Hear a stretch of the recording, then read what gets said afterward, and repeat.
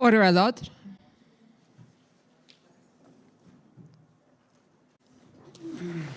The Public Order Emergency Commission is now in session. La Commission sur l'état d'urgence est maintenant ouverte. Bonjour, good morning. Je m'excuse pour le court délai. Sorry for the short delay, Merci de votre patience. and I thank you for your patience. I apologize for the short delay, but I think we're ready to go. Thank you, Mr. Commissioner Shantona Chaudhry, for the commission.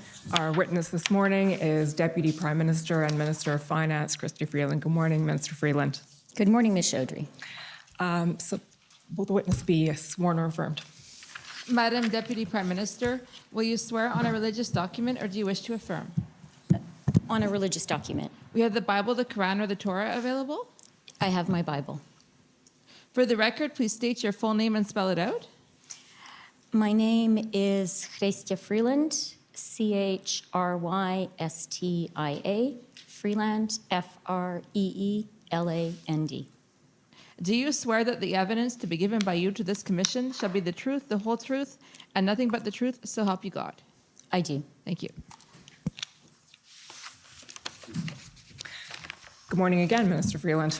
So we'll just start with a little bit of the usual housekeeping, which is you recall sitting for an interview with Commission Counsel on September 5th? I do. Okay. And you'll recall that after that interview, Commission Counsel prepared a summary of the interview, I do. and you reviewed that summary and confirmed that it's accurate? Yes. Okay, thank you. Mr. Clerk, for the record, that's WTS 6078. No need to pull it up. So, Minister Freeland, I'll just ask you to start by describing your dual role as, on the one hand, Minister of Finance, on the second hand, Deputy Prime Minister. The first is probably fairly well understood. The Deputy Prime Minister aspect may be less so. Okay. So as Minister of Finance, I'm responsible for Canada's federal finances. I think that role does also include a broader responsibility for the economy as a whole. One of the principal jobs, which is relevant to our discussion today, one of the principal jobs, obviously, of the Department of Finance is preparing a budget every year. That budget is presented in the spring. My second role is as Deputy Prime Minister. That is a more loosely defined role. I would say it means I'm available to do whatever the Prime Minister needs me to do. I maybe am especially involved in areas where I have a particular background or knowledge or expertise. Today and during the period that this covers, that would certainly involve Ukraine and Russia. And I think it does often involve my past as a trade minister and my involvement in the negotiation of the new NAFTA. And then maybe the final thing worth mentioning is, largely, being the finance minister is a big and consuming role, particularly when a budget is being prepared. Being deputy prime minister as well, I feel a particular responsibility when an issue emerges as being of sort of overwhelming national significance, even if it's not specifically in my lane, to start getting involved. To lean in, essentially, to... Yeah.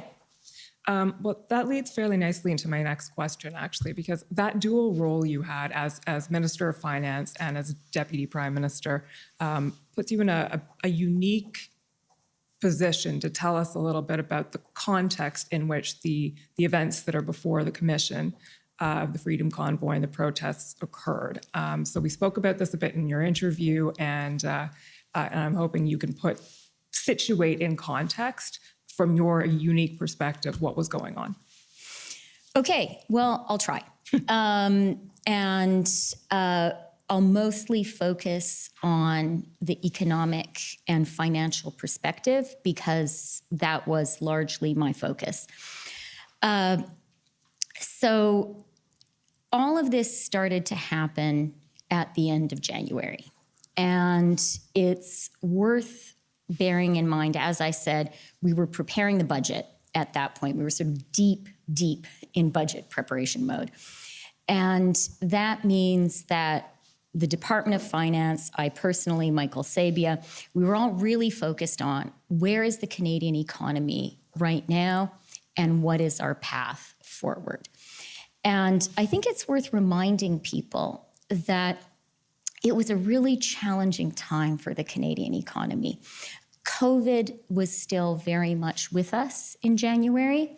In Ontario, there had been lockdowns, there was virtual school. So we still had COVID with us. We could see beyond it, and we could see that the time was coming to go from a COVID lockdown, really emergency government support for the economy situation, to reopening the economy and doing everything we could to achieve a soft landing for the Canadian economy after the trauma of COVID, the COVID lockdowns, the COVID recession, the economic trauma. That meant that we were particularly focused in the economy on two things. One was supply chains. By now, I think it's sort of become part of the common discourse that supply chains were strained by COVID. It was maybe less apparent to regular Canadians in January of this year, but it was really apparent to us that the peculiar nature of the global economy during COVID had placed some very significant strains on supply chains. That was jeopardizing Canada's recovery from the COVID recession in areas like the lack of semiconductors, putting real stress on our car sector, to give just one example of very specific supply chain problems that we were focused on and thinking about. The second area we were really focused on, which again has moved more into what everyday people are talking about, but we were focused on it already in January, was we could see, partly because of those strained supply chains, that inflation was elevated and rising.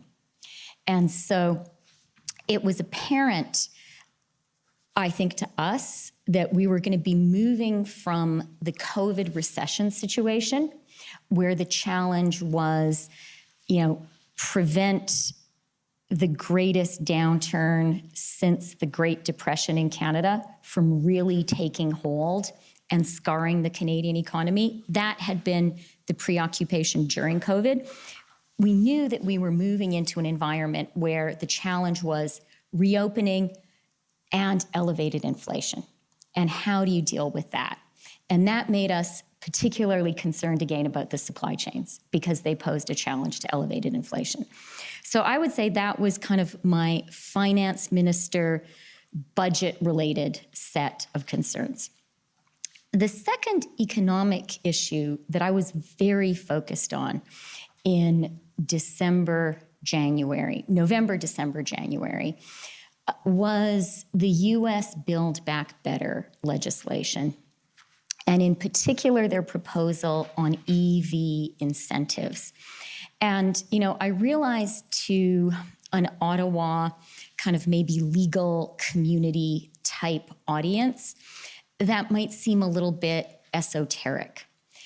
But the reality is, and it might seem a little bit esoteric and a little bit specific, the EV incentives as proposed by the US, and that legislation made its way through the House in the fall in the US, I believe in November. That legislation as proposed would have been completely devastating to the future of the Canadian car sector. What the incentives would have done, had they been passed into law as initially proposed, is create very strong incentives for buying electric vehicles that were made in the US, not North America, just the US. And EVs, that's a nascent industry, right? We're just shifting to the production of EVs. Imagine if you are a car company, and all the car companies that produce cars in Canada operate on both sides of the border. Imagine these powerful US incentives are put in place, but they only apply to EVs and batteries made in the US. Are you going to build anything in Canada? Are you going to put any of those production lines in Canada? And the answer is you wouldn't have. And these incentives, frankly, were quite intentionally designed to drive all of the building of the new fledgling EV industry into the US only, and to create a powerful economic disincentive to build any of that in Canada. That would have been a disaster for us because EVs are the cars of the future. And to just give you a final kind of sense of how significant this was, at the end of 2021, Marrying, the trade minister, and I sent a letter which we made public to the US warning that Canada was prepared to retaliate at scale were this measure to be passed into law. In December, in finance, we were looking at and putting the final touches on a retaliation list, because whenever there is trade retaliation, the first step is you publish the list of things you might retaliate against. We did that during the 232 challenge, shall we say, the 232 tariff challenge. The initial retaliation list that we were looking at was going to include up to $100 billion of US imports into Canada.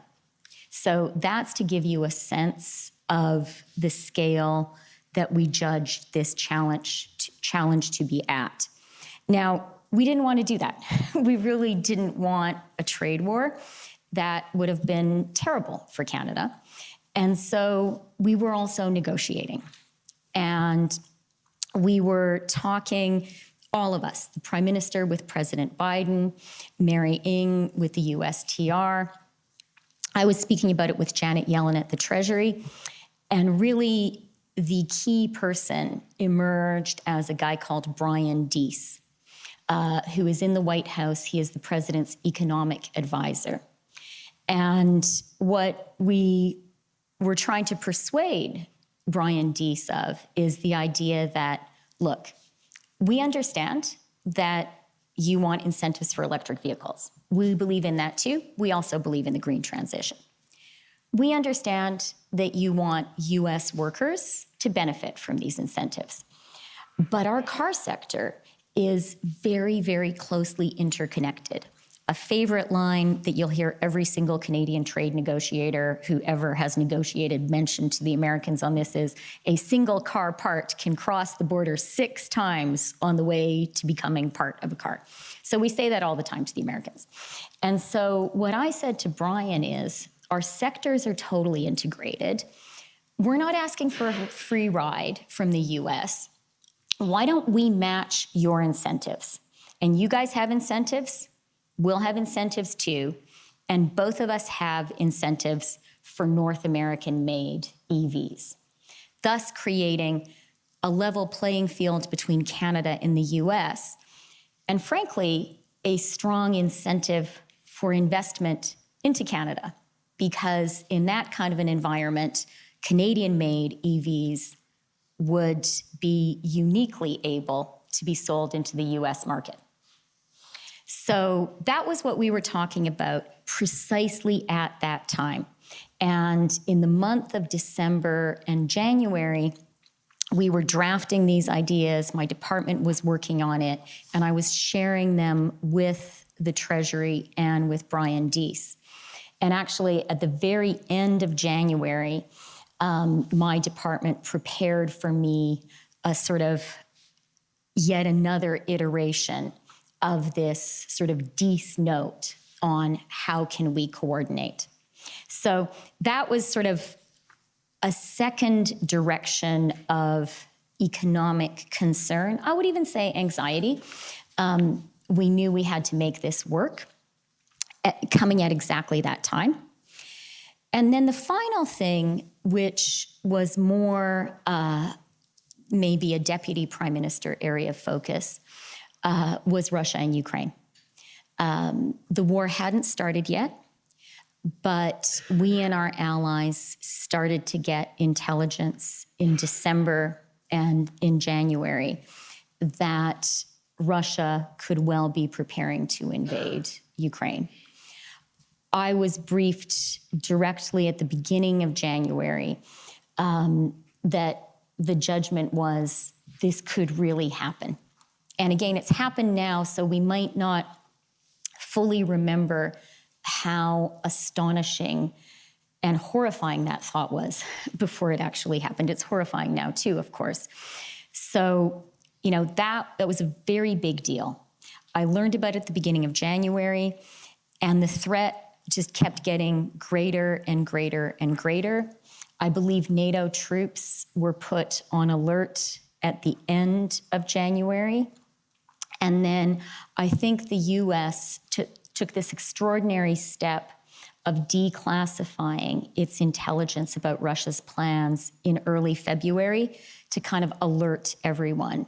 And I was also involved at the finance minister level, working with other finance ministers, talking to the Ukrainians about putting together sort of preemptive sanctions. If you think back to that time, the idea was we would be very explicit with Russia about the sanctions that would snap in the event of an invasion. So we were working on that. So that was kind of a third area I was very aware of. I thought then, and I think today, that Russia's invasion of Ukraine, which of course did ultimately happen, is the biggest challenge to Canada's national security since the Second World War. I think it's a very serious attack on Western democracies, on the rules-based international order. I took it seriously then, and I believed it was really important for Canada to be in a strong position to be able to respond. Okay, there's a lot to unpack there. There was a lot going on. Fair enough. In the interest of time, I'm just going to go over a couple of points and then move on. But so the last point you raised was what was going on in Ukraine. You saw a link to that and Canada's national security. So that link may not be obvious. It's something that's going on in the other end of the world. So what do you mean by that? That would be a risk to Canada's national security. Well, Vladimir Putin's invasion of Ukraine is the first time that one internationally recognized state has tried to conquer or seize the territory of another since the Iraqi invasion of Kuwait. It's a very grave violation of what I think is one of the greatest accomplishments of the post-World War II international order, which was, a basic understanding that internationally recognized countries don't invade each other and seize each other's territory. Now, that has not been perfectly honored, but if you compare the entire post-World War II period with all of human history prior to that, it's a huge change. And that has hugely enhanced the security of every country in the world. So that's number one. Number two way that Canada's security is threatened, but I think the Allied response has been strong and has strengthened Canada, is I absolutely believe that one of Vladimir Putin's war aims, his principal objective is to crush Ukraine, to take it over, to crush Ukrainians as a people, and to replace the democratically elected government, to make it a puppet satrapy. But he has another objective, which is to show that dictatorships work and democracies don't. There is a broader goal he has in mind, and that is, I believe, in his view, because he wants that demonstration effect. He wants to show Russians, you might not like that much how things work here, but we're better than those, weak, feeble, pathetic Western democracies. That's sort of the message he wants to communicate with what he perceives to be his own strength. And his success, were he to be successful, I absolutely believe would weaken Western democracies writ large, including our own. Okay. That's, I think, helpful context for if you'll agree with me, for what was in your mind, essentially, as the convoy arrived in late January. You've said that dovetailed, basically, with your negotiations on the electric vehicle incentives. And in the chronology, you can appreciate this is the second last day of the commission's testimony. So we've been through a lot of the chronology of what happened in those early days. And I want to focus with you this morning on your specific involvement. And I think you've expressed to us in the interview, and you may agree or you may not, but you started to become very actively engaged in this file, in this matter, around February 6th, around the second SSE meeting. Does that ring a bell? That's the second weekend, right? Is that the Saturday or the Sunday? That would be the Sunday. Okay. Yes, that's true. And that's kind of consistent with how I was describing my role. So I would sort of say up until that point, I was pretty much heads down. We have the budget. Budget is sort of 90% of the focus. And then there's electric vehicles over here. Hope we can get a good outcome. Otherwise, it's going to be really bad. And, I've spoken with a lot of conviction a moment ago about the significance of the Russian invasion of Ukraine. But I want to remind us all, at the end of January, beginning of February, it hadn't happened yet. So that was just out there as a threat that I had in mind. So up until February 6th, 90% budget, EVs on one side, worried about Russia, Ukraine, hoping that we can put forward strong sanction ideas that will prevent it. But it was really budget, budget, budget. But then the second weekend of the occupation happened. And I started hearing, particularly from business leaders, that this was starting to be an area of concern. And so I did attend that committee meeting. And then as that week went on, I became more and more and more involved. Okay. And just to clarify, you wouldn't normally attend an SSE meeting, is that No, right? But not at all. A standing invitation as Deputy Prime Minister? The finance minister has a stand, I think they call it an ad refio member. The finance minister can attend any cabinet committee meeting that she or he chooses to attend. So on February 6th, you sort of invited yourself. I think my colleagues also thought it would be good to have me there. Fair enough. Okay, so soon after that, on February 9th, your department produced an options memo. And Mr. Clerk, if we can just pull that up quickly, it's ssm.can 403764.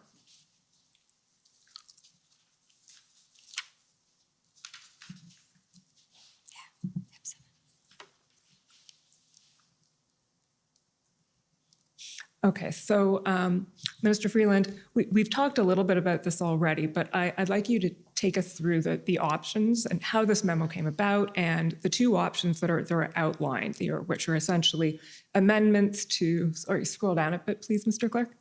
The first option that's outlined until you get to, there we go. So it would be potential amendments to the PCML TFA Act. And then if we scroll down beyond that, you'll see amendments to the Bank Act. So can you tell us how you perceive these options, how the memo came about, and what you did with this information afterwards? Sure. And I think, so this was on the 9th, which is the Wednesday. I believe that's Right. So, and that really was the crucial week from my perspective. And I think the blockade of the Ambassador Bridge began on the Monday of that week. That's So from a finance economic perspective, that escalated things exponentially. That's what made it a hugely significant economic action. And, I had started to get really worried on the Sunday. I attended the cabinet committee meeting. Bridge is occupied on the Monday. I start talking very urgently with my team, with Michael Sabia and officials. And we basically go through sort of 3 thought processes. Number 1, is this a really huge problem that has risen to the level that we need to figure out a way to stop this? And by the beginning of that week, especially with the bridge blockade, we were coming to that conclusion. We have to figure out something to do. So then step 2 is, we're the Department of Finance. I think you've probably heard from other ministers. The instruction was, okay, everyone, take a look in your toolbox and figure out what tools are available to you to act on this. And so that's what we did. And we found, looking at what was in the finance toolbox, that there were basically 2 areas where there could be authority. One was FinTrack, which is the center that sort of monitors financial transactions, money laundering, terrorist financial activity. And then the second was the Bank Act. And would there be authorities under the Bank Act that could be useful in resolving the situation? So that was the 2 areas we looked at. We looked at what the existing tools available as of that moment permitted us to do. And we came to the conclusion pretty quickly that everything that could be utilized was being utilized. So then we thought, well, is there a need to legislate? And that memo outlines areas where the department said you could legislate to create this authority, or you could legislate to create these various authorities as outlined in the memo. And did you consider those viable options then? We definitely looked at them. As you know, I would say, let me say a couple of things. So on the FinTrack front, what we concluded was, to put it in maybe kind of more regular terms, what we concluded, and this is something that finance officials had been thinking about for a while, is that basically the FinTrack monitoring authorities were appropriate for a 20th century economy, but not for a 21st century economy. That FinTrack, and I know you guys know this because you have been over this for hours and hours and hours, but maybe for people who are tuning in for the first time, FinTrack is not an enforcement agency. The job of FinTrack is to monitor what's going on, to both look into reports that it gets and to just kind of have situational awareness and let us know what's happening in terms of illicit financial flows in Canada. I think that's a summary I would offer you of FinTrack. FINTRAC's job. What we were sort of reminded of in looking at this is FINTRAC's sort of line of sight was very blinkered. They could look into what you might call the 20th century financial system, but they didn't have authority over the 21st century financial system. And by that specifically, I mean over crowdfunding and over payment platforms. So that was a lacuna.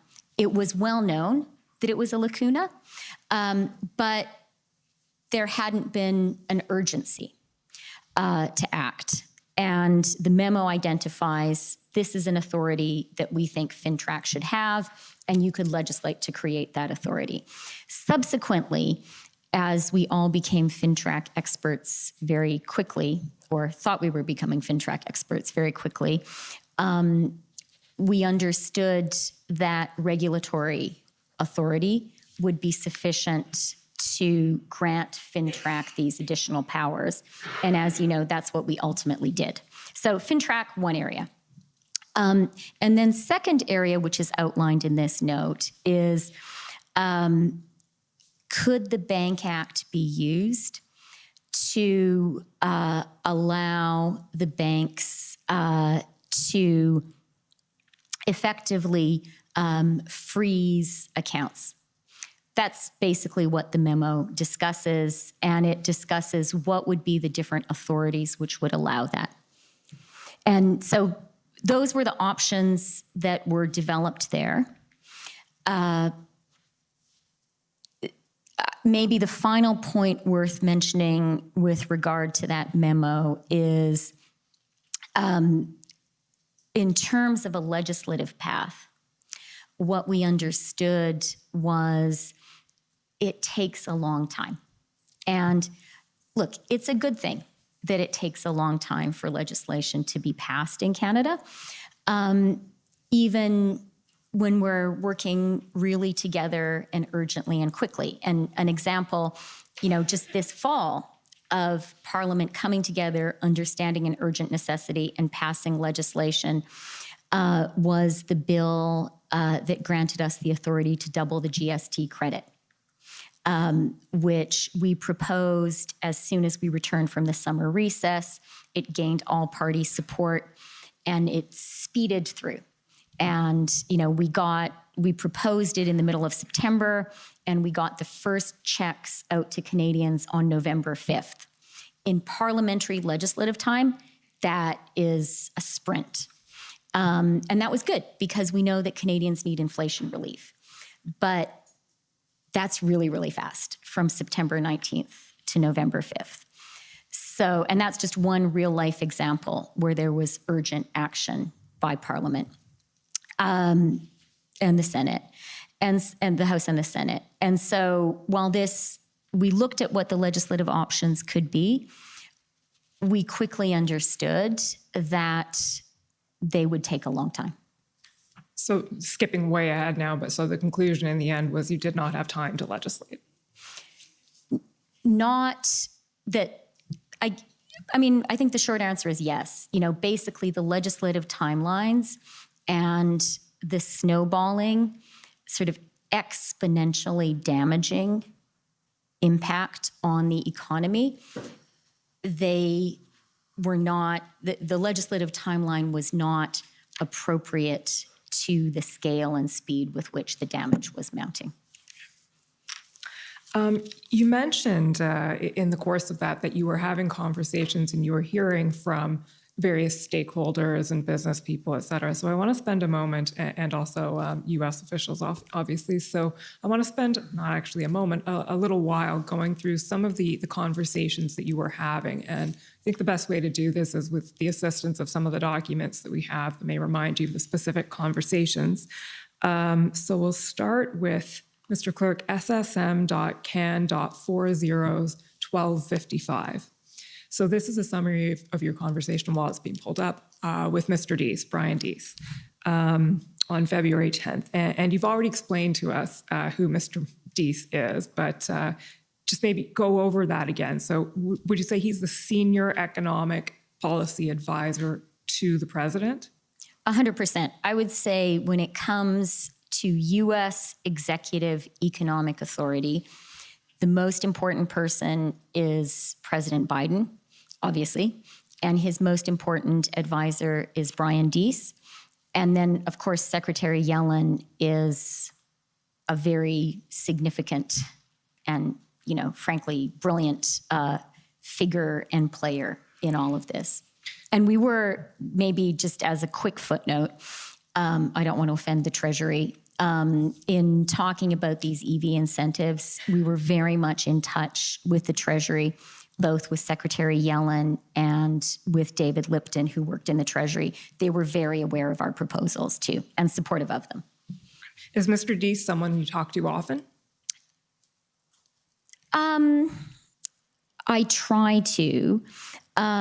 What was striking to me about the conversation I had with him on the 10th of February is he is a person who is very hard for Canadians to get a hold of.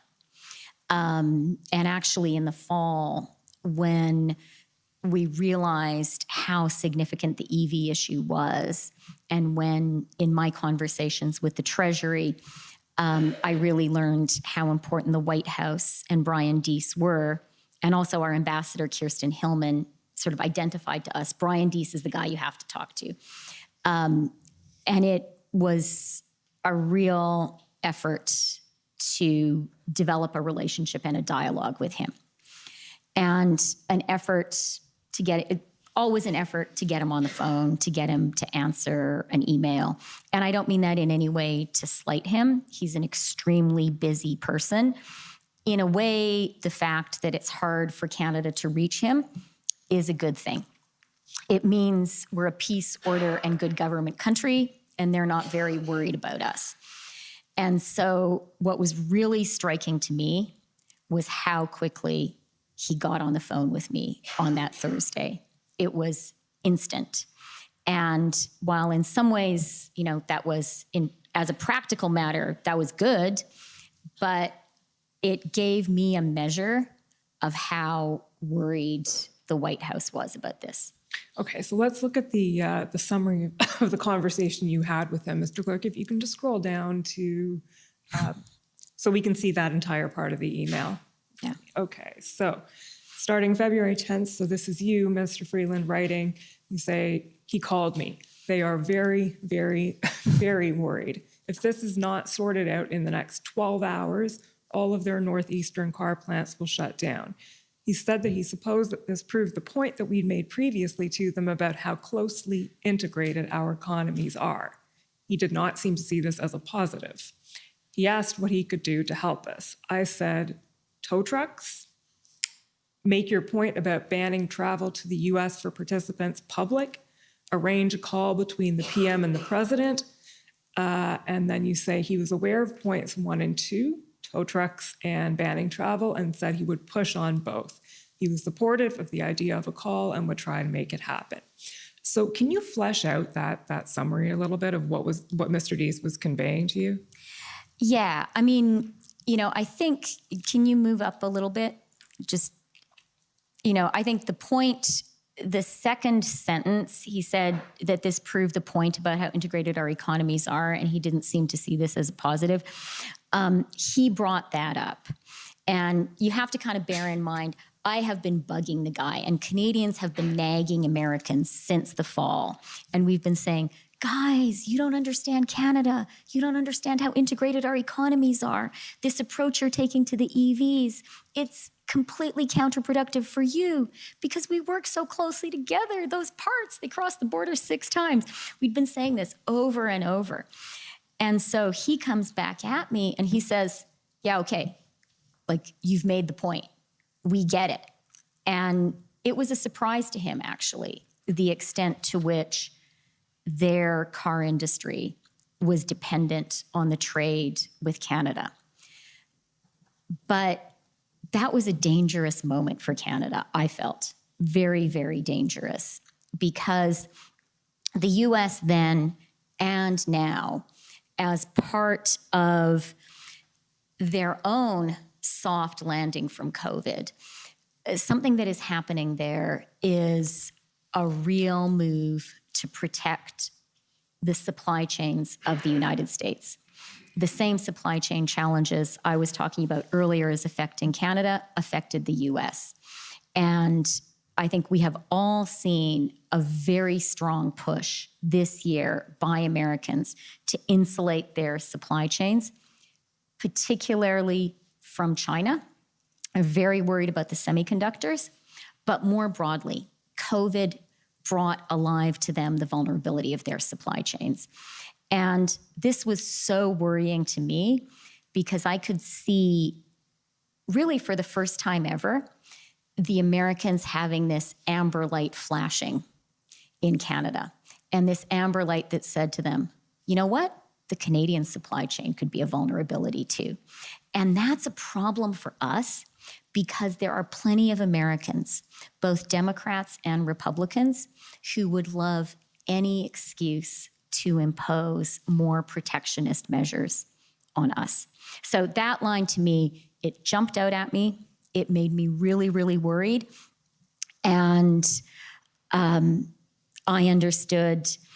really understood at that point that the danger wasn't just the danger of it wasn't just the immediate damage. It wasn't just the immediate harm. It wasn't, this plant loses 4 days of operation.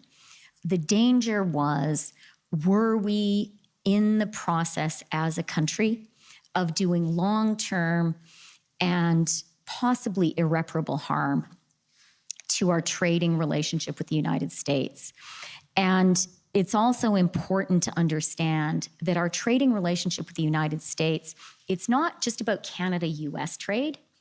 It's about Canada's attractiveness as a destination for all foreign investments. Japanese car companies invest in Canada because of our trading relationship with the United States. So that one conversation was a seminal one for me, and it was a moment when I realized, as a country, somehow, we had to find a way to bring this to an end. And Mr. Clerk, if you just scroll up a bit so we can see the next email there. You say one final thing. He'd like to talk to me again tomorrow and every day until this is sorted out. Did that end up happening? It didn't, because we sorted it out.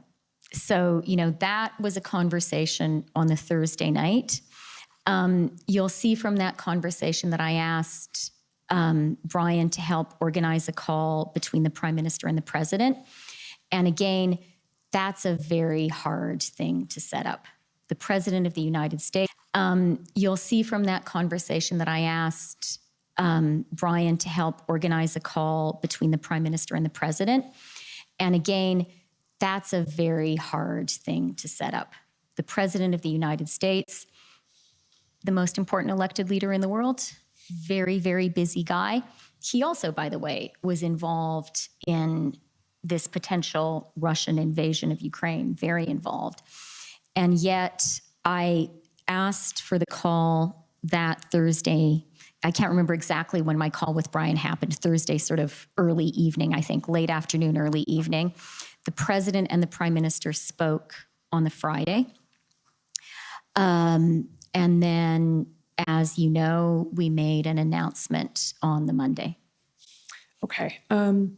Just going to take you back for 1 second. Mr. Clerk, can you pull that one down and go to ssm.can 404175? So, Mr. Freeland, this is a text exchange you had on the 11th with Brian Clow of PMO. Yeah, okay, and that's the following day then. That's the Friday, yeah. That's the Friday. And scroll down a little bit, please, Mr. Clerk, until we see Windsor was supposed to there.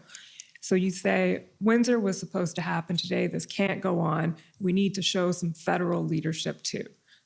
So does that go back to what you were just saying? At that point, you had decided something had to be done and quickly. Yes. And also, that point, Windsor was supposed to be today. I think it's worth dwelling on for a moment because it speaks, to our experience in the eye of the storm, which is that we continued to hear that action was going to be taken and things were going to come to an end. And it seemed that that wasn't happening. And at the same time, what seemed to be happening is we had this metastasizing of the illegal blockades and occupations. So there was sort of, copycat action across the country, sort of a whack-a-mole. And that was also worrying. Okay, we'll go back to the stakeholders now, Mr. Clerk. Thank you. You can take that one down and pull up ssm.ken 404138. So this is a text exchange with Mr. Flavio Volpe. Can you Yes. explain who Mr. Volpe is? Yeah. Flavio is the head of the car parts group. He is a real leader in the car sector. I got to know him well during the NAFTA negotiations, where we had sort of a real Team Canada approach, and autos were a very important issue. And so Flavio and his constituent companies and the trade negotiators and I worked really closely together on the specifics of the deal.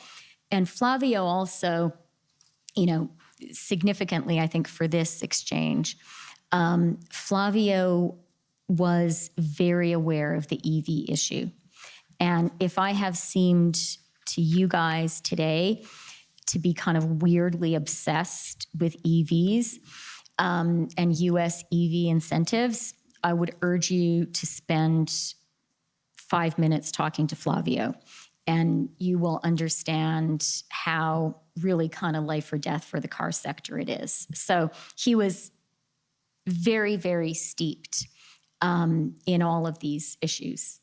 Okay, so if we just look at the text exchange, he says to you on the 9th, this is the Ambassador Bridge debacle is embarrassing. And then you say, let's talk tomorrow. I would love to get your ideas. I'm worried too. So the text then skips to February 14th, but we don't necessarily need to go. Well, actually, let's go there. So this is at the point, I guess, where the Emergencies Act has been involved, and you say, express to him, I know how devastating this has been, and it's been determined that we need to take strong action. We didn't save NAFTA only to have it undermined. Can you tell us about the conversations you had sort of in between these texts? Not really, because I don't have sort of specific memory of actual things we said. And I can't even tell you 100% whether we spoke on the phone or just exchanged texts. So I don't want to pretend to knowledge of that. But, I can give you some context for that view that I expressed there, which I do remember expressing, which I think is consistent with what I've been saying earlier this morning, that all of us who had been involved in the NAFTA negotiation, very much the car sector people, but I think you'll see that I also had a text exchange with one of the steel guys.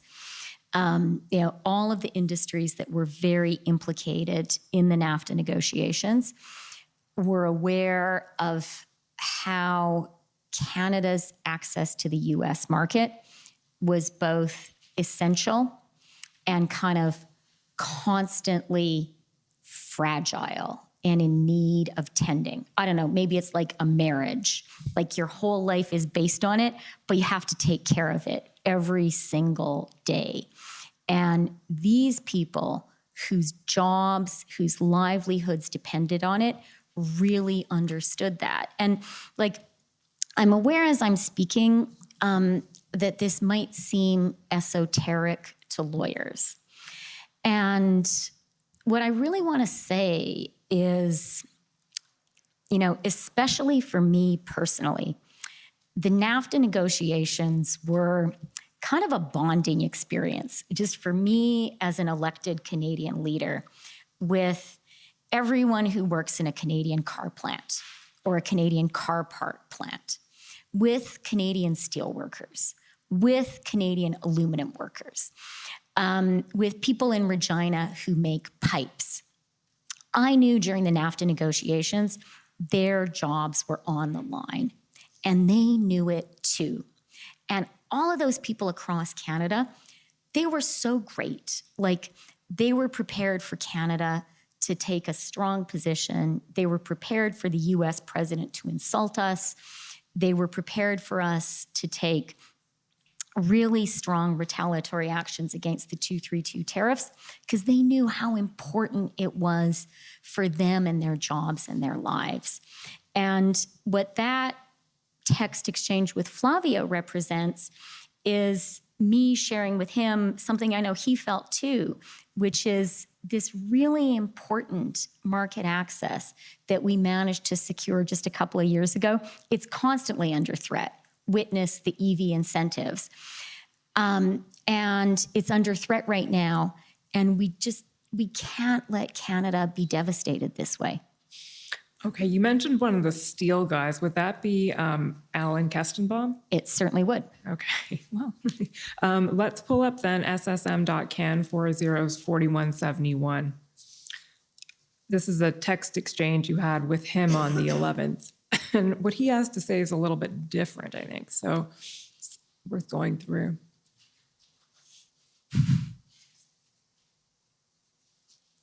So he sends you this and he says, "Hi, Chrystia, I hope you're well. I know you have your hands full. I'm not saying anything you probably don't know, but this is really impacting us badly now, like many others. And I fear that even worse, the long-term consequences of shutting down auto plants because of lack of Canadian parts will only convince the auto companies onshore even more and relocate supplies." Okay, this is a bit annoying because it's in 3 separate documents. So, Mr. Clerk, can you take that one down and put up SSM.can 404349?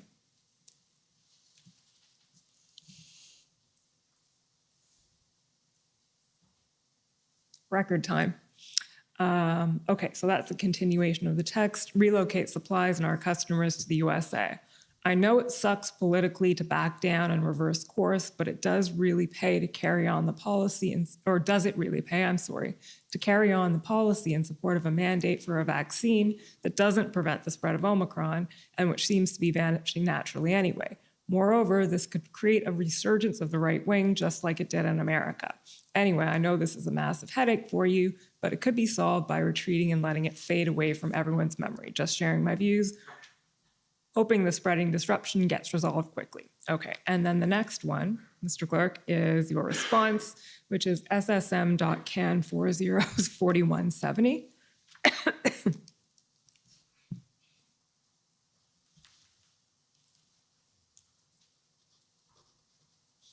And that response is, "Dear Alan, thank you for reaching out. I share your concerns.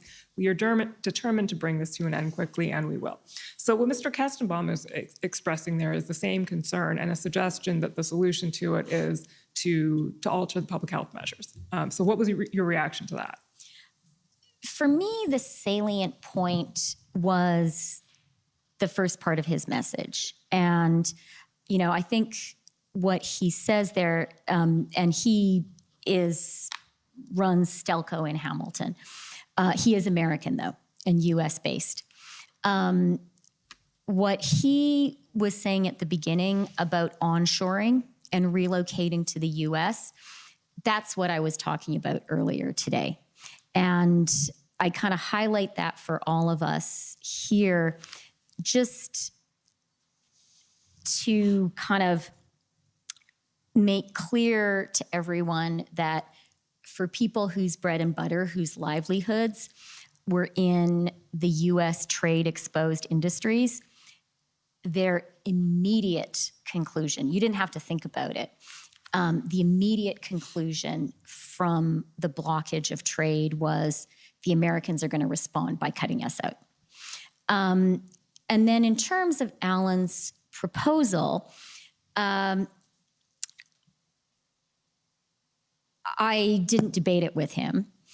I don't think that it's, I think that the relevant information for me from him wasn't for him to tell me what the right solution was. The relevant information for me from him was for him pointing out to me that this was a really big problem and it had to get resolved. Okay. We're now going to skip to one of the very, very crucial days in all of this chronology, which is the 13th of February. I understand that on that day you had a call with a number of Canadian bank CEOs. And I think, correct me if I'm wrong, but the chronology of that day in your world goes call with the bank, afternoon around 1 p.m., IRG meeting mid-afternoon, and then cabinet meeting at 8:30 at night. Does that sound right? It does. I'm just referring to my own chronology because there was one other meeting which is relevant, which is at 2:00 that day. I had a national security meeting on Ukraine. Okay, fair enough. So just to give you guys a sense of how overlapping the issues were. Okay. Mr. Clerk, if you can pull up document, I've lost my document, SSM.can 1281, please.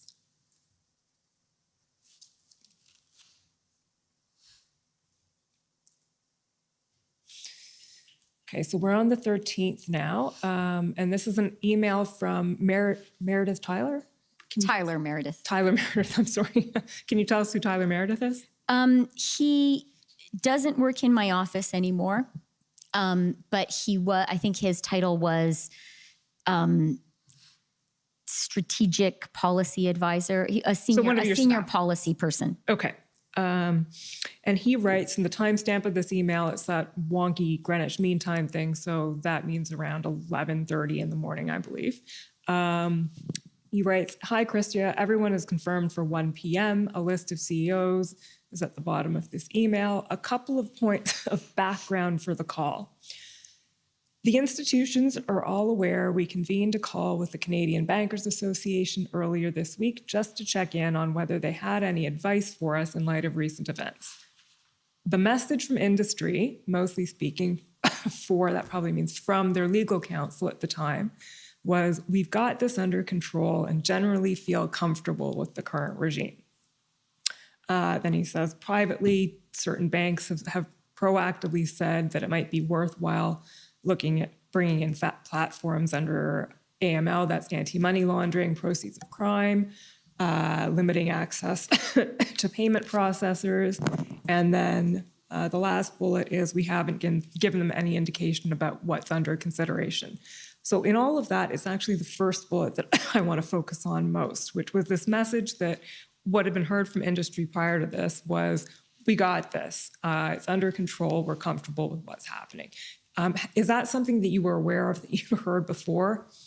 So I mean, this was an extremely busy time that week. Tons and tons of stuff was happening.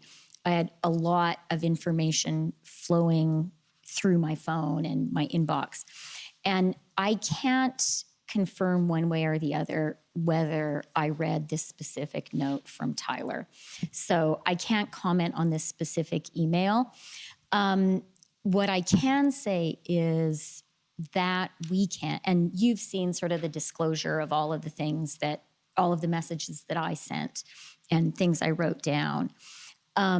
What I can also say is that weekend, and I can't tell you the specific times, I had 2 one-on-one phone calls with bank CEOs, with the CEO of BMO and the CEO of TD, I believe at their request. That was unusual. I do, sort of as a matter of course, meet with the bank CEOs as a group every 6 months. And obviously they can and should have access to me, like they should be able to meet with me.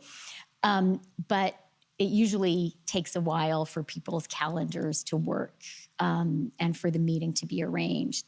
And it's highly unusual for them to want to talk to me on a weekend. So that was significant to me that they wanted to talk to me on the phone. I spoke to both of them. I am sure, pretty sure, well, 90% sure I spoke to both of them before this call at 1 p.m. on Sunday with all of the bank CEOs.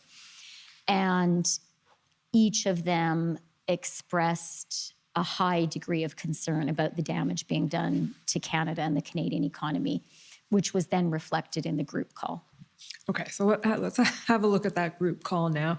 Mr. Clerk, it's SSM.can 408766.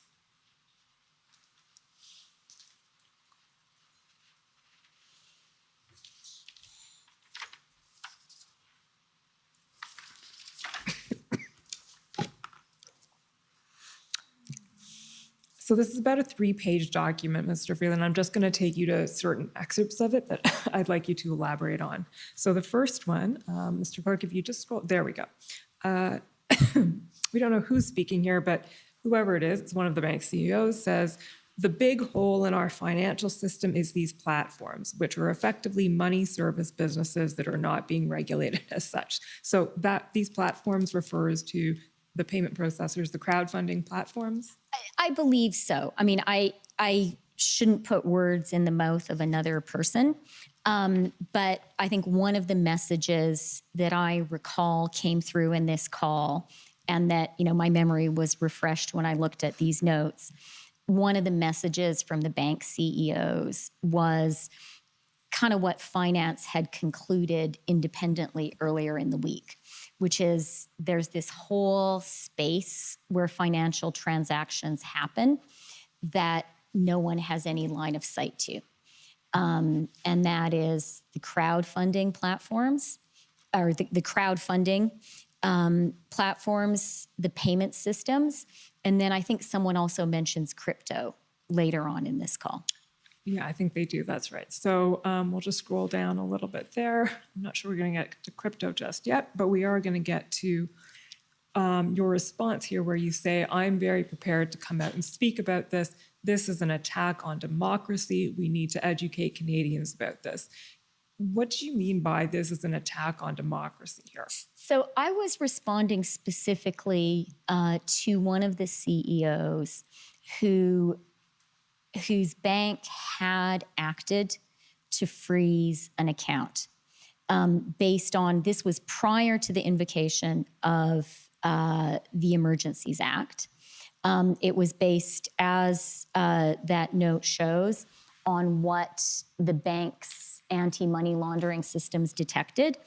And based on that, the bank rightly acted. What was a concern for me, and this did shape how we acted, was the banks being blamed for taking this action. The banks being seen as choosing to do it, as having the agency. And it was particularly a concern. And you note the mention of Fox News.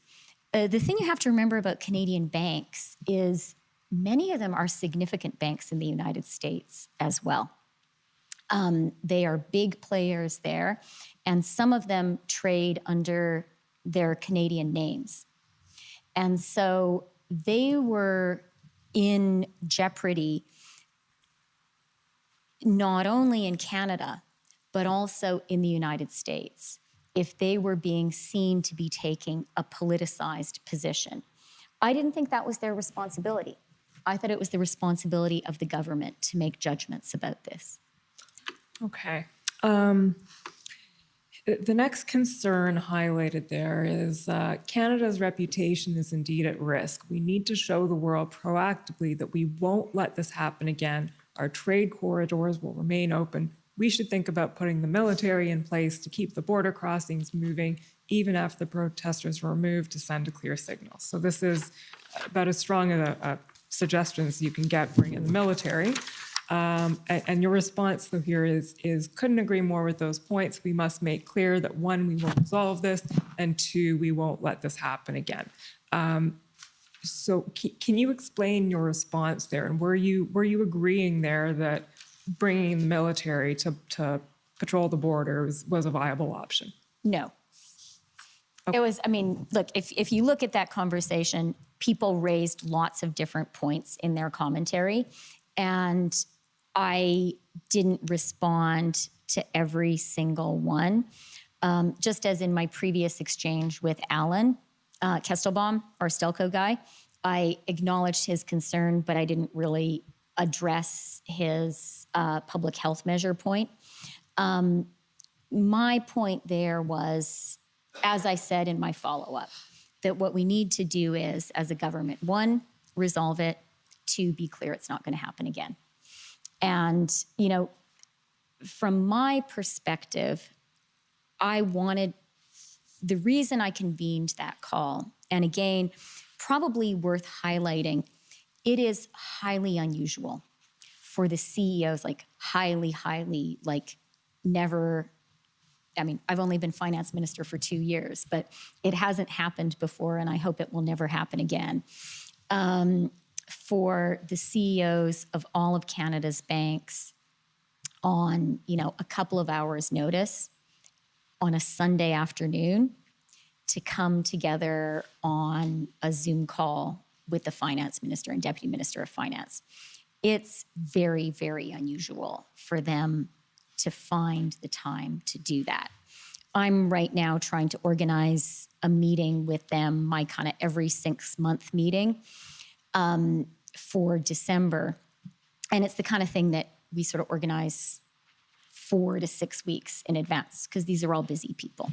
So that's kind of just worth mentioning. It shows their degree of concern and anxiety. Value for me of this meeting, why did I want to have it? What did I want to get out of it?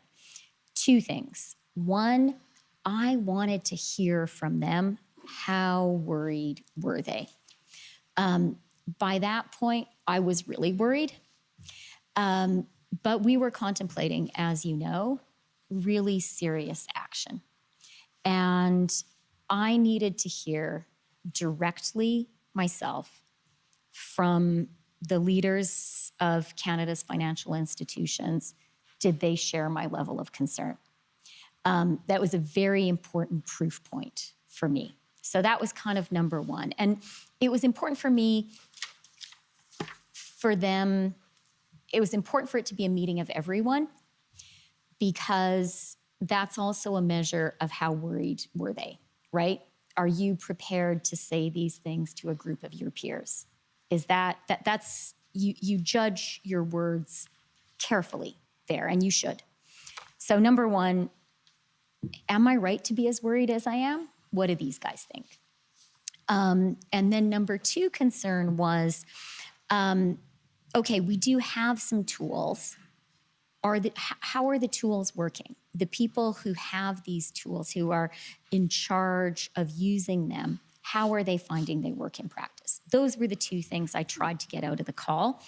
And it was a very useful call in terms of answering both those questions. So maybe the next extract I wanted to point out goes to that second point. Mr. Clerk, can you just scroll down a little bit? There we go.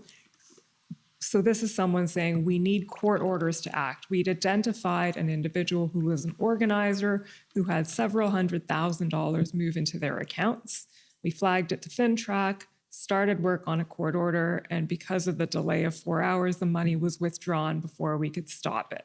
And you say there, you ask, was the problem there a gap in the current system or that it moves too slowly? And the reply is 4 hours was too long. And then I think underneath that there's, and let's be clear, that's the reference you were talking about, and let's be clear, they will all eventually move to crypto. Okay. A little lower down, Mr. Clerk, bottom of that page, you mentioned reputational risk. That's something you've talked about several times. Here's one of those, I think, quotable quotes.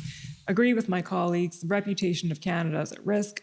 Just spent a lot of time in the US last week, and we were being called a quote unquote joke by people. I had one investor say, I won't invest another red cent in your banana republic in Canada. That adds to an already tough investment perspective on Canada. Did that have any impact on that, the banana republic idea? I mean, it's hyperbolic. Well, I mean, I believe, and subsequent conversations underscore if I were an editor, I would ask if I were still an editor, I would ask my reporter, is that a direct quote or are you paraphrasing? And I think subsequent conversations we had show that was a direct quote. And a direct quote that a Canadian bank CEO was relaying to me that he had heard on an investment trip to the US from someone who he wanted to invest in Canada. He was trying to persuade someone to invest in Canada. And that was a heart-stopping quote for me. That was really a moment when, having already been concerned, when I really understood that what was happening was profoundly jeopardizing the Canadian economy and putting investment in Canada at risk. And, I don't expect you guys to have read our April budget, but one of the things we identify in the April budget is underinvestment as being a core problem for the Canadian economy, an Achilles heel. We don't have a high enough rate of business investment. We've done really well. I don't want to talk Canada down. Canada's fantastic. Our economy is very strong. We have a great jobs recovery from the COVID recession. But one indicator where we're underperforming is business investment. And again, that can sound like a dry thing to focus on.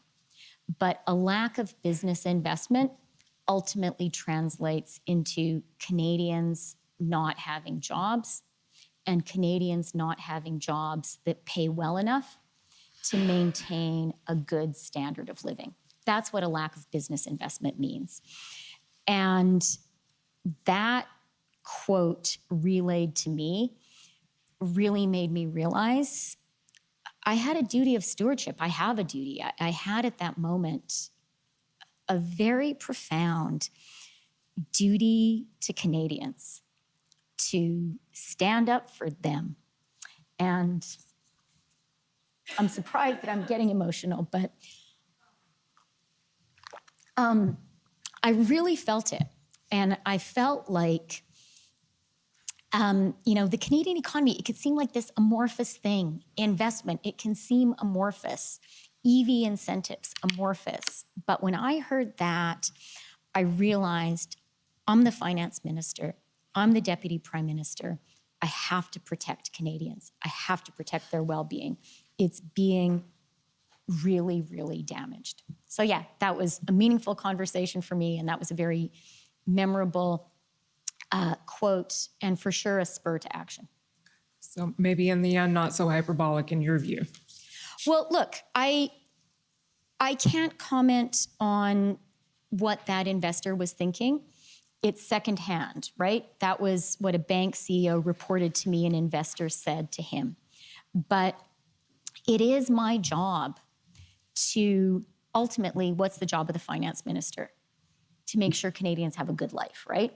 And part of how Canadians have a good life is capital is invested into the Canadian economy so they have well-paying jobs.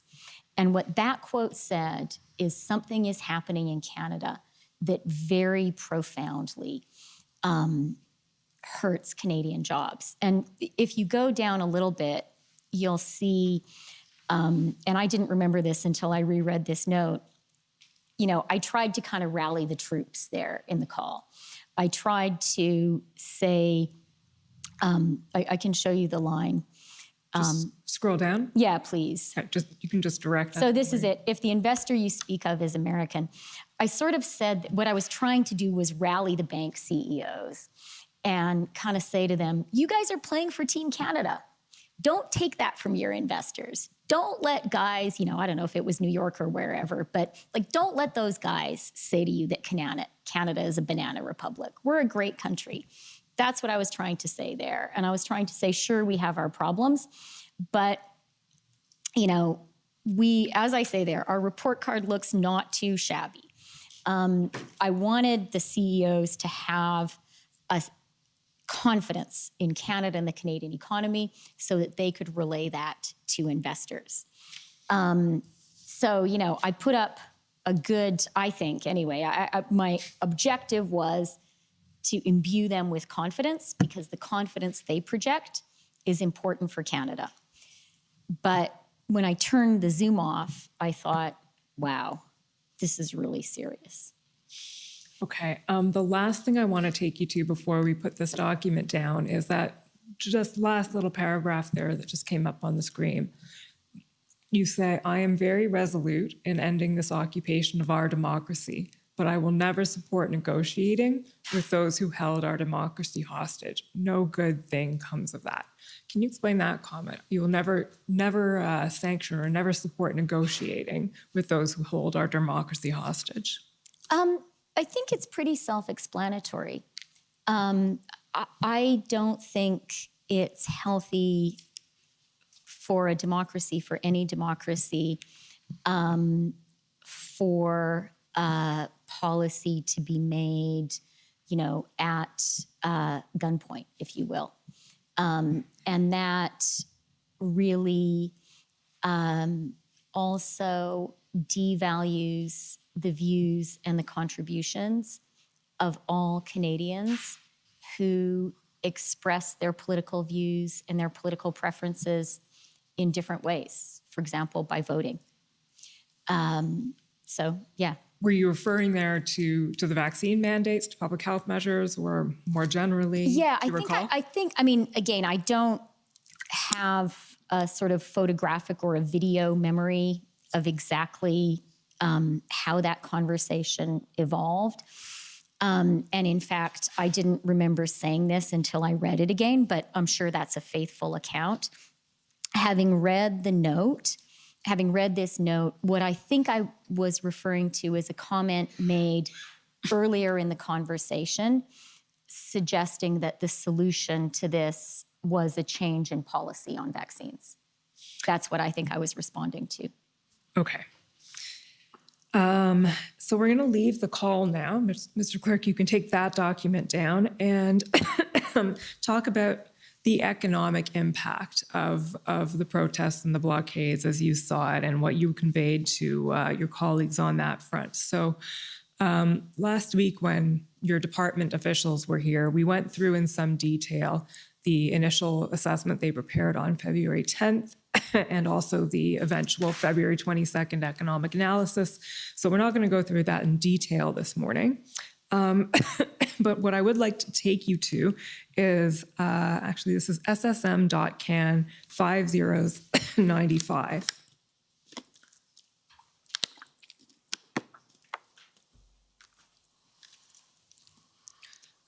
These are the minutes of the February 13th IRG. So we're still on the same day here, February 13th. And that was, I believe it was around, what was the time of the IRG again?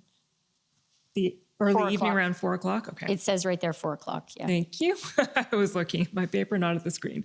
4 o'clock. So in between, you had the bank call, then you had the Ukraine call that we learned about, and then 4 o'clock is the IRG. And if you scroll down to page 6, please, Mr. Clerk. Rotate there. So you're reporting to the IRG on the economic impact, and you say the minister highlighted ongoing economic losses of 0.1% to 0.2% of the GDP for every week the blockades continue. Now we know at this point that didn't come from an internal Department of Finance analysis. I believe you were referring to something that had been reported in a Bloomberg article. Is that right? A Bloomberg economic analysis. A Bloomberg economic analysis. And it was also fresh in my mind because in that bank CEO conversation, that number was also referred to by one of the CEOs.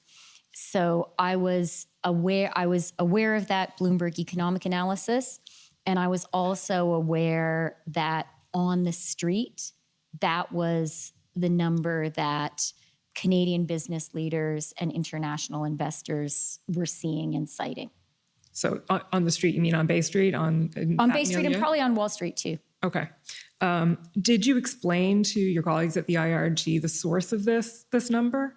I cannot recall whether I did or not, but so I can't remember. But, it was a very busy time. A lot of people were speaking.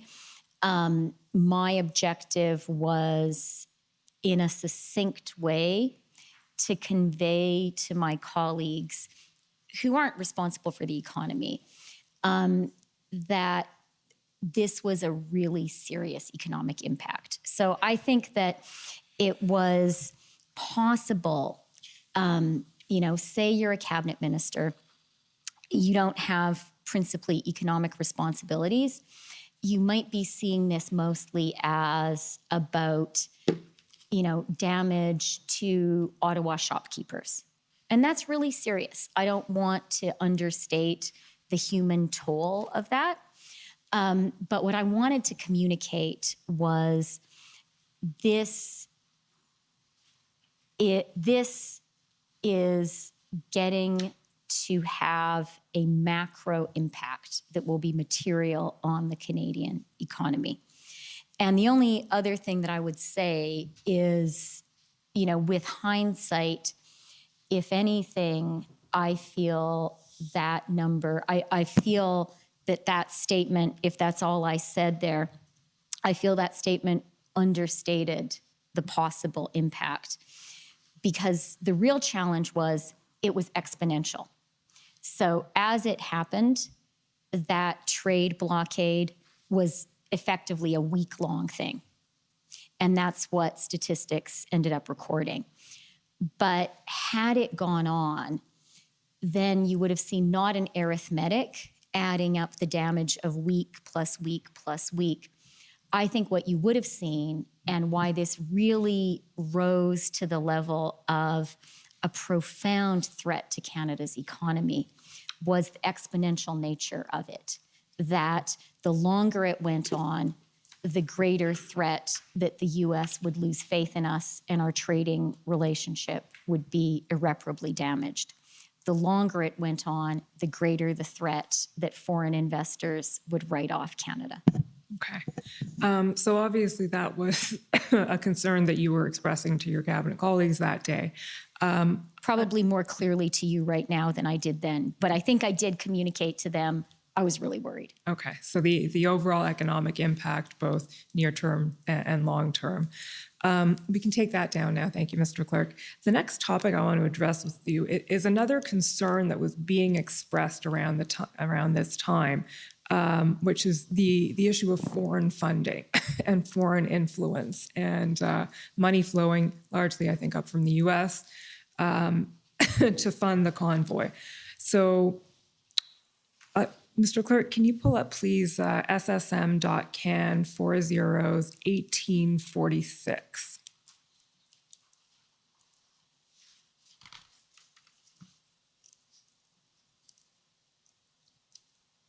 So this is an after the fact, so not quite after the fact, but certainly after the invocation of the Emergencies Act, discussion that you're having with your departmental officials. And if we scroll down a little bit, please, Mr. Clerk. Keep going. I'll let you know when to stop. Keep going up. There we go. So this is a question that you've posed to your officials. And the question is, and do we have any info on foreign donations? And the response that comes back is, we do not have any information on foreign donations that entered our Canadian financial systems. It is possible that FINTRAC, CSIS, or the RCMP possess information on foreign donations, but that information is not shared with the Department of Finance. So is it fair to say that at the points at which foreign influence, foreign donations were being talked about, the government wasn't actually in possession of information to corroborate that? No, I wouldn't say that. What I would say is a couple of things. One of the things that this occupation and the blockades really brought to our attention was how little official insight we had to crowdfunding and payment platforms. how little we knew for sure about what was going on there. And we've talked about that, and we have since acted on a permanent basis to correct that.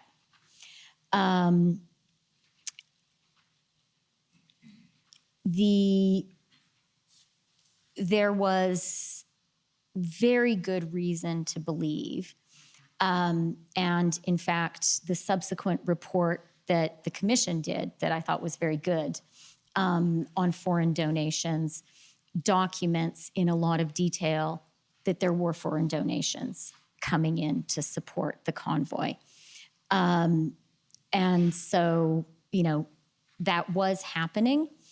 Our own systems were weak at officially picking that up and slow. And quite rightly, actually, there are a lot of checks and balances within the Canadian system about what finance specifically learns, right? Because law enforcement and finance operate in different silos, and certainly elected ministers and law enforcement have a lot of silos between them, and I think that's a good thing. So, yeah, so that would be my understanding of the situation. So to summarize that, would it be fair to say you were operating with incomplete information at that? I would 100% say that. And the other thing I would say is, we were operating in the fog of war. And things were moving very quickly in real life on the ground. We had to operate based on the best possible information we could get at every single moment. And sometimes that meant using open source information. It didn't always mean relying on official government information and analysis that came through the finance channels. And I feel, not only comfortable doing that, but that's the right thing to do.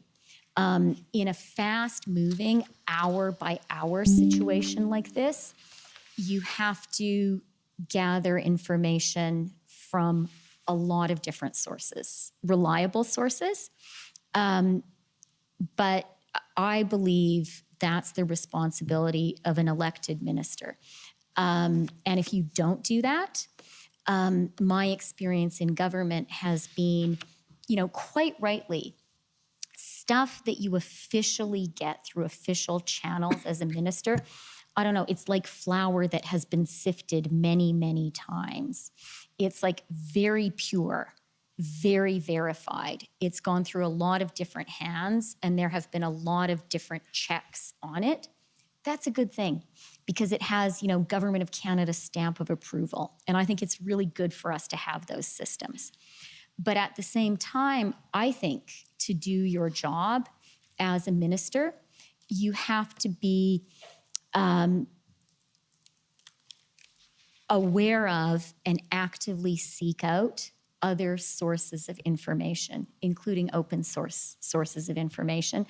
And I think you have to hear some things for yourself. That's, for example, why, for me, having that call with the banks directly was really, really important. And I wasn't just going to rely on other people telling me what they were hearing. Okay, so the last thing I want to take you to on this point is SSM.can 403807, please, Mr. Clerk.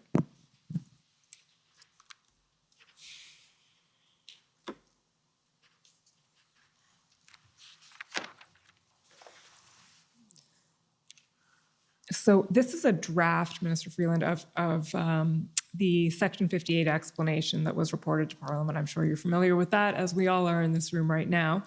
If we scroll down to page 8, please, Mr. Clerk. Bottom of the page, I believe. Okay, yeah, sorry, here we go. So under item number 6 there, Roman numeral.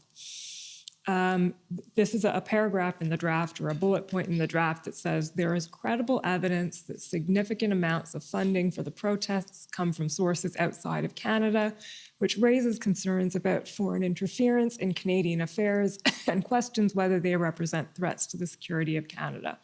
And the comment made on that underneath it is anecdotal reports of donations from outside Canada to support the protesters were given credence when, on February 13th, hackers of the crowdfunding website GiveSendGo released hacked data, and it goes on to explain what happened there. But that bullet point paragraph there is credible evidence that significant amounts of funding come from sources outside Canada was removed from the eventual Section 58 explanation.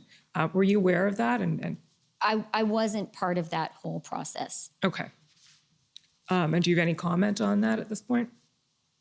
I mean, that I wasn't part of that process and of the drafting of all of that. And finance was not, we weren't the people responsible for looking at that aspect of what was going on. And, you know, as my previous comments have kind of underscored, I think, my primary concern and anxiety around this was about the economic impact. And we've talked about at some length, but that I felt my job was in the cabinet and as a teammate with my colleagues. You know, what were they relying on me as the Minister of Finance to do? They were relying on me to figure out and communicate to them how big is the economic problem. And then they were relying on me to figure out and communicate to them, look, finance guys, are you doing your job here? Are you awake? Are you using all the possible tools you have to stop the problem? That was my job number 2. And then job number 3 is, okay, if you think it's a really big problem, which we did, if you think you're using all the tools which currently exist, which we did, number 3, do you have any ideas? Is there anything in the finance toolbox that could be devised that would help? That was how I understood finance's job. Okay, so this would be more law enforcement / intelligence area. Okay. We can take that one down, then, Mr. Clerk, and move on to which sort of goes back to what you were just addressing, Minister Freeland. What do we do about this? So the development and the implementation of the Emergency Economic Measures Order. So again, we've heard at this point quite a bit about the orders and about what was done with them. So I want to take you to a few specific concerns that have been expressed about them. The first one being that the EMO is overbroad. In the sense that it might capture individuals who are not really directly involved in the protests, but people who donated to the protests and or have adverse effects on family members. You know, if you freeze someone's bank account, it may be a spouse or a child or someone else who suffers. So my first question was is that a concern that you were aware of? Is that a concern that you had? And is that a concern that you felt was it properly addressed within with the measures that were enacted? Okay, that's a lot of questions. But that is kind of, I would say, core. You're getting at some core things we grappled with beforehand, during the time the measures were in force, and in our reflections afterwards. And I want to start by saying something that I was really, really worried about and extremely conscious of the whole time was, you know, I've talked a lot about my profound conviction that Canada was in economic jeopardy. But then as we were talking about, okay, what can we do about it? I had probably an equally profound and even emotional concern of, we don't want anybody to get hurt.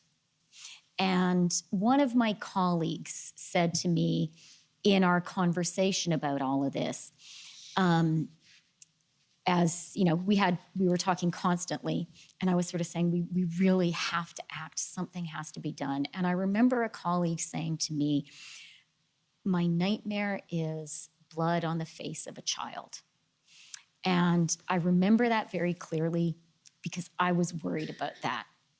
And I really was conscious that, yes, we had to end this, but it was so important for it to be ended peacefully without anybody being hurt. So that was a hugely important objective for me. I didn't want to be a person responsible for making Canada a place where people, and you have heard by now, there were reports of children, would actually get hurt in our efforts to protect the country. That was wrong. And I felt so strongly we had to look for ways to resolve this. Yes, that was urgent, but not physically hurting anyone. And look, especially not a child, but anyone, was a really key objective for me. So that was one key thing. And that was a consideration that very much shaped the development and use of the financial measures. From my perspective at the time, and also with hindsight, a virtue of these measures was no blood on the face of a child, no physical coercion required. And I thought that it was good that we came up with a way of creating some economic incentives for people to leave. So that was a very important consideration. And a second really important consideration in this question, right? I think you're asking exactly the right question. It's the balance, right? I've talked a lot now about why it was such a big problem, why I think we needed to act. Are your actions kind of appropriate and proportionate? And I would say the other thing in my mind there was we needed to always have in our minds, yes, a concern about the number of people who would be restricted by these measures, but that always needed to be balanced against an awareness of the number of people who would be protected by this action. So those were the things that I chiefly had in mind. And, I think at the end of the day, it was something like 280 accounts frozen. One of the reports I remember when we were at like 240 or 241 accounts frozen, my numbers won't be exact, but I know you guys have all the numbers too. It was something like 57 people when we were at around 240. So I don't have the exact figure of how many actual people when we were at 280, but I think we have an idea of the ballpark. And so in my mind, I say, okay, that I regret that happened to those people. I really do. I would have preferred, it was a serious thing. I would have preferred not to have had to do this. But in my mind, I weigh that against what I really believe is the tens, hundreds of thousands of Canadian jobs and families that we protected. So that's kind of a high-level thing. I can talk about donations and family members if you'd like me to. Sure. I mean, what I was going to ask you, and maybe this will lead into it, but would it be fair to say then that if it's put to you, someone is at the protest in Ottawa and gets a call, you got to come home, they've frozen the account and I can't pay the grocery bill. In a sense, that is the measure doing exactly what it was designed to do, which is create an incentive for that person to have to go home and leave the protest. That is in effect exactly what the measure was trying to do, because the purpose of it was to avoid what you saw as a worse outcome, being an enforcement action that would have potentially violent aspects to it. I wouldn't quite go that far. So,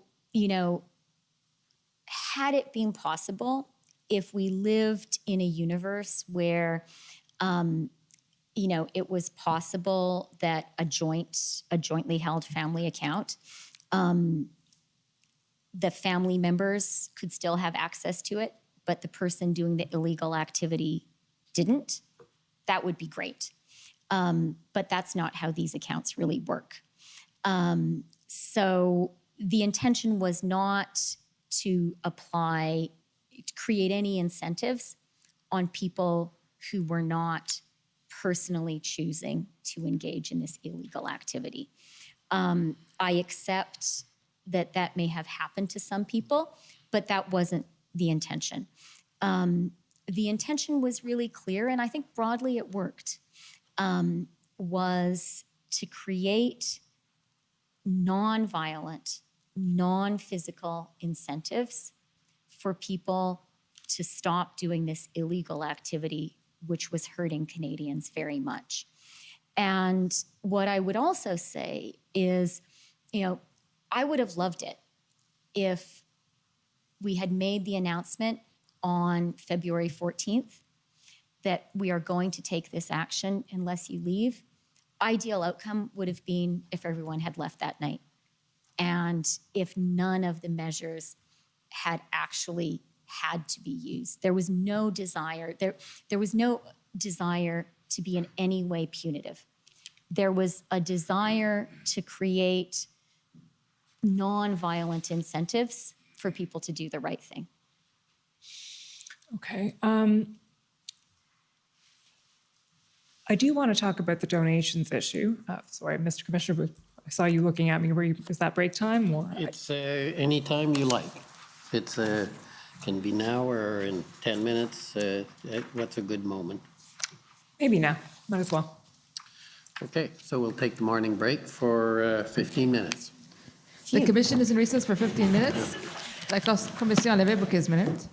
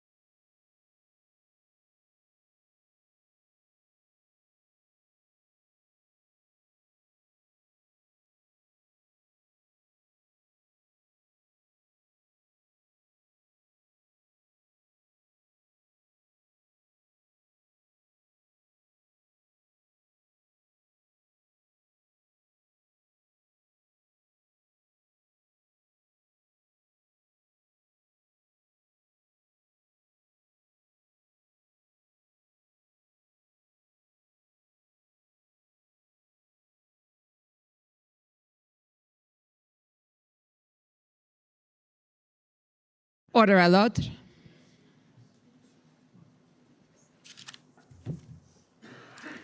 Okay. The commission is reconvened. The commission reprend. Thank you, Mr. Commissioner. I think I have about 15 minutes left in the examination, so we may actually clock in on time. It's great. Minister Freeland, when we left off, the next topic that we planned on addressing was the issue of donations. And to do that, Mr. Clerk, can you please pull up SSM.can 403972?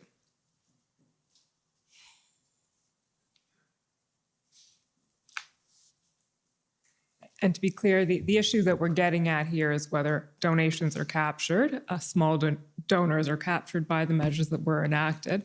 And what we've heard in the evidence was that the position taken essentially by the RCMP was this is not who they were targeting. They were targeting influencers. They weren't targeting small donors. So this is a text exchange between, I believe, two of your staffers. Can you tell us who Alex Lawrence is there?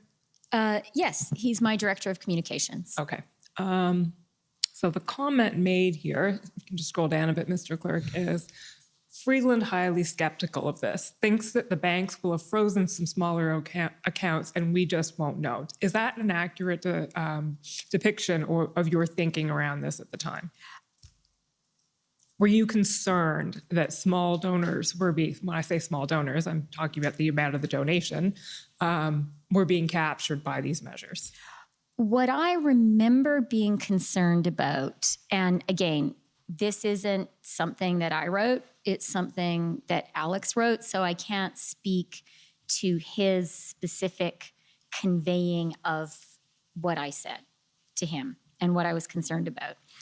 But once we put the measures in place, I knew this was an extraordinary action.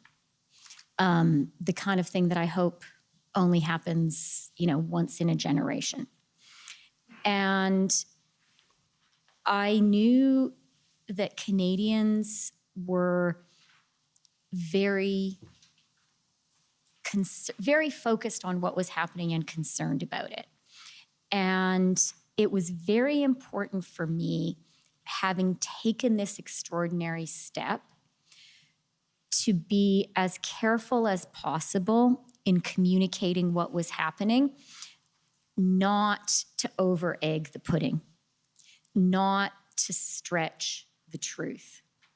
And I didn't want to make a flat statement that no small donors have had their accounts frozen, although I very much hoped that was the case. I didn't want to make that categorical statement unless I knew for sure that was the case. Because I really did understand that we were, in terra incognita. And it was really important for us to do everything we could to maintain public confidence of Canadians in their government, including the confidence of the Canadians who disagreed with us. Maybe most of all, the confidence of those Canadians. And so my skepticism was sort of about saying to my team, if I'm going to be in question period, if I'm going to be in a press conference, I only want to assert things that are absolutely true. And the position I didn't want to be in was to take this example of donations. I'm really glad that no small donors had their accounts frozen. That was a good outcome and the one that I hoped would be the case. But I also knew that things were happening in real time. And what I didn't want to have happen was for me to go out to say categorically and reassuringly, don't worry, if you made a small donation, your account isn't going to be frozen, and then have someone show up and say, well, actually it was. Because had that been the case, and had I categorically asserted otherwise, then people who already had real doubts about our government would be feeling, wow, these guys are even lying to us. So that's where my skepticism came from. Okay, so would it be fair to say then that perhaps the intention was not to capture small donations in the measures, but they weren't crafted in order to be able to avoid that outcome specifically, and therefore you couldn't guarantee that had happened? Yes. Okay. The next issue I want to address briefly is, Mr. Clerk, can you pull up ssm.nsc.can50404? You mentioned earlier, Mr. Freeland, that one of the issues or one of the concerns you were hearing from the banks was that they were being put in the middle of this and essentially having to do there's action having to be taken on their specific parts. As a corollary to that, I hope that's the right document. If we go to the top of page 7, so there's the banks themselves, and then there's the issue of the bank employees themselves. So the people who are working there, who have now essentially become frontline officers in this particular area. You voiced this is the minutes of the February 19th IRG. The Deputy Prime Minister and Minister of Finance noted that in conversations with the banks, she is hearing concerns around the safety of bank employees, especially tellers who work at branches, who may be dealing with individuals who have had their accounts frozen. So what were you conveying there? What was the concern? What were you hearing? I was concerned about bank tellers. They are vulnerable. They're frontline people. They don't get paid that much money. They worked hard during COVID. It was important for me for them not to be exposed to any danger in all of this. And actually, one of the motivations for crafting the measures the way we did was to protect them. And you'll remember in the document we looked at from that Sunday, February 13th, a concern one of the CEOs expressed is absent a clear government instruction to the banks would be held responsible. And that was not fair or appropriate. And I actually agreed with that.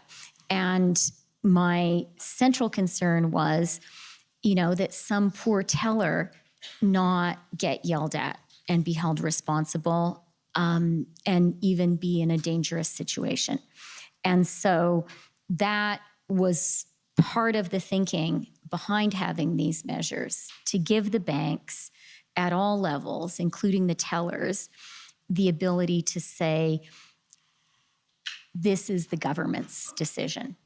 It's not my decision. If you're angry at someone, be angry at Chrystia Freeland. Don't be angry at me. And I think that's appropriate. Okay. And do you think that worked? Yeah, I think by and large it did. Okay, the next topic that I want to ask you about is, as you know, part of the commission's mandate is to examine the necessity of the measures that were taken and whether the measures that were decided upon and chosen by your government were the correct measures in circumstances. So you've identified, and obviously identified at the time, choking off funding as an important part of how to bring an end to what was going on in Ottawa and across the country, funding of the convoys, the funding of the protesters. We know that there were a number of actions being taken on that front by various actors. So in and around the time when the Emergencies Act was being considered by Cabinet, by the IRG, but by Cabinet, by the Prime Minister, a number of things had already taken place. So just to list some of them, GoFundMe obviously had shut down the the convoys campaign on February 4th.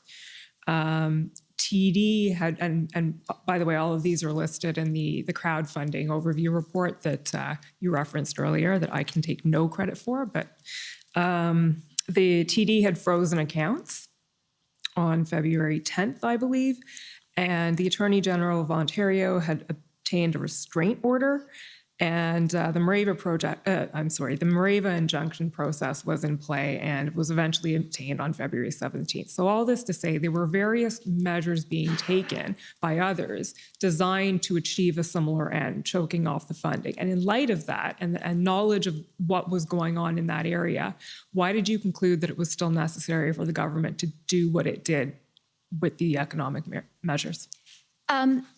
It's a good question and something that we thought about a lot and we were constantly assessing. And so one of the things I think worth bearing in mind is, sitting here today, we kind of are judging a period of time that's frozen. Whereas as we were making the decisions in real time as things were evolving. It's a real difference in perspective. And I've been struck by it myself as I have reviewed documents to get ready for today. In that real-time process, I can't emphasize too much the extent to which our preference, everyone's preference, would have been for the actions to stop the blockades and occupation without the Emergencies Act needing to be invoked. That was overwhelmingly what we would have preferred to do. It is a measure of last resort. We understood it to be a measure of last resort, and we would have preferred not to have needed to resort to it. So on the financial side of things, we were constantly looking and seeing, okay, are the tools that are currently in place good enough, effective enough? And that was one reason, from my perspective, that I convened that call of the bank CEOs on February 13th. And what you'll see in that call that we've gone over already is they were very clear that the measures were not enough. And there was one CEO there who talked about how very specifically they had identified an account, they went to get the court order, but by the time they did, just 4 hours had passed and the money had moved. And that, it is certainly consistent with my understanding of the financial system as moving faster than the legal system can move. The other concern, which was also raised on that call, which I was very alive to, was the inappropriateness of putting the onus on the banks, including the tellers that we've spoken about acting, that this had become a very politicized space, and they felt, and one of the CEOs said in that conversation on Sunday, we are being seen in taking this measure as having taken a political position. And I thought it was really legitimate for them to say, it's not our job to make a political judgment here. You are the elected government. It's your job. And it's your job to bear that responsibility. So essentially, if this is going to happen, the government should own it, not the banks? Yeah. Okay. Also on the topic of necessity then, there were a variety of measures enacted, some of which were barely even used. So the insurance provisions, for instance, barely, not used at all, I believe. The FinTrack, and they ended up seeing very few reports made. How would you say, in retrospect, those measures were necessary, given that they weren't even used? In retrospect, I am glad that we put both of those measures in there. And I can explain each one if you'd like me to. Please. So on FinTrack, as we said we would do on February 14th, this was the case of this crisis causing us, to review our toolbox and kind of saying, okay, we're missing a screwdriver. And it turned out we couldn't, build the screwdriver in time to use it in this situation. But we were missing a screwdriver. We identified that. And we said on February 14th, this is a gap we've identified. We're going to fill the gap. And we did, in fact, go ahead and do that. So FINTRAC now has those authorities, and that's a good thing. As it happened in this sort of fast-moving situation, the way FINTRAC works means there was a lag time between those authorities being granted to FINTRAC, not granted, being sort of put there in the measures, and that actually being actionable and meaningful in this specific case. I judge that to be a good thing because it meant that things came to an end quite quickly. But I also judge, as we judged at the time and as we said very openly to Canadians, and I don't think there's actually a lot of debate around this, that it's a good thing for FINTRAC to have this authority. So that's FINTRAC. And it was also appropriate, as was the case, that in the emergency measures, that specific extra power was limited just to the time of just to the actions in the measures. It wasn't a universal granting. We went back with regulatory changes to give that authority to FINTRAC in a permanent way. And I think Isabelle Jacques has explained that, I guess theoretically a person could say, well, why not just take that regulatory action on February the 14th or February the 15th right away rather than put it in the emergency measures? And regulation just takes longer to fully develop and to do properly. But that was always the intention, and we did it, and I think that's good. On the insurance, from my perspective, it actually is good that we put it in place, and it's good that we didn't have to use it. You will have seen in some of the previous documents you've discussed with me, and in some of previous testimony, that a huge preoccupation was tow trucks. I think Canadians will not forget Premier Kenney's comments about tow trucks, for example. And it's something that I raised with Brian Deese. It was like this serious thing. For lack of a tow truck, the economy was wrecked, right? For lack of a nail, the kingdom was lost. It was that kind of a situation. It all came down to lack of tow trucks. The insurance measure, I saw and I see as like a virtual tow truck. It was specifically designed to create an incentive for the trucks to move. And I think it did. And there was news reporting at the time that suggests that some people moved their trucks because they saw the insurance measure was there. We were very public about it being there, and that created an incentive to leave. And that's what we wanted to have happen.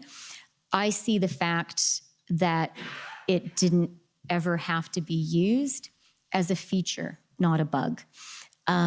Again, from my perspective, the less action we had to actually take, the less we had to actually use these measures, the better. If the measures had been effective purely upon being announced, creating a deterrent and an incentive for people to leave, and if that had happened in 24 or 48 hours and no accounts had been frozen, that would have been a wonderful outcome. I think you've coined a phrase there. We've been at this for 7 months, and virtual tow truck is not an expression we've yet heard. But getting back to the the substance of what you were saying there. Would it be fair to say, or the emergency it was revoked within about a week, the declaration of the emergency. Did it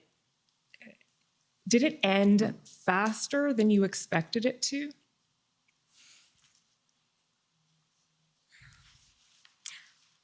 I don't think I can answer that question because I don't think I had any precise expectation. In a situation like that, I think you have to just hope for the best and plan for the worst. And I think that's what we tried to do. Almost done. There's a few texts I want to take you to now that consist of some discussions you had with various people after the act was invoked. So the first one I want to pull up is ssm.can 40s4352, please.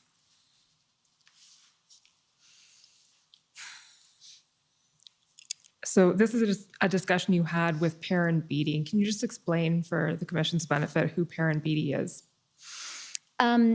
Okay, and maybe for my benefit, you can remind me what the date of this was, because I don't remember. The 22nd of February. Okay, thanks. Maybe you said that and I didn't. No, Sorry.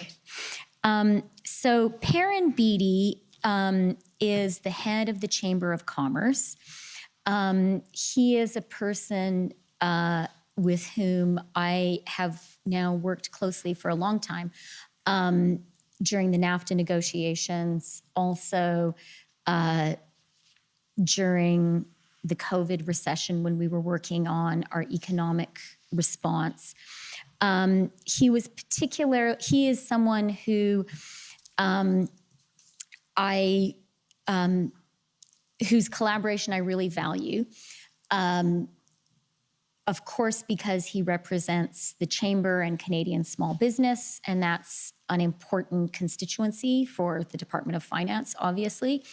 But also because Perrin is a former Conservative cabinet minister, and in fact is the guy originally responsible for the Emergencies Act. But in his capacity as sort of a former Conservative cabinet minister, I do think that where possible, it's really good for a Liberal government to try to have good relationships, good working conversations with former Conservative ministers, to understand that point of view, to, I fully understand that we're talking now about a very strong action we took, which was polarizing for the country, or which spoke to a time of polarization in the country. But Perrin specifically for me is an example of a person with whom I work hard to maintain a relationship, because I think where we can have consensus in Canada, where we can work across partisan lines, and we can't always do that, but where we can, I think that's good for the country. Okay, so let's see what Mr. Beatty wrote to you. So presumably you were texting him about the invocation of the act, and he writes, "Hi, Chrystia. Thanks for your note. While I'm still working my way through the implications, the financial aspects you announced seem to be the most significant additional measures that the government took under the act." And then he goes on and says, "I certainly hope that we'll see an early nonviolent end to the blockades, although I am worried as I know you are. There are also lots of long-term issues we need to consider once this is over, including whether we need to take other measures that could obviate the need to use the extraordinary powers in the Act in the future, and how to repair holes in our political system. I'm particularly concerned about the radicalization of people who would normally be law-abiding." Mr. Clerk, can you now pull up, again, it's in two separate documents, ssm.can 40s4351, please.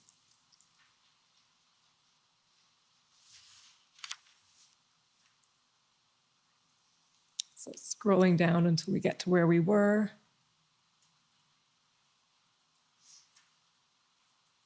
There we go. I'm particularly concerned about the radicalization of people who would normally be law-abiding and focused on going about their daily lives, glad to talk at any time. So the first thing I want to ask you, Minister, is would you agree that Mr. Beatty says the most significant additional measures taken by the government were the financial ones. Is that an observation you would agree with?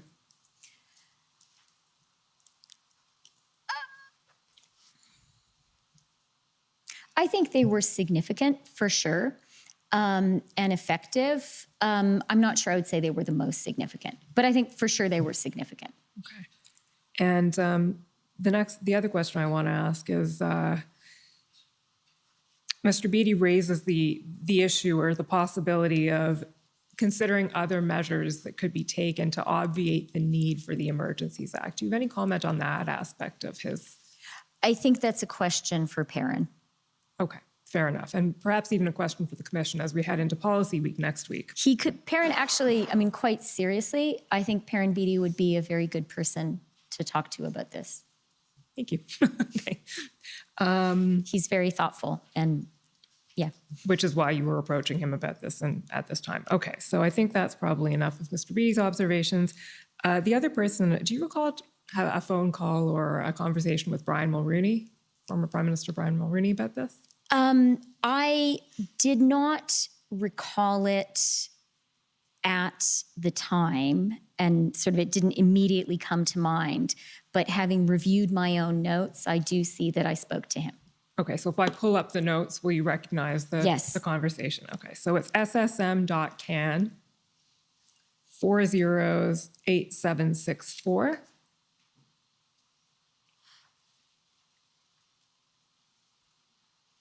And the notation, I believe, is at page 37. There we go. So you'll have to forgive me if I butcher this in deciphering the handwriting, but Mulroney, you have conducted, I guess, yourself in such a way, and then flipping to the next page, there's not much else there. Emergencies Act, I brought it into law, so I am in favor of it.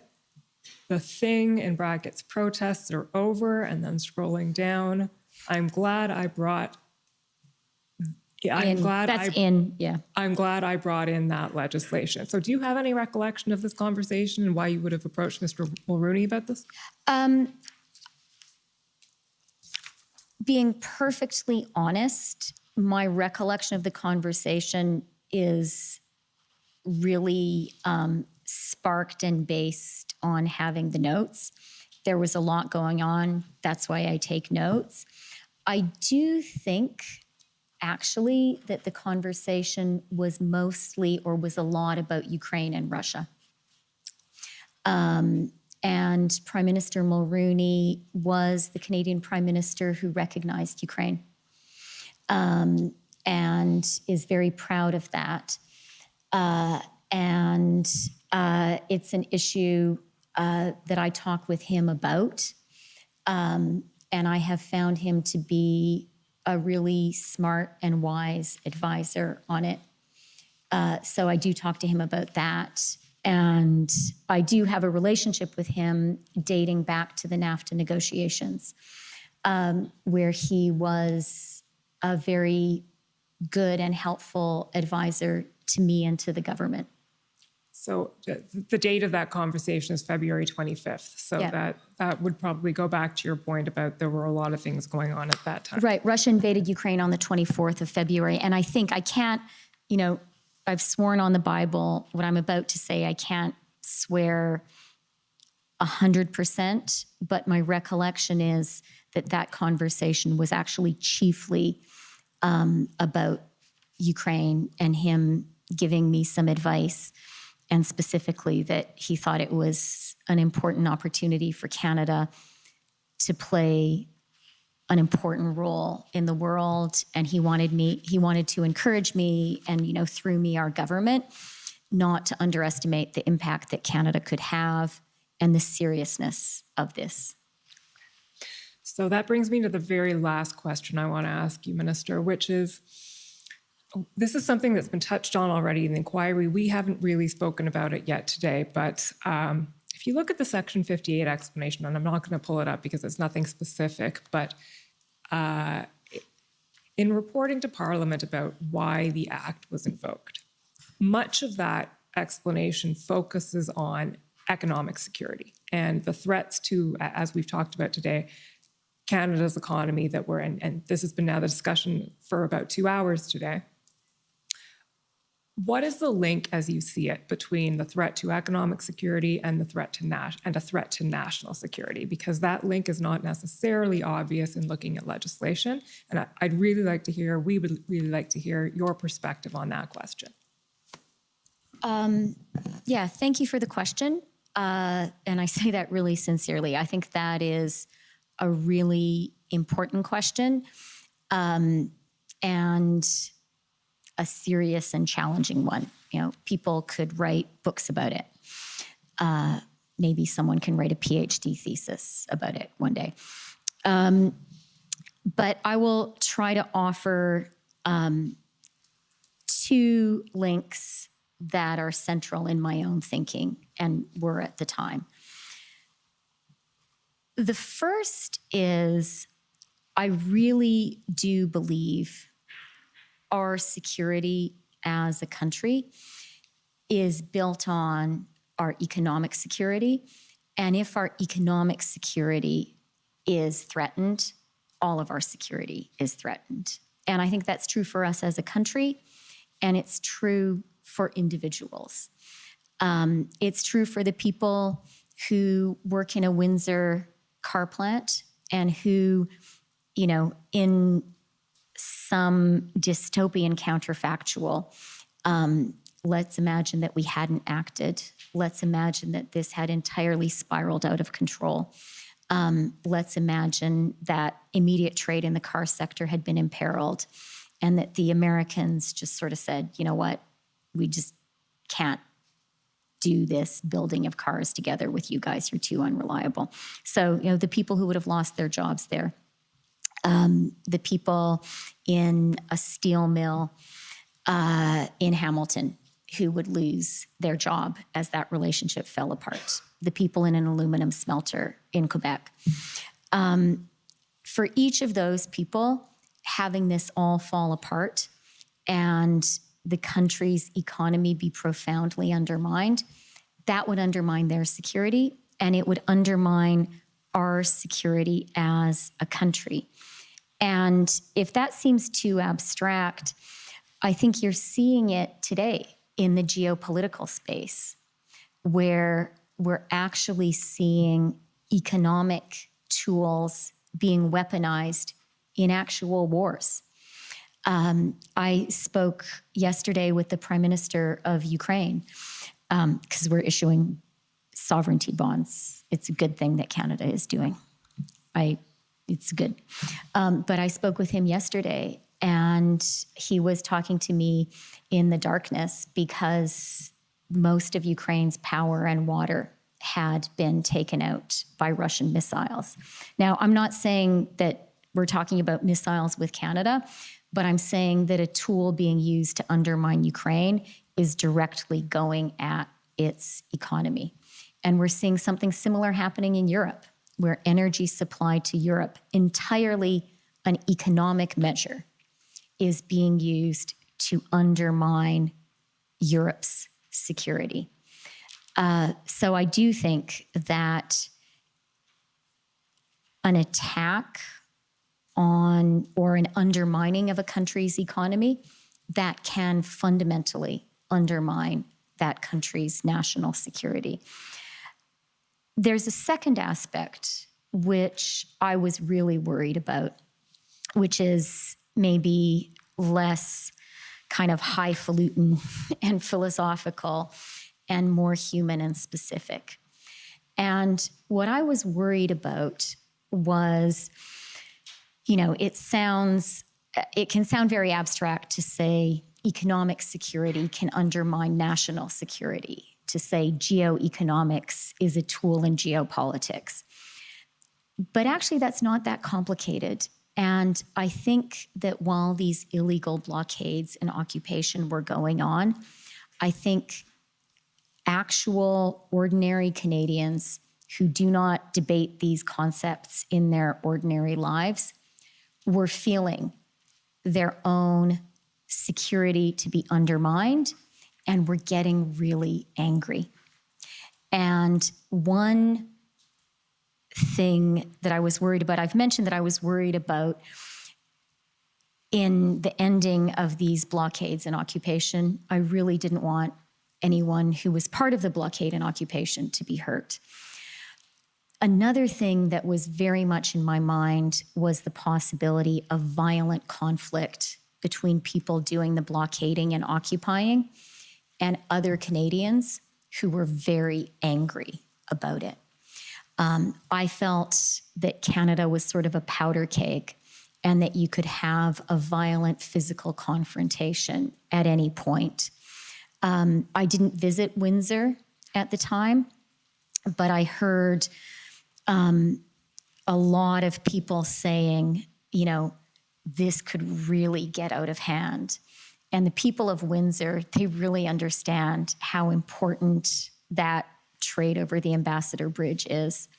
And I did really fear you could have counter protests and a confrontation there. And that would have been terrible for the people involved and terrible for our country. And I was worried in Ottawa also.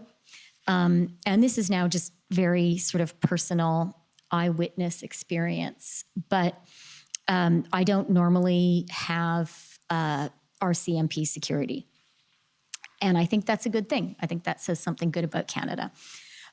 But the RCMP, they know what I'm doing every day, and it's their job to judge whether they think I need security or not. And I have to say to the RCMP officers who are here, who I recognize, they do a very good job of it, of making that judgment, I think.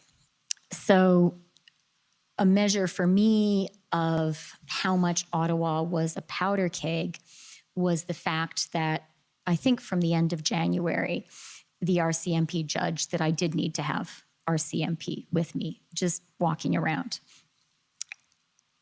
And so I didn't feel personally in danger because the RCMP were taking care of me. But I do remember one morning, and I'm sorry, I didn't write it down in my notebook, so I can't tell you the date. But I remember one morning when I was walking from my hotel to my office. I walked past a parked truck, and there was a young woman walking there too. And the truck honked really loudly. And she shouted something not very nice and made an obscene hand gesture. And the truck honked again really loudly. And I was really glad that I was there, and more importantly, that the RCMP was there, because I thought this is exactly the kind of thing. Like, imagine no one had been there. It was just this small young woman and this big truck and a person in it. And she was mad. And I just thought, you know, there are dozens and dozens of these things happening every day. And, you know, God forbid that one of them should actually flare into violence and physical harm. So I was worried about that too. And that does speak to the economic challenge, because many, many Canadians, while this was happening, understood that this, for them, this threat to Canada's economic security, for many, many Canadians, it was a personal threat to them. And they felt that their government was not protecting them. And they were right. We weren't for a while. And it was a real danger, I think, that totally understandable and reasonable feeling that my economic security is being undermined by these illegal blockades and occupation. My government isn't taking care of me. Maybe I have to take care of myself. And that would have been terrible had that happened. That's why we have a government. Thank you, Commissioner. Those are my questions. Okay, well, thank you. So we're now, we'll move to the cross-examination portion. First, I'd like to call on the convoy organizers for first to go ahead, please.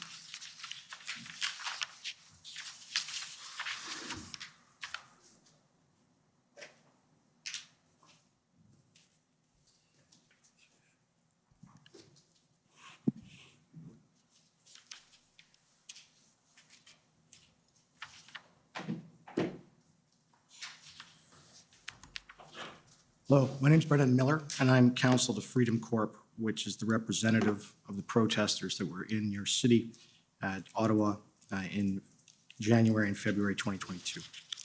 So, ma'am, I understand the mandate regarding truckers that led to the protest. It came into effect on January 15th, 2022. Is that correct?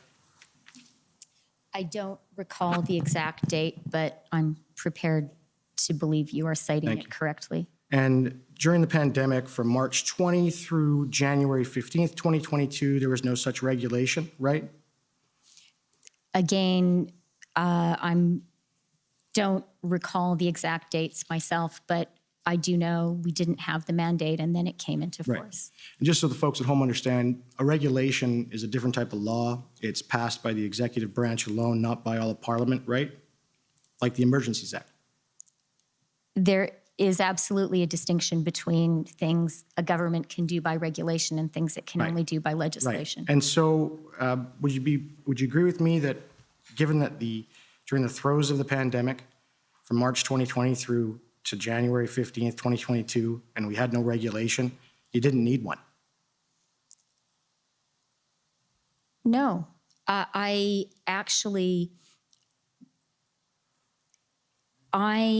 believe that taken as a whole, the public health measures that Canada put in place were very, very important in Oh, I understand protecting the that, health but and I'm just safety of gonna, I only have Canadians. so much time, so I'm going to cut you off there. And you'd agree with me that given that there was no regulation in place from March 2020 through January 15th, 2022, during the throes of the pandemic, there was no reason to pass one in January 15th, 2022, was there? There was no health risk. No, I'm afraid I don't agree. In January, we had an Omicron wave. We were still fighting COVID, and there was a real value in encouraging as many Canadians as Okay. possible to get vaccinated. But so the purpose was to encourage Canadians to get vaccinated, to compel them to get vaccinated. Is that fair? That's right. All right, so that was the purpose of the regulation. That was the true purpose. It wasn't to keep people safe, it was to get them vaccinated. I believed then, and I believe now, that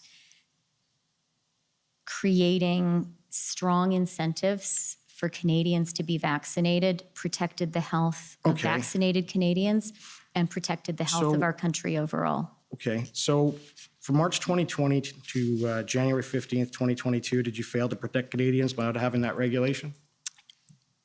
Let me start with one aspect of that timeline, which is obviously when COVID first hit us, vaccines didn't exist. And then even when vaccines arrived, it took time for them to be distributed. So, of course, vaccine mandates couldn't be put in place before vaccines existed or were made available. So, and of course, the government, you ended up creating a vaccine compensation fund in December of 2020. Do you remember that? Yes, I do. Right. And you're aware that Quebec had a vaccine compensation fund and it was the only province that actually had one prior to that? I am prepared to accept that that's the case. I can't recall specifically. And can you agree with me that the United States has a federal vaccine compensation fund? always Again, has for a I'm long time. prepared to accept that Okay. that's the case. So from 1867, when Canada was founded, up until December of 2020, Canada had no federal vaccine compensation fund. Can you agree with that? Again, I'm not an expert in the history of vaccine compensation funds in Right. Canada. But the first you can agree the first compensation fund in Canada for vaccines came about only because of the COVID vaccines, correct?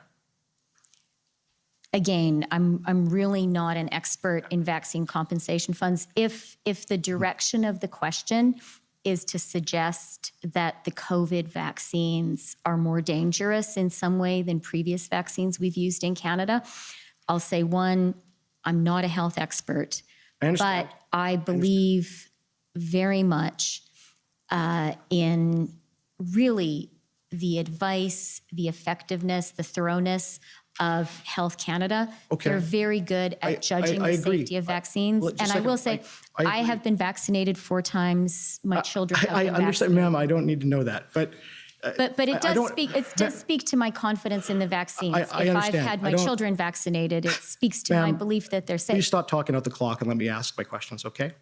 So, Well, it's a bit of a trade-off. You make a statement and you say, do you agree? And she qualifies the answer. That's appropriate. okay, so ma'am, if that's the case then, did Health Canada advise you to enact this regulation? The mandate, Yeah, again, I'm not the health minister, and I'm not going to speak to specific moments that we had advice. But Okay. what I will say is we were very careful and thoughtful throughout COVID in the public health measures that we Okay. put in place and acted based on advice of PHAC. right. And so that mandate was only in place until June of 2022, right? Again, I can't recall the specific dates, Okay. but I'm prepared to accept So- what you're saying. We're going to move on into just another area. I take it you know who Tamara Leach is, right? I don't know her personally, but I have read about her. Yeah, and you know who Chris Barber is? Again, I don't know him personally, but I've read about him. Yeah, and you know who Tom Marazzo is, right? Can you say the third name? Tom Marazzo, the gentleman over there? I can't say that I know as much about him or I've heard as much about him. And what about Danny Bulford? You know who he is, correct? What was that final last name? Danny Bulford, he used to be with the security team for the RCMP with the Prime Minister. I'm afraid I'm not Okay, so familiar with that final name. so, Tamara Leach and Chris Barber I've heard of, yes. and when you were making your decision with respect to invoking the Emergencies Act, you'd already heard about Tamara Leach and Chris Barber? I had heard of their names, yes. Yeah, and there's some discussions about them in some of the records. There was issues, you knew who they were. I had read their names in the media. Yeah, and you knew about that before you invoked the Emergencies Act. Again, I can't say 100% not having reviewed what I read, but my recollection is they were reasonably prominent. And so I think it's reasonable to think that I would have read their names. And of course, you know Tamara Leach, she's a Canadian.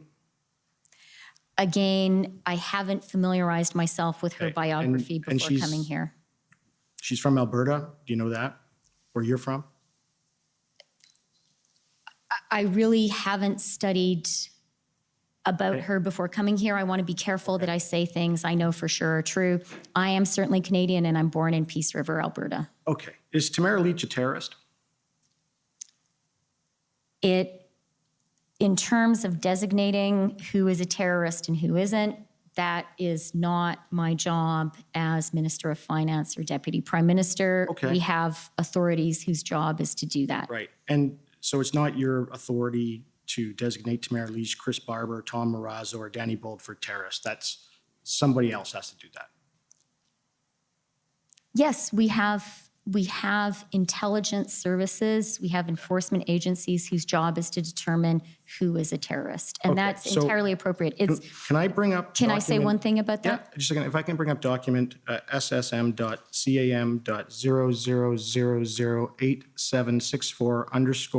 SSM.CAM.00008764_rel.001, please.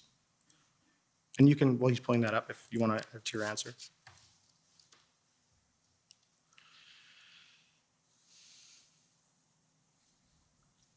Okay, if we can scroll down to page, I believe this is a note with Dave. What page? 12, page 12, please. And this is a note that I understand you wrote with Dave from CSIS. That's 11. And this is a meeting with Dave from CSIS. And if you scroll down, keep going. Okay. And there you say that you need to designate the group as terrorists. So, but it's not your job, but you wanted to designate them as terrorists, right? So that handwritten note in my notebook. I can assure you that was not a meeting with the director of CSIS, with That's, whom I didn't have a meeting. it says, okay, it's with David Vignon from CSIS. It doesn't say that. It says it's with a gentleman called Dave. Which Dave? That meeting, that is not an account of Which a Dave? meeting with Dave Vigneault because I didn't which Dave have are you- a which meeting Dave is in with those the notes, CSIS ma'am? director. Which Dave is in those notes? What's Dave's last name? I need to see my whole notebook that you're referring to, but I can tell you It for only says certain. Dave. I can tell you for certain that I did not have a meeting during this time with the CSIS director. Okay, so I can exclude that 100%. I'm just going to, this isn't a document, I don't need to bring it up, but you stayed in the House, Mr. Speaker. The members opposite has just used the bad apple excuse. She has excused the desecration of the national. Yes? Something that the Deputy Prime Minister said in the House. Yeah. There's an objection there for parliamentary privilege. This is a parliamentary commission. There is no parliamentary privilege. It does exist. Parliamentary privilege does absolutely, but exist. It does exist, but because this is a report to Parliament pursuant to the case I gave you earlier in McIver, it doesn't apply. You can actually ask all of it because we're carrying out a parliamentary function and there's no liability here. It's just a report to Parliament, and the Federal Court of Appeal has agreed. I'm not aware of that. I gave you the McIver case quite a while ago when we talked about the objections, and I think, yeah, it's there. Well, I'd ask my friend the document that he's referring to so that we know what he's talking about, so we can understand the parliamentary. This is privilege issue. just a statement from the Deputy Prime Minister in the House. And Mr. Speaker, the members opposite this is what it says, use just the bad apples excuse. She has excused the declaration. I think we're going to have to sort this out because I don't think at this stage, and I apologize, I'm not as familiar with you as you are about that case, and clearly the Crown is not either, the government, so I think we're going to have to find that. So I'd like you to hold that Okay, I'll come back to question. it. But you do recall, ma'am, that you had expressed concerns publicly with respect to desecration to national monuments. Is that fair? I'm going to Ottawa? need advice from my counsel on whether things I said in Parliament I should be speaking about. Okay, I'm so not here, an I'll expert move either, on. It's so. okay. So one of the things that happened during the protest in Ottawa dealt with the national monument, the Terry Fox statue. Do you remember reading about that? I do, yes, I do remember the Terry Fox statue. I remember discussing it with my children. Yeah, Who were and- very upset. Yeah, and there was, in that Terry Fox statue, they put a hat on Terry Fox's head and then put a flag in his arm. And then there was a mandate freedom sign on it. I don't remember specifically how the Terry Fox statue was Yeah, implicated in this, but I do remember Okay. reading about it, and I remember it specifically because my children were aware of it and Okay. were upset. right. And so I went online and I just looked at how many times someone's done that to that statute, and it seems to be hundreds. So I'm just going to put this one to you. If someone puts an LGBTQ flag on the Terry Fox statute and flowers in the statute, is that a desecration?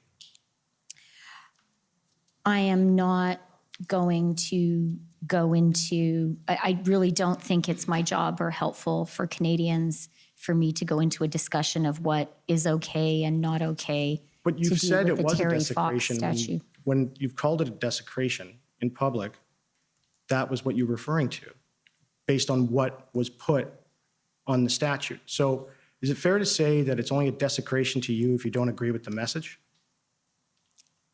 Again, you've made a couple of leaps beyond anything that I've said. That's okay, it's the public record. With respects to, you had said you had concerns for violent actions and interactions with respect to protesters, and I take it that was nationally? You had concerns nationally? Or was it just Ottawa? I described in my testimony a moment ago 2 specific areas where I had concern. I was worried about the potential for conflict between angry people in Ottawa and the occupation. Can I finish the answer? Because I have something to add. And as I said in my earlier testimony, and I believe the mayor of Windsor shared this concern, I was concerned about the possibility of that kind of a conflict in Windsor. And I was concerned about the situation in Coots, Okay. which we heard about at the IRG Right. on this Saturday. Okay, so, but with respect to the interaction with protesters, I don't know if you heard the testimony of the mayor there, but he said that 75% of his small town supported the blockades and that many of the properties have F. Trudeau flags all over them. So you wouldn't have concern with that specific protest, would you? My reference to Coots just now was very specific. At the IRG on Saturday, the 12th of February, the RCMP commissioner raised with us the possibility that there were weapons there. And Right. that was a source of great concern. Right, and so you can agree that police investigate weapons offenses all over the country every day. Again, I'm not a police expert, but that seems like a reasonable common sense observation. So simply because the police know a weapon is somewhere, you can agree with me it's not a national emergency. The concern about a single weapon somewhere in Canada, and as you say, I think that one weapon being investigated somewhere in Canada, if that were to happen today, certainly. Right, and you had testified earlier about what you viewed as, ensuring that we as Canadians have a good international reputation so that people come to our country and want to do business with us. Is that fair? Yes, that's something I was very concerned about. Okay, and I take it when you consider those sort of things, you look at various reports, and I'm sure you look at various indexes, and I'm sure you look at the Transparency International Index. Is that fair? I am familiar with the Transparency International Index, but I haven't looked at it recently. Okay, well, since 2019, we've began to fall. All right? And we have now come down out of the top 10, and it continues to decline. So can you agree with me that Canada not being transparent hurts our relationship internationally?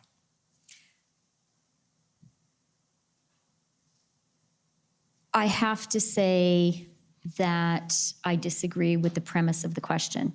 I think Canada is a very transparent democracy. And in fact, the commission that we're part of right now is a part of Canadian transparency. Right. That's why it's important. And on that point, if I told you that there is a whole bunch of unlawfully redacted documents that we've been fighting over and we're waiting for an order just to get them today, and we haven't had them for this whole proceeding, do you think that's transparent? Again, and with apologies, I can't agree with the premise of the question. I think that, but what I can say is, I think that the fact that this commission exists, that these hearings are being held, that they're public, is really important for Canada and is a measure of Canadian transparency. Right. And one of your concerns, of course, with transparency and our reputation, was that you would want your government to be as transparent as possible, right? Again, here, I do believe that transparency and accountability are important, but I also recognize that cabinet confidentiality in many issues needs to be preserved for a reason. And, there are areas where transparency is not appropriate, and I recognize that as well. Okay. Can you agree with me if, anytime it comes out that the Canadian government has misled Canadians on something, it really hurts our international reputation, doesn't it?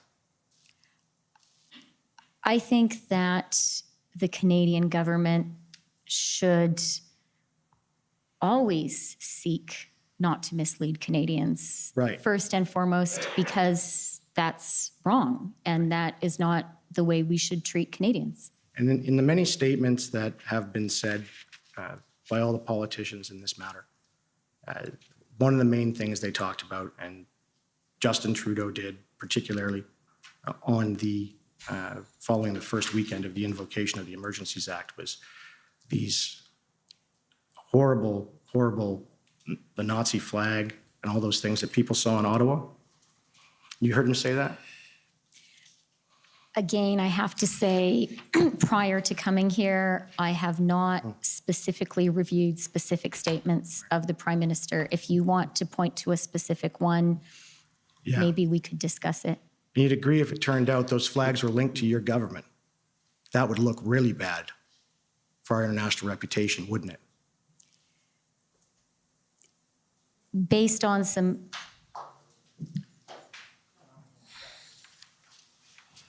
Okay, next, if I could call on the CCLA, please.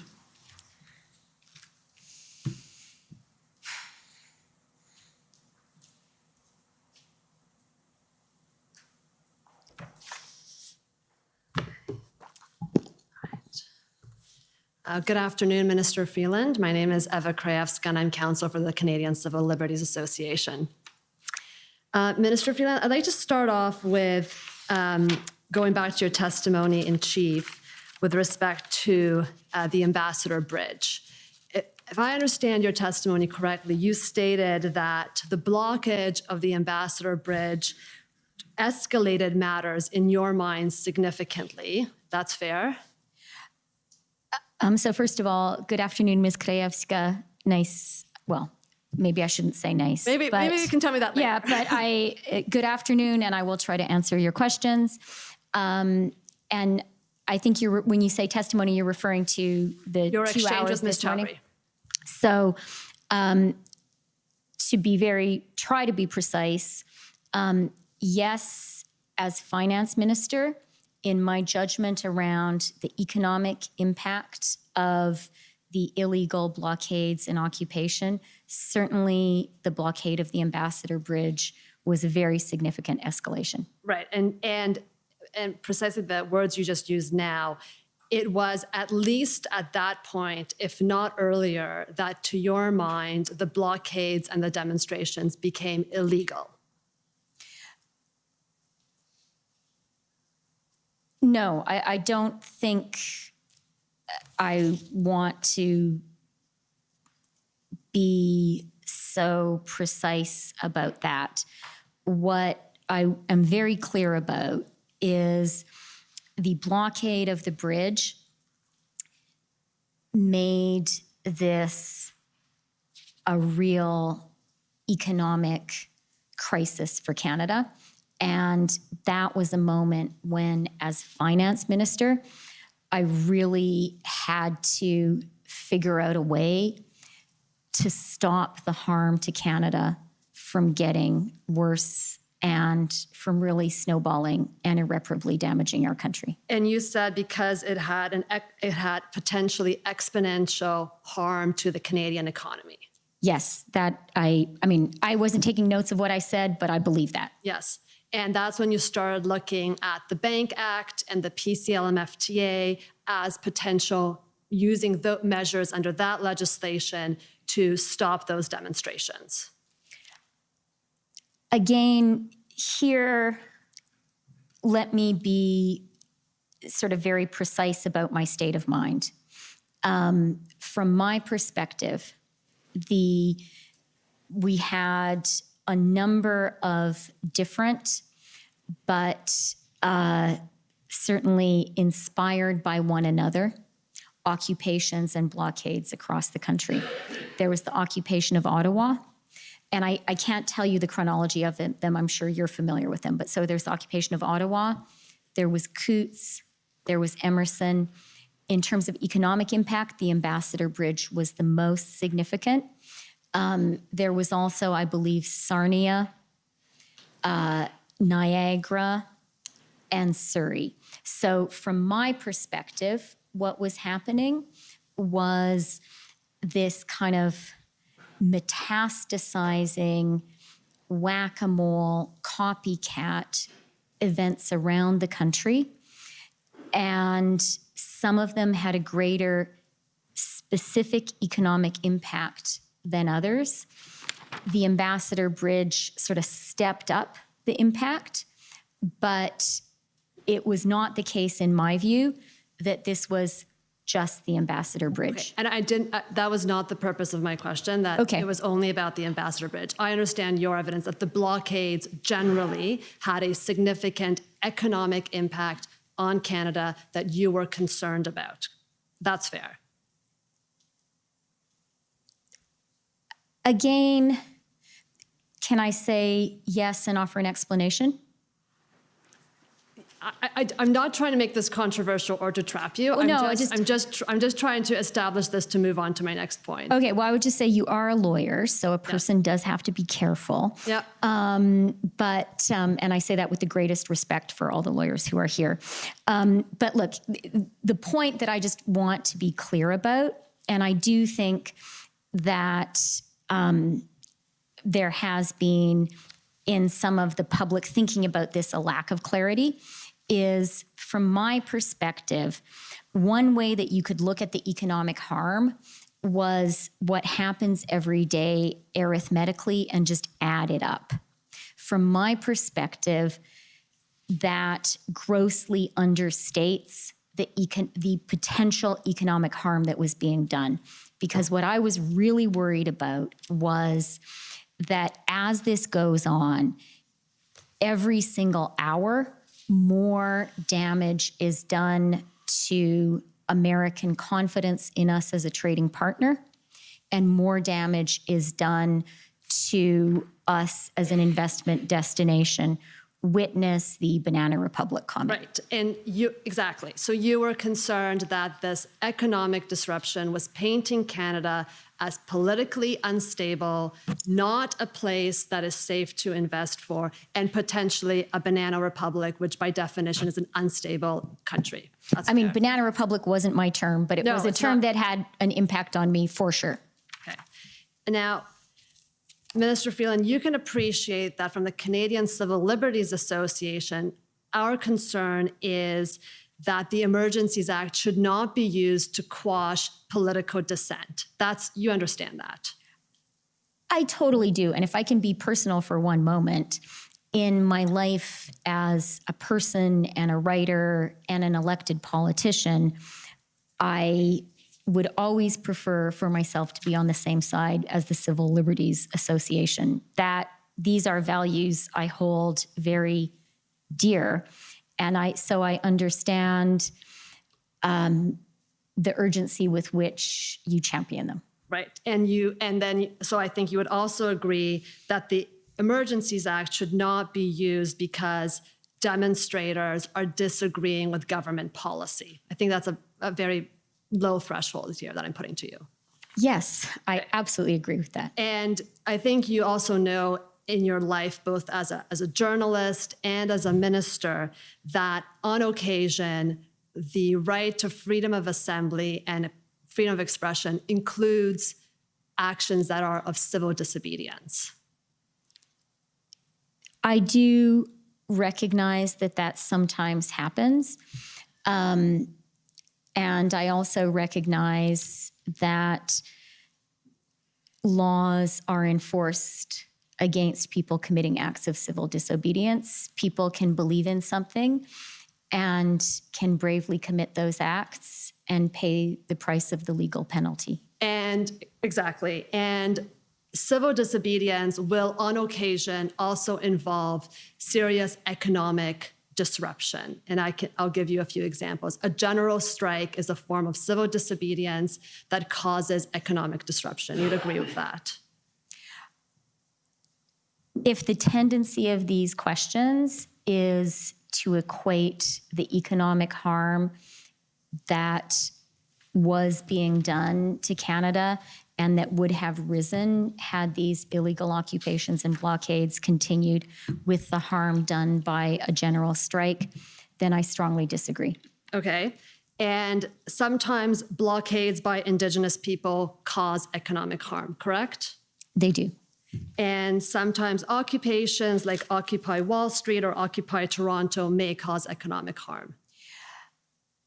Certainly, but the economic harm, to take those two specific instances, very, very limited actually compared to the damage being done to Canada. And if I may, had what was happening in Canada been about, I don't know, the field behind the National Art Gallery being occupied for a long time, and maybe some comparable public park in Windsor being occupied, and so on across the country, that would have been entirely legitimate protest. But that wasn't what was happening. Okay, maybe I can take you to an example closer to home. For me, when Solidarity had a general strike in Poland and blocked the ports, Western democracies applauded that action. That was economic disruption, was viewed as a legitimate form of political protest at that time. I'm going to allow myself one personal comment, which is I did make a bet with myself that you and I would end up talking about Solidarność. Yeah, coming from the Eastern Bloc, it was going to happen. Yeah, I am aware of that. And I don't think you'll be surprised to think that I thought about that at the time. And more recently and more specifically, I thought about the Maidan in Ukraine. And when we took this action. And let me talk about a few differences. And the main one is this. Solidarność, as you know very well, was a protest against a government that was illegitimate. That was from whence it drew its power and legitimacy. This was people rising up against an authoritarian, and I would even say in the case of Poland, colonial regime. Okay. In Canada, what happened was a democratically elected government that was actually acting on policies that we had campaigned on just that summer. So it was a fresh democratic mandate. There was no lack of transparency with the people of Canada. And people who disagreed with those policies were holding the country's economy hostage. Okay, Ms. And Spear, that was not appropriate. I do want to raise a concern. I'm assuming you're not saying that democracy only operates at the time of casting our ballot. Obviously, I think you acknowledge that we are able to protest in between those times. So even after you were democratically elected, people could protest your government's policies, correct? 100%. And I am in no way suggesting that the act of protest is anti-democratic. On the contrary, the right to protest, I think it's a feature, not a bug of democracy. But what I was saying, which I believe very strongly, is there is a big difference between acts of popular resistance and even revolution against an authoritarian regime and protest in a democracy. And Minister Freeland, I'd like to just take you to, you started your comments this morning as well with the bigger geopolitical issues here between President Putin trying to demonstrate that his way of dictatorships is preferable to Western democracies. And I think you can appreciate that there have been countries in the world that have said, you should invest in us because we are politically stable. We do not have general strikes. We do not tolerate dissent. And I want to end on this. Surely you agree that in Canada, which is a democracy, the right to protest, the right to demonstration must be sedulously protected, and that economic security does not trump those rights. So many things packed in there. I know, because I'm running out of time, so it's all going in. So many things packed in there, and many of them I agree with. I have reported on a lot of authoritarian regimes that spoke about their stability as something that should be attractive to investors. And clearly, I strongly disagree with that argument. My concern when it came to the economic security of Canada was about our ability not to not have political debate. Political debate is a sign of a healthy society. The fact we're having this commission, that's a healthy democracy. The fact that in question period we yell at each other, I really don't like it, but it's a sign of a healthy democracy.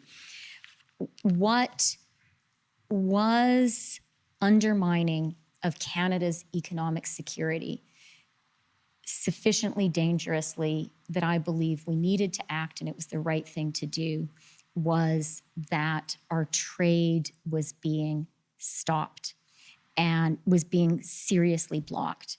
And I was very worried that that was handing arguments to US protectionists who were already on the move, and that had that relationship been seriously damaged, that would really hurt Canada. And Minister Freeland, my last point, you mentioned at some point that it would have been one thing for the protesters to stand with a placard at the War Museum and protest. You mentioned that today in testimony with me.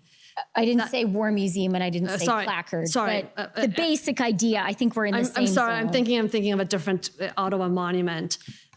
But you agree that public assembly and the right to protest goes beyond simply me standing on a green lawn in front of a government building, that it does encompass more than that, and that Canada should protect that to be a vibrant democracy. I, am not going to right now try to define with you specifically, what is, give examples of protests. But what I will say, and I really agree with, and I think one of the lines that were very much in my mind in this decision is I do agree with you that in a democracy, the right to protest is important and has to be protected. And that's such an obvious statement, and I agree with that. And I agree, since it's obvious, I'll say it and I won't gild the lily. Thank you. Thank you, Minister. Thank you, Commissioner Rouleau. Okay, we have 5 minutes left. I don't know if the Canadian Constitution Foundation wants to start or...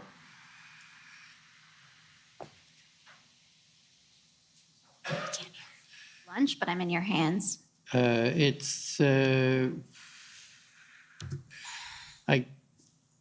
don't know. I think we'll adjourn for lunch. How's that? Okay, great. Thank you. And we'll come back then at 2 o'clock. The commission is in recess until 2 o'clock. La commission est levée jusqu'à 14 heures.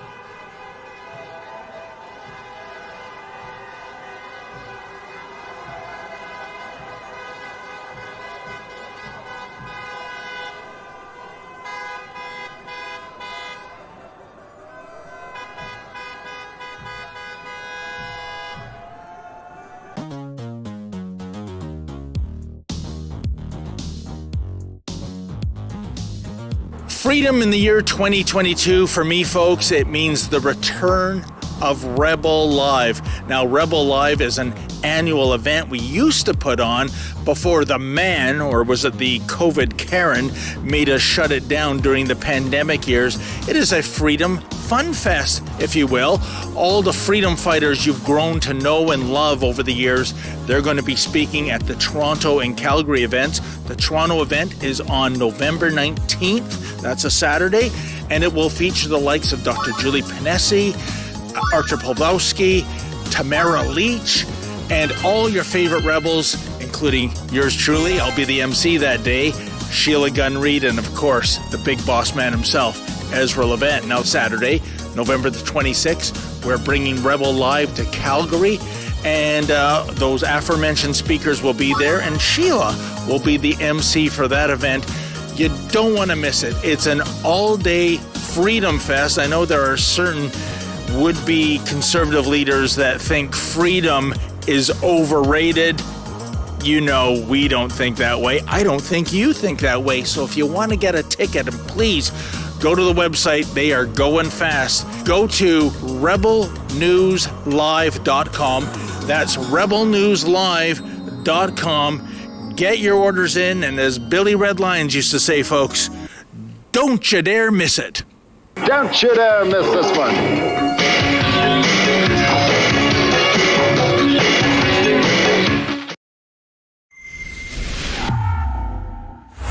This week is the most important week from the Public Order Emergency Commission, and Trudeau and his ministers responsible for invoking the never-before-seen Emergency Act are testifying. Every night, as soon as all the testimonies end, hang tight and watch our breakdown show where we go through all the highlights of the day with your favorite rebels and special guests such as convoy protesters like Tom Marazzo and their lawyers, Keith Wilson and Eva Chipiat. Go to truckercommission.com with all of our previous reports are, and please go and chip in. Even $5 is great so that I can get myself an amazing morning coffee. We'll see you there. Well, let me begin by saying that consideration of the extraordinary authorities of the Emergency Act was something that was approached with the appropriate caution and care.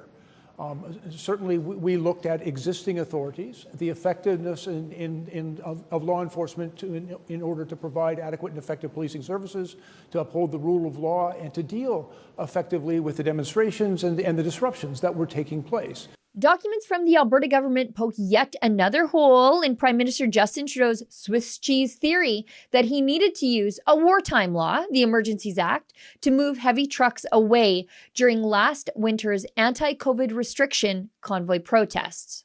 Police alone did not remove all the big rigs blocking Parliament Hill in February. Tow trucks had to drag many away. Thing that this plan was dependent on was the ability to move the large trucks, which were parked all over the downtown core, correct? Correct.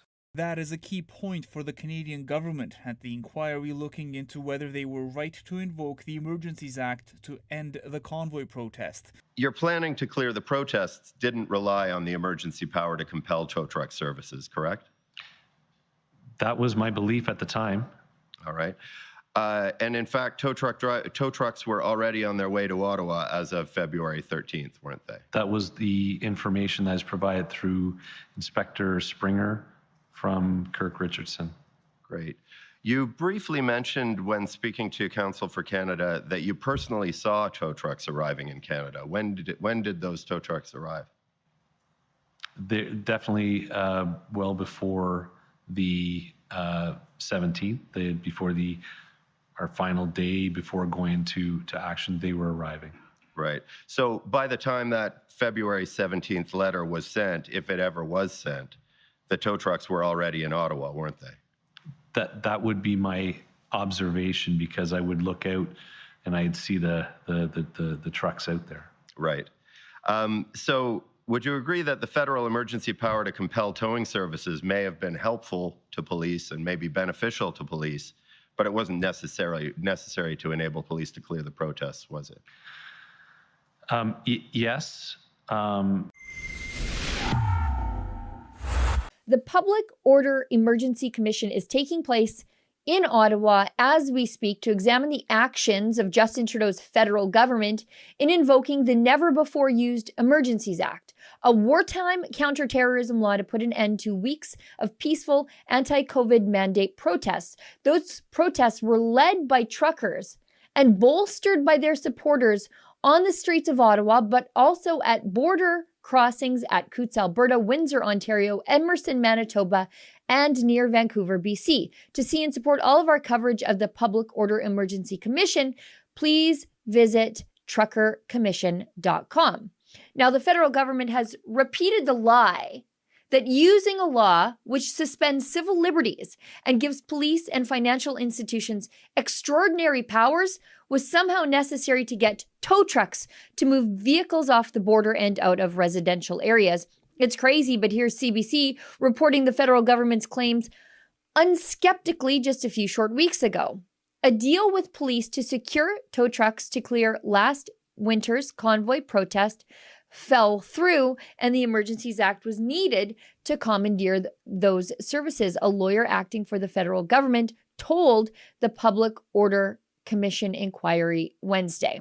So prior to the 13th, I would have said we could have used some help with that, but as things materialized on the 13th, I was satisfied that we were good. And you were satisfied that we were good. You're satisfied that the federal emergency power to compel tow trucks wasn't necessary. Correct. Thank you. Now, the province of Alberta completely disputes the federal government's claim that a counter-terrorism law was necessary to commandeer tow trucks in this province. In fact, the Alberta government is currently participating in the Public Order Emergency Commission with full standing. The province is arguing that the Emergencies Act was not necessary, which should tell you just how unreasonable the invocation of the Emergencies Act was, given that Alberta, for a time, had some of the most authoritarian crackdowns on civil liberties during COVID, including on places of worship. The crackdowns were so bad, they led to the ouster of Premier Jason Kenney, who was eventually replaced by a more freedom-oriented Premier Danielle Smith. The Alberta government has said that it received no help from the federal government in dealing with the border blockade at Coutts. The Alberta government could not get tow trucks to come. It's on page 9 of these commission documents. You can see that on February 1st, approximately 50 companies throughout Alberta with heavy haul towing capability and cranes had been contacted. All of them refused to assist. Companies in British Columbia and Saskatchewan either wouldn't or could not get involved either. On page 10, we can even see that the Alberta government reached out to companies in Montana who, likewise, said they were not coming to help. And back on page 9 of these documents, the Alberta government ultimately reached out to Public Safety Canada and the Canadian Armed Forces in Ottawa because the province wanted to be able to use heavy equipment from CFB Edmonton. But on page 12 of these documents, when Alberta Minister of Municipal Affairs Rick McIver, a guy I like pretty much, reached out to Bill Blair, the Minister of Public Safety, McIver couldn't get a response. But documents presented to the Public Order Commission by the province of Alberta indicate that even if no private tow companies ever agreed to tow away convoy-related vehicles, there was always another way forward. You see, on February 8th and 9th, the province of Alberta quickly began looking for their own towing equipment, knowing the feds were not going to come through. They even began identifying Alberta sheriffs who possessed a Class 1 driver's license to drive them. By February 11th, the province of Alberta had found the vehicles that they needed on Kijiji and Truck Trader. Honest to goodness, I appreciate their frugality of buying some used bargains. By the 12th, they had purchased the equipment. By the 14th, they had purchased even more, and they had borrowed a heavy wrecker crew from the city of Edmonton to help out. $826,000 in all on 12 pieces of towing and heavy equipment. And I've got to tell you, I think they got a pretty good deal on that Komatsu. Now, according to the documents on page 13, the RCMP didn't even need all the equipment because the border blockade had by then disbanded. Ultimately, they ended up hauling one farm tractor, a semi-trailer, and a gravel truck. Now, on February 21st, text messages exchanged between McIver and Blair show Blair trying to take credit for the resolution of the blockade at Coots, claiming the Emergencies Act had helped Alberta get those tow trucks. You know, tow trucks they bought themselves prior to the invocation of the Emergencies Act. McIver wrote, "What is true is that Coots was resolved on the 14th, and we got our own tow trucks."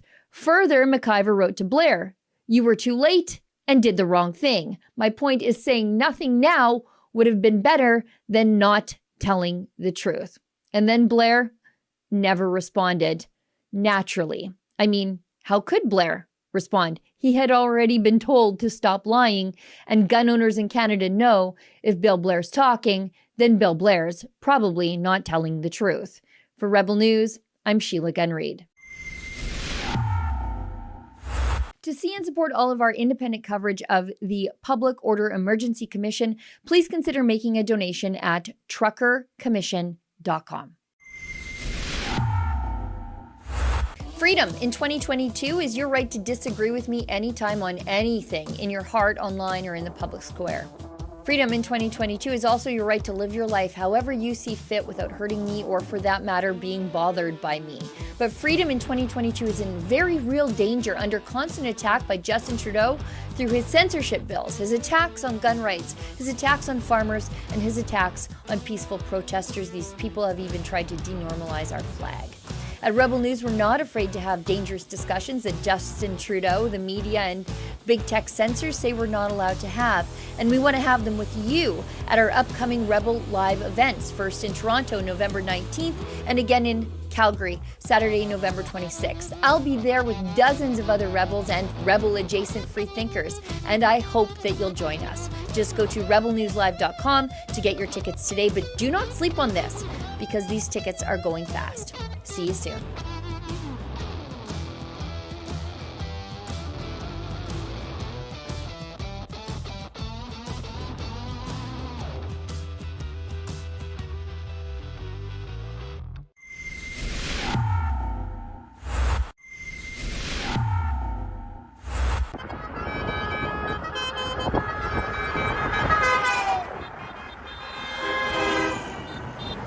Ezra Levant here in downtown Lethbridge, Alberta. You can see all around me, in fact, at every street corner in the downtown core, are police vehicles with their lights flashing.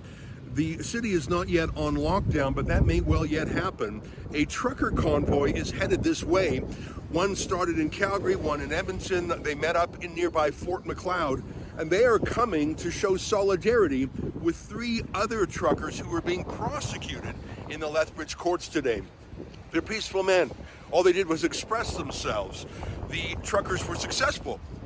They liberated Alberta and indeed Canada from the lockdowns and the vaccine mandates. Well, that didn't sit right with Justin Trudeau, and it didn't sit right with the provincial premier at the time here, Jason Kenney, who has had an abusive prosecution of these peaceful protesters. Remember, it's the same Jason Kenney that threw Pastor Arthur Pawlowski in prison for nearly 50 days for merely opening his church during the lockdowns.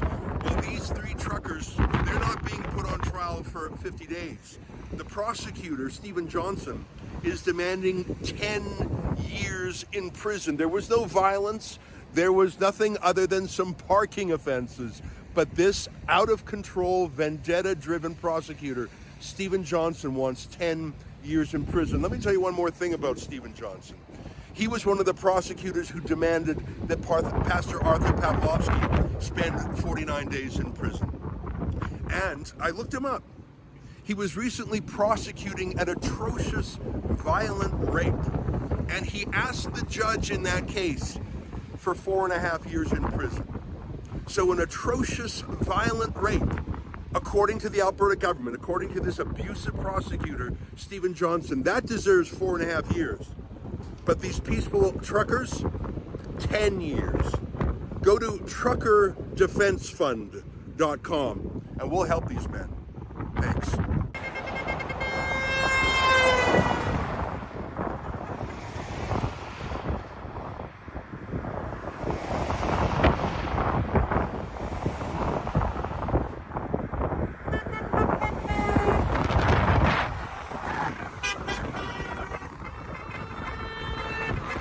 after dawn. I'm outside the Lethbridge Courthouse. You can see an enormous number of police gathering on the streets around the downtown. In every intersection are police vehicles with their red, and blue flashers on. This is all because there are local farmers, truckers, business people, citizens coming to show their support for 3 truckers who are being prosecuted inside this building for peacefully protesting the lockdowns this spring. I should tell you that the 3 men who are being charged inside were completely peaceful, non-violent. There was no threats, no weapons, nothing like that. It was a political protest. And yet the prosecutor in this case is demanding a 10-year prison term. That's atrocious. Mr. Jansen and Master Hugenboss the right to be tried by a jury of their peers. We believe that 12 randomly chosen representative jurors reflect the common sense, the values, and the conscience of this community, is very important in this case. Once disclosure has been properly received, we'll proceed to trial by jury immediately. There will be no deals and no concessions of any kind.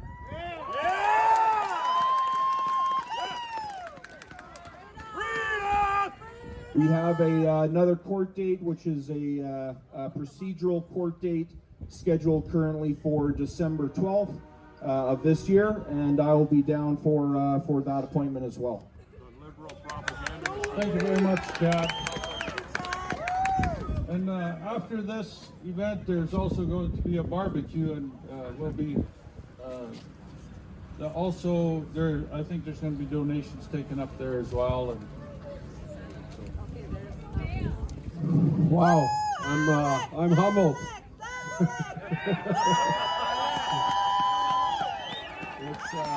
It's amazing to see you guys all here, man. This is what it's all about. People need to stand together and in unity, and with the force of power of the people, we are hoping that they're listening and watching what we're doing, and that we're not standing here alone. We're in this together. And I believe if there was, there's probably a lot of people that couldn't attend that are here in spirit, in mind, supporting us. I know they are. I'll keep it short.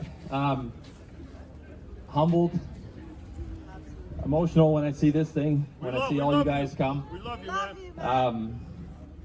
Alex pretty much shared what I wanted to share, but a huge heartfelt thank you. A thank you to enforcement as well. They are part of the world we live in, and we may have our disagreements, but I think today went orderly, and I can appreciate that, and I thank them for that as well. Thank Rebel for coming again, but above all, we have to thank God. That's why we're here, right? It's that all glory goes to Him. Tomorrow I leave to Ottawa, so I'm a little stressed out, and don't be. No, it's there's obviously it's a big thing, right? It's not something 10 months ago that I could have ever imagined. This, never mind getting put in front of the country. I'm just a small town Albertan who's raising a family, but keep us in your prayers.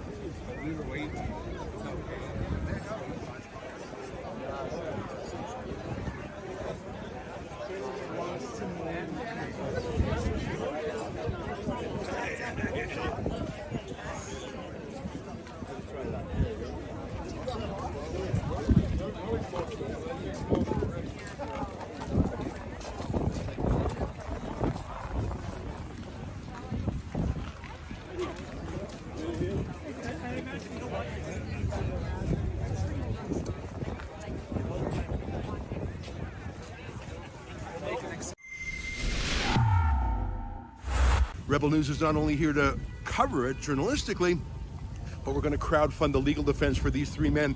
Obviously an extremely expensive process. An abusive prosecutor named Stephen Johnson literally wants these people in jail longer than rapists in this province. I know that because Johnson recently asked a court for a 4.5-year sentence for a rapist. He thinks these peaceful truckers deserve a 10-year protest. To help us out, go to truckerdefensefund.com and chip in. We've got to help these men. I'll keep you updated throughout the day.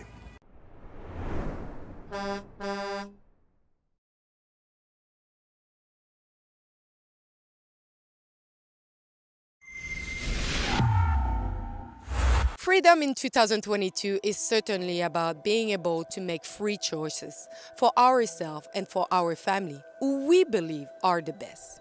We have seen so much suffering over the last 2 years.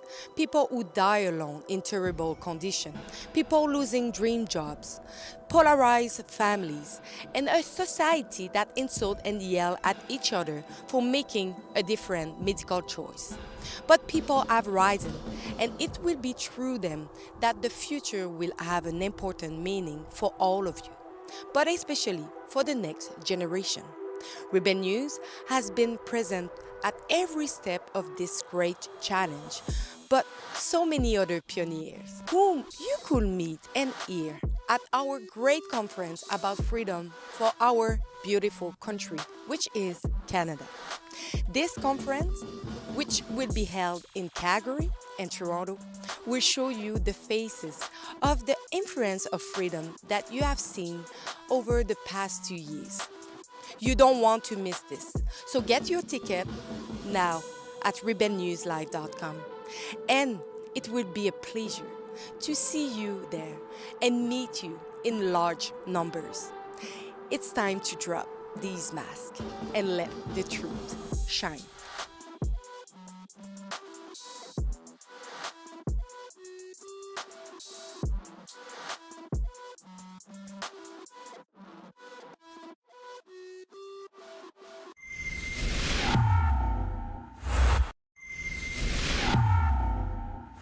Freedom in 2022 is not sitting idly by while health diktats with no skin in the game make up all the rules.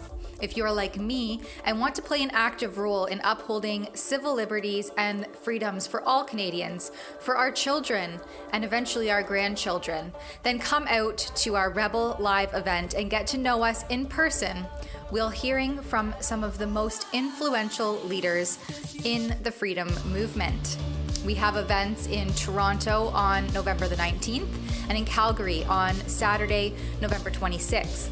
Tickets are on sale now at rebelnewslive.com. Come out, have lunch, get some Rebel swag, meet the Rebels, and more. You don't want to miss this event. Check it out, rebelnewslive.com.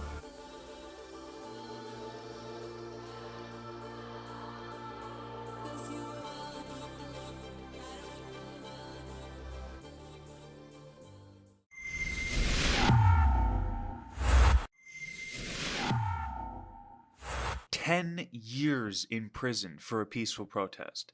That's the maximum sentence Alex, Marco, and George could now face after RCMP recently alleged that these three were, quote, key participants of the Coutts blockade. But if you're like the tens of thousands of Albertans who demonstrated against draconian COVID rules and vaccine mandates over the last 2 years, you can do something to stand up and show the Crown that this prosecution of those against COVID mandates needs to end. From the beginnings of the Coutts blockade, Williamson Law had tirelessly worked as a mediator between RCMP and demonstrators. Currently, they're assisting with the preparations for a statement of claim for 3 excavators that were sabotaged by RCMP near Coutts, and now, as we've previously reported on, they will be defending these 3 men charged with mischief.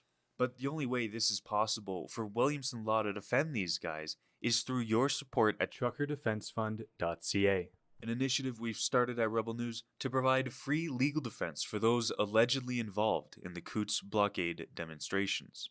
The 3 men are to appear at the Lethbridge Courthouse on November 4th at which point it will be determined how the court will proceed. It's expected that the Crown will attempt to elect to have these charges tried by indictment, meaning that the max penalty of 10 years in prison, that may well and more likely is going to be pursued than anything else, which means that these three who were alleged to be key participants, they could spend 10 years behind bars for their alleged involvement in the Coutts blockade. I'm going to tell you a lot more about this campaign and all the different things that you can do to help support these guys. But right now, I'm going to share with you a recent interview we did with Chad Williamson of Williamson Law on what's going to happen with these three guys come November 4th. The situation is essentially that they've been charged with mischief over 5,000 for their alleged participation in the Coutts border blockade that happened earlier this year. On October 4th, there was essentially just pleas of not guilty, appearance of counsel, and everything was put off pending some discussions between the Crown and my office. Now, Williamson Law is representing these folks. Now, everything's been put off until November 4th, which is the next court date down in Lethbridge. We expect the Crown to elect to have this tried by indictment rather than summary offense. Now, a lot of the fight the fines, which were COVID tickets, and a lot of the trucker defense files that we've gotten are all summary offenses, which means that they're heard in provincial court. They usually don't carry a very, very serious penalty to them, and they're tried in a different fashion. An indictable offense, those are reserved for what are considered to be more serious offenses that carry potential serious penalties attached to them. So we believe that the Crown will be electing to have these three folks matter heard by indictment. Now, we also understand that the Crown might want to move this out of Lethbridge. We haven't formulated an opinion on that to this point, but it's expected that we want that to stay in Lethbridge. Frankly, I think if there are protests or if there is a high degree of attention that is given to this case, I think that's going to follow them anywhere they decide to move this trial, if that's the court's decision. So November 4th will be interesting. We're also likely going to elect to have this heard by a jury. At least that is the position of the defense. So we'll see where that goes as we move forward to on November 4th. As Chad mentions, if this is in fact tried by indictment, that means this charge of mischief will be considered a serious offense with serious penalties. Again, that brings me back to the 10 years they could spend behind bars for their alleged involvement in a peaceful protest. And as Chad mentions, the prosecutor supposedly wants to move the case out of Lethbridge because of the abundance of local support that we've seen so far. And in terms of support, truckerdefensefund.ca, where you have to go if you want to help provide these guys with a free legal defense. This could get up to the hundreds of thousands of dollars in order to fight for these guys in court. But I know there are a lot of people out there who would wish to see the COVID prosecutions end. And maybe this is the moment where we can make that happen. But donations aren't the only way that you can help. There's a multitude of things that everyone can do. Either you can donate to their legal defense, you can help us set up a billboard for public awareness, you can sign the petition that we'll be sending to Danielle Smith to tell her that she needs to provide amnesty for these individuals. And on top of that, you can send her an email directly telling her that she needs to consider the validity of these charges. She needs to defend the very same demonstrators who fought for the things that she now advocates for, who put it all on the line to protest vaccine mandates and COVID restrictions. And now that she's coming around to do her amnesty campaign, her apology to her, well, she better make a stop at the truckers because they're the ones who put her into the position that she now has. So if you agree with that, sign the petition that we're going to drop off to her doorstep. Email her directly through truckertrial.ca where the link will be set up, and you can tell her exactly what's on your mind and exactly what she needs to do if she does actually want to provide COVID amnesty for Albertans. We'll be covering this story extensively to bring you the latest as it happens. But I want to remind you, if you're one of the thousands of Albertans who showed up to demonstrate against these COVID restrictions, if you want to donate to help provide a legal defense for those who continue to be prosecuted politically for these charges and for the situation that happened in the Coutts blockade area, well, you got to go to truckerdefensefund.ca. For Rebel News, Sydney Fizard. Here at Rebel News, we're gearing up to help Williamson Law, and we're providing a free legal defense for these 3 individuals. Now, this could get expensive. This could get up to the hundreds of thousands of dollars. But I think, especially for everybody who was there, the thousands of individuals who stood at the Coutts blockade to show how tired they were of these draconian mandates, that it's damn well worth it. So if you want to help these guys out, you got to go to truckerdefensefund.ca.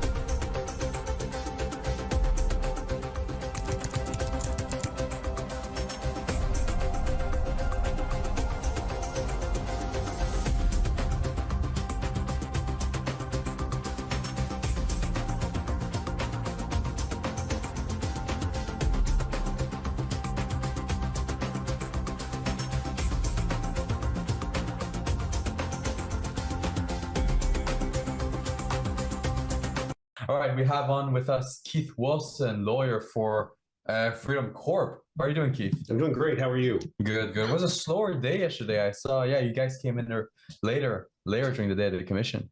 Well, you know, we've transitioned now from having the police witnesses, the municipal witnesses, and then the Freedom Convoy folks themselves. And we're now in this almost sidebar dealing with the border protests with Coutts and Windsor. So I think we all expected it to be a little bit slower. We're always working on what we need to do 3 days ahead of time. All the parties are, because we have to disclose all the documents that we're going to be cross-examining on. We get our time allocations for cross. And so even if the day itself seems a little slower, it doesn't mean back at HQ things are very slow. And so we know that we have the Windsor protesters right now. We also have the Coutts protesters. What do you think we can expect to see come out from their testimonies? Well, I think, you know, I think the events at Coutts and Windsor were resolved prior to Trudeau deciding to invoke the Emergencies Act. And that's what's absolutely critical. The only protest or event that was still occurring in Canada when Trudeau and his cabinet made the decision was the protests in Ottawa, which we were in the process of implementing a de-escalation deal with the mayor. So it's difficult for the government to redeem itself by saying, oh, look at the bad things that were happening at Windsor, look at the bad things that were happening at Coutts, because they were all over. What does happen, though, is because these the RCMP involved in Coutts are a party to this, they had to disclose hundreds, in some instances thousands, and we literally are well over 50,000 documents in terms of pages now. So we data mine through those, and we come across documents, as you saw today, with the CSIS briefing that briefed the cabinet on 3 different instances and basically said, not only should you not be invoking the Emergencies Act, you don't have what it takes, but it's actually a bad idea. And in face of that, our prime minister, who has demonstrated very thin skin and an inability to withstand any kind of criticism, decided to proceed with invoking it to give him the excuse to bring in police with sticks and clubs and tear gas and don't forget the right horses. Let's not forget and the those. horses to trample Canadians' rights, both physically and legally. Yeah, no, of course. All right, so we've spoken a little bit about Mayor Dilkin's testimony. We've also spoken about the Windsor Police Services officer's testimony. Let's take a look at clip number 1. Let's take a look at part of Mayor Dilkin's testimony, where he talks about the fact that in his view, the nature of the protests were unprecedented. Take a look at that. But it was the the nature and sort of the spirit of the protest. It was unlike anything I've ever seen. You know, I've lived my whole life in the city of Windsor. It's unlike anything I've ever seen during that time. And the posture and the language was, you know, it was almost as if folks wanted some sort of brawl on the streets. You know, they were hoping police would engage in that way so they could have some sort of, you know, brawl on the streets, if I can describe it that way. What do you make of that, Celine? I mean, I tried not to laugh while I heard it in the media room. Like I did my best because again, it's the same, painting them as these violent people. I mean, if hot tubs and bouncy castles they emit the atmosphere of brawl-like or bar fight-ish, whatever is synonymous to feeling the tensions in a room or in a place where you would consider it to be so dangerous that you anticipate a brawl or people are.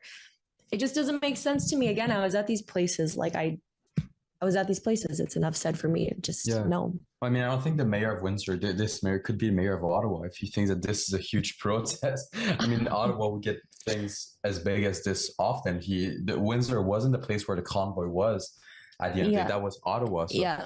What are your thoughts on his comments? Well, I've got two thoughts. I mean, the first is one of the concerns at all times while I was here in Ottawa and the lead volunteers here in Ottawa was about the truckers keeping their cool. Mm-hmm. You know, Jordan Peterson talked about the truckers keeping their cool. Tucker Carlson talked about the truckers keeping their cool, and so many others. And that was one of the things that really impressed me about the protesters here in Ottawa, is how they were acutely aware that what the Prime Minister and some of the police wanted was exactly that. Yeah. If they wanted to start a brawl, they would have started a brawl. For sure they could have. It took a lot of energy and effort, and it was remarkable, the absence of any form of violence, the low statistics on crime compared to any other gathering of anything close to this scale or even a fraction of it. For sure. So that's one point. The other point, though, is, and it's a really important one, and it's this. The reason why these protests occurred, the reason why so many Canadians came out at all these different places was never before in the history of our country did they have governments impose themselves with restrictions on the most basic human rights, fundamental liberties, basic liberties. Never before did Canadians experience playgrounds and outdoor hockey rinks cordoned off with police tape, and teenagers being wrestled to the ground because they had the audacity to be out getting some exercise and playing some hockey. Never before did government think it was a good idea to tell us that we couldn't be with our families at Christmas and at birthdays and at anniversaries and at Thanksgiving, or be at the side of a dying loved one, or help and care for someone after they got discharged from hospital, or travel across the country. I could keep going. We cannot lose sight of how fundamentally far this government and the provincial governments overstepped and overreacted, and the harm that they've done. And that's why we're here in this inquiry. And it's going to keep coming out. I was really pleased with all of the witnesses last week telling their stories and explaining how it had hurt them and their children and their neighbors and their communities. So there should be no surprise by any elected official, whether it's the mayor of Windsor or anyone else, as to why there was an unprecedented protest. It's because there was an unprecedented overreach in the most un-Canadian way imaginable by these governments. And the last holdout was Justin Trudeau. What a lot of people don't remember is the G7 countries did not have a restriction preventing unvaccinated from traveling within their country. They did not do these things. Canada was an anomaly. And it was clearly, and you guys know that I'm also legal counsel to former Premier Brian Feckford on the charter, the travel mandate challenge. So I had the opportunity to cross-examine all of the key government officials. None of them recommended the vaccine mandate.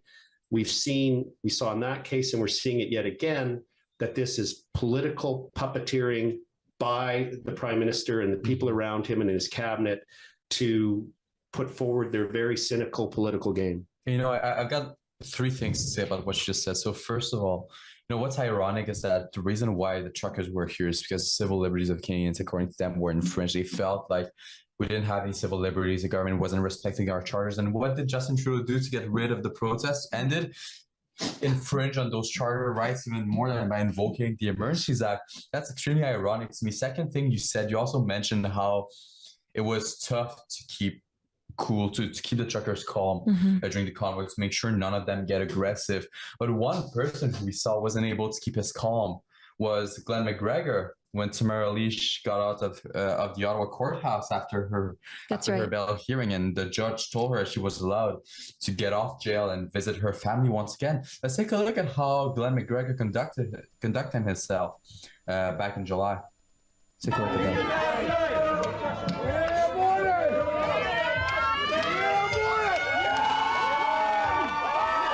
Yeah, and you're filming this too, hey?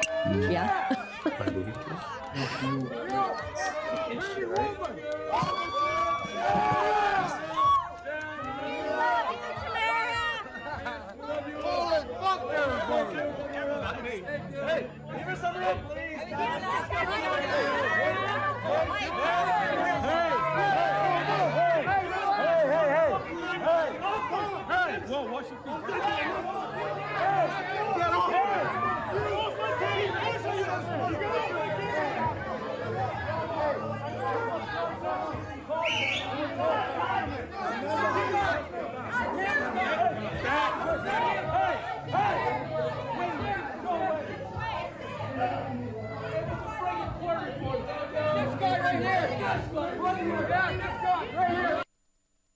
No, that's what I tweeted today, because I saw someone retweeted this tweet from back in July from me. I tweeted today, that's CTV's finest, Glenn McGregor. I think there's a reason why he's not in the inquiry. He knows that when he sees the evidence go the wrong way, he won't be able to keep his cool. I think this right here just so unprofessional, and this guy pushed another protester that was there. It's not the first time he did it. The first time he did it was actually at the February 3rd press conference right after I'd arrived. And as we were leaving the press conference room and we went into the broader hallway, I was at the back of the group. Tamara was further up with Chris Barber and others. And myself and Danny Bulford were in the last of the group. That's and right. Just as we were entering a stairwell, Mr. McGregor, who's apparently acquired the nickname Punchy McGregor, and quite aptly so, came in with both sets of elbows and elbowed myself and Mr. Bulford in the chest aggressively in an effort to get in front of us to get up the stairs to go after Tamara. So it's a different style. It kind of reminded me of the old WWF wrestling. Maybe he'd be better to go back and cover that and get in the ring and throw a chair or something. It seems to be about his caliber. I think he'd be comfortable going in one of those events. That would be his environment. He'd be comfortable going there. I don't think that's the only time as well that he's tried to cause trouble. I think back in February, once again, he tried to get in your guys' hotel room. Go do a quick interview. I've been pursued by Mr. McGregor into elevators and into rooms. Yes, he's highly motivated. That's unbelievable. No, it's just insane. I mean, rewatching that footage, I'm like, you really, it's like, it's a joke to me. I'm like, how can you have the audacity to do something like that? Like, you want to underline what it means to have like microaggressions. Like, you see somebody and you're just immediately like so mad that you just physically assault everyone around you. It's hilarious. Like, what is wrong with people? Seriously. I wonder if Matthew Fleury, the city councillor, would think that's a microaggression. I think you might need to ask him in French. Mathieu Fleury, penses-tu que ça c'est une microagression? I think now he understood my question, because otherwise I don't think he understands the questions out of the people. But there's another thing as well that she said. One last thing from what she said, and it really struck with me. When the pandemic started, I was doing speed skating. I did professional. I did sports for a long time, not professional. And we were told that we weren't allowed to practice our sport because of the pandemic. Now, I know a lot of people had meltdowns because of it. And I know a lot of people that got into depression because they weren't allowed to practice their sport. Yeah. And the most idiotic thing that we saw is that as a speed skating club or as a hockey club, we weren't allowed to practice, train in environment that are safe and secure, but they were allowing 50 to 100 people to go on the ice with their parents just to free skate.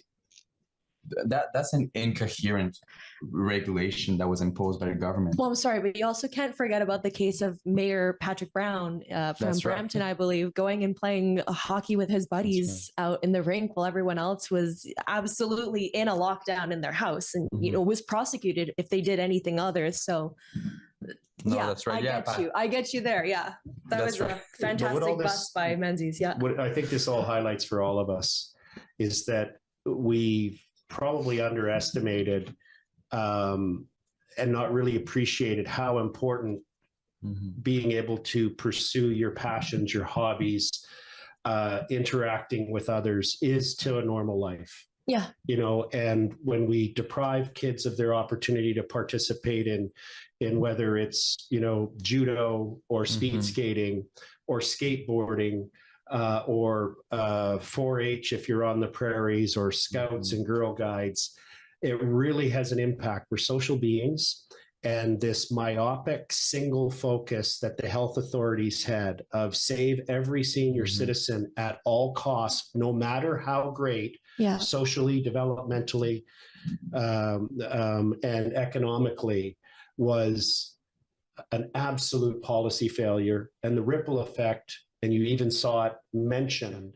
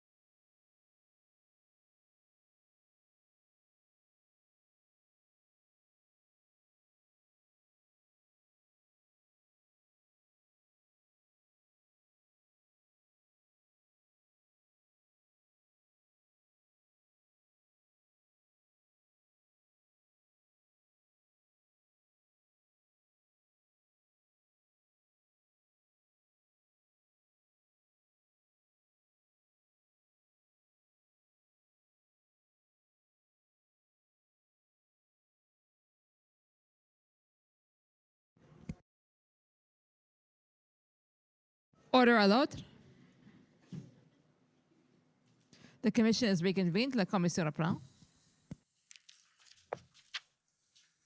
Okay. Once again, I apologize for the slight delay. Issues have come up that I'm having to deal with, so I apologize. Now, I think we can go to the next, which is the Canadian Constitution Foundation, and you're online. Go ahead. Yeah, great. Thank you very much. So good afternoon, Minister. My name is Janani Shanmuganathan, and I am counsel for the Canadian Constitution Foundation. And today in your evidence, you talked about the economic and financial consequences of the protests. You talked about the reputational damage to Canada as an investment destination. And at the end of Commission Counsel's examination, she asked you to explain how you understood this, economic harm was linked to national security. Do you recall that? Yes, I do. All right. And your answer to that was you believe our security as a country is built on economic security. And if our economic security is threatened, all of our security is threatened. And now I'm not asking you to elaborate on this. I just want you to confirm that this was your evidence. Obviously, I don't have word by word recall of what I said, but that's what I believe. And sounds like you're reading the transcript. So, all right. Thank you very much. And now I take it you know that in order to declare a public order emergency pursuant to the Emergencies Act, there must be what's called threats to the security of Canada. You're aware of that? Yes, I am.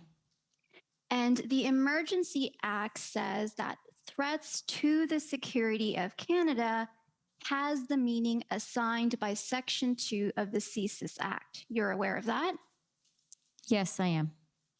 All right, so I just want to take you to Section 2 of the CSIS Act, and this is COM, either 5 zeros or 6 zeros 935. It should be 5 zeros.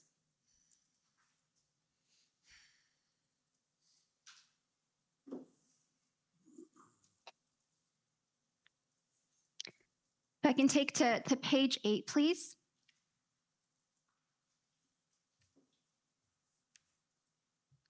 Perfect. If you can just pause there. So the CSIS Act defines threats to the security of Canada. And we've heard evidence in this commission that for the purposes of invoking the Emergencies Act here, the focus was on C. That's where they were focused on in terms of the threats to the security of Canada. So what C says is activities within or relating to Canada directed toward or in support of the threat or use of acts of serious violence against persons or property for the purpose of achieving a political, religious, or ideological objective within Canada or a foreign state. So you see that? I do. All right. And so in terms of the economic harm that you've described today, the reputational damage to Canada as, an investment country, you'll agree that it doesn't fall within C, right? The activities relating to Canada directed toward or in support of the threat or use of acts of serious violence. Would you agree with that, or is that fair to say? Not precisely. If the direction of these questions is to ask me, did I believe we were acting within legal authorities granted by the Emergencies Act, if that's where this question is leading, then my answer is yes, I believed we had the authority to do what we did. And I hope no one is surprised by my saying that. Had I not believed it, I would not have done it, and I wouldn't be here speaking, with sadness, but confidence that we did the right thing. So my question was whether the economic harm that you've described today falls within the definition found in C, which speaks specifically to the support of the threat or use of acts of serious violence against persons or property for the purpose of achieving a political, religious, or ideological objective within Canada or a foreign state. Does the economic harm you've described today fall within C? It's a big question, and so I was offering an answer in several parts. And I offered the first part of it, and I can continue if you'd like. No, I mean to be respectful. I just want to know, I appreciate that your position is that Canada acted within lawful authority to invoke the Emergencies Act, but I just want to understand if the economic harm that we spent a lot of today talking about, whether that falls within the scope of C. And so I just want to know your answer to that question. And I also really do want to be respectful and answer this really important question.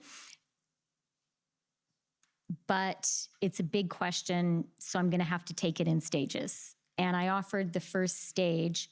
I can carry on if you'd like. Sure. So that was my first stage.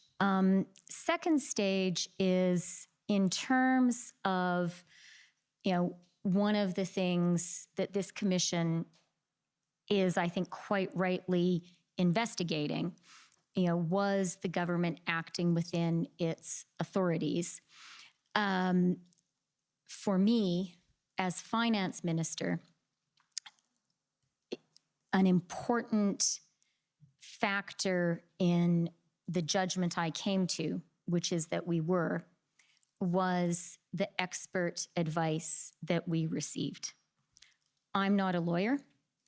I rely on the judgment of officials who advised us and on expert legal advice. And I say that even as I am very confident that it was the right decision and confident in taking personal political responsibility.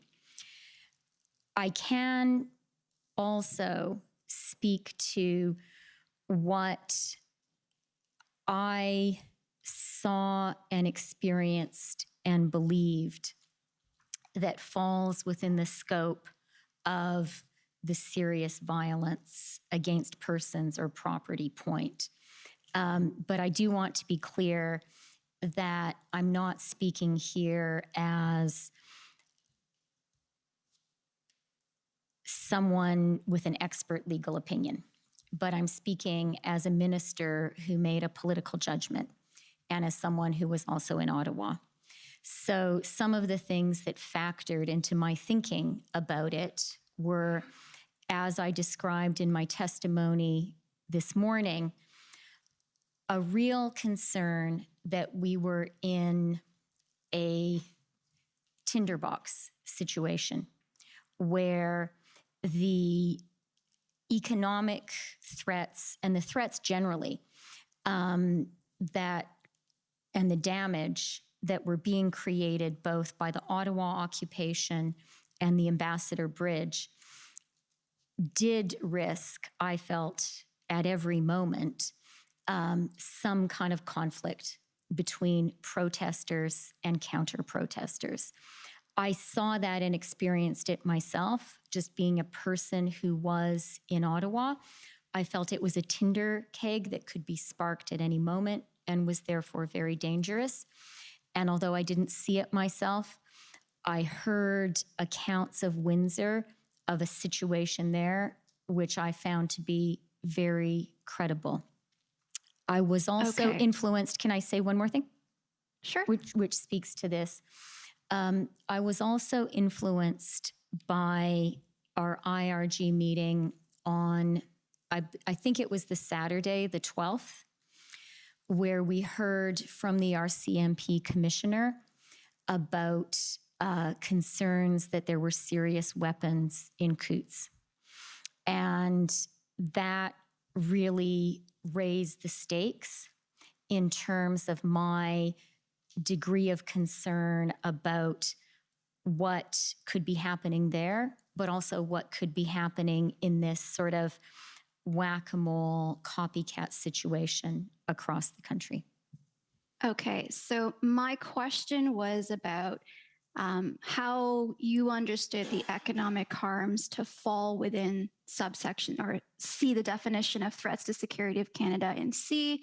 And as I understand your explanation is it falls within it because there's a risk that the economic harm that's being created by the protests could somehow manifest into actual threats of violence. Is that your understanding of how it falls within C? I'm going to object to the question as phrased. That's a legal question. I'm just trying to find out she's offered an explanation for how she says the economic harm falls within C, and she linked it directly to the threats or use of acts. And I'm just trying to understand what that link is. I mean, my counsel may have something to say, but I don't think that's a fair characterization of what I said just now or of what I said this morning. What I think is fair is, first of all, that I relied on expert legal judgment to make a very important and weighty legal decision. What I also said is, as a person who was here in Ottawa, I did see a real danger of violence. And then finally, what I described in my testimony this morning was the way in which the economic security of our country, I really believe, is a part of our national security.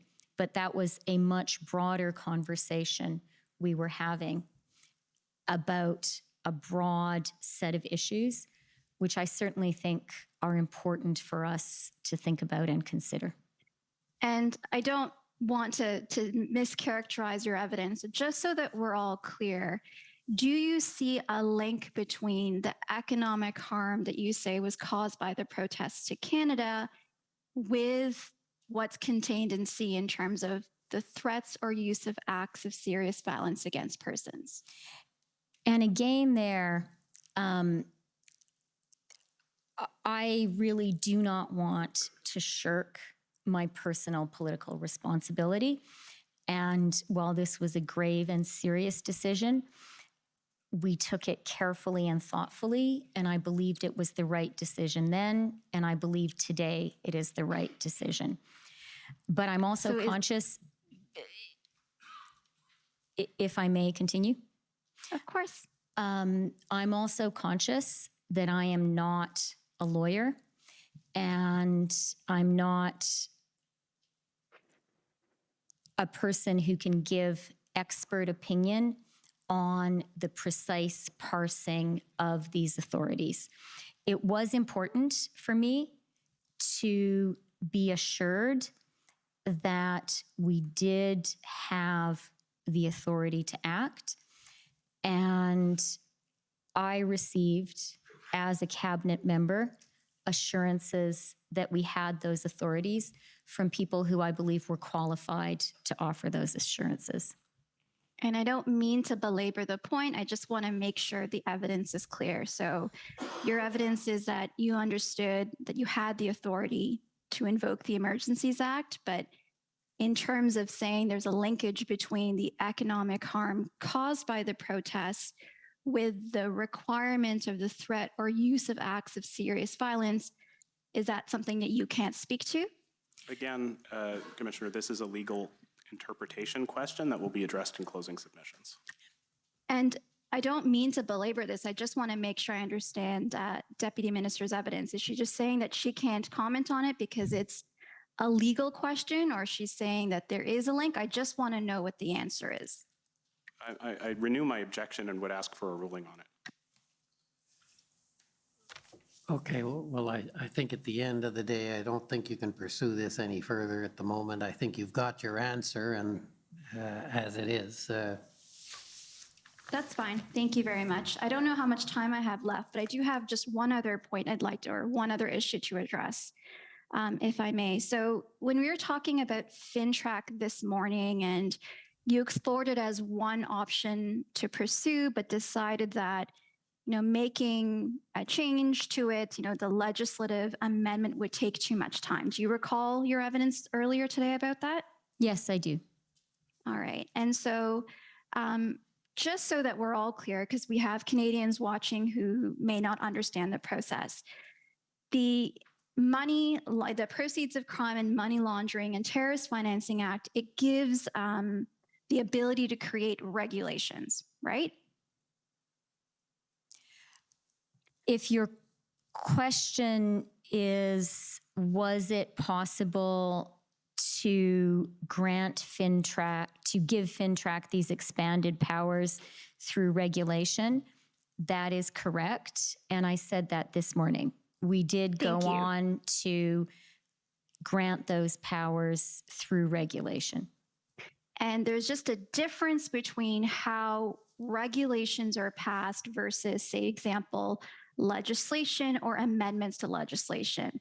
The latter is what you have to do, the 3 readings, going to Senate. It's a much longer legislative process. That's fair? 100%. And by comparison, passing regulations is a much shorter process.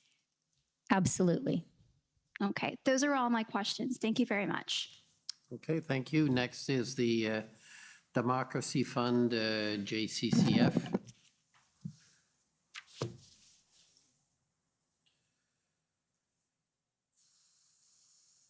Good afternoon, Minister. My name is Alan Honor. I'm a lawyer at the Democracy Fund, and we share status with the JCCF and Citizens for Freedom. Ms. Freeland, in your witness statement, you mentioned challenges to supply chains as being a major focus for you in January of 2022, but you didn't mention the government vaccine mandate for truckers, and I'd just like to ask you a little bit about that. And can we please pull up OTT 3027621.0001.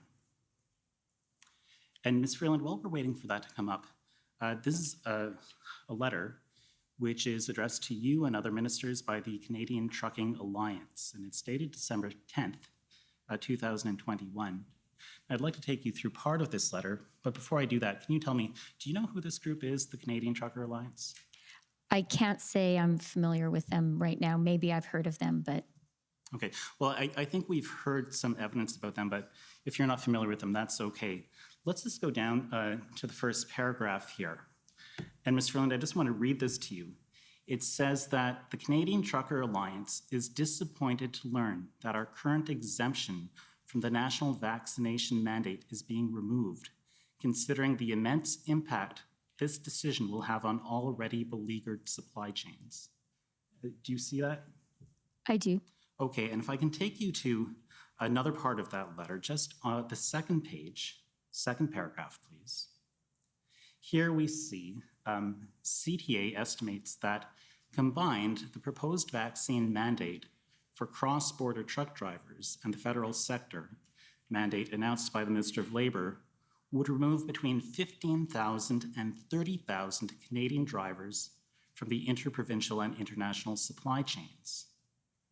The expected loss of transportation service capacity will trigger significant ripple effects throughout the entire economy. And Ms. Freeland, I just want to ask you, this is something you knew about when the exemption for truckers was removed in February. You knew that this might have some effect on the supply chain. Is that fair? I knew that some people asserted that it might. Okay, thank you. And I'm going to suggest, this is not the first time this group wrote to you. If we can scroll down to page 5, please. We have another letter, just to the top of page 5. Sorry, it might be page 4. Just go up, please. Okay, so here we have a letter. It is a little bit down, please. I'm sorry. Can we just go to the top? So December the 8th, 2021. And if we can scroll down to the second paragraph, it says here, When the mandate was originally announced, CTA expected that upwards of 20% of the 120,000 Canadian truck drivers crossing the US-Canada border would have likely remained unvaccinated by January 2022. Of the 40,000 US-based truck drivers crossing the border, CTA estimated that upwards of 40% of these drivers would not be prepared to meet the vaccine mandate requirement. Do you see that? I do. Okay, and just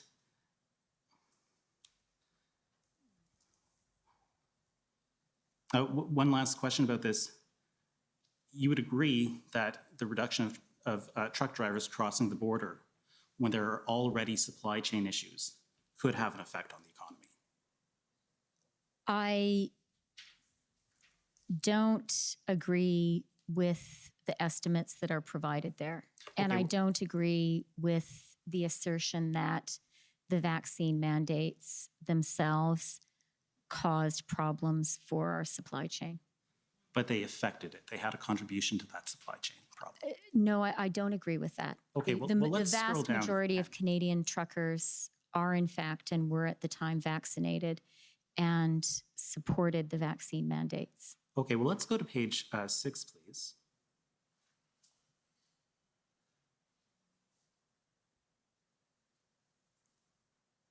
Okay, in the first paragraph that we see there, the CTA is giving stats that truckers move about 70% of the $648 billion Canada-US trade. Does that sound about right to you? Again, I can't You have no say reason to whether disagree that's with it, though. true or not, but I have no reason to. Let me say this. Trucking is very important for the Canadian economy. Trucking is very important for our supply chains, and trucking is very important for cross-border trade. That I am very prepared to agree with. I think we can all agree on that. And let's just consider that if what the Canadian, if what the CTA is saying is correct, and the drivers are reduced by 20%, that's a reduction of 24,000 trucks in the supply chain. The challenge here for me is I disagree with the fundamental premise. And this was something that was looked at carefully by Minister Alghabra and also by the Minister of Health. Okay, so you disagree with the fundamental premise of the Canadian Trucker Alliance. Thank you. I'll move on to something else. I just want to understand a little bit more about what was going on in January. And you gave some evidence today, and I think you told us that it was a very intense month for you. That would be fair? Yes, that would be fair. Okay, and let me make sure that I understand it. So on the one hand, you were preparing a budget. Yes. Okay, and there was the issue of the Build Back Better legislation in the States, and there was the electric vehicle tax credit, right? That was on your plate. Not solely on mine, but it was something I was working on. Right.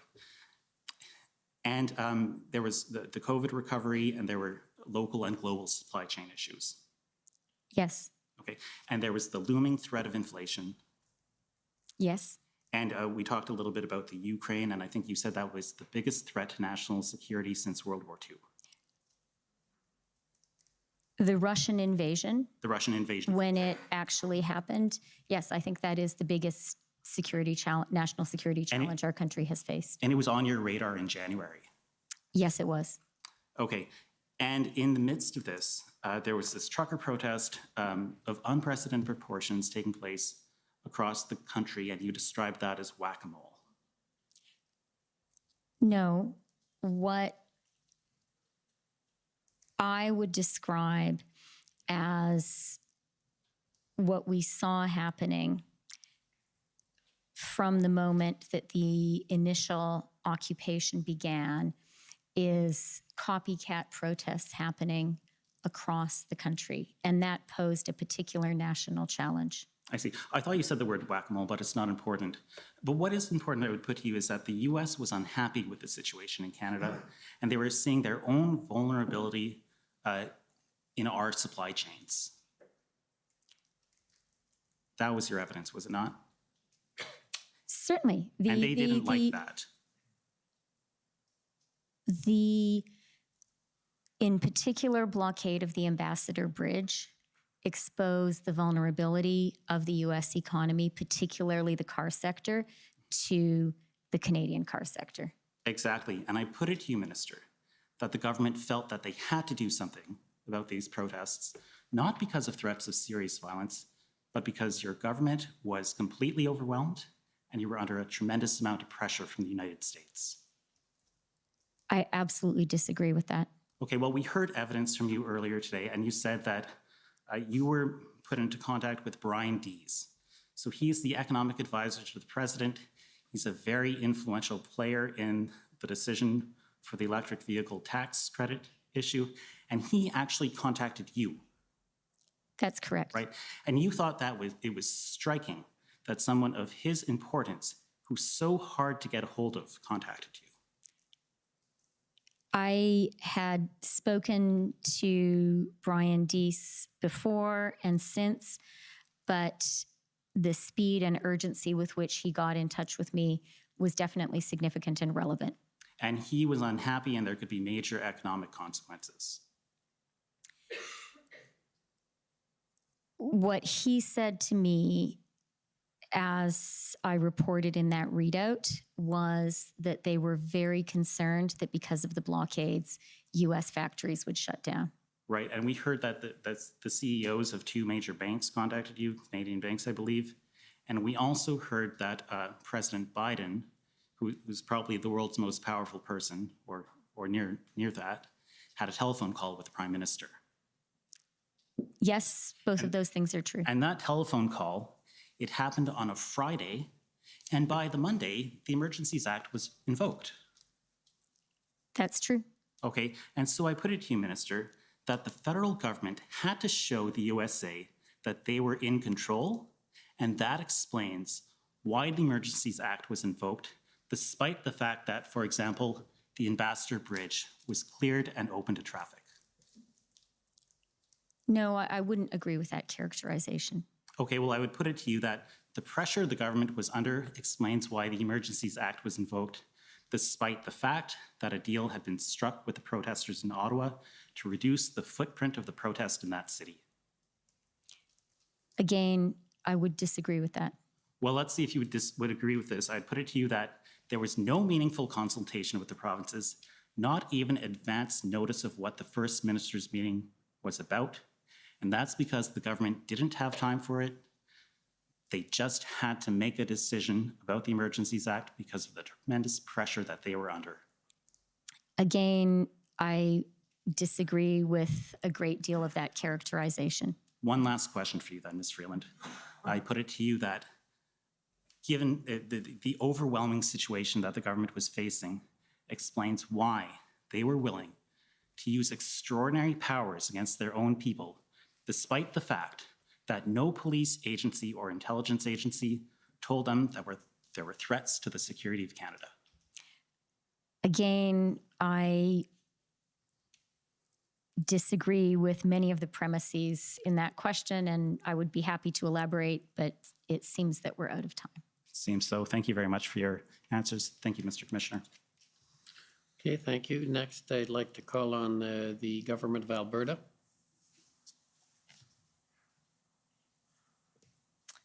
Thank you very much and good afternoon.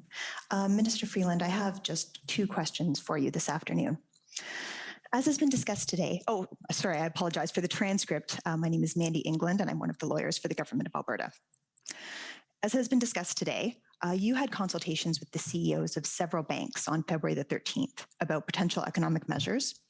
And you said in your testimony today how important it was for you to hear from the leaders of the financial institutions what their views were on the situation with the blockades. And as you're also aware, the consultation with the First Ministers of the provinces and territories was held on the morning of February 14th. And that was after the cabinet meetings and the IRG meetings had been held. Now, consulting with the CEOs of financial institutions for their views on the situation is not required by the Emergencies Act before the government can invoke the Act for a public order emergency. But consulting with the provinces and territories for their input is required. As Deputy Prime Minister, don't you think that the input of the First Ministers of the provinces and territories on the potential invocation of the Emergencies Act and the proposed measures would have been relevant information to have before you at the IRG meetings and the cabinet meetings where the invocation of the Emergencies Act was discussed and debated? Thank you for the question. And as a former intergovernmental relations minister, I understand it, and I really do understand the importance and sometimes the challenges of that federal-provincial relationship. In this particular situation, it was a very complex, fast-developing situation, and each minister was responsible for managing a series of relationships and bringing that information to the table. My colleague, Dominic LeBlanc, is an extremely able minister, an extremely able intergovernmental affairs minister, and I relied on him, as did everyone around the table, to manage that relationship and to bring to us and to the table his knowledge of the views of the provinces and territories. And with your knowledge that they weren't consulted or about the Emergencies Act or told until the morning of February the 14th that the Emergencies Act might be invoked, wouldn't you agree that the information on their views on the potential invocation of the Emergencies Act wasn't before the cabinet or the IRG? It wasn't one of the items because it wasn't available until February the 14th? In my view, Minister LeBlanc very effectively, from what I could see, very effectively communicated with the provinces and territories and communicated with us what he learned from those conversations. That discussion that happened on the Monday was important. I wasn't part of that discussion, but it happened, and it was important that it happened.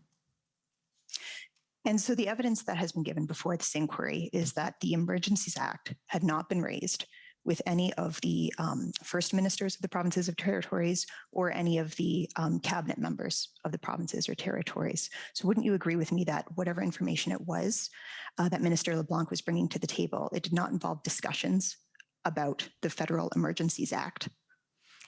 Again, there, I would say this was an area of responsibility for Minister LeBlanc, who I do absolutely believe does that very difficult job very well. And I had confidence in how he did that job. I'll move on to my second question. We spoke about the call that you had with the banks on February the 13th. There was another call with the banks on February the 21st, and I'd like to just pull up the readout from that call, if I may. It's SSM.CAN 401828.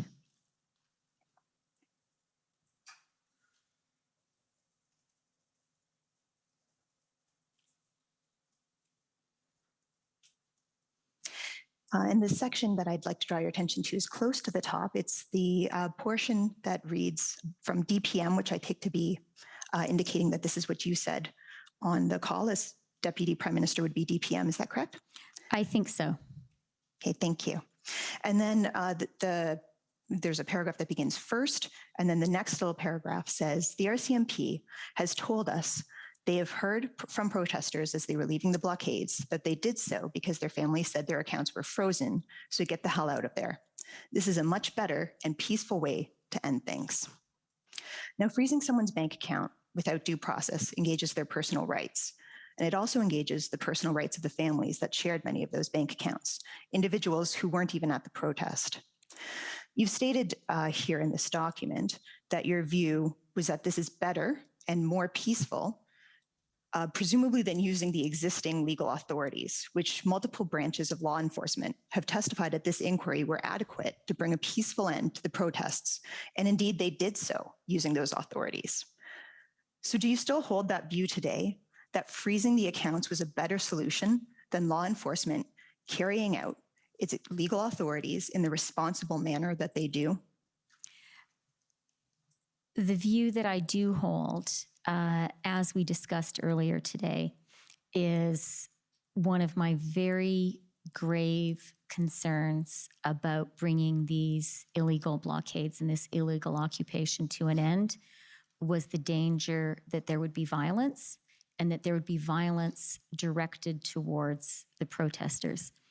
I was particularly concerned because of reports that children were present. And that was one of the reasons that I felt the financial tools that were put in place by the Emergencies Act were a better option. From my perspective, the job of these tools was to create a peaceful, nonviolent incentive for people who were doing something illegal to leave. And I think those tools did work. And so I would just remind you in that regard that the call that we're looking at this readout from in front of us was held on February the 21st. And so at that time, the Coutts blockade, we can scroll up to the top of the document. We have Monday, February the 21st, and you say, it's hard to believe it was only a week ago. We were on a call last Sunday, which was February the 13th, talking about this. So this is a call that was held on February the 21st, after the enforcement actions had been taken out at Coutts, which were done before the Emergencies Act was invoked, after the Ambassador Bridge was cleared, which was before the Emergencies Act was invoked, and while the enforcement efforts in Ottawa were well underway, and you would have had the knowledge at that time that there was peaceful resolution by law enforcement at both of those border blockades, and that there was no violence against children, and it was a peaceful resolution by law enforcement in Ottawa. And so with respect to those comments about the fear of the prospect of violence, I don't know that on the timeline of February 21st, are you saying you still had them then and you would still have those today? No, not at all. And so you expressed this view after you were of the knowledge that there's... May I explain? Absolutely. I didn't realize you were talking. I apologize. No problem. It can be hard on the video calls. So on February 21st, when I made those comments, it was looking back on the events of the week that had passed. And I certainly believed then, and I believe today, that the financial tools we put in place aided in the peaceful resolution of all of those occupations and blockades. The reports that we heard, the reports that were in the media, the reports from law enforcement were that many people did leave as a result of the incentives created by those tools. And then the final thing that I think is important to emphasize is we said on February 14th, we are putting these tools in place, so please leave now, so that these tools never need to be used. So any person who had their account frozen had due warning that they were engaged in illegal activity and that they should stop doing that activity. And the other thing that I would point to that I think did work well is the accounts were very quickly unfrozen after the illegal activity ceased. And with respect to the due warning, there were, as you acknowledged in your earlier testimony, accounts of families, individuals who weren't present at the protests that were also frozen. Would your view be the same with respect to those individuals? Again, that was never the intent, that to in any way affect family members. Certainly the consequence, the reality of people having joint bank accounts made that impossible to entirely avoid. But I would say that the family members whose presence at the protest, at the illegal occupation and blockades, caused the accounts to be frozen, had a very easy, readily available remedy with a lot of notice. They could have left before the freezing began, and as soon as people did leave, the accounts were unfrozen. Thank you, Minister. Those are my questions today. Okay, thank you. Next, I'd like to call on the City of Ottawa, please. The city has ceded its time to the Government of Canada. Alyssa Tompkins for the record. Okay, thank you. Counsel for former Chief Slowly, please. Rebecca Jones for Chief Slowly, and we also have no questions for the Deputy Prime Minister and have ceded our time to the Government of Canada. Thank you. Okay. Next is City of Windsor.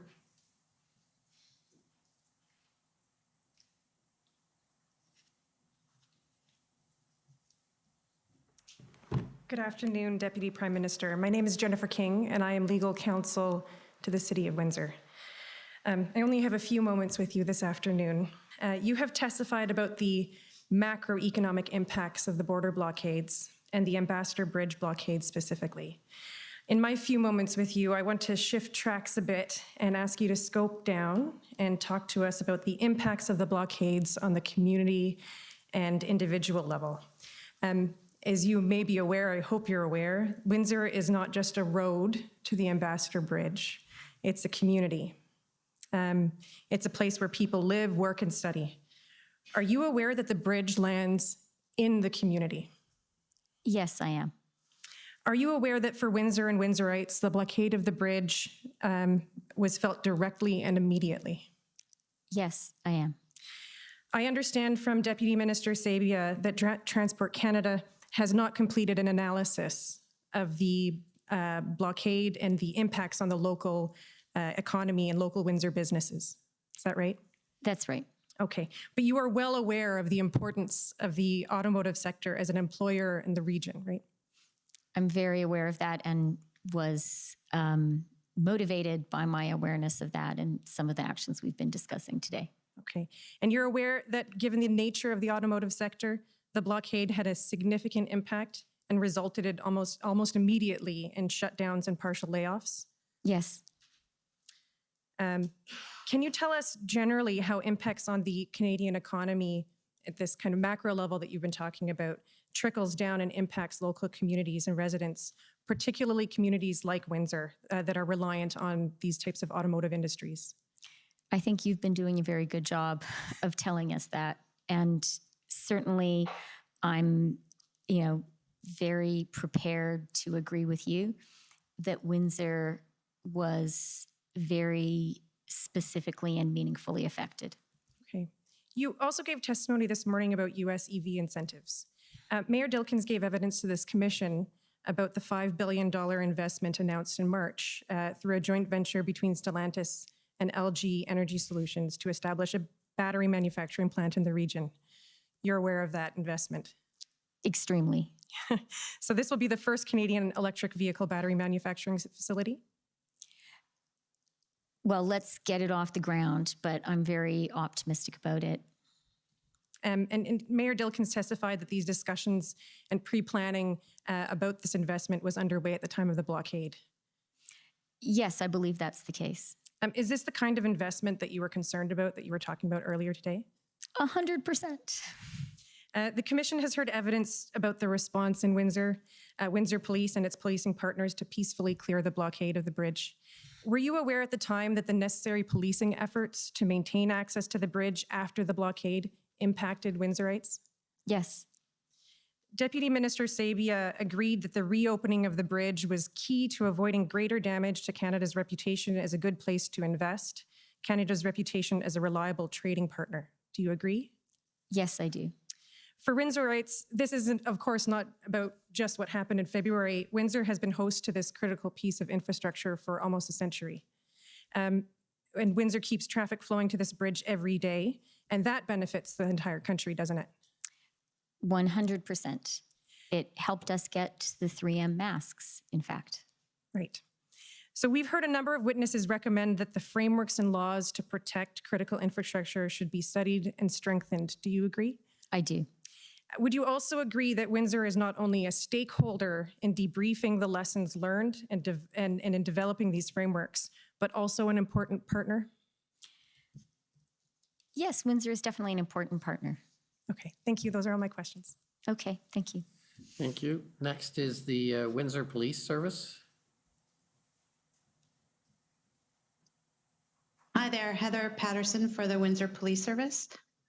We have no questions for Minister Freeland and have ceded our time to the Government of Saskatchewan. I guess then we go to the Government of Saskatchewan. Good afternoon. My name is Mike Morris, and I'm counsel for the Government of Saskatchewan. Minister, spoiler alert, I hope to get you to agree with me as much as my colleague did just a couple of minutes ago. I guess we'll see where we get to. But Minister, I think I can start out with some easy ones. You're familiar with Farm Credit Canada, which is a federal crown corporation. Is that fair? Not intimately, but I know it exists. You grew up on the prairies. It used to be called Farm Credit Corporation. If I call it FCC, you'll understand what I mean. Is that fair? Yes. Okay. And are you aware that FCC is headquartered in Regina? Yes. Okay. And that it provides loans to farmers, correct? Yes. And Farm Credit Canada would have been a financial institution subject to the Emergency Economic Measures Order, correct? I believe so. And if I just call that the order, you'll understand what I mean. Is that fair? Yes. Okay. I want to refer you to an article from Farmers Forum, which is self-described as the largest circulation farm newspaper in Ontario. So I'm going to ask the clerk to pull up a document. It's POE SAS 703. And just while we're pulling this up, it's a May 3rd, 2022 article from Farmers Forum entitled, "Read the Documents, Farm Credit Compiled List of 9 Names for Possible Blacklisting." So we can see that on the screen there now. And I'm just going to read from the first 3 paragraphs of the article. So we'll just have to go down there. Perfect. Farm Credit Canada compiled a list of 9 people to be potentially blacklisted because of possible participation in the Freedom Convoy protest in February, according to internal FCC emails acquired by Farmer Forum through an Access to Information request. The Access to Information documents revealed that FCC employees were instructed to report the names of customers who were involved in the Freedom Convoy in Ottawa after the Emergencies Act was enacted on Feb 14. The Federal Lending Agency compiled a list of 9 people by viewing Twitter accounts and online media posts, as well as drawing from conversations with customers.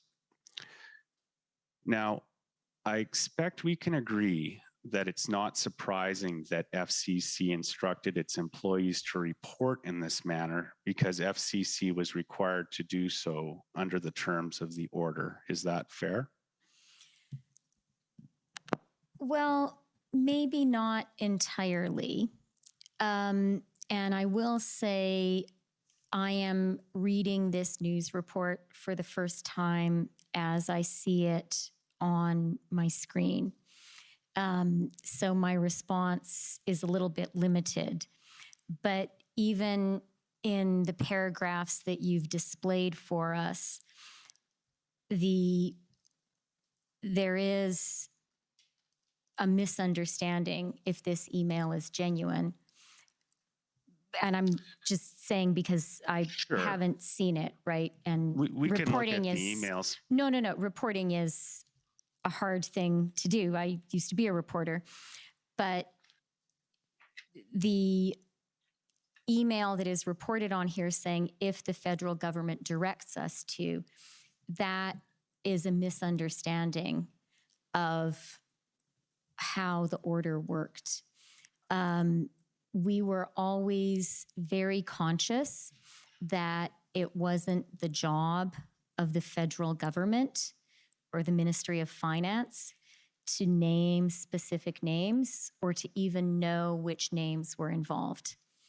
The way the order worked was that was to be a communication between law enforcement and the financial institutions. And I know it's not my job to ask you to agree with me, but I hope you will agree with me that that was appropriate, that elected ministers shouldn't be involved in naming specific names. So that was a misunderstanding. I think we should look at the documents referred to from that access to information request. So I'm going to ask the clerk to bring up POE SAS 704. And these are the documents which were obtained by Farmers Forum and that are referred to in this article. And I'm just going to ask that we go to the third page of this PDF, please. There, perfect. So we can see this is an email with a subject line, how the Emergencies Act affects FCC. And it's to operations field staff dated February 23rd, 2022. So I'd just like us to scroll down to the third paragraph, please. Stop there. The third paragraph begins, if you become aware of potential customer involvement in blockades, occupations, and other supportive activity related to the Freedom Convoy, you must submit a tip to the Customer Diligence Center, brackets CDC. So this is the morning of February 23rd, and we know that the order was no longer in place later that day because, of course, the emergency declaration was revoked on February 23rd later that day. Is that fair, Minister? Yes, exactly. Oh, okay. I'd just like us to scroll down to page 5 of the PDF now, please. And this should be an email dated February 25th. Yes, there it is. So we see this is an email dated February 25th with the subject Emergencies Act customers identified. And the content of the email indicates that the sender is telling the recipient that they'd like to follow up regarding customers that have been identified as possibly participating in the 2022 Freedom Convoy. So we've agreed, I think, or we can agree that as of February 25th, there was no requirement under the order to conduct this follow-up. Is that fair? So let me say a couple of things. First of all, I'm seeing this email now for the first time. And as far as I know, it had nothing to do with me.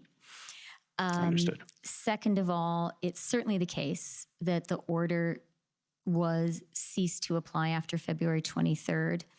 And maybe the third thing for people who are listening that it's worth pointing out is all the accounts were unfrozen around that time. Okay, I just want to continue on to the next page of the PDF, which is page 6.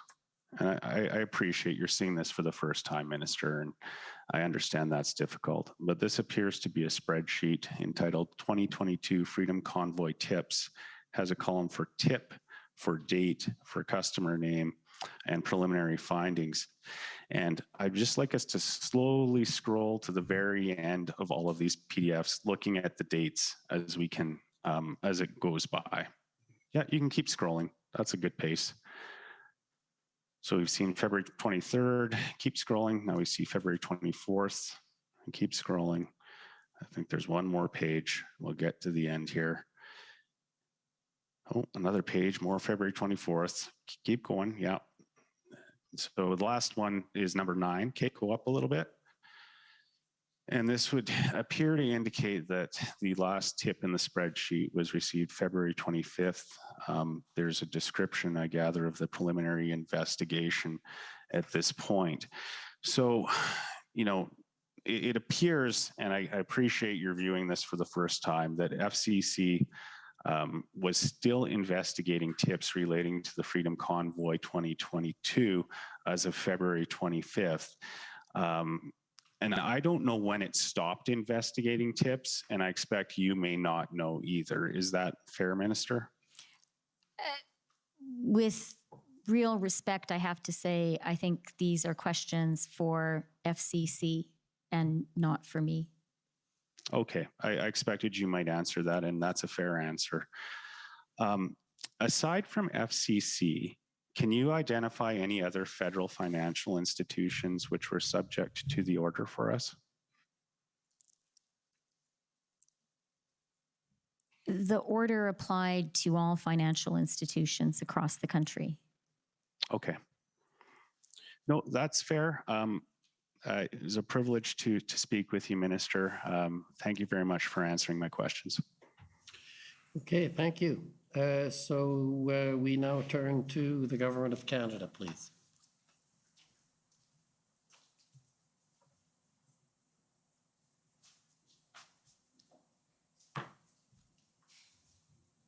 Good afternoon, Deputy Prime Minister. As you know, my name is Stephen Aylward. I'm one of the lawyers for the Government of Canada. My friend for the Government of Saskatchewan just now took you to a news article that referred to the blacklisting of account holders or of borrowers under a federal program. Was there anything in the Emergency Economic Measures Order that authorized or required financial institutions to blacklist an individual? No, there was not. Was there anything that prescribed any lasting impacts beyond the expiry of the designation of a person as a determination that a person was a designated person or the expiry of the Emergencies Act? There absolutely was not. Earlier, my friend for Commission Counsel put it to you that on the issue of foreign funding, that there was no information that the government had in relation to foreign funding at the time of the declaration of the emergency. In your response, you mentioned open source information. I take it that would have included news articles? Yes, it would. Okay, and I won't take you to them, but I'm just going to read into the record the names of two such articles, pb.can.401755 and pb.can401756. My friend for the Democracy Fund mentioned to you certain letters from the Canadian Truckers Association in which they expressed concern in December of 2021 over the removal of the exemption for cross-border trucking. Do you recall that? I do. And if we could pull up, Mr. Clerk, ssm.can.50335. And this document that's pulling up is a statement from the same organization that was made in January of 2022. And if you see there, the statement says, the CTA does not support and strongly disapproves of any protests on public roadways, highways, and bridges. CTA believes such actions, especially those that interfere with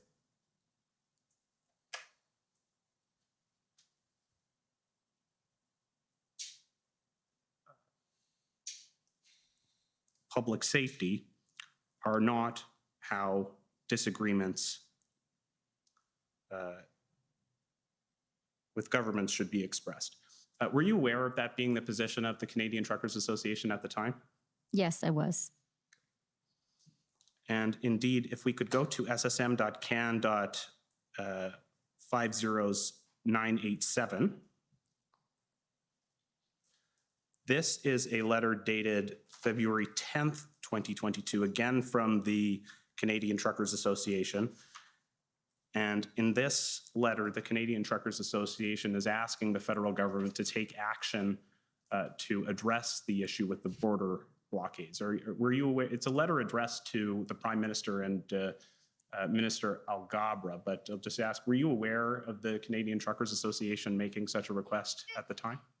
I can't pretend to have memorized the exact date and content of the letter, but I was aware that Minister Alghabra was in touch with the Truckers Association and that they were very concerned. Okay, so if we talk about economic impacts for a moment, You discussed with Commission Counsel earlier the a Bloomberg briefing and as well a Bloomberg article. If we could just pull up the news article, COM 50839, please. And if we could go to the third page of that document when it's ready. This is the news article, and apart from the reference to the 0.1% that you were discussing earlier, there's some reporting in here about other individuals that were commenting on the situation of the border blockades at the time. And if you look under the heading there, we don't need this. There's a quote attributed to the governor of the Bank of Canada, Tiff Macklem, that was made on the Wednesday, so that would have been the day before this article, on Wednesday, February 9th, in which the governor of the Bank of Canada noted that we've already got a strained global supply chain. We don't need this, in reference to the border blockade. Do you remember being aware of the comments of the governor of the Bank of Canada at the time? I absolutely do, and that's in my timeline. I think it's in my notebook. When we spoke earlier today about concerns around achieving a soft landing for the Canadian economy, concerns about rising inflation, concerns about the rise in interest rates, which the Bank of Canada, with which the Bank of Canada would respond to rising inflation. That was very much on my mind. And I mentioned that we had already had a January inflation number, which was elevated. We expected inflation. We expected an elevated number. Well, the number that we had in January was for December. We expected in February to learn of an elevated number for January. We were aware that the bank was concerned, and that made us concerned, definitely. Okay, so you spoke earlier about some of your concerns around comments by public officials in the United States. I'd just like to go through the timeline of some of those statements, because I think we've heard a bit about them, but I think it's helpful to look at actually. Sure, and if I could just say one more thing on the Bank of Canada, that wasn't in an interview with Bloomberg. Governor Macklem spoke at a press conference about it, so that was widely reported. No, indeed, that was just one instance of a document that's in the record that records that statement. So February 7th, we know, is the day that the blockade begins at the Ambassador Bridge. And so on February 9th, this is day 3, that's the date of those comments by the governor of the Bank of Canada. It's also the date of several statements by US public officials. If we could pull up pb.can.6023 and go to page 3.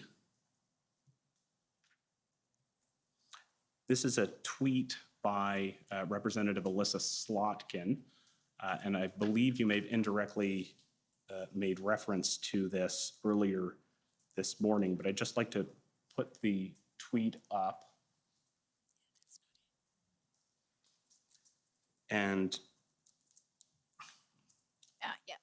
if you can see there, we have Representative Slotkin saying, if we need another example of why supply chains matter, look no further than the Ambassador Bridge, the blockade at the Ambassador Bridge. And then it continues. And if you look at the second installation of the thread, or the second part of the thread, it says, it doesn't matter if it's an adversary or an ally. We can't be this reliant on parts coming from foreign countries. Was that the comment that you were referencing earlier in your testimony? Yes, it was. And I remember when that came out very, very clearly.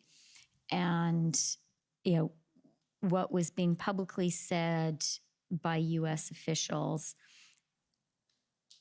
all of it worried me. But I think if I had to identify for people here one particular line that worried me the most, it's those two sentences. And in particular, it doesn't matter if it's an adversary or an ally. We can't be this reliant on parts coming from foreign countries.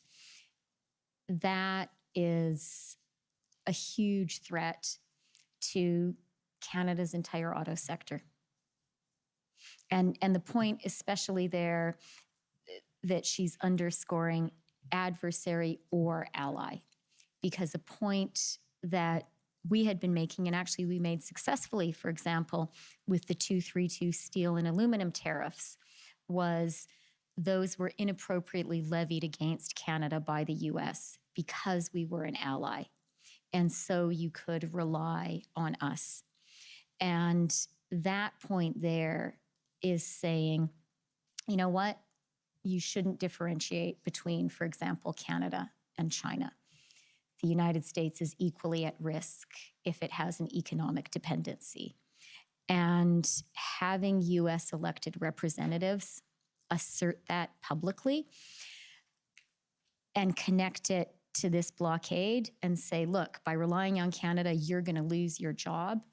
That was very, very dangerous for us. And I will also just point out, this was a Democratic member of the Michigan delegation.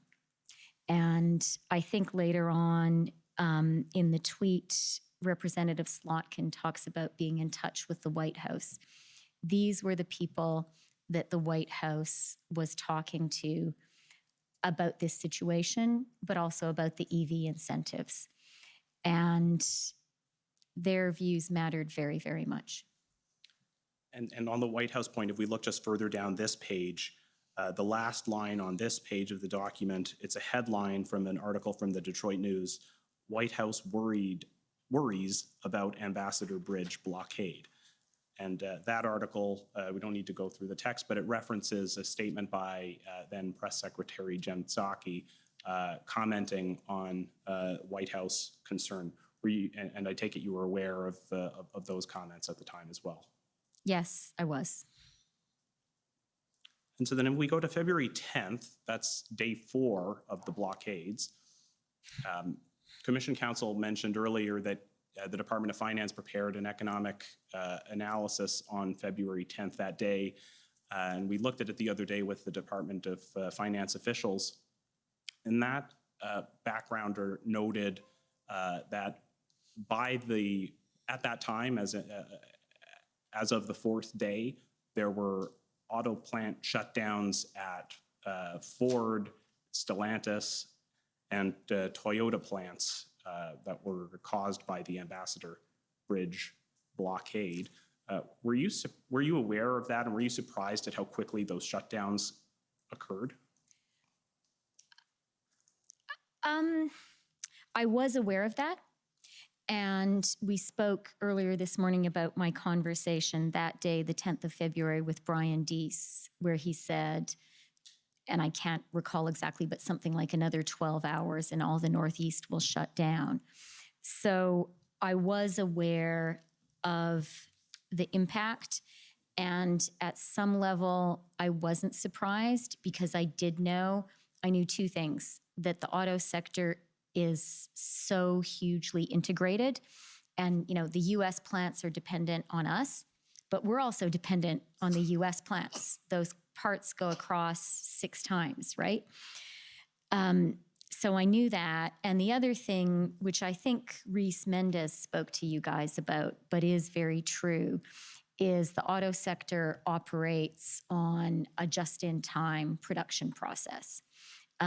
They don't like to hold big stores of parts because that's expensive. And so the industry requires very reliable and very speedy supply chains. And if there's a break in them, yes, it stops production. So I knew that intellectually.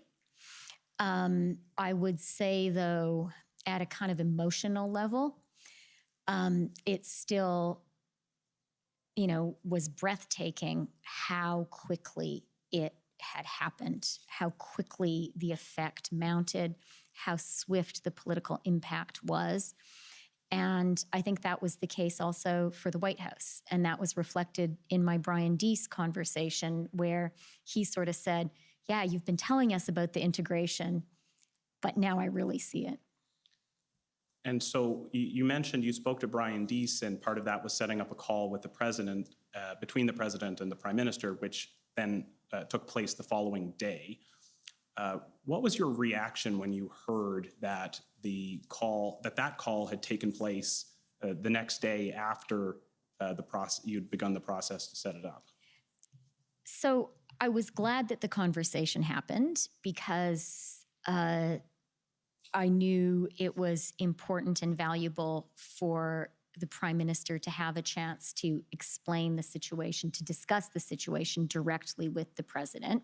So that was good. But, and I had asked Brian for that call to happen. But at another level, I was quite concerned by how quickly the call was set up, because the speed of response spoke to me about the degree of concern.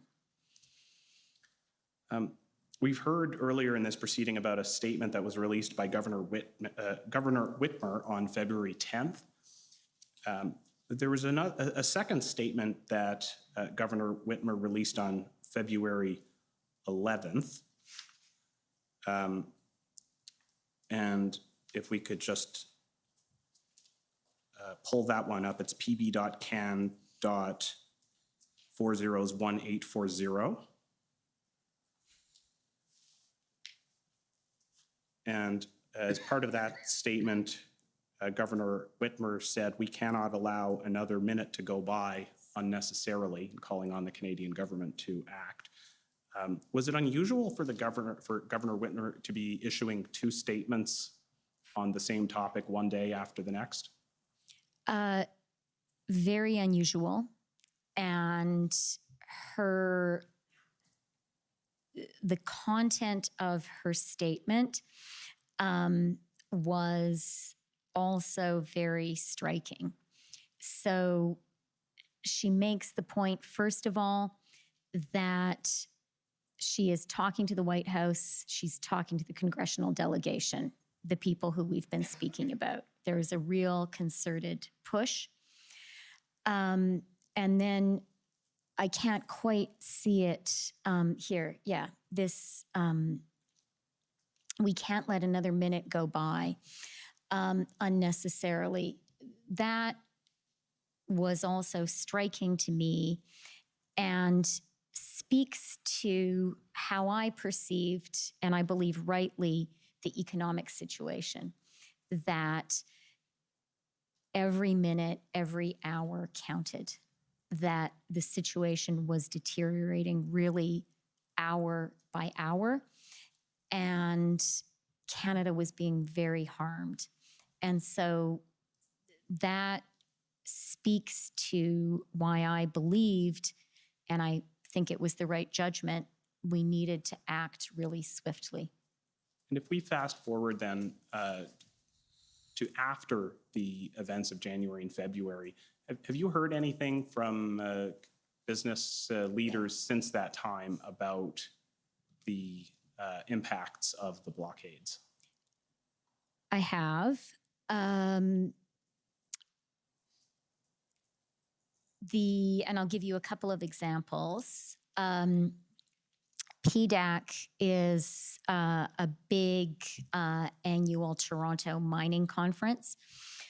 If you're in the mining industry, you will have heard of it. It's famous among miners, and Canada is rightly proud to host it every year and to be the mining capital of the world. PDAC this year, because of COVID restrictions, it's normally held in the winter, but it was held in June. And at PDAC in Toronto in June, Jonathan Wilkinson, the Minister of Natural Resources, and I convened a table to talk about critical minerals and metals and electric vehicles. And one thing that really struck me was, and we had sort of miners there, processors, and also car companies and car parts people, sort of the full circle of that sector. One of the people there, the Canadian CEO of a Japanese car company, proactively sort of went around the table. Everyone raised their points about critical minerals and metals and EVs and opportunities in Canada. And this CEO, who is a guy whose job is to get his Japanese headquarters to invest in Canada. And he raised in his remarks, I think it was the first thing he said, I'm still getting questions around the blockades and the occupation. And I need to be able to say to my headquarters in Japan that this is not going to happen again in Canada, that they can be confident that that access to the US market is not going to be impeded.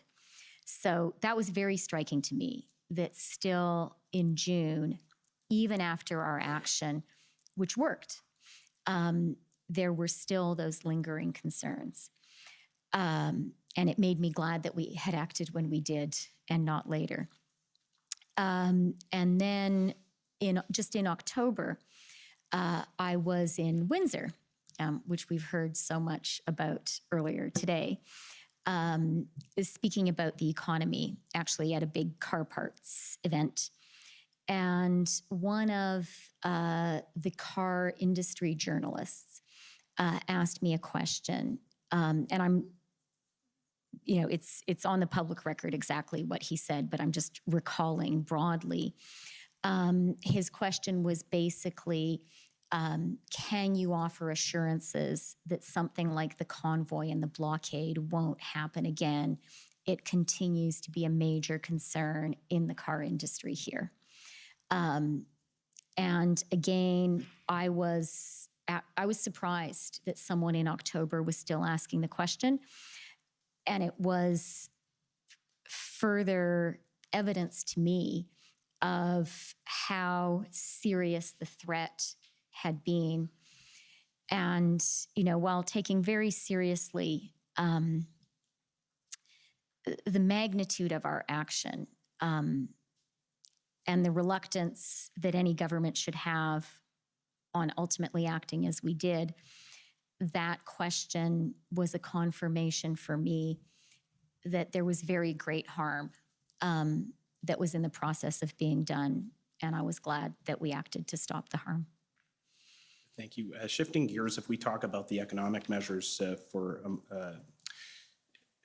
my friend from the government of Alberta put it to you that there was no need to adopt the economic measures, that police had adequate tools to clear the blockades without them.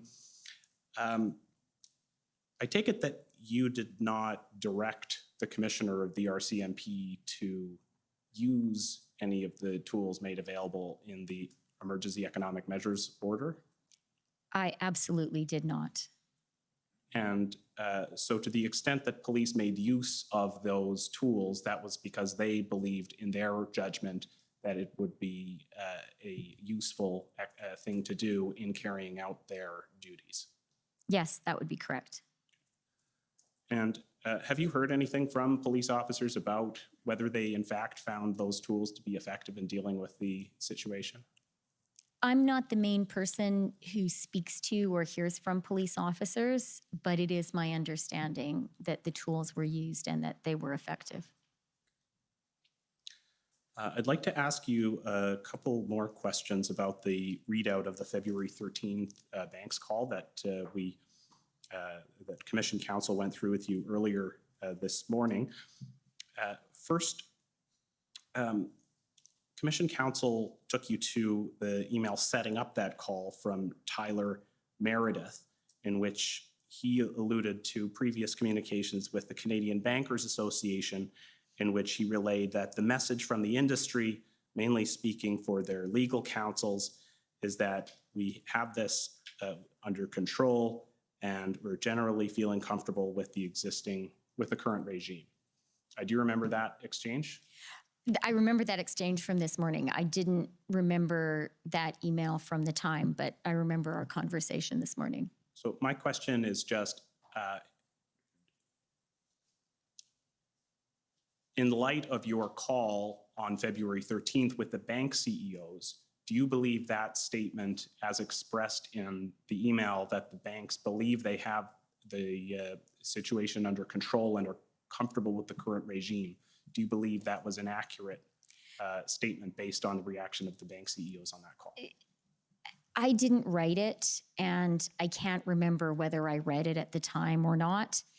But what I can say 100% based on the conversation that I had, which I both recorded and remember certainly parts of it with striking kind of branded on my brain clarity, is when I spoke to the bank CEOs on the Sunday, they were very, very concerned. They did not feel the situation was under control. We did not discuss with them specific measures. I was sort of in listening mode, apart from kind of saying to them, you know, buck up, gentlemen, and do tell your investors that Canada is great, and sort of wanting to give them confidence in our leadership. But as you have seen from the transcript, they volunteered, a number of them, two things. One, grave concern about the economic situation, and two, absolute concern, and I would even say frustration, that the tools available to them were both inadequate. You remember from that transcript, there was the point made of, we tried to get a court order, but it took 4 hours, and by the time we tracked it down, the money had moved to another account. And then also the concern, which I did take seriously, about the banks being concerned that acting absent some form of government instruction would put them in jeopardy, the Fox News point that was there. And so the banks were effectively asking for more government regulation. I suppose you could put it that way. And I think what the banks were saying, and not I think, I mean, people can read through the transcript, is they were saying, this is a real threat to our economy, and you, the government, need to act. And I think they were right. And the other thing that I will say there is, it's not in the ordinary way of things for leaders of big Canadian businesses to want the government to do more in the economy. I would say quite the contrary. And at this particular moment, the banks had reason to not be so happy about things the government was doing. This followed our election, during which we had campaigned on the 15% COVID recovery dividend, which would be levied on banks and financial institutions. And we had campaigned on a permanent tax on the banks.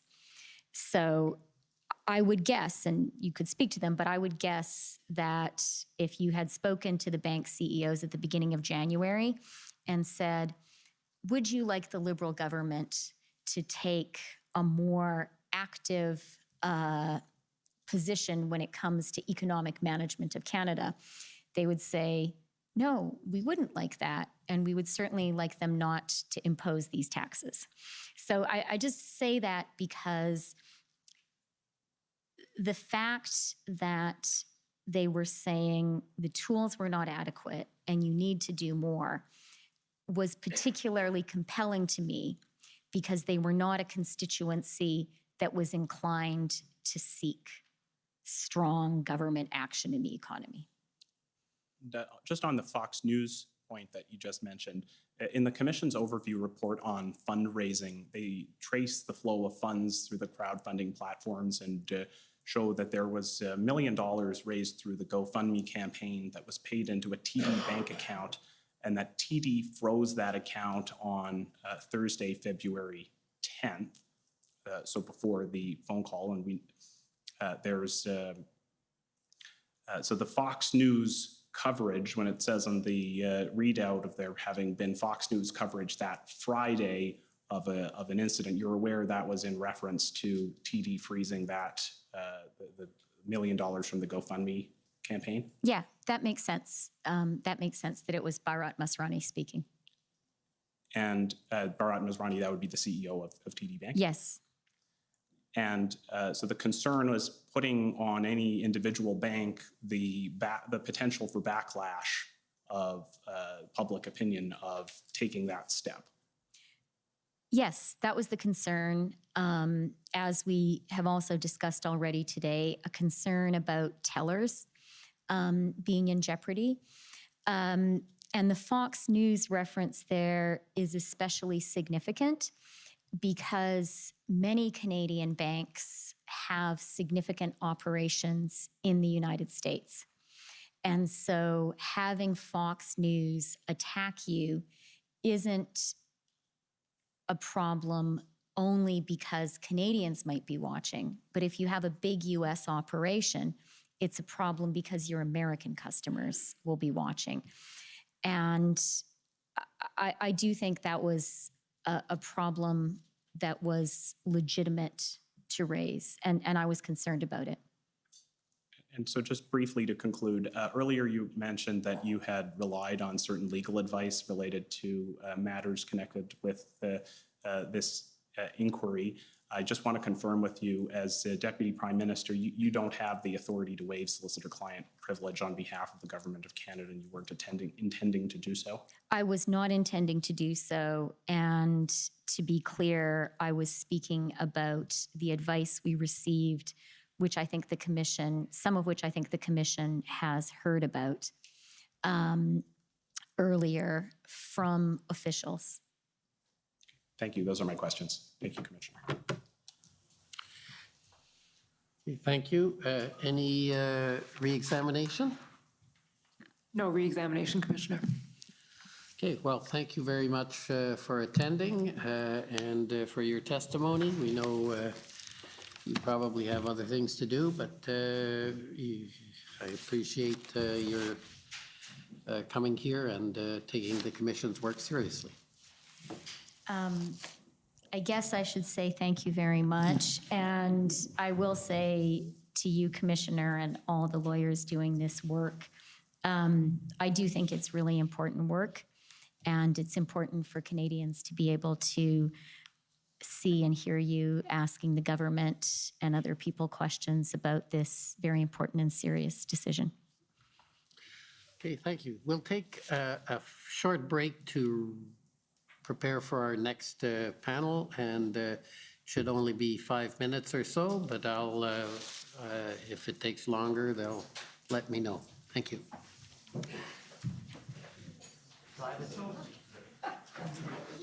The Commission is in recess for 5 minutes. La Commission en levée pour 5 minutes.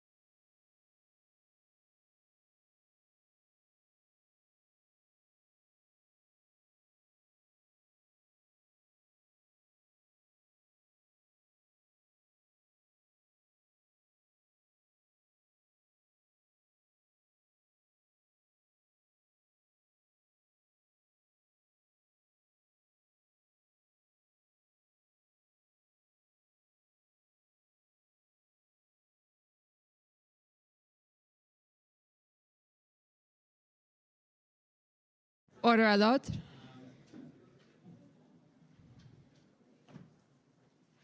The commission is reconvened. La commission reprend.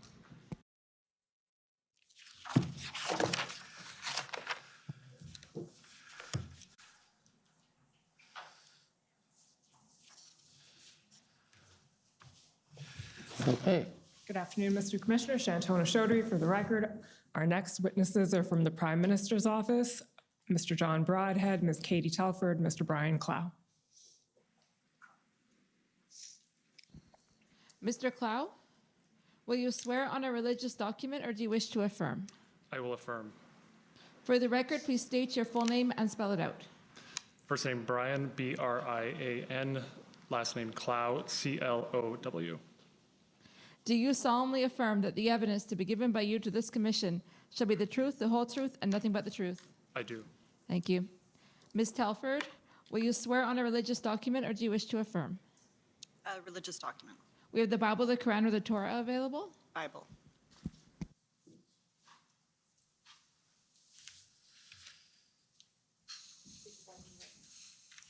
Stand. Sit, stand.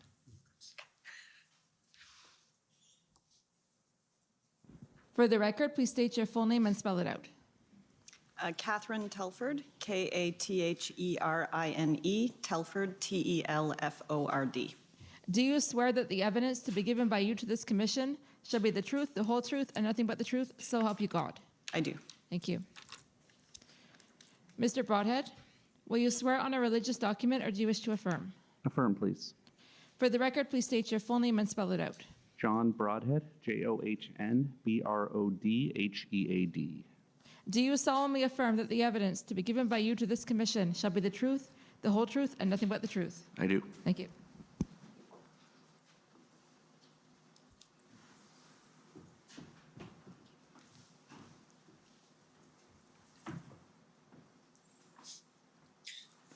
Good afternoon.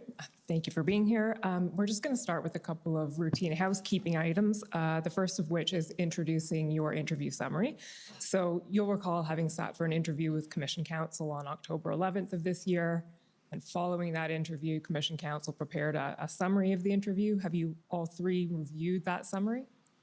Yes. Sorry, just for the record. I know it's a bit difficult with the three of you, but someone answer yes, please. Yes. Okay, and also present at that interview was your colleague, Mr. Jeremy Broadhurst. Yes. And can you confirm that Mr. Broadhurst as well has reviewed the summary of the interview? Yes. And that it is accurate according to all four of you? Yes. Perfect. So, Mr. Clerk, for the record, that's WTS 6083, no need to call it up. And then the second small order of business is the PMO institutional report. So the Prime Minister's office prepared an institutional report for these proceedings. That the doc ID number of that is DOJIR 6014. And I'd just like you to confirm again that that report was prepared by PCO and that you have reviewed it and that it is accurate to the best of your knowledge and belief. Yes.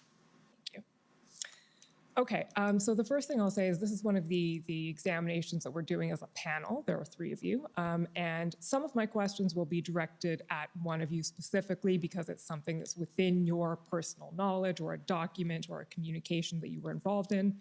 And some of them I will throw out more generally and the person best placed can answer. And you can also feel free if it's appropriate and you have knowledge to add to someone else's answer, you're free to do that. So the first question I think I'll address to Ms. Telford, which is just, can you explain the mandate and the structure at a very sort of general level of the Prime Minister's office? What does the Prime Minister's office do? The Prime Minister's office, we serve at the pleasure of the Prime Minister, which is different than our public service colleagues in the sense that job security is a little different. We work between elections as well, and many of us, though not all of us, do take leaves during election campaigns to work on election campaigns. But in between elections and working in government, our role is to facilitate information to the Prime Minister, to facilitate his ability to make the best decisions he can to advance the agenda that he was elected on by the Canadians. So that includes everything from very operational work. So we have teams of tour advance people, as we call them. We have regional desks who coordinate with stakeholders, including different levels of government in different parts of the country. I'm sure my colleagues can speak to, John is our Director of Policy and can speak to the policy team. Brian Clow is one of 2 Deputy Chiefs of Staff in the Prime Minister's office. The other Deputy Chief of Staff is Marjorie Michel. And the other Chief of Staff, since she's not here, is primarily responsible for a lot of the operational elements of the office, ranging from human resources, because we are an office of roughly 100. And so the human resources side, the public appointments as well, there's hundreds and thousands of public appointments that go through government. And so we act as a coordinating body in many ways on the political side between ministers' offices as well. And but our primary job is getting the Prime Minister the information that he needs, getting him the best advice from all parts of government, but also from outside of government that he needs to be able to accomplish what he committed to Canadians he would do if he were elected. And just building on that, I'll ask you to explain, Ms. Telford, your specific role as Chief of Staff, and then I'll ask each of your colleagues to do the same. So I view my role in 2 ways. There's the day-to-day management role.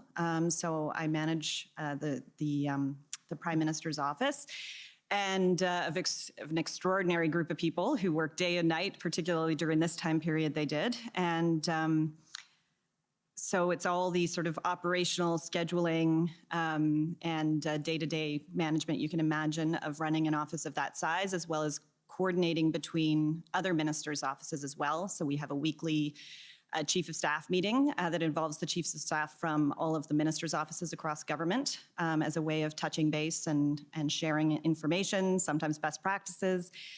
And then the other hat I wear at the same time is being a senior advisor to the Prime Minister, and in terms of bringing him the best advice I can from everywhere I can, but also facilitating other people being able to get in front of him and provide him with all the advice and the inputs that he needs to make the best decisions he can for Canadians. Thank you. And Mr. Broadhead, can you explain your role, please? Sure. So as Director of Policy, one of the key pieces of my role is to kind of work with the Privy Council office very closely to coordinate the cabinet agenda. So as you've heard through these proceedings, we have many cabinet committees, and so we work with PCO to make sure items are ready to go forward on those agendas, any kind of remaining issues to be sorted out between ministers or departments.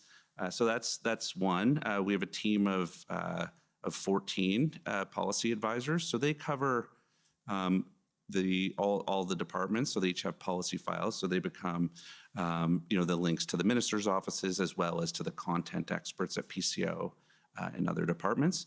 And I think in that role, we provide advice to the Prime Minister on policy items. So whether it's items going to cabinet, other items such as the budget, our team will often prepare memos along those lines and advise the Prime Minister on the policy side of these things. Okay, and we're going to come back in a minute to, you mentioned PCO, and we've heard from a few witnesses last week from PCO. So we're going to come back to the interplay a little bit between your office and PCO. But first, I'll just ask Mr. Clow to introduce himself and describe his role. So I am one of 2 Deputy Chiefs of Staff, as Katie laid out, and I oversee 5 teams in the office. One is the policy team, which John described. Second is communications team. It's the largest of the 5. They do exactly what their name says: press releases, all government communications, media relations for sure, quite a range of activities in that department. Third is the issues management and parliamentary affairs team. That's one unit. So everything that goes through Parliament, whether it's legislation, votes in the House, debates in the House, the PMO Parliamentary Affairs team engages in that space. But they also focus on issues management, which I like to think of it as the government has its proactive agenda, which is largely driven out of the policy team, and then the issues management team deals with day-to-day developments, whatever comes at us. So certainly the issues management team was involved in what's being studied here quite early on. And then there are 2 more units that I oversee. They're smaller units. One is a global affairs team. They focus on any number of international files. And finally, there's a unit that was created a couple of years ago to deal with the response to the COVID-19 pandemic. Thank you. And I should mention that the reason you've all been selected to be here today is you were all involved in some way in assisting the Prime Minister in responding to the events of late January and February that are before the Commission. Certainly not just you, but certainly all of you. So just going back to that question of the interplay between PCO and PMO, I'm not sure who's best placed to speak to that between the three of you, but Mr. Broadhead, you brought it up, so maybe we'll start with you. So what specifically is of interest? Just the general relationship? Yeah, so the lines of communication and the interaction between the public service and the political side in advising the Prime Minister. Sure. So I'll speak to my experience because I obviously cover one part of that dynamic, and I interact with primarily two parts of Privy Council office. One is the kind of priorities and planning group, which is Michael Vandergrift's group. And then the other one is the operations team, which is now run by Kaylee Levac. Plans and priorities is really the cabinet side, and operations is more the execution and of that. So there is, I would say, a constant flow of information back and forth. They provide us advice. They convene meetings of departments across the government. They really kind of hold the institutional knowledge on many of these files, and so we kind of work very closely together to ensure we're aligned on the policy agenda, that things are rolling out. They also have great experience in terms of execution of policy. So are things getting done? Are things happening that we brought into play? Are they still going? Is it still moving? So it's a very constant and a very important relationship for us. Ms. Telford, do you have anything to add to that in terms of the lines of communication and in providing advice to the Prime Minister? I would just add that, and I'm sure you heard this from the clerk, who I have primarily the most contact with is with the clerk and the National Security and Intelligence Advisor, and to only a slightly lesser degree, the deputy clerk. And they're also the ones who have the most contact with the Prime Minister. And so the clerk meets with the Prime Minister on a very regular basis, often meets with the Prime Minister and Deputy Prime Minister together, and I will attend the majority of those meetings as well.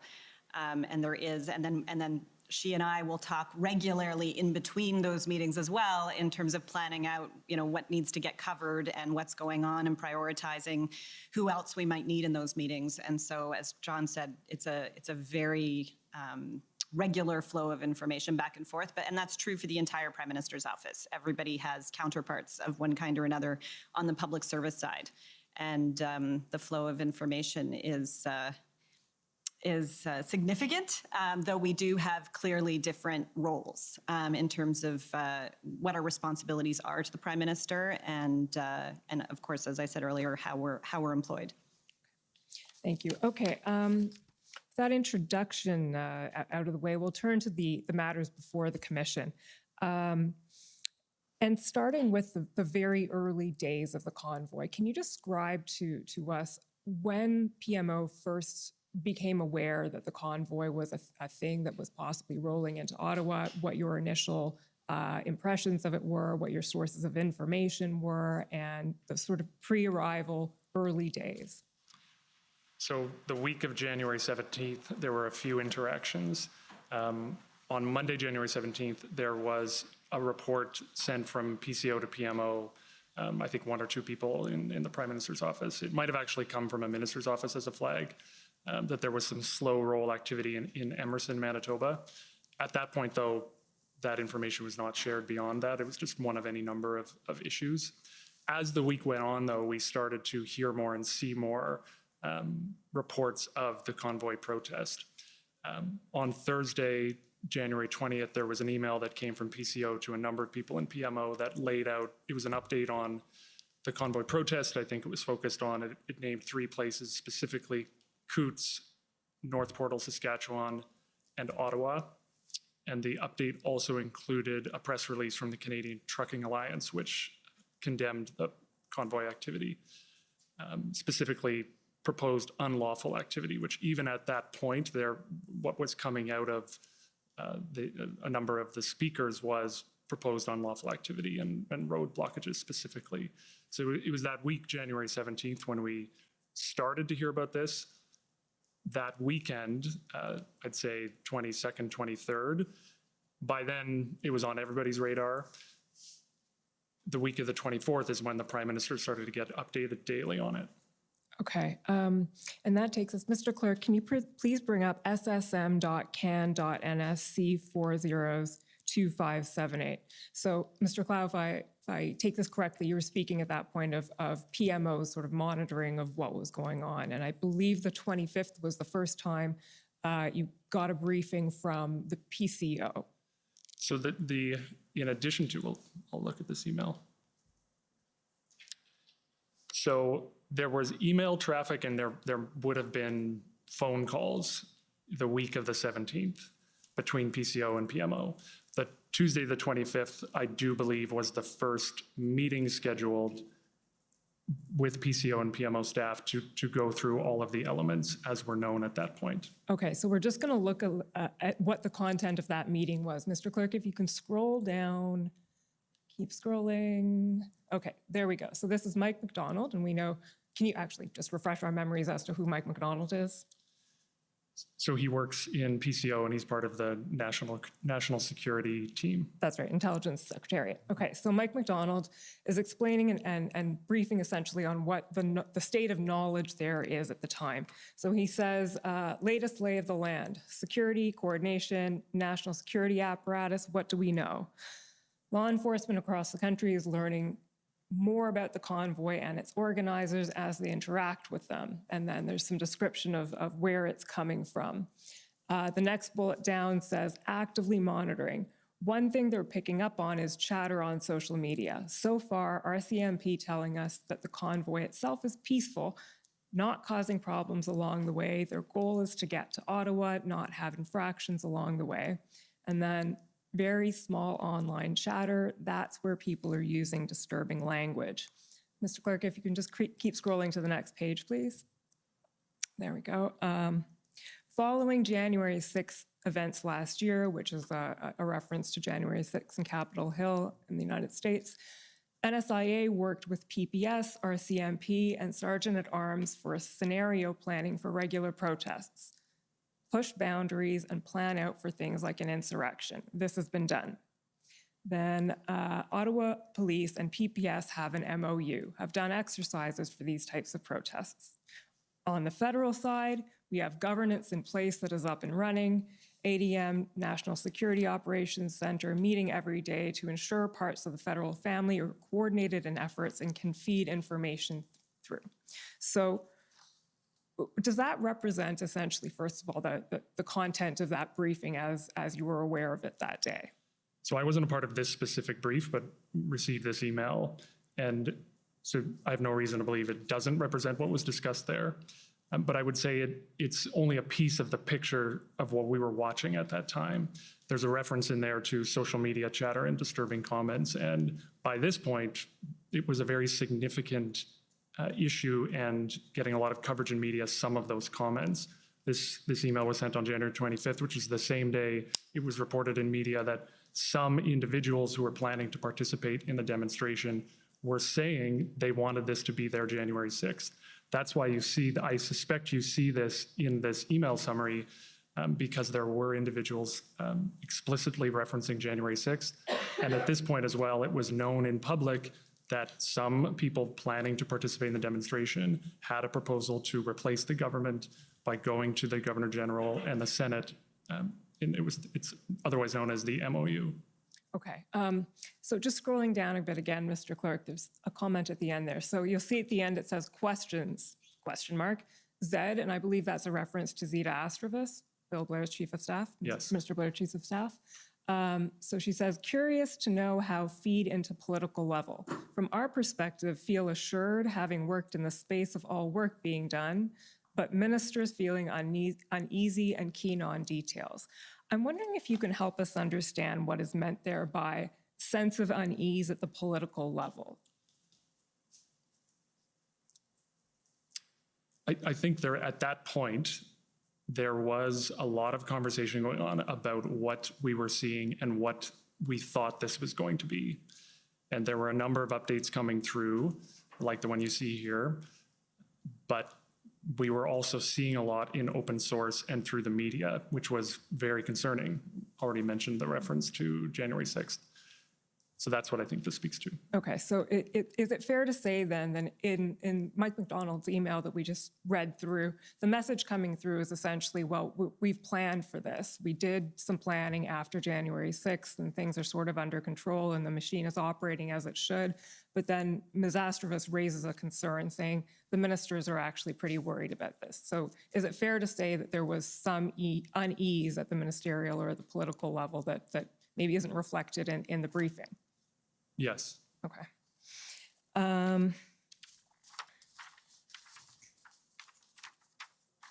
So then just moving, thank you, Mr. Clerk, you can take that document down. So that's the sort of pre-arrival state. Unless there's anything else you'd like to add about what was going on pre-arrival, but then chronologically, the next thing that happens is that the convoy arrives and doesn't leave when everyone expected it to do, and then we head into the first week of the protests, if we can call it that. So I'd like you to pull up now, Mr. Clerk, ssm.nsc.can 402941.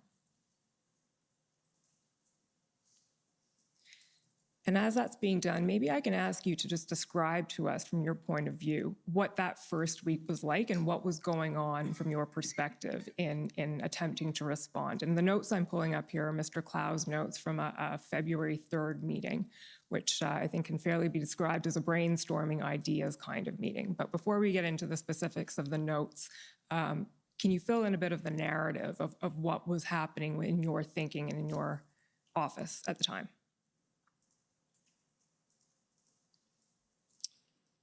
So we watched the convoy arrive, not only in Ottawa, but there was activity in Coutts, very serious activity that first weekend.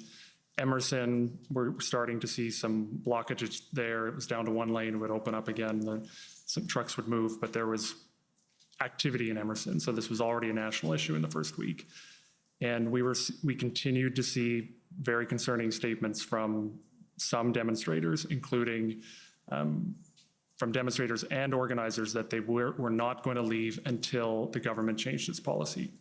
But in that first weekend, law enforcement was responsible, local law enforcement, I should say. And by the end of the weekend, it was clear they weren't leaving. So I would say concern had increased at the end of the weekend. So we in the Prime Minister's office, with PCO, with ministers' offices, with caucus, with others, we were hearing a lot of concern and we were discussing internally and getting updates and sharing information with each other as best we could. Before this meeting on the 3rd, which was well into the second week, there had been a briefing of the Prime Minister by the National Security Advisor and the clerk. So there were discussions happening. What happened on February 3rd and what these notes reflect is this was a Thursday, the second weekend was approaching, and law enforcement had not been able to contain the various protests. And in fact, in my view, they were getting worse. So we assembled and basically covered the waterfront. What's going on? Who's talking to who? What can we be doing more of? What are different provinces and municipalities asking? Are different provinces and municipalities asking questions that if they aren't asking for support, if they aren't, can we have a conversation with them to see if they should be asking for support? So in these notes, you'll see us cover quite a few different ideas. Okay, thank you. And you'll appreciate we have an hour and a half, so I know I'm skipping through weeks and chronology very quickly, but it's necessary, and thank you for filling that in. Here we go, February 3rd. There's just a few points that I want to pick out here. So the first notation says, JB, that's John Broadhead, Mr. Broadhead? That was Jeremy Broadhurst. Oh, that's Jeremy Broadhurst. Okay, this may get confusing. Sorry. Jeremy Broadhurst. Looks like OPS won't move. Weeks, not days. Weird reinforcements problem, or something reinforcements problem. Weekend reinforcements problem. That makes more sense. Behind scenes, too deferential, need bad cop. You've got to use tools you have. Whether to change public message is different. And then KT, that's Ms. Talford? Yes. I can't read the first part. The second part says, what, if anything, can we do? What are options? So that's introducing this as a sort of a brainstorming of ideas. And then we'll see a variety of ideas expressed here. Mr. Clerk, can you just scroll down? We see, sorry, just above there, any way we can get Bergen's help. That's a reference to Candace Bergen. I believe she had just become leader that day. Okay. And then we have Ms. Astrova saying Blair doesn't want to call slowly, but he's open to calling Watson. And then RFA is a reference to a request for assistance, and we're going to come back to these in a moment, but Ontario could only ask if they've exhausted resources. Scrolling down again, please, Mr. Clerk, until you get to the bottom of the page. So here we have an intervention. Many of the ideas that are expressed here we've already heard about, so I'm skipping through them quickly, but at the bottom of the page here, this is a Yasser, I believe. So that was separate from the meeting we just covered. That was a phone call from Ottawa Centre MP Yasser Naqvi. He called me and I wrote down what he told me. Okay, that same day on February 3rd? Same day. Okay, so, and what he told you was clearly Ottawa Police and City are unable to deal with this. Reinforcements coming this weekend. It's going to really embolden these folks, my constituents, near breaking point. Worried people will take things into their own hands, I'm sorry. So does that reflect, Mr. Clow, what Mr. Naqvi was expressing to you? Absolutely. And this was on February 3rd. So by this point, the Ottawa convoy had been here for a full week, a full 7 days, and Ottawa residents had experienced a lot. And I think you see that reflected in Mr. Naqvi's comments. Okay, Mr. Clerk, can we just scroll down to the top of the next page?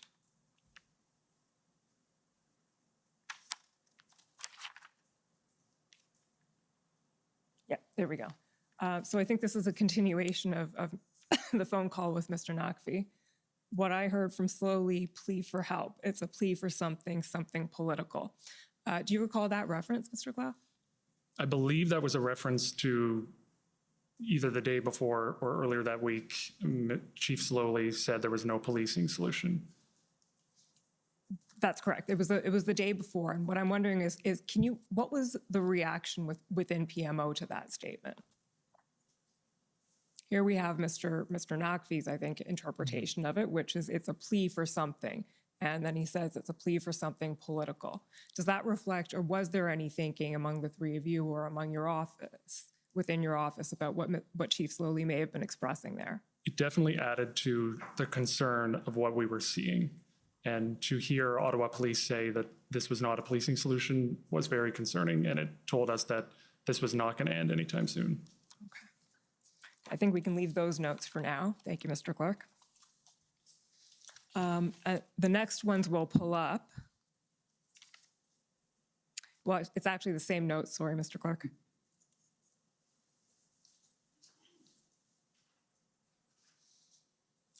Keep scrolling down until you see February 6th.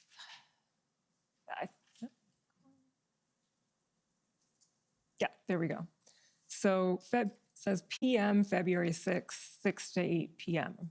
So I assume this is a meeting that was with the Prime Minister, attended by, as it says here, the clerk, the NSIA, and then John, Janice, Jody, Sam. That would be John Broadhead, Mr. Broadhead. Janice is the clerk. Janice Charette, Jody Thomas, the NSIA. Sam, who's Sam? Sam Cleel is the Director of Issues Management. Okay. And there were probably a few other people on that call, not many more. I'm confident Katie was on that call.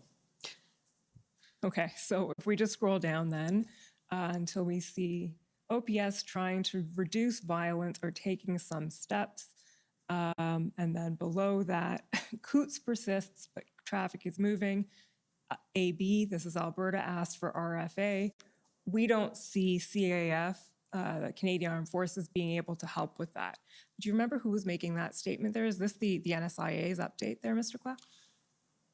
So one, to situate this conversation, this was Sunday, February 6th in the evening, so the end of the second weekend. Prime Minister was updated just as he was updated the previous Sunday, because a second weekend had passed and Ottawa had worsened and other situations were becoming more difficult as well.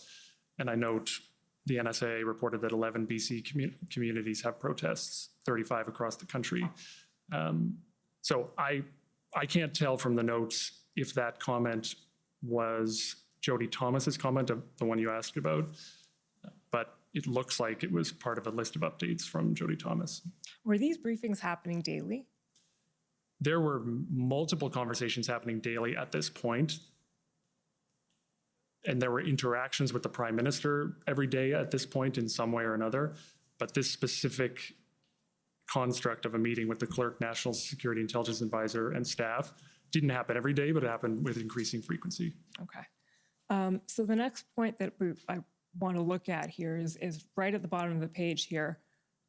ON, that's a reference to Ontario, pushed back. And then the notation is PM. Established list of mandates. I can't read the next word. Something vaccines. Gyms, vaccines, all provincial. Okay, and then under that it says DM for Solgen, so that would be Deputy Minister, Deputy Solicitor General, pushed back. And that takes us to an issue that we've canvassed a bit here in the commission so far, and I'd like to get your perspective on this afternoon, which is what was going on in those early days of the protest, the first week and a half, in terms of interaction between various levels of government and the federal and provincial aspects, and especially Ontario's response or perhaps lack of response, if we can characterize it that way. Mr. Broadhead, I believe this is probably best put to you within your purview. Sure, I can start and then folks can add in. So I would say there was lots of conversations happening at this point with various governments at the officials level, at the political level across the country, as we tried to make sure we were hearing from them on what was happening on the ground and making sure we had that intelligence. I think with respect to Ontario specifically, I think there was at the outset a different approach to this to the strategy, and I think as we get to, we were quite keen on this idea of a tripartite table that Minister Blair had been working on, and we thought that was a good way of getting everybody at the table, making sure resources were aligned, making sure everyone looked each other in the eyes and worked together. And at that time, Ontario was not as keen on that approach. I don't really want to, speculate for what the Solicitor General or Deputy Minister Solicitor General at this point wasn't. But from my conversations with them, they did want to have Ottawa, the City of Ottawa, and the Ottawa Police Service kind of play the lead role, and we're not as interested at that time in the collaborative tripartite approach that we were interested in. Okay. Mr. Clerk, can you take those notes down for a second and pull up ssm.nsc.can 40/3015, please? So, Mr. Broadhead, I think this is a text that goes to the point you were just elucidating.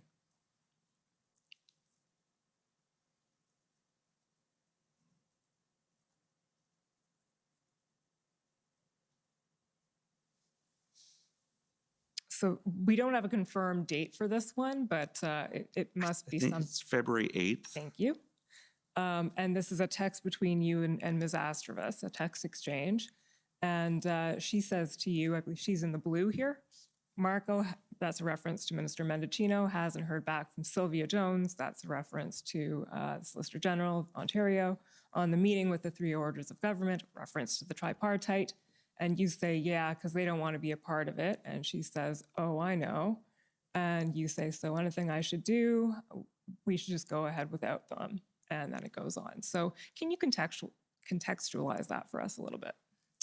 Yeah, as they were getting kind of pushed back and or just not support from their counterparts, the Solicitor General in particular, they had asked me to connect with my contact in the Premier's office and to just check and see if was this something that the Ontario government or this minister, just to kind of ascertain some of those kind of contextual details. So I did.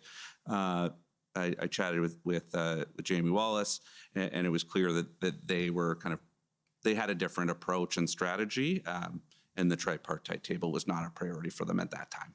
Sorry, who is Jamie Wallace for the record? Sorry, Jamie Wallace is the Chief of Staff to Premier Ford. Okay, so you had a conversation with Mr. Wallace, Chief of Staff to Premier Ford, and the message coming back to you was? This was not a strategy they wanted to pursue at this time. Was there any reason given for that? It was, I think, my recollection of that conversation was it was really they wanted Ottawa to be the main driver of this and did not want a kind of multi-governmental approach to this at that time. That was the impression I got from that phone call. Okay. Were you having interactions during this time with counterparts in other provinces as well?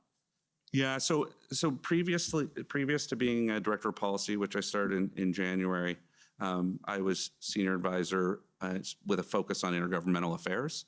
And so through that, I got to work closely with a number of the provinces. The three I was having most contact with, one was British Columbia because they were chair of the Council of the Federation at the time. So that was an ongoing active discussion generally. And I want to be clear, not just about this. For example, Mr. Wallace and I were working on childcare very actively at this time as well, and other issues were very would come up. So and then other provinces as well. But the other part of our PMO, which is important in this, is the regional desks, who don't report to me. They're part of the operations team, but they have geographical areas of responsibility. So they're often in touch with provinces and cities, and we have kind of information sharing between us. So I'm in touch with them a lot. They let me know when things are happening. I do as well. So I know that in those times there was a lot of informal contact, as well as obviously from ministers and officials. Okay, and we may come back to some of those interactions, but we'll stick to Ontario for now. Mr. Clerk, can you pull up ssm.nsc.can 402935?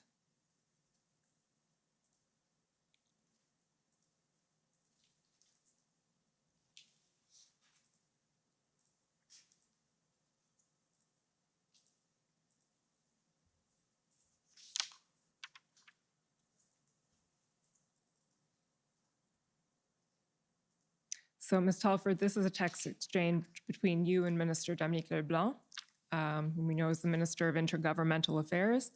And he writes to you and says, just got this from Vandergrift. So that's a reference to his Deputy Minister, Michael Vandergrift. Minister, want to let you know that the Ontario Solicitor General has again declined the invitation to attend the tripartite meeting today on the Ottawa occupation. And you say, I think we need to shine a light on that. He says, we'll say it. Can you explain to us what was going on in this text message and what you meant by, I think we need to shine a light on that? So I think this was a continuation of what John was just talking about. This was obviously a further attempt at a meeting with the three levels of government, and Ontario was continuing to decline. I don't recall when he says, we'll say it, where that meant, but it putting myself back in that time, I think when I'm saying we should shine a light on it, it's bringing some attention to the fact that Ontario wasn't at the table. And we really did believe it would be a more efficient and effective way to work. Would it be fair to say that there was some frustration with Ontario's response at this point?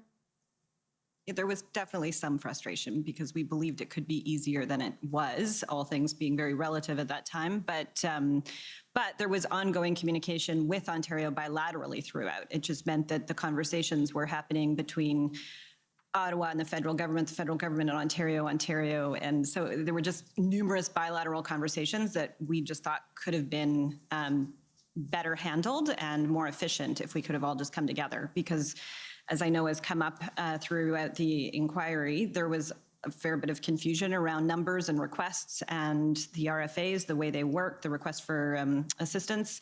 They do need to go through the provincial level of government. And so not having them as part of the conversation made things that bit more complicated. That's fair. Mr. Clerk, can you please pull up ONT 50159?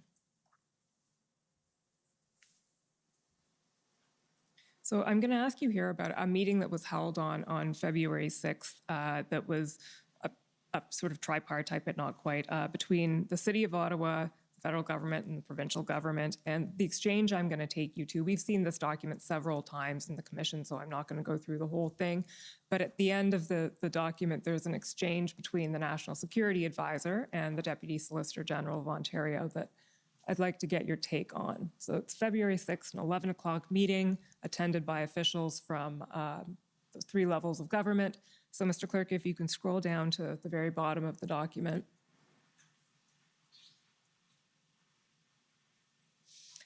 You'll see it says there, Jody Thomas, National Security Advisor, noted that it was a positive meeting and regrets to end on this following point. Would the province be looking to the federal government if this protest was happening outside the city of Ottawa, e.g. happening in other places like Kingston? And the response from Mr. Di Tommaso was, this is a protest and encampment moving against the federal mandate on trucks. They came to Ottawa from across the country for that purpose. Now, Mr. Di Tommaso testified at the commission approximately 2 weeks ago, and he expressed that in his view, he interpreted Ms. Thomas's comment as, and I'll quote the words here, the federal government wanting to wash its hands of the entire matter. And so I'd just like to get your reaction in terms of whether you think that was a fair assessment of what was going on, whether you think that was what was being expressed there, and what Ms. Thomas was trying to express when she said, would the province be looking to the federal government if this was somewhere other than Ottawa? I might start, I'm not putting too much weight into this, as I read it, and I wasn't there, but this strikes me as frustration and a bit of a back and forth in that frustration happening, and both sides kind of articulating some of that frustration. I think we were trying to look for ways to work together. There were 3 levels of government, and it was a challenge to get these machines working in the right direction. And I think this back and forth my guess would be this is an outcrop of just a frustration around those levels of government and the 2 different approaches that I've outlined before. Fair enough. And you can appreciate that one of the issues that the commission is looking into is the interaction between governments, and which is not always an easy thing, but how it all played out here. Okay, so eventually, around the time of February 7th, 8th, 9th, Ontario became more engaged when the Ambassador Bridge blockade became entrenched. And so we know that has happened. And I'll take you at that point to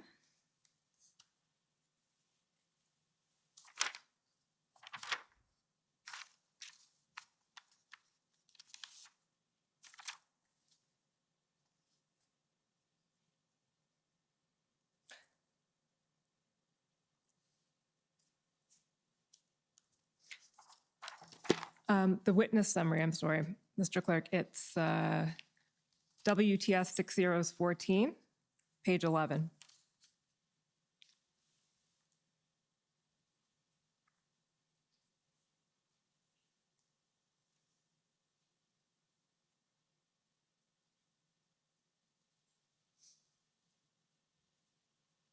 Oh, I'm sorry. 83. I'm sorry, I got the wrong number. 83. 14 is the IR.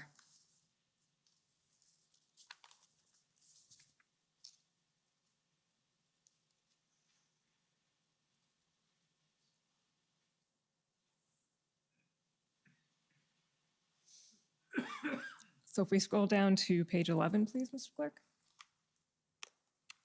Keep scrolling. Oh, keep scrolling.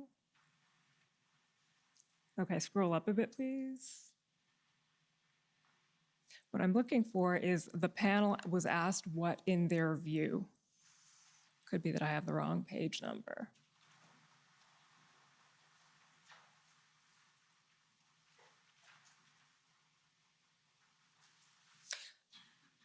While they're looking for the reference, Mr. Broadhead, what I want to ask you about is what in your view, you were asked this during the interview, and I'd like you to elaborate on it. What inspired the shift from Ontario? Why did it happen then? And And how did that occur? And I'll preface my answer by saying this is me not in the government of Ontario, which I did spend a long time in the government of Ontario, but I was not there at this point. I think it, in a sense, it started to become absolutely clear that we had to work together. So it was almost the increase of things happening. So you add the Ambassador Bridge to the Ottawa situation. You have other things starting to happen around the province, in New Windsor, Sarnia, Cornwall, and all of, I think it became clear, and I'm hypothesizing here that, but we did see an evolution of their strategy at that time. In terms of at the political level collaboration, I think there's lots going on in other places that I don't want to comment to, but just that's what I can specifically comment to. Okay.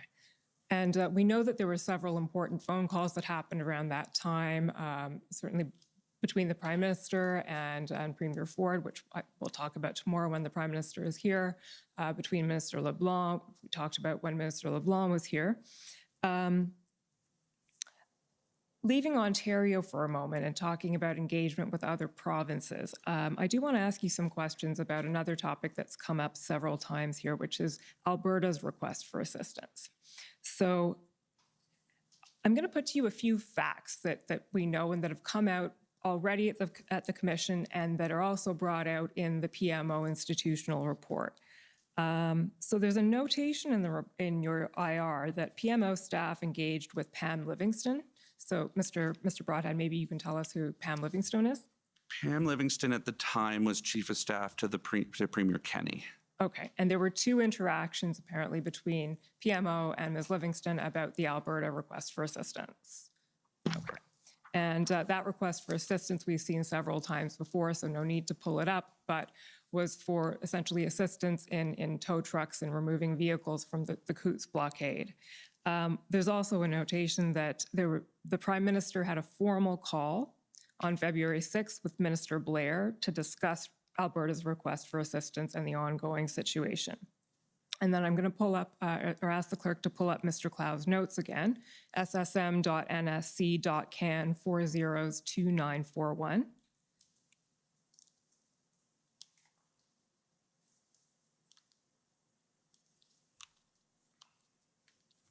So this is the notation I said we'd come back to. This is the meeting that you're having with the Prime Minister on February 6th, and the notation, there it is, thank you. Coutts persists, but traffic is moving. Alberta asked for RFA.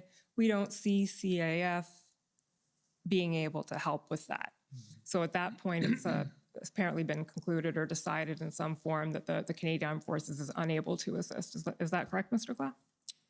So the RFA came in the day before that, and it immediately spurred a number of conversations with different offices. Ministers were consulted, and the Prime Minister was consulted on a few different occasions about this. And yes, there was a general sense that CAF should be a last resort, but also in this specific case, I think you've heard from other witnesses as well, but at the time, the discussion was that this was not an appropriate or even useful response to what the problem was. And what I mean by that were these trucks actually going to be able to do the job? That was all part of the discussion that ensued after the request came in on the 5th. What I'm really wondering about all of these exchanges, and there was a further meeting apparently on the 9th where, again, this time it was Ms. Telford, Ms. Charette, the Prime Minister, and Ministers LeBlanc, Mendocino, and Blair all discussing the RFA during one of the meetings that was held.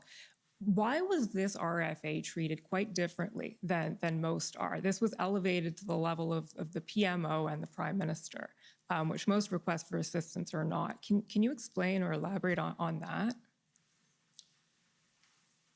And you might want to add to this, but we are usually made aware of requests for assistance wherever they're going in government. And in this case, we were obviously following everything to do with the blockades and the occupation very, very closely. And in this case, because the feedback from departments was coming that there wasn't a way to help, and our what we were trying to do was support anybody who needed assistance on the ground. And so if Alberta was asking for help, we wanted to be able to support them. So it just led to a lot of conversations. It kind of comes to the role that our office often plays of coordination and facilitation, because we then started reaching out and asking questions of other departments saying, does anyone else have the equipment that they might be looking for?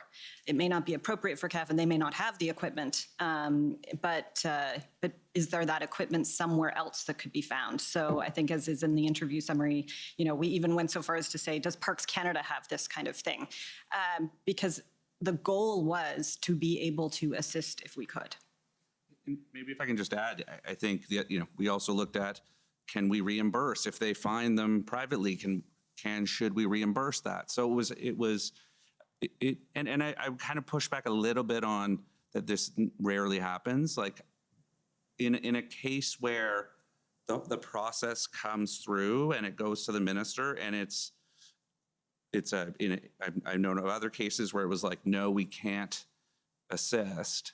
The minister's office will often flag it to us, and we'll ask questions about, well, have we explored this? And I can remember other instances where that was the case, where we just pushed more to find other solutions that in the kind of narrow band of the RFA process they may not have thought of.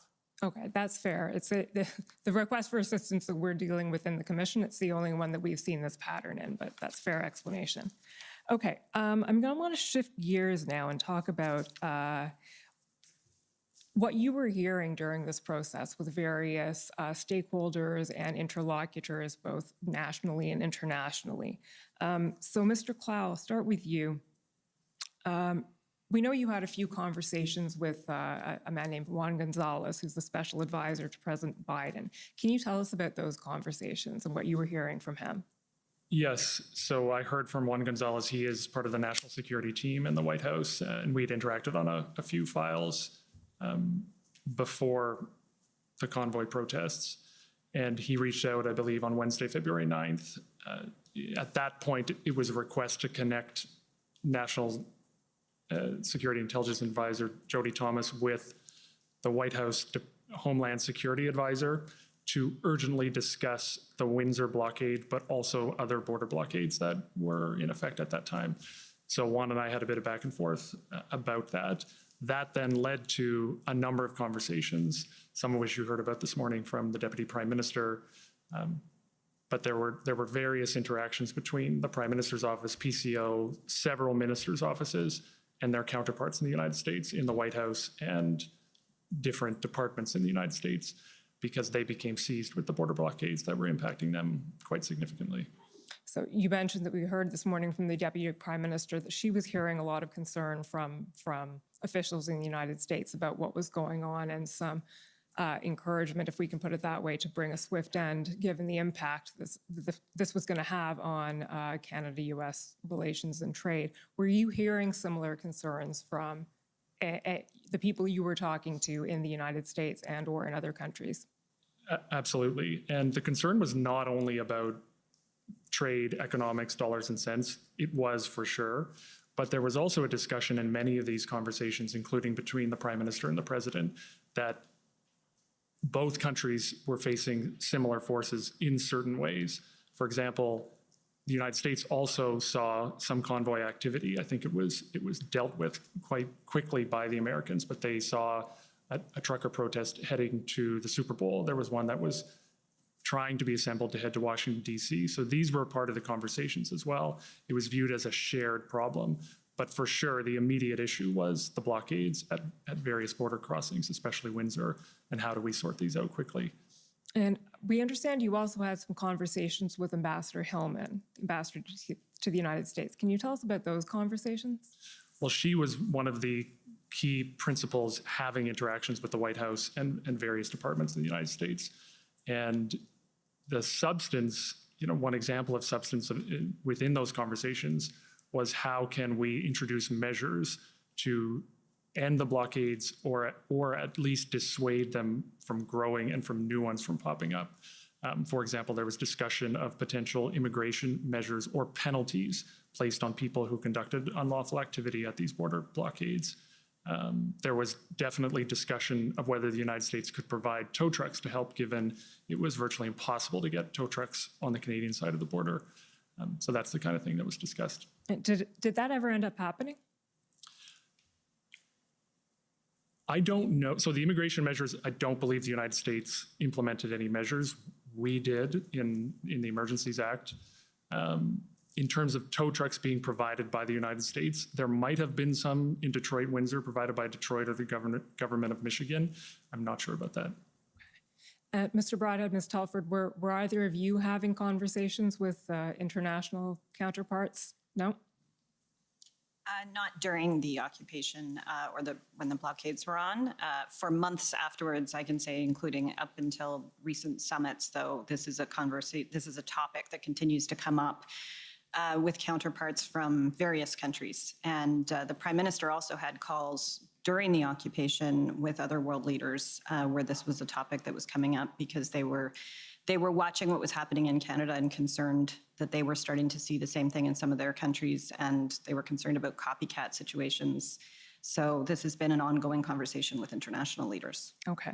And I would just add as well, another feature of all of the conversations between the Americans and us, including the call between the Prime Minister and the President, was the fact that a lot of the support for the unlawful activity here in Canada was coming from the United States in terms of money, in terms of people, and in terms of political support from some of the most prominent US political figures. Millions of dollars came in from the United States, according to published reports. Chief Slowly announced that there were American citizens who had traveled to join the occupation in Ottawa. So that was also a feature of the discussions here. The flooding of 911 phone lines here in Ottawa came largely from Americans, as announced by Chief Slowly and the Ottawa Police. So this was very much a shared problem, and we were talking about it in that sense. We've heard about some of that already at the Commission.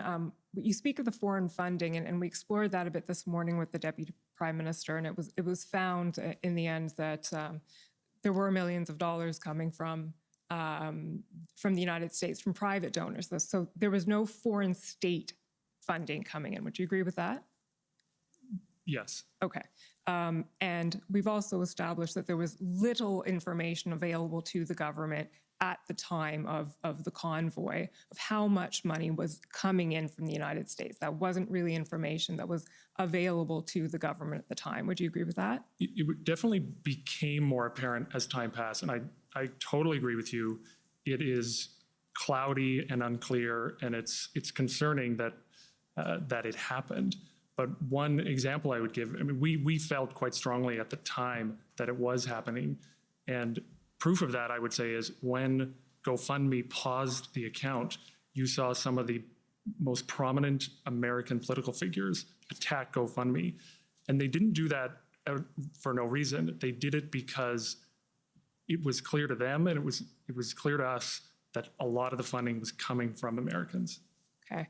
So you've taken me to what I actually wanted to ask you about, which is one thing we haven't heard much about so far is political commentary coming from the United States. So you'd mentioned prominent political figures who are weighing in on all of this. Can you tell us about some of that, some of what you were hearing or observing on that front? The issue there were a number of examples from senators, from governors, from the former president. And the issue there is not that individuals and politicians aren't allowed to comment on politics and policies in other countries. It happens all the time. But the concern for us was it was direct encouragement for unlawful activity that was hugely damaging to the country, including the border blockades. So that's why I raise it here, and that's why the President and the Prime Minister spoke about it. It was the support for unlawful activity. Okay. Mr. Clerk, can you please pull up Mr. Clow's notes again? So that's ssm.nsc.can 402941. Remarkably effective note taker.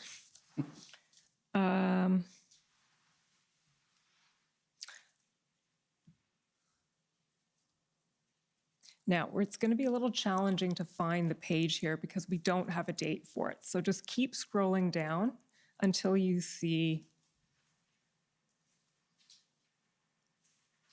talked about the Emergencies Act. So Scroll down again, please. Scroll down.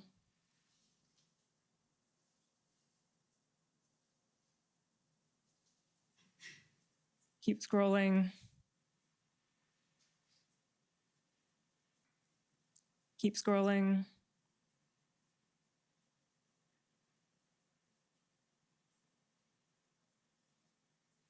Keep going. I think it's just after this. Keep going, please.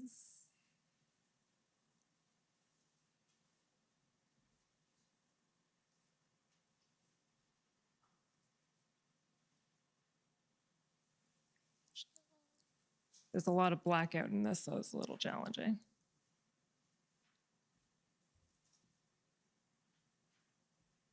Oh, we're at the FMM already, so it must be before that.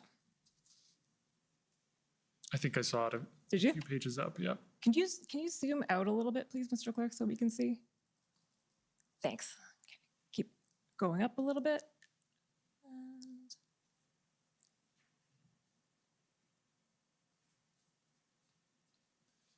So a little bit further up. A little bit further. So I think you see. yeah, there we go. Okay. So first question, we don't have a date on this because it's sort of, there's some blackout before that, but do you remember the date of this, Mr. Claw? I believe it was February 9th. Okay. So it's a meeting on February 9th, and This is various things happening over the course of the day. Why don't you tell us this what- one meeting. why don't you tell us what was happening? So February 9th there were a few conversations going on. I don't specifically remember what meetings at what times, but I did write down, and it was reported to us, that Minister Blair had spoken to the clerk about the Emergencies Act. And that was in the lead up, I think, just one day before the incident response group meeting where the Emergencies Act was discussed in some detail, in addition to other things.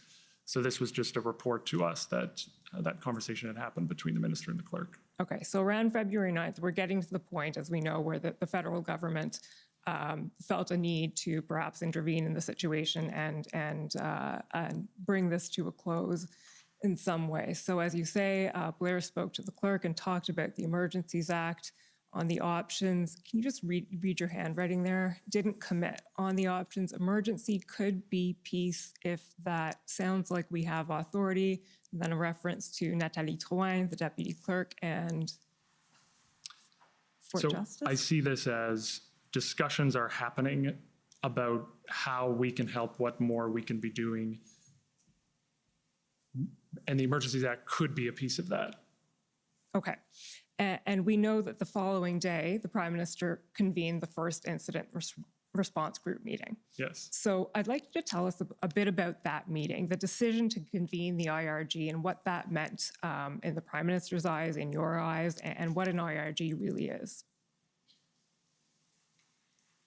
I think, as the clerk may have spoken to already, and I think as these notes show too, the meetings were becoming increasingly frequent, with added ministers and different departments getting involved because of the request for assistance amongst a growing number of blockades now, as well as protests in different parts of the country. And the occupation, of course, is now really entrenched in Ottawa. And so as we were having these meetings, the clerk, I believe, advised the Prime Minister, though it made good sense to the group of us at the time as well, that it was time to formalize our structure moving forward, and that we were at a point of national crisis, and that's what the incident response group is put together for. It was a group that was, it was a cabinet committee that was created, I believe, in the first mandate of the government midway through, and it is chaired by the Prime Minister. It does not have a set permanent membership. It is convened with the ministers appropriate to whatever the incident is that is being discussed. And the thing that makes it very different from other cabinet committees is where in another cabinet committee that tends to be policy focused and a little longer term. This is obviously dealing with something in real time and something that's crisis-like in nature. But the structural difference too is that officials lead in many ways the conversations within the IRG meetings space, and they are right at the table. So whereas at a cabinet committee meeting, the ministers would be sitting around the cabinet table and the officials might be sitting to the side, they may very well be making presentations, and then the ministers would be discussing those presentations, or they might speak up to make clarification when their ministers call on them for that clarification. At an IRG meeting, the principal presenters are officials. And so whether it's the NSIA, whether it's the commissioner of the RCMP, whether it was the head of CSIS, depending on the incident in past, it might be the CAF and the chief of defense staff. And then the ministers are called on by the prime minister to add anything that they might see as not having been covered, to add any thoughts they have on the basis of the information that's been presented. But they are all sitting around the same table, which makes it quite a different meeting than really any other. And what's the purpose of that? Why is an IRG structured like that with direct input from officials? I think for a number of reasons, it's their expertise and getting it in real time to the prime minister and to the ministers, and things are moving very quickly. And it's so it's an efficiency and an effective kind of tool to bring everybody to that same table and convene the leadership of the different security agencies for whatever the security incident is, and to hear from people directly. Okay. So essentially you remove the sort of the layering up, and instead the prime minister has direct access to all of the inputs that he may want or need. As do all of the other ministers, because they then get to hear directly from the heads of the different agencies or law enforcement heads. Okay, fair enough.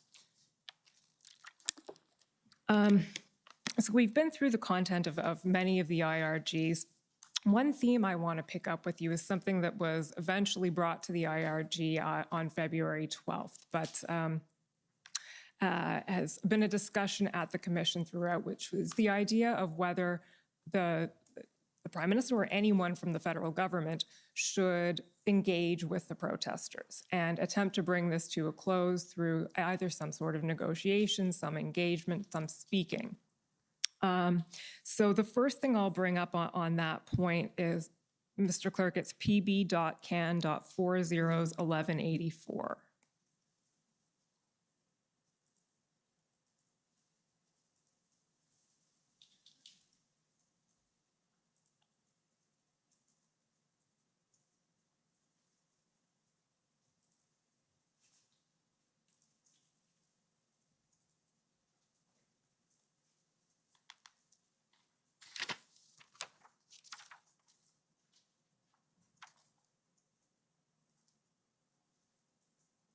Or might be 1844, sorry.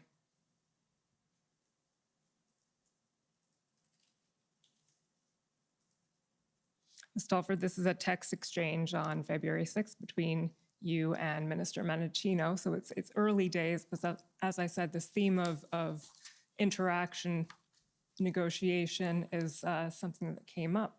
Okay, can we scroll down, please, Mr. Clerk?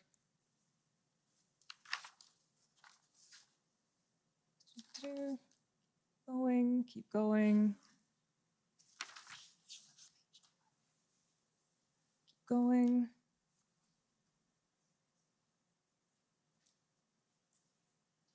Page 8, please.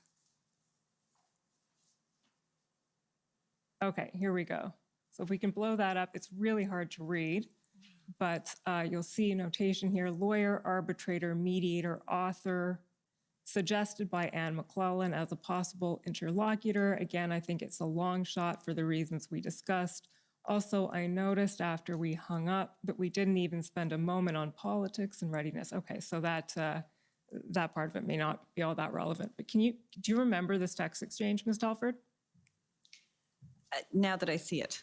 Okay, and do you remember the idea of discussing a possible interlocutor at that point and what was going on? Can you fill that in for us, please?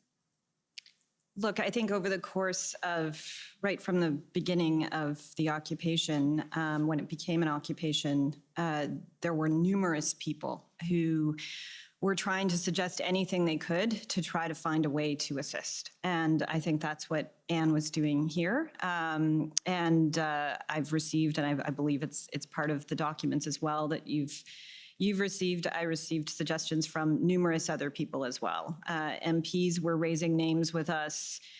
There were suggested names of MPs from other parties who were coming forward, wondering if they could help. There was a lot of people that were trying to find a way to figure out if an engagement could work. And no one was able to take it past that first thought. And so no one could figure out who they should talk to. There was no clear leadership on the other side. There was no clear understanding of what they would even be talking about. The police were already, as we were being informed through the incident response groups, they were already engaging at a certain level. And so it wasn't clear what this engagement strategy would be, let alone if it could have any effect. And, you know, I think there's a difference too between engagement and negotiation. And the Prime Minister and the Cabinet, the government, wasn't prepared to negotiate public health measures that were rooted in science. I also am not sure, and I think a lot of people weren't sure at the time, that really that's what this was all about. And so figuring out what the topic of the conversation could be, let alone who it could be with, that could have any effect on changing the circumstances, when no one could answer that question, really these conversations didn't move past the initial suggestion of, I wonder if. Okay, so at this point, this is part of the conversation. We're still in sort of early days of the protest, and I think what you're taking us to now is what's come to be known as the engagement proposal, and we've heard some evidence on that. And Mr. Clerk, you can take that one down, please, and pull up following ssm.nsc.can 402958. So, Ms. Telford, I think what you've just been referencing has been canvassed before the commission a bit, and it's Mr. Deputy Minister Stewart's engagement proposal that he prepared with the assistance of Marcel Baudin from the OPP PLT. And this is now the evening of February 11th. It's a text that Minister Mendicino sent to you saying, hey there, we got some very last minute and thin paper tonight on an engagement strategy. From my deputy minister, apparently socialized it with several people, including the Ontario government, not me. We'll just scroll down and see the rest of the text, please. He says it's unclear whether PCO, RCMP, or Ontario supports this, but he's flagging this as a concern about information flow. And then he says at the bottom, sorry, but had to let you know, Marco. So can you tell us a bit from your perspective? We've heard Minister Mendicino's perspective on it, but what was your perspective receiving this text? And do you know why Minister Mendicino was essentially apologizing, saying, sorry, I'm just letting you know about this? When the IRGs began convening, just the day before, I believe, one of the things that was stressed at the first IRG, or in and around the IRG really, was just the need for appropriate information flow and for regular and constant information flow. And so I believe that's what he's saying sorry for there, is he's letting me know that there's this information that is now floating around that has already gone to some people and it had not kind of followed the usual channels. And I think he was sorry that it was the hour that it was, that we were all trying to grapple with what to do here. But I had also just received the paper previously from the clerk, I think about an hour before, by the looks of this. And so I wouldn't read too much into the sorry, and we were much more focused on the draft and ultimately what was decided later that night after I talked with the clerk, and I then called the Prime Minister, and the Prime Minister agreed to put it on, with the suggestion that was coming from the clerk, he agreed to put it on the agenda for the IRG the next day for discussion. Okay. And we've seen that it ended up on the agenda, and I think you just started to tell us a little bit, but maybe you can finish that answer, why ultimately it was decided not to pursue that engagement strategy. in some ways, it's what I already touched on, which is this was one more proposal that was not yet at the place that one could act on. There were too many unanswered questions. There was no clarity in terms of who the discussion would be with on either side of the discussion, and what the discussion would be about and what it might result in. And so, while everyone, including the Prime Minister, was encouraging everyone to put every option on the table, and it's why this was put on the agenda ultimately, there wasn't anything further to pursue on this at that time. Okay.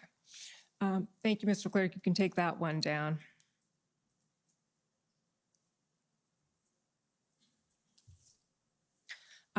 So we're going to skip a little ahead in the chronology. Again, the following day, February 13th, is obviously key. There's the incident response group meeting in the afternoon, followed by the cabinet meeting in the evening. The decision coming out of the IRG is to have the cabinet meeting, and then the decision coming out of the cabinet meeting is to have a First Minister's meeting to consult on whether or not to invoke the Emergencies Act.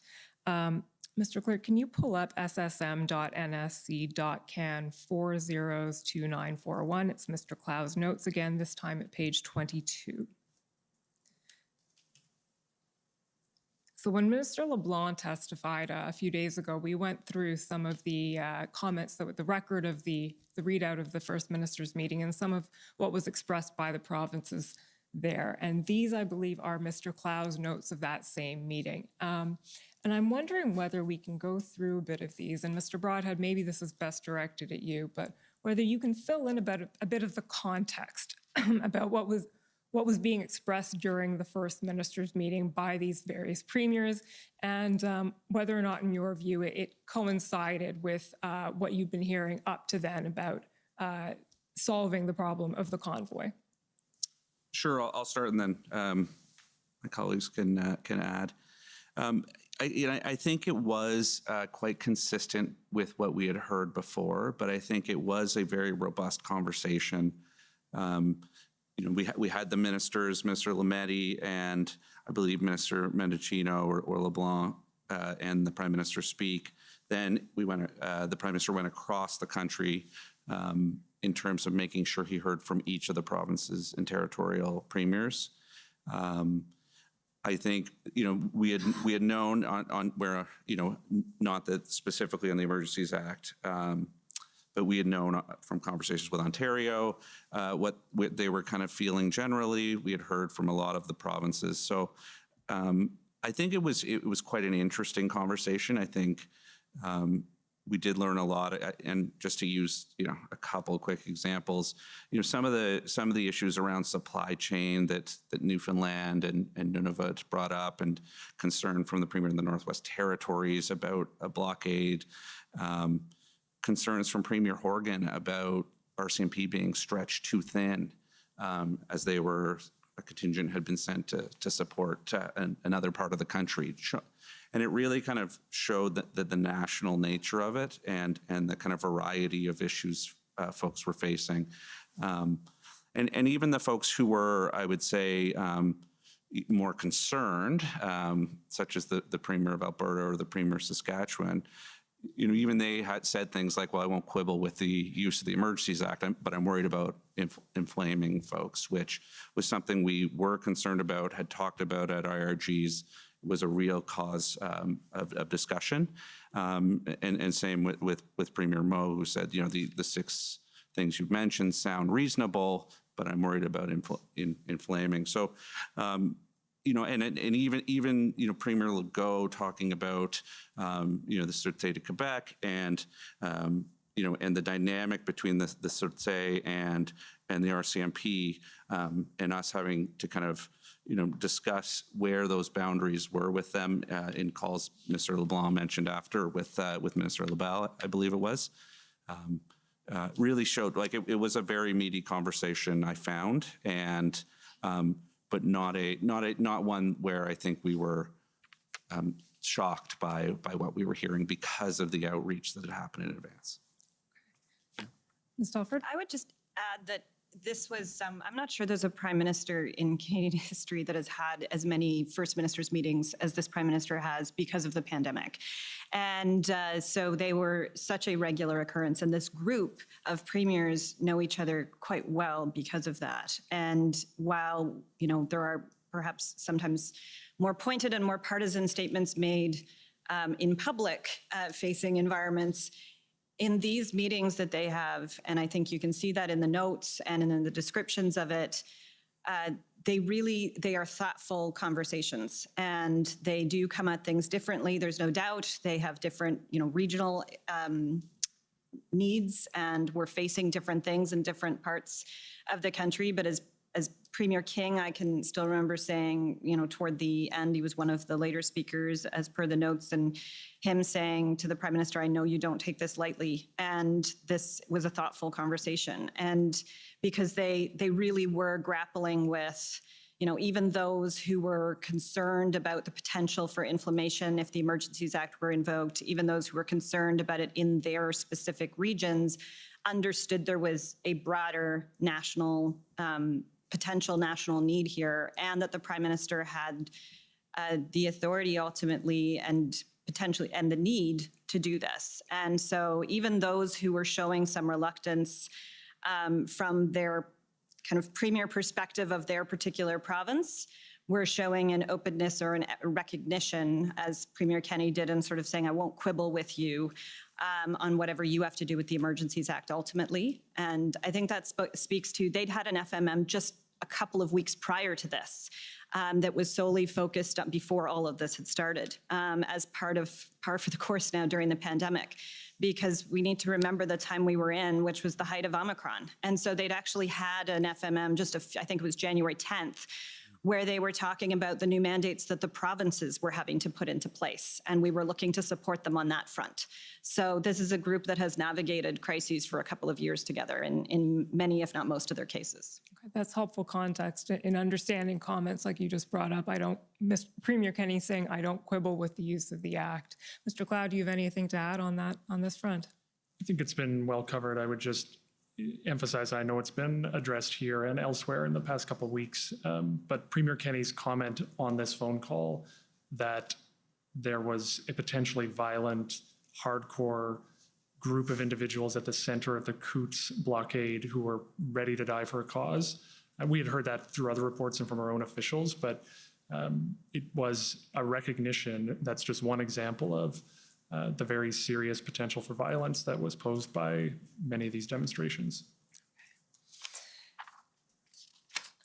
Thank you, Mr. Clerk. You can take that one down. So we know that what happened after the First Minister's meeting, which lasted about an hour, there was then, I believe, a call with opposition leaders, and then at some point that afternoon, the Prime Minister received a decision note from the clerk, and fairly shortly thereafter took the decision to invoke the Emergencies Act.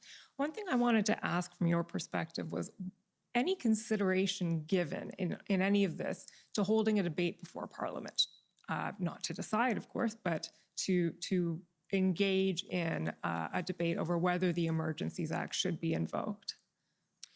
So there was an emergency debate about the convoy and the demonstrations about a week, I think exactly a week before the invocation of the Emergencies Act. The Emergencies Act itself contains parliamentary process and provisions, so that debate and the vote in the House did happen. But the decision to invoke on February 14th was made after a series of discussions and inputs, the FMM that morning being a critical one, the opposition leader call being a critical one. And the view was time was up and it needed to be enacted right away. And recognizing that the parliamentary process is built into the act and was to come in the days ahead, we thought that was robust. So essentially that conversation didn't happen because it didn't have to. There was already a parliamentary process built in. Yes. Is that fair? Okay. And I just want to turn briefly now to the topic of revocation of the act, which I know is skipping ahead again.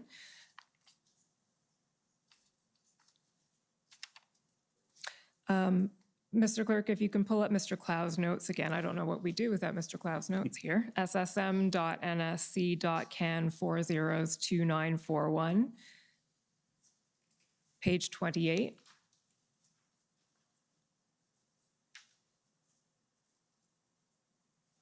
The only thing missing from the notes is clear page numbers. Always number the pages. So this is February 19th. It's a staff call, and right at the bottom there, you say Parliament's job is to confirm or revoke. Doesn't impact changes, I believe.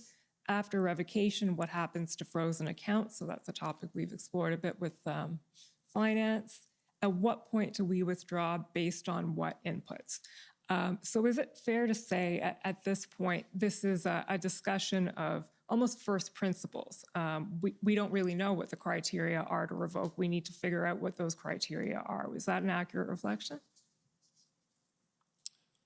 It's hard to say for sure what that specific note refers to, but there was progress by that point, the February 19th. We were far from out of it. There were still a lot of situations. There were still many threats. And if I remember correctly, Ottawa there may have been the beginning of action, but it wasn't done. So definitely at the IRGs and on staff calls and in other conversations, we were beginning to ask ourselves, okay, how long is this needed? And it was always understood, and it was made clear by the Prime Minister, this should only be in place as long as it's needed. So we were constantly asking ourselves that very question: what do we need to assess, and what will feed into the decision to revoke? Okay, and there was I think what I was saying was there's no playbook for it. So it was essentially a discussion from first principles of trying to figure out what these criteria should be. If we could scroll down a bit, please, Mr. Clerk, to the following day, you'll see IRG. Not that one, February 20th. So keep going.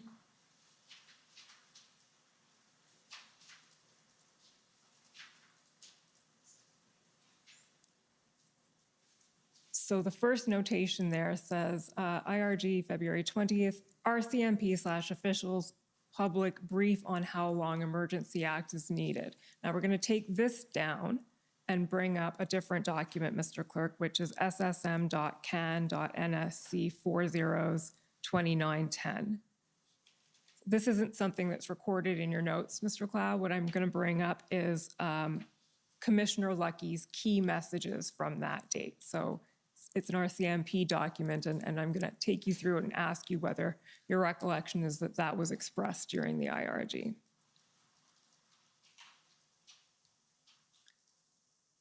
So there we go. So the key messages are, as I said yesterday, the situation across the country remains concerning, volatile, and unpredictable. We are continuing to see a range of protest events and solidarity actions across the country, with Port Sventry and legislatures the key targets. I want to underscore two key bottom lines off the top. First, as it relates to Ottawa and Ontario, there is an operational need to maintain access to these powers to ensure that we can finish what we started and prevent any retrenchment, even for the next 2 to 3 weeks. And then after that, it is important that we retain the ability to maintain the perimeter, restrict travel, and ensure we can continue to choke off financial support and other assistance to the protesters in Ottawa. And then it goes on. Do you recall this having been expressed at the IRG, that the Emergencies Act should stay in place by the RCMP, by Commissioner Lucky, for another 2 or 3 weeks? My colleagues may have stuff to add, but I don't know if it was conveyed on the 20th, but that was definitely a message right up to the revocation, that the RCMP believed that the powers were critical, and they argued that they should stay in place for a period longer in order to prevent additional blockades from starting or from people from returning to the ones that existed. Okay. Ms. Telford, Mr. Broadhead, do you have anything to add to that? No, that's. Yep. Okay. and as we know, that's not what happened in the end. The act was revoked 3 days later. So is it fair to say that input was received but not followed by, in the end, the government? Important to point out is that both for the invocation and the revocation, the RCMP was one of many inputs. So for sure, this view would have been considered and was considered. But ultimately, the Prime Minister and the IRG decided to revoke when they decided to revoke, based on many different inputs.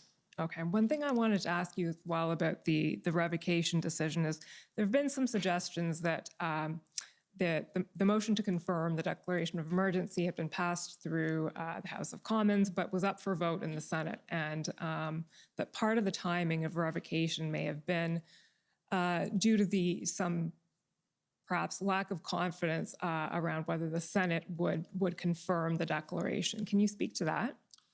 So quite the opposite, actually. And yes, I am aware of that suggestion that perhaps there was an attempt to revoke before the Senate got to its vote. We actually wanted the Senate to move as quickly as possible, and I think it did too, but as it was reported to us, the Senate was delayed in convening partly because of the very significant continuing Ottawa demonstrations that were happening right on the Senate's doorstep. They did begin their debate at a certain point, but that was not considered when it came to revocation. The decisions around revocation was, what's the situation? Is this act still needed? Are these powers still needed? We would have liked the Senate to have its vote, but I will also say I know of no reason to believe that the Senate would not have endorsed it. And I do believe that, I'm not sure about this, but I do believe that this commission has seen evidence that the chief of staff to Senator Gold, the government leader in the Senate, was doing vote counting, and they were quite comfortable that they were in a good place. Anything to add on that point, Ms. Telford, Mr. Rada?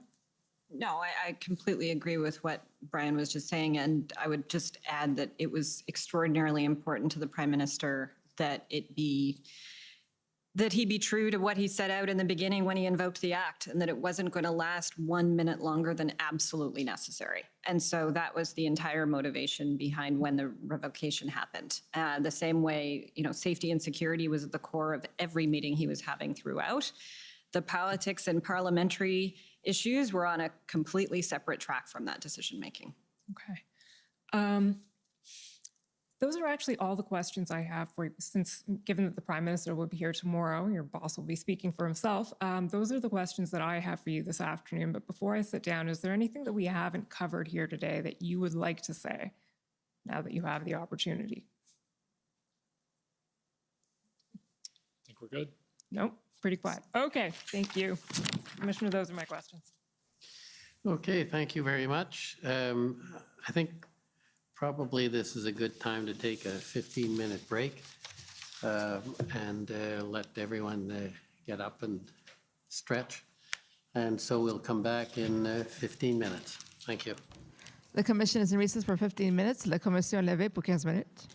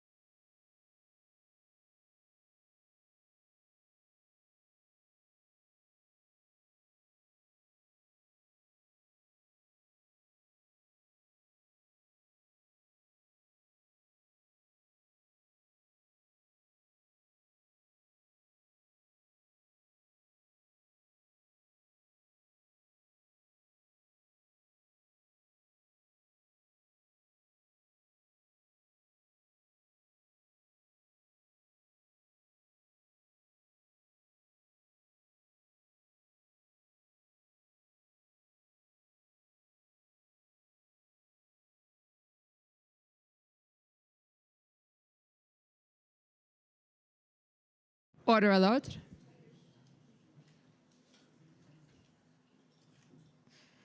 The commission is reconvened. La commission reprend. Okay. Now, the next stage. First, I'd like to call on the Government of Alberta, please. Good evening to this panel. My name is Stephanie Bose. I am counsel for the province of Alberta. I just want to start with the statement in the PMO institutional report, which indicates that PMO staff engaged with Premier Kenney's Chief of Staff, Ms. Livingstone, on February 5th and 12th. I just want to confirm that during that time, the PMO did not discuss the possible use of the Emergencies Act during those engagements. Is that correct? That it was not me having those conversations, but that is my understanding, yes. Okay, thank you. And with respect to the First Minister's meeting, Mr. Broadhead, you were asked about your understanding of the various positions of premiers at that meeting. I'd like the clerk to pull up ssm.nsc.can 50625. And these are some expanded notes prepared and produced by the Government of Canada describing that meeting. Once we have them up, I'll ask the clerk to please scroll down to page 3.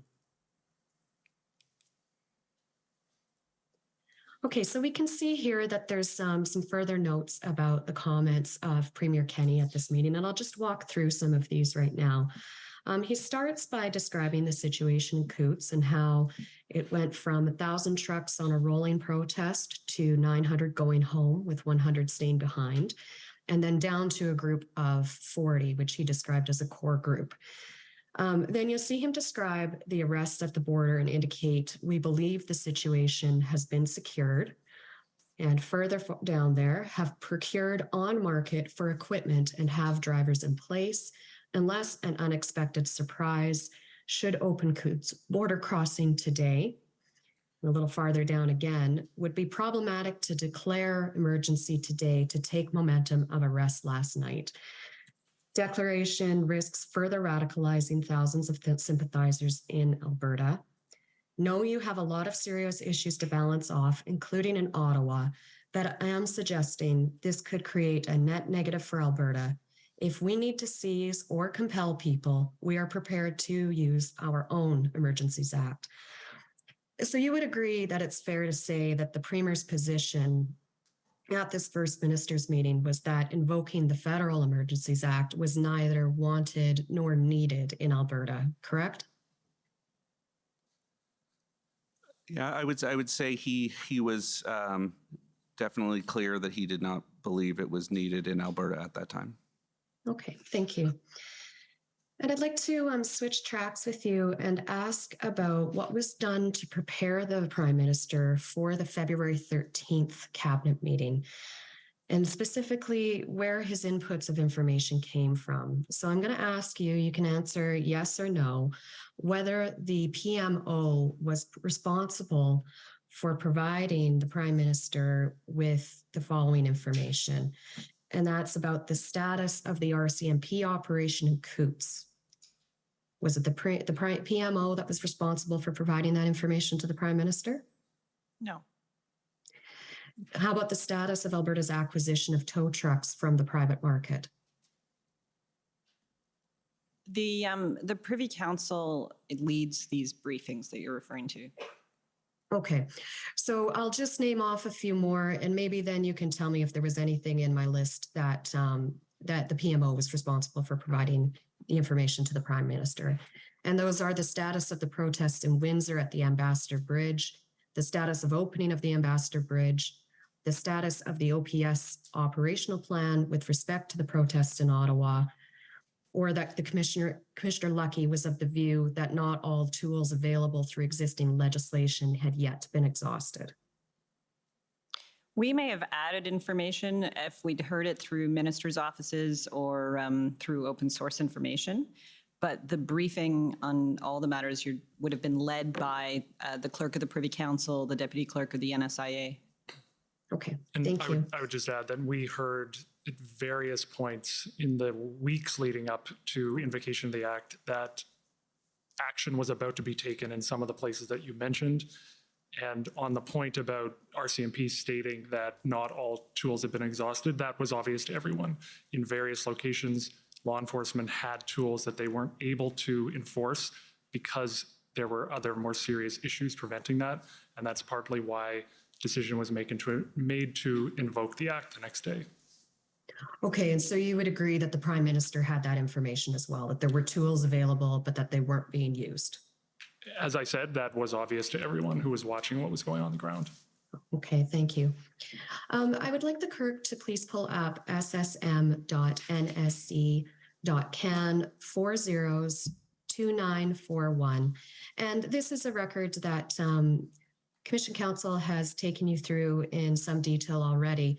There's just a few places where I was hoping you could help me read some of the writing. So, Mr. Clerk, if you could please scroll down to page 12.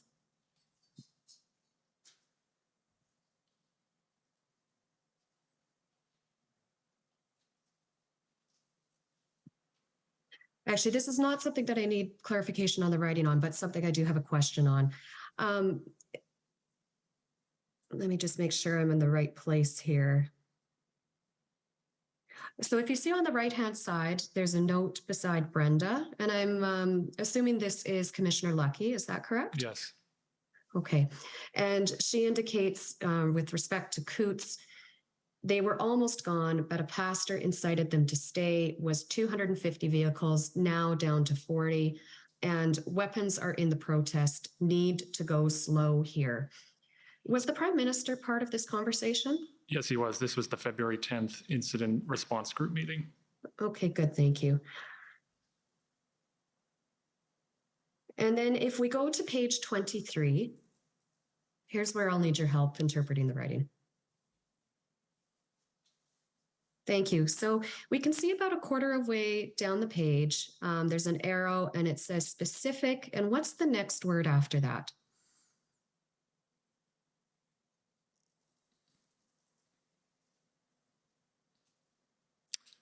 To be honest, I can't read it either. The quality of the photocopy is not strong. Okay. So specific something, draft list, using the money as and then what's that next word there? As a hook for the national stuff. So this was a reference to we knew and we heard on the FMM call that some premiers and some people felt that the act should not be applied nationally. And this comment referred to needing to underscore in the communications that part of the reason the act needed to apply nationally was so that it would apply to financial transactions across the country, given many of the demonstrators were from across the country. And I think you just said that this was about needing to refer in the communications. What communications are you talking about? So this was February 14th, 12:30 p.m. after the FMM, as preparations were underway for a potential prime ministerial announcement later that afternoon. Prime Minister took the decision to invoke the act later that afternoon, and he went out and announced it. Okay. Now I'd like to talk a little bit about that announcement. If we can go to ssm.can402665.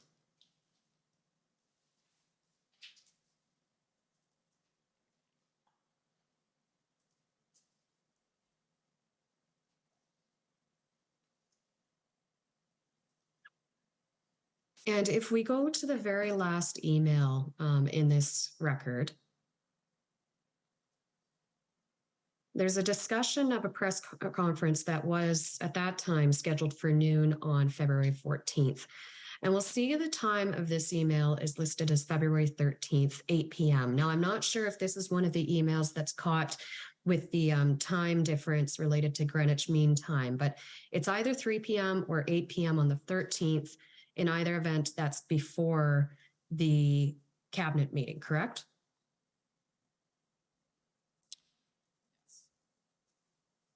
I can't confirm the timing of the email, but okay. It could be. Okay. And it indicates that there was going to be a press conference the next day with the Prime Minister, the Deputy Prime Minister, Minister Blair, Minister Mendicino, and Minister Lametti. There's a bit more discussion in other emails, including that Minister Lemaitre is there just to answer questions, and that only the Prime Minister and the Deputy Prime Minister will provide comments. Is this because that was the press conference that was intended to announce the invocation of the Emergencies Act? So what I would say is, at this point, there were numerous statements being made by the Prime Minister and other ministers to media, sometimes in the form of a press conference. My recollection was this was planning for a statement of some sort.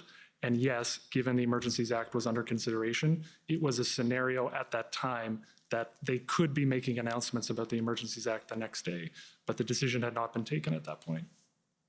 So you'll see that it says, as you know, the presser is to provide an update on the federal government response to the blockades as well as the Ukraine.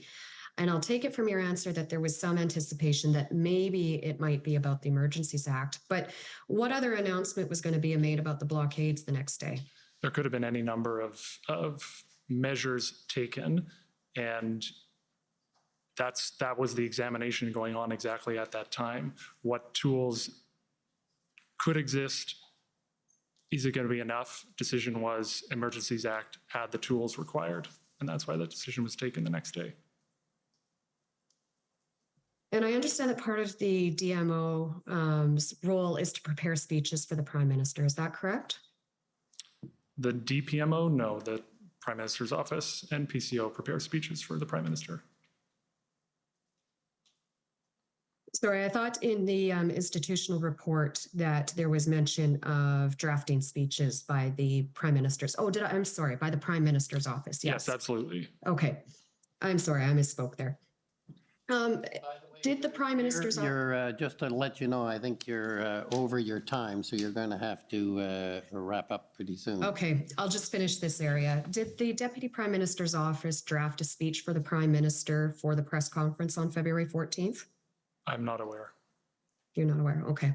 Thank you. Those are all my questions tonight. Okay, thank you. Next, call on the convoy organizers, please.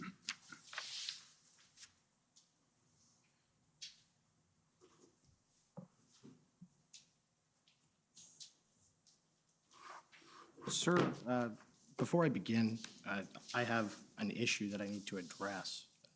As you know, and I've made applications several times, the disclosure in the record is entirely deficient. We've been trying to deal with these redactions. There's still redactions for parliamentary privilege, which the government has not removed. There's no legal basis for, as you've already ruled, to redact any document on the basis of parliamentary privilege. There's also the issue, as I've re-raised by email as well, the issue with the notes of this witness. The process that was used in dealing with that needs to be reassessed. These are important witnesses. I need rulings, and so does everyone here.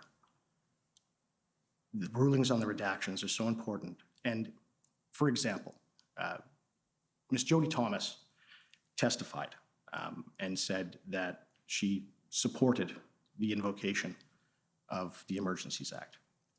But there's a note that we got after we fought for the one redaction we got that said Jody Thomas did not.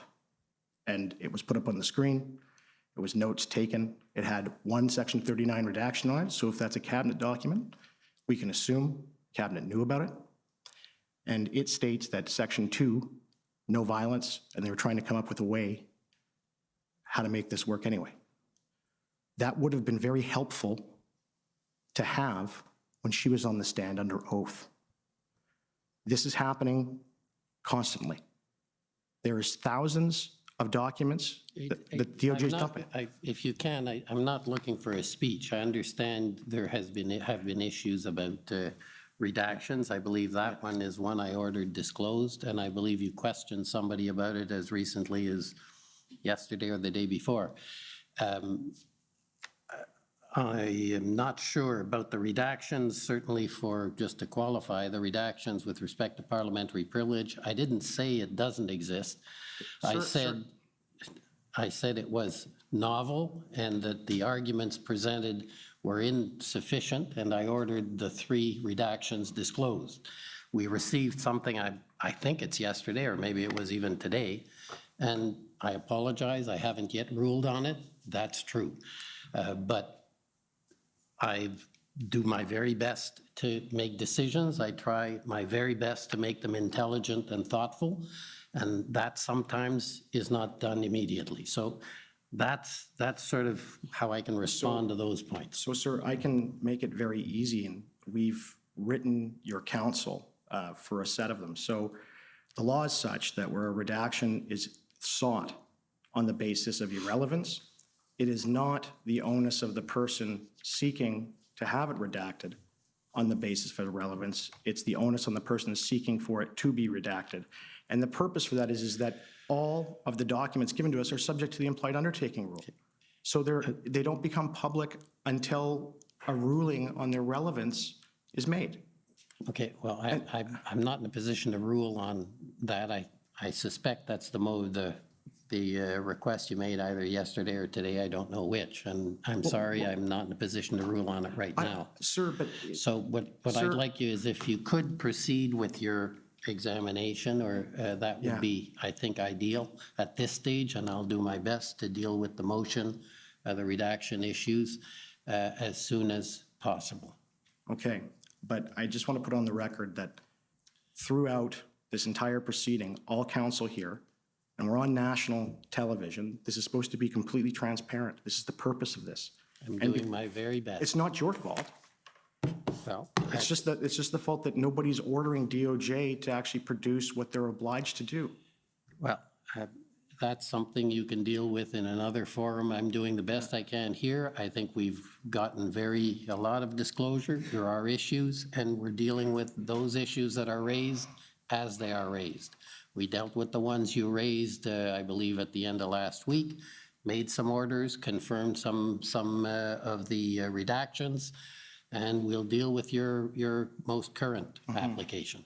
But could you just not order that the redactions for parliamentary privilege, because I can tell you, I've studied that area in and out. And the reason no one could provide you an authority for the purpose of a redaction on the basis of parliamentary privilege is it doesn't exist.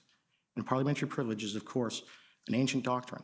And if you would just order the production of the records without those redactions, it would remove a whole bunch of them. Then, if you would order the production of all relevant records with respect where irrelevant is claimed, those records are then subject to the implied undertaking rule. And there's no national security issue with those. If they were, Section 38 would be claimed. There's no cabinet confidence, so Section 39 is not claimed. And that has been the law since time immemorial. How can you contest if something's relevant if you don't know what it says? And my problem is that this witness is now on the stand. One of the documents is key in my submission. It is the notes of Ms. Jackson, which is the office assistant to this witness. There are redactions therein on the basis of irrelevance, and there are redactions therein also, I believe, on one of the other grounds. And I've sent a written motion, if you will, email to your counsel. We've been asking for these things and asking for proper production throughout this proceeding. All counsel are in agreement that we don't have proper production, sir. Okay, well, I'm not sure you can speak for all counsel, and I'm sure they can speak for themselves as to whether or not you've been asking for this a long time. I'm not aware that you asked about those redactions, so, but maybe I don't have the records. But so, sir, anyways, we're going to have to stop this. Yeah. And despite your belief that the law is always very clear, my experience of 20 years is that's why judges are around. So if you could proceed, otherwise, we're not going to get anywhere. So if I could bring up the notes of Ms. Jackson, which are at,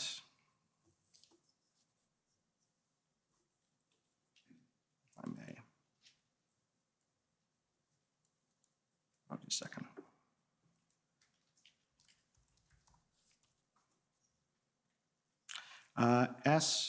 SSM.can.7719.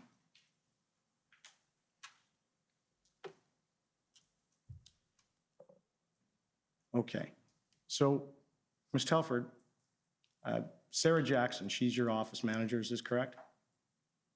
Yes. All right. And so obviously she's a scribe and does scribing for you when you're in meetings? No. All right. So the notes that she takes, she has, if we can scroll down.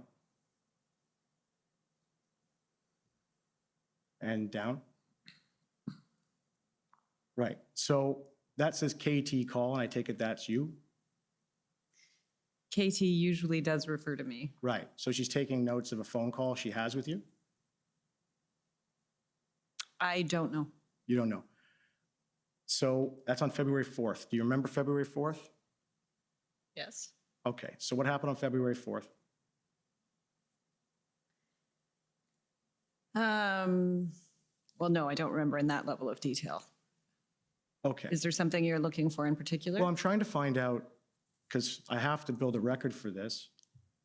Do you have any idea why anything in your conversation on February 4th in that note would be irrelevant? I don't know. And I take it when you spoke to Ms. Telford, or sorry, to this individual at the time, there was no lawyer present, was there? I don't know what this call is. Okay, so can we scroll down then? So you see there, the government has claimed solicitor-client privilege, okay? And you don't remember speaking with a lawyer on February 4th, do you? As I said, I don't know what this call is. Right, so how would the government know, if you don't know, that this is solicitor-client privileged? They couldn't, could they? So it's redacted, and this is the problem, sir. You have irrelevant. Is there a question? Yes, and so if we can scroll down. Okay. And in that note, on February 4th, I know you don't have a good memory, but in your conversation. So that's a. No, I know good memory of February 4th. I know she doesn't have a good memory of it, but it wasn't an insult. Blair's Current Strategy Emergencies Act, right? So I take it your understanding, she's writing down what you're saying, and you told her that Blair's current strategy is the Emergencies Act. So it was Minister Blair's strategy to invoke the Emergencies Act on February 4th. That's your understanding, isn't it?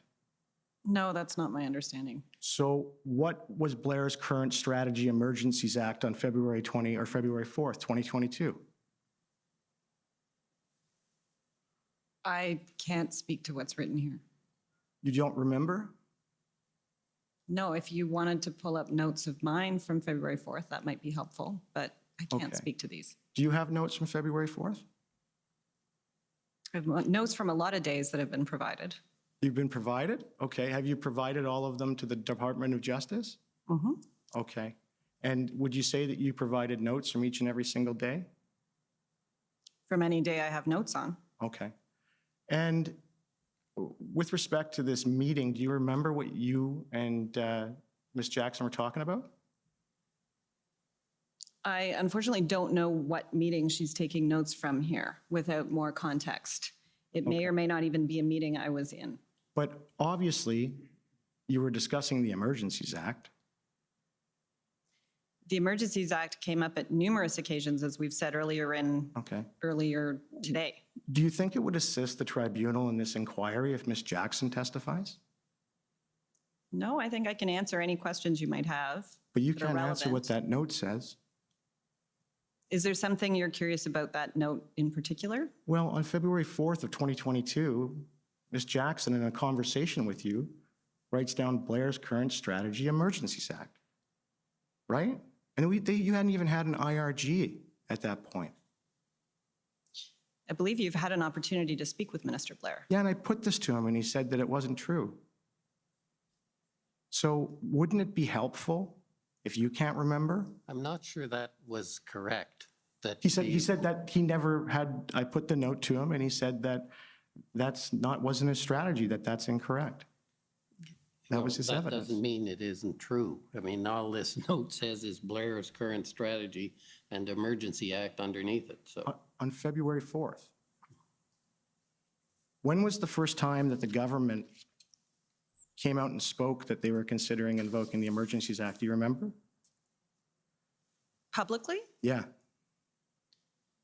I mean, there were questions from the media where ministers were speaking about the Emergencies Act long before it was invoked. Yeah. And Minister Blair, I discussed this with him, on February 13th, for the first time, he went on a show and he talked about that it was under consideration from the outset. But then when he testified here, he said it wasn't.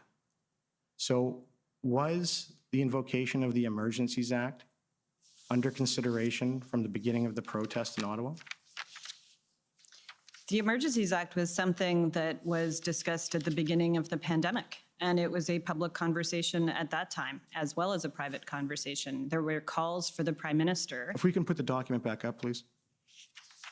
Perhaps it's Brian Gover for the Government of Canada. Perhaps the witness could complete her answer to the question without interruption. Oh, no, I was just, the document went down. I'm not done. I apologize. So thank you.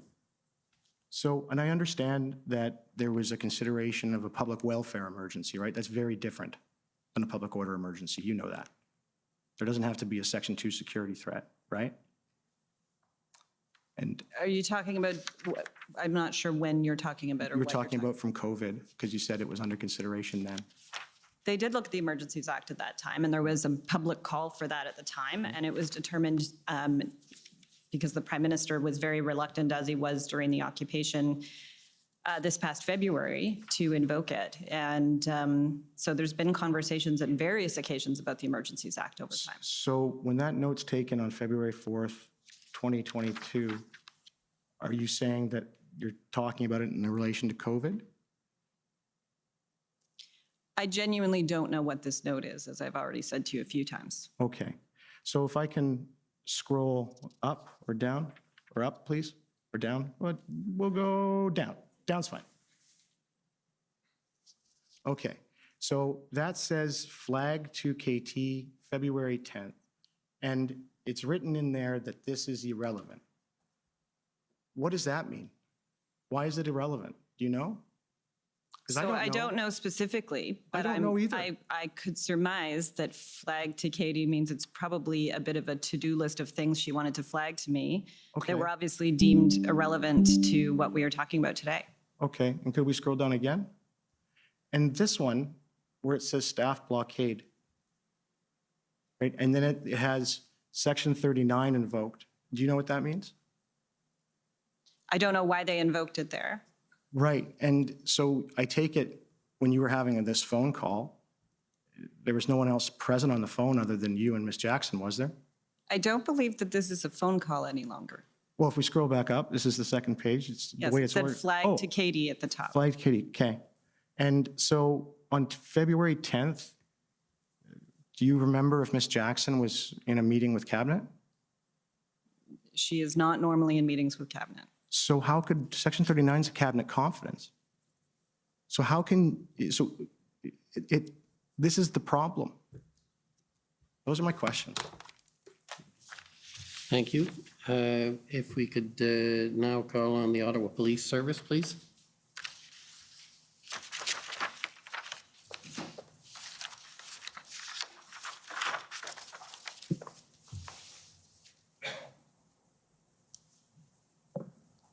Good evening. My name is David Michikowski. I'm a lawyer for Ottawa Police Service. Ms. Telford, my questions, at least initially, will be directed to you. I understand that the PMO relies on the RCMP. Generally? What do you mean? Well, I guess the PMO relies on the RCMP to protect the Prime Minister and others. Yes. And you trust the RCMP? We do. The RCMP has kept the Prime Minister and his family safe. They have. And the RCMP takes security very seriously. They do. And one of the documents, I won't take you to it, but I believe the commission took you to it. One of the documents that you were taken to reference the Intersect group. You're familiar with the Intersect group? Can you remind me? Sure. It was described in that document as a group that gets stood up and is composed of the OPS, the RCMP, PPS, OPP. You're familiar with that? Yes. And all of them are involved in decisions and discussions about these types of protest events and security concerns, correct? That sounds right. And in fact, in that chain of emails that you were taken to, there's reference, and it was on January 25th, Ms. Powers indicates that the key will be tomorrow's Intersect meeting and how law enforcement will pre-mobilize. So you're obviously aware that the RCMP, whom you have a lot of confidence in, is monitoring the protest as it's approaching Ottawa, correct? Yes. And on January 27th, and I won't pull it up, but I'll give the reference for the record. It's pb.can401844. There's a series of text messages, I believe, between Minister Mendocino and yourself, and you indicate that the RCMP, or he indicates to you, that the RCMP on January 27th says that the current estimate is about 2,700 trucks, but the numbers could fluctuate. Do you recall that? That sounds right. And there's another document from the PMO, I believe it's from Ms. Power. She's the issues advisor. She's one of several issues advisor, but she holds the file for public safety. And so there's an email from her on January 28th. Again, the reference number is ssm.can.nsc402795. And she gives some more data as to what the status is. One of the things that she references in that report on the latest numbers is Project Hendon. And we've heard a lot about Project Hendon. Was that something that you were familiar with as well? Not at the time. I'm sorry? Not at the time. Okay. Subsequently, you did hear about Project Hendon, is that right?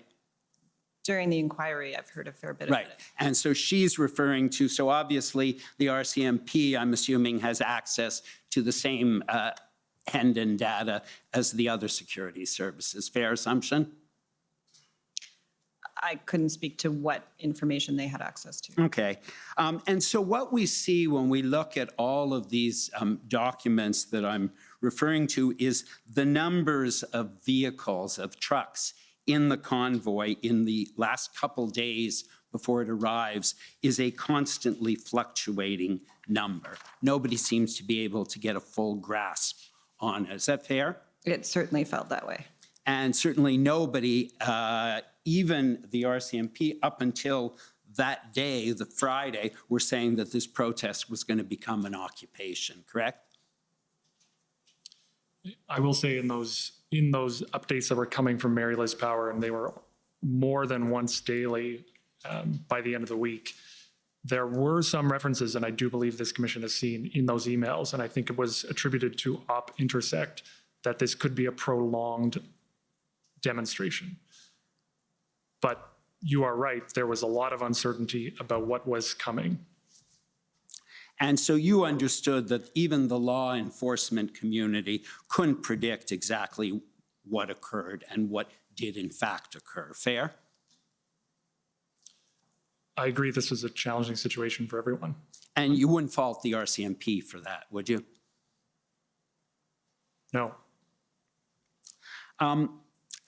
You've talked about what you saw on social media in the days leading up to it, and CSIS has told us that analyzing social media is rather complex and requires more than simply scrolling through social media. You wouldn't have any reason to disagree with that, would you?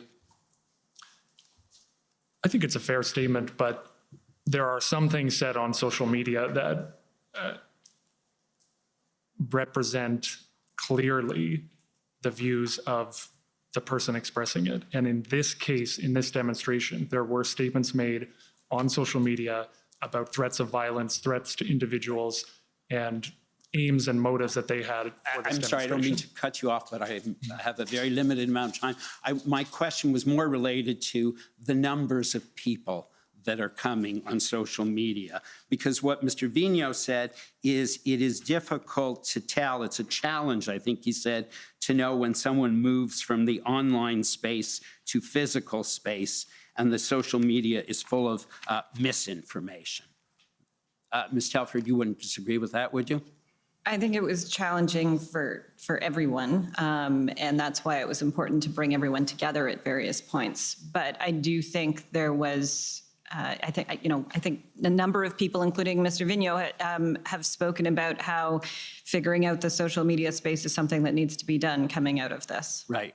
And you recognize, just moving on to another area, you recognize that police, and we've heard from a number of ministers, that police need to have operational independence from government. Absolutely. And that police have to make operational decisions in real time for reasons that may not be evident to the government or to the public. Fair? Of course, and that's something we took very, very seriously. And again, you respected that operational independence. You wouldn't want the police, whether it's the Ottawa or OPP or the RCMP, to take action without considering what impact that action would have on officer safety or crowd safety or children in the crowd. Of course. And in fact, one of the lessons of Ipperwash that we've heard is that governments should not be allowed to influence specific law enforcement operational decisions. You'd agree with that? Fair?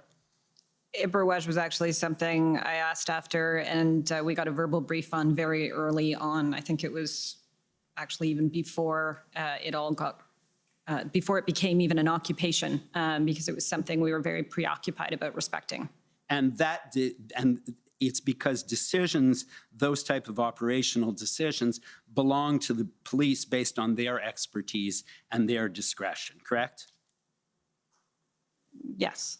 And there's nothing to suggest that the Ottawa Police Service did not exercise their discretion legitimately and in good faith in this case. Is that fair? Fair. The situation we've heard in Ottawa was, I'm going to use a word that we've all heard a lot in this, was a volatile one. You wouldn't disagree with that? It was extremely volatile. And ultimately that situation was diffused. But you'd agree with me that diffusing a situation like this one is something that takes time. In fact, the Prime Minister, in a conversation with the Governor General on February 5th, specifically made that point when he said it's going to take time to diffuse this. You wouldn't disagree with that, would you? I believe that conversation was a ways into the occupation already. So I don't think I can agree or disagree with whether or not these things always take time. And ultimately, in addition to time, it took a massive amount of additional resources as well, correct? It certainly did in this instance. And those, let me just finish off my remaining minute or two. Negotiations, you understand that before police execute a tactical operation, they will try and diffuse a situation and try to negotiate, right? These were things we were briefed on, yes. And in fact, you'll recall that the Prime Minister and Minister Blair met with opposition leaders and provided a briefing on February 10th. And at that briefing, the National Security and Intelligence Advisor specifically said law enforcement activities are in line with negotiations with organizers to ensure there's no violence. That makes sense to you, doesn't it? Yes. And she also indicated that Minister Blair talked about the importance of negotiation by the police, and you wouldn't disagree with what Minister Blair said? No, I believe this was the first call with the opposition leaders that was earlier on in the occupation. Is that right? I'm not sure if it was the first or the second. I'm pretty sure it was the first. Now, we talked about the engagement proposal that was prepared as a framework for negotiation. And I understand that Deputy Minister Stewart on February 11th advised that that engagement proposal had been prepared and validated with the OPP expert, Marcel Baudin. Do you recall that? I know he worked with somebody in the OPP. And in fact, Chief Slowly had earlier on also requested an interlocutor be used as a method of achieving a breakthrough. You're aware of that? I'm not sure. And one of the rationales, and I'll just finish off this point, if I may, Commissioner, one of the rationales that you mentioned in your witness statement for why the engagement proposal went nowhere was what happened in Windsor. And when I looked at the record, there's an indication in a document that we'd seen previously. It's PBNSC.CAN 402963. Deputy Minister Stewart said that the reason the letter from Ontario Minister Jones didn't have much effect was owing to the late hour of the day in which it was given out and the enforcement starting the next morning. You wouldn't have any reason to disagree with that, would you? I do believe that's what the Deputy Minister said. Right. And after the engagement proposal was discarded as an idea, nobody went back to the police and said, or Marcel Baudin, and said, hey, what else should we do? Is that fair? It wasn't discarded as an idea. There was nothing to act on. I do think those are different things. Okay. Thank you very much. Those are my questions. Okay, thank you. If I could now ask for the CCLA, please.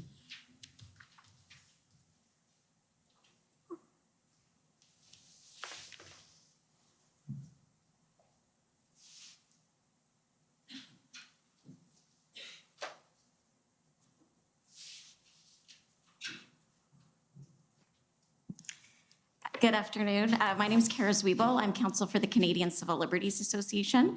Mr. Commissioner, my friend Mr. Honor from the Democracy Fund has given me 5 of his minutes, and he's going to limit his questioning to 5 minutes. So I have 15 now by my count. Okay. So I want to ask you about a theme that my friend Mr. Mijakovsky was just asking you about around sort of this question about the proper relationship between police and government. And I would imagine that as both employees in the Prime Minister's office and obviously residents of Ottawa, it might be difficult to sort of separate the fact that you're looking at what's going on both from a policy perspective, but also living through it. You live here. I don't. Oh, you don't live here? I live in Toronto. Oh, okay. So some of you live here. Now, I know you have access to briefings from the RCMP. I'm not sure if you get briefings or sit in on briefings from any of the intelligence bodies. But I think we've seen some documents that also sort of show you doing a bit of your own, getting information, as we all do, from media sources, from social media. So for example, can we pull up SSM NSC CAN 402940? And I think, Ms. Telford, this is a text message between you and the Prime Minister.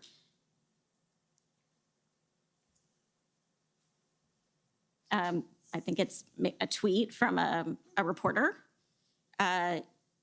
An admission police this is February 2nd, an admission police cannot control the situation. This is a complete mess and textbook mismanagement. They allowed the truckers to set up shop next to the PMO and West Block and where tens of thousands of people live, and now realize the problem they helped create. Unbelievable. And I think this is the Prime Minister writing to you. The PPS, I think that's Parliamentary Protective Service, RCMP guy in caucus said as much. He said he didn't want to let them onto Wellington, but it wasn't his call. So are you sharing this with the Prime Minister as just sort of, here's what's happening on the ground, here's what people are talking about, here's what's in the zeitgeist? In a manner of speaking, you'll find throughout a lot of the texts that I submitted a lot of different tweets, as well as information from the Prime Minister's executive assistant who lived right in Centertown and was keeping him posted on what it was like on the ground. Okay. And then can we also pull up SSM CAN 407729?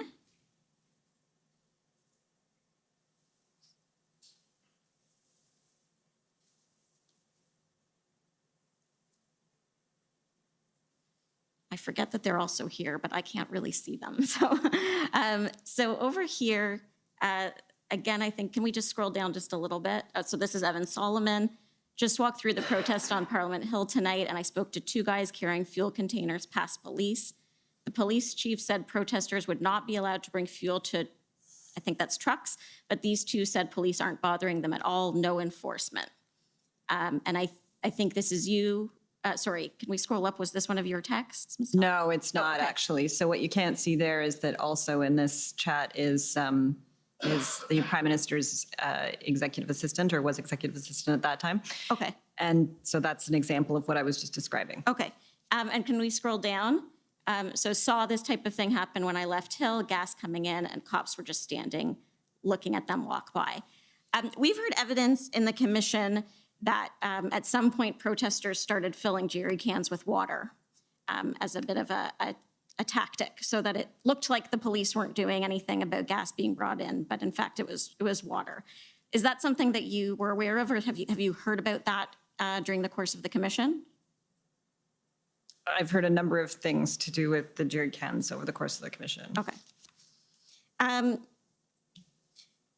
Is it fair to say that what you were seeing both on social media and in the media and on the ground here in Ottawa as residents or part-time residents maybe, weren't sort of matching what you were hearing from the police, from briefings from the RCMP? I think especially in the early days, there were a lot of different numbers coming from what we were seeing on social media, what we were seeing reported from mainstream media who were, walking around and doing their own counts, as well as what was coming in from different law enforcement agencies. Okay. Can we go to, it's Mr. Clow's notes, SSM NSC CAN 402941. It's page 11 of the PDF.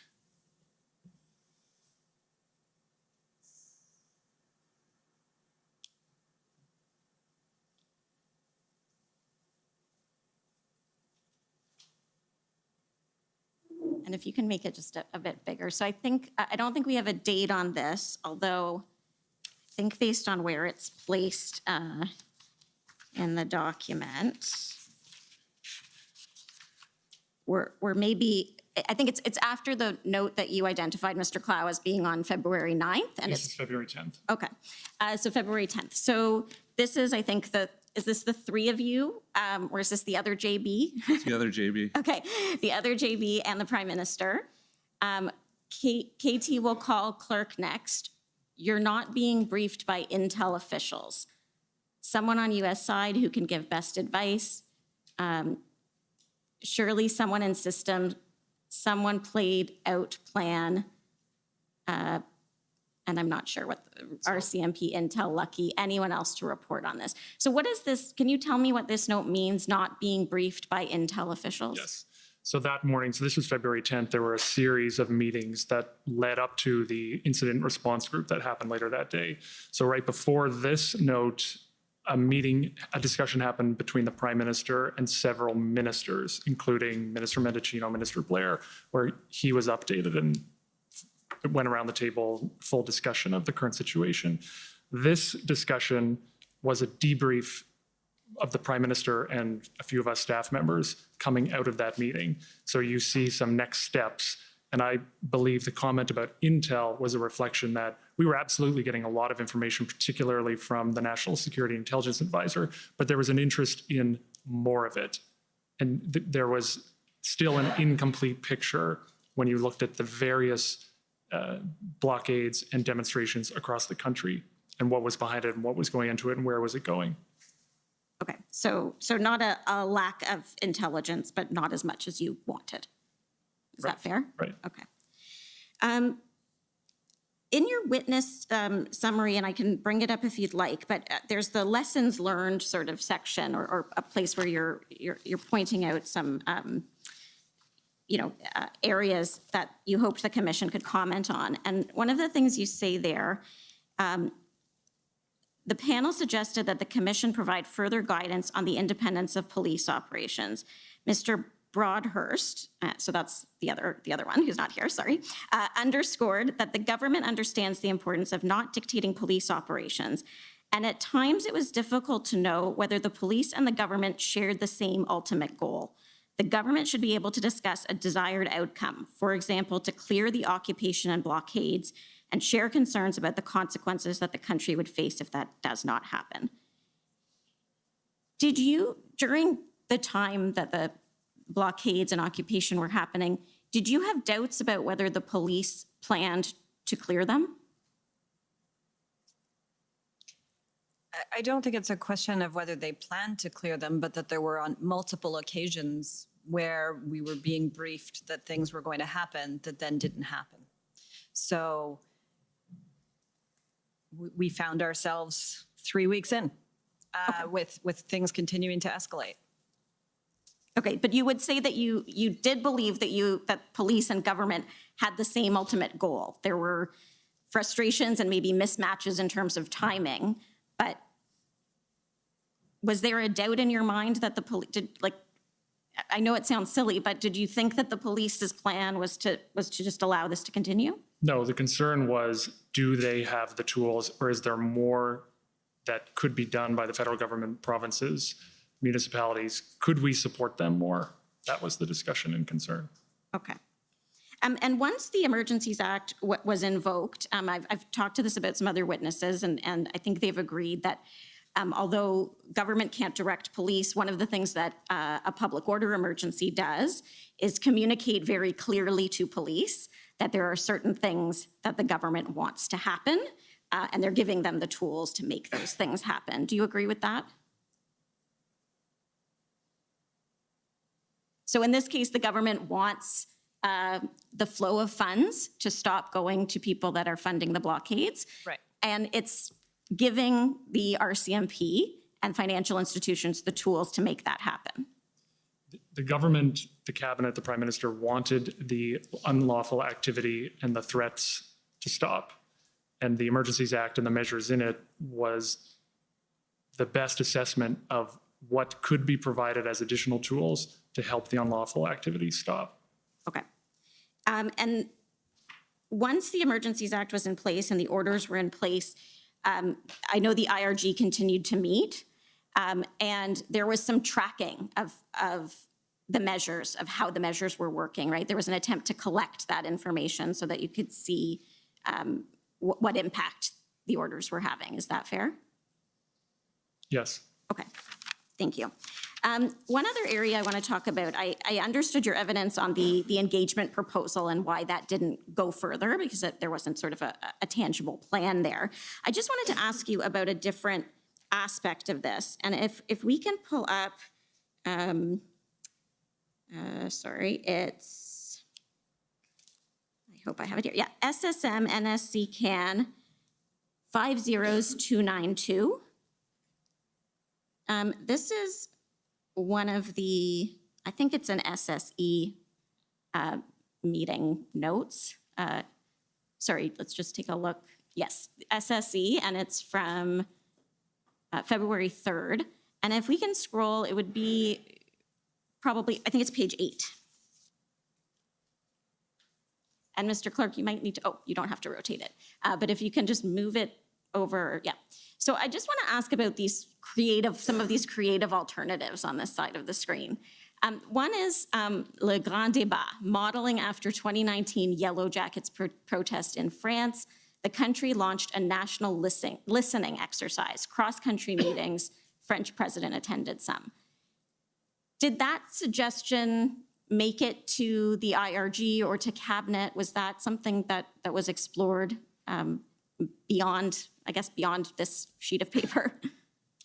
And sorry, what date was this from? February 3rd, I believe. February 3rd. So that was the first meeting of that cabinet committee. My assessment of this document is that it's a public service document, which is fairly normal for these discussions to fuel a discussion. I would say on that, I can't speak to what was discussed or whether that was addressed in the meeting, but I would say in February, there was a very specific urgent need. And my view is that that would not have been appropriate to address that urgent national challenge that we were facing right in that moment. Okay, and just if we can scroll down just a little bit, the last item there, communications shift. Encourage shift in communication. We hear you, we understand, go home.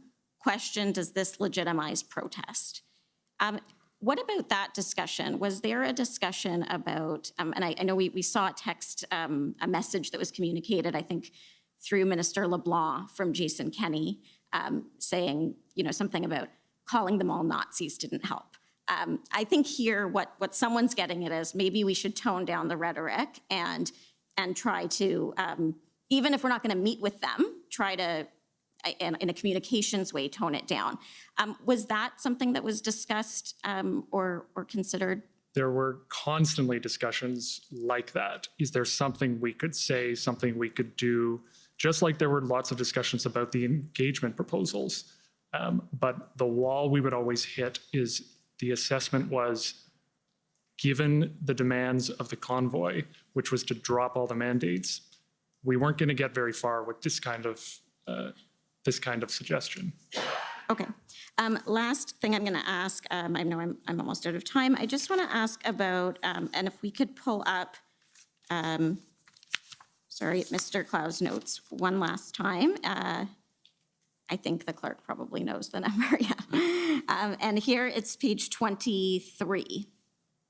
It's not almost, by the way. Oh, okay. May I get one last one in? Yes, Thank yes, you. may.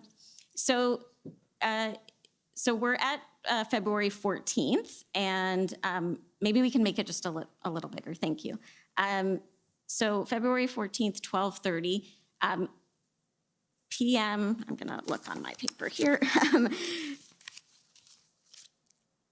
PM taking, I think that's maybe Taking time now, then it says he'll depart from the Hill to head to West Block. okay.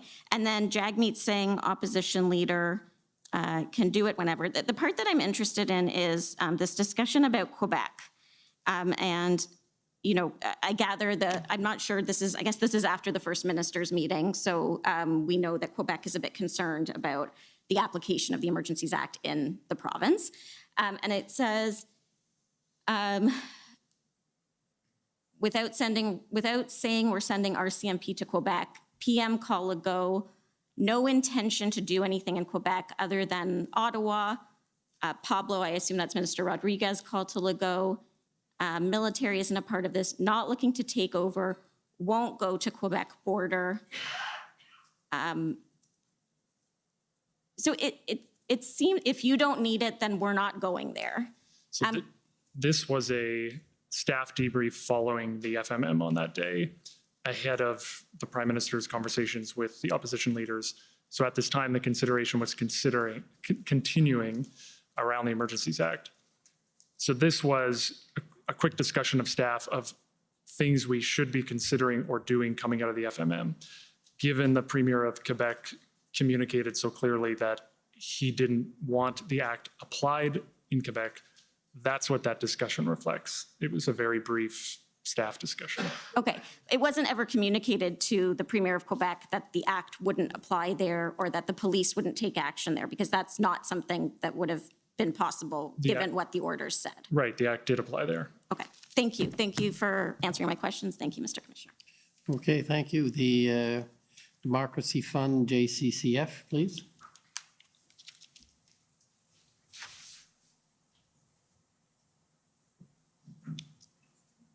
Good evening. My name's Alan Honor. I'm a lawyer from the Democracy Fund. Just have a few questions for you, and they're directed to anyone at the panel. You were asked about political commentary from the United States. If I recall correctly, that was something that President Biden and Prime Minister Trudeau spoke about. Yes. Okay. And I just want to ask you about some of the political commentary which happened after the invocation of the Emergencies Act, and after the meeting with President Biden, which I understand to be February the 11th. The phone call was February 11th, yes. Pardon me? Phone call was February 11th. Yes, thank you. Can we pull up pb.can 6069 underscore REL.0001?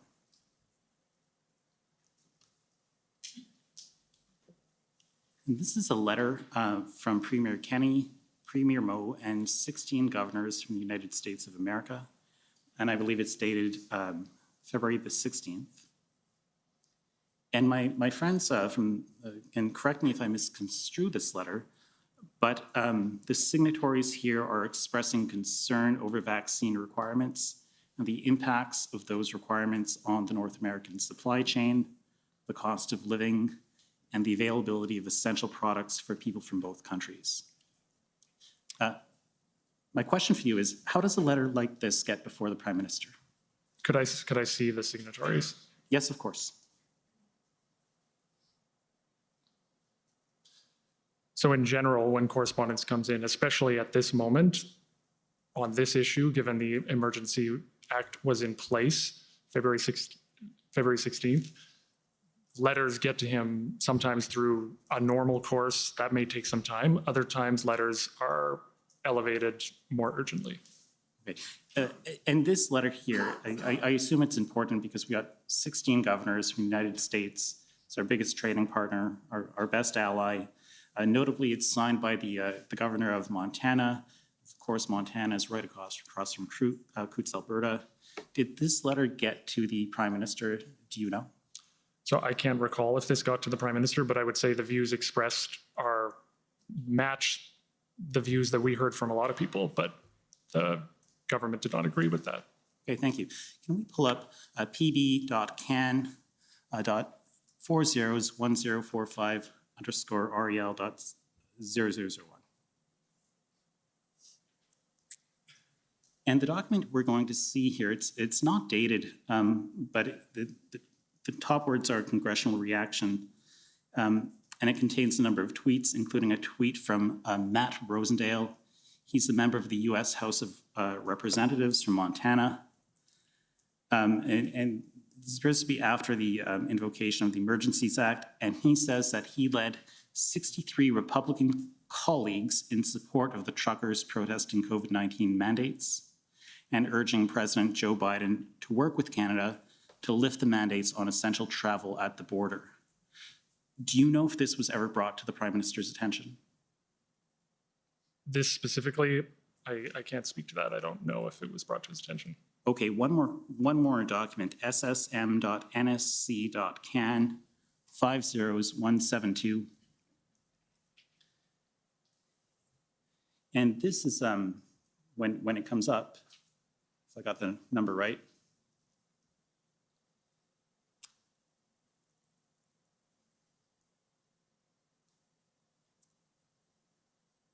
Yes, so this is an email from Deputy Jacques Adam to Deputy Minister Jacques Adam to Deputy Minister David Morrison.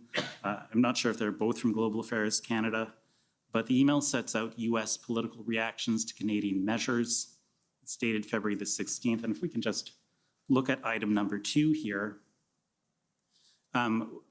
we see that there are different comments. One of the comments here is Canadian truckers being fired and now targeted as terrorists by your woke government. And it is attributed to a U.S. House of Representatives, a member. And there are other remarks from other politicians which are somewhat uncomplimentary towards our country.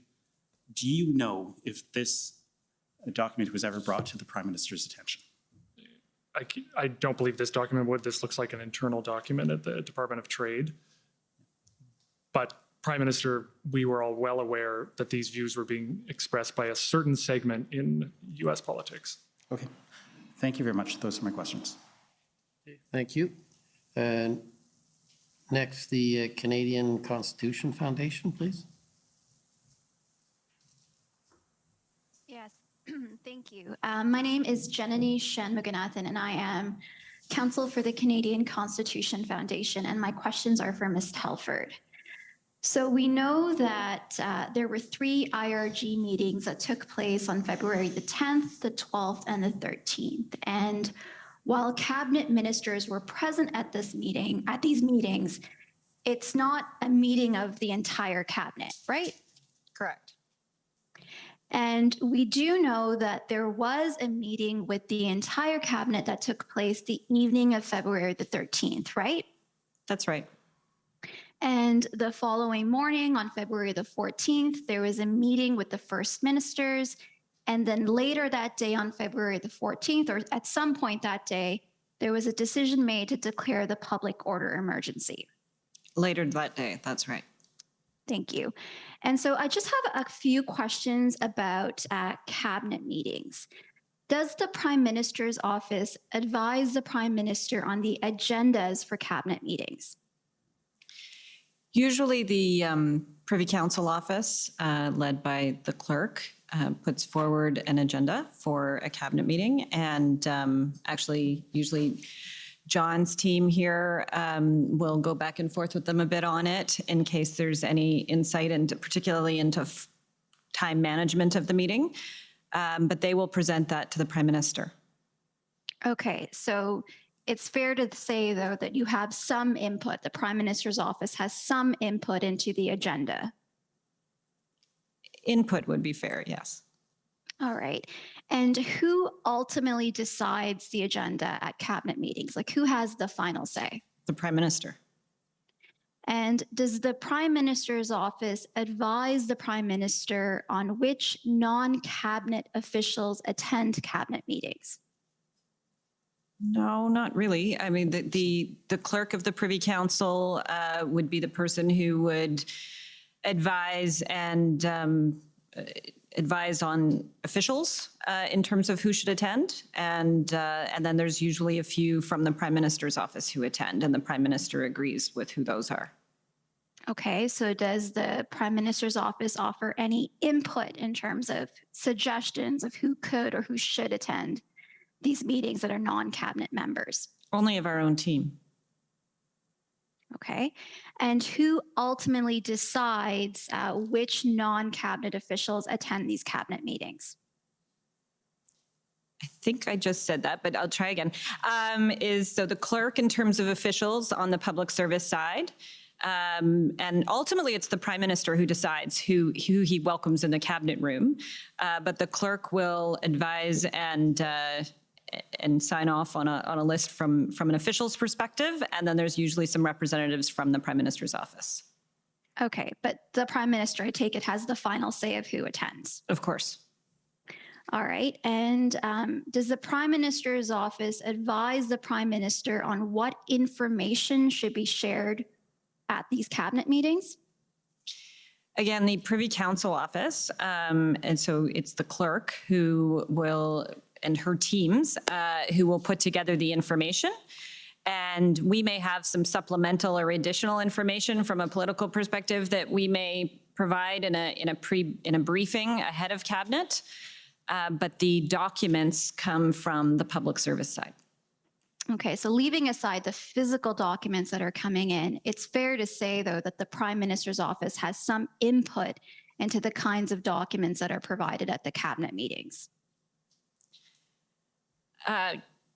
Yes, I mean, we will provide feedback. Sometimes they'll ask us from the public service side what our thoughts are around, especially as it relates to meeting flow and what might be most useful, that kind of thing for the ministers. Okay, and I take it it's fair to say that it's, again, the Prime Minister who's got the ultimate say of the information that's provided at these cabinet meetings? Yes. And in terms of documents at the cabinet meetings, I take it you also have the Prime Minister's office also provides some input into the kinds of documents. I think we've already touched on this, the documents as well. Yes. Okay. And so in terms of the February 13th meeting, the evening meeting with the full cabinet, who sort of set the agenda for the cabinet meeting? Same process as I just described. Okay, and did the Prime Minister's office offer any input for the agenda for that February 13th evening cabinet meeting?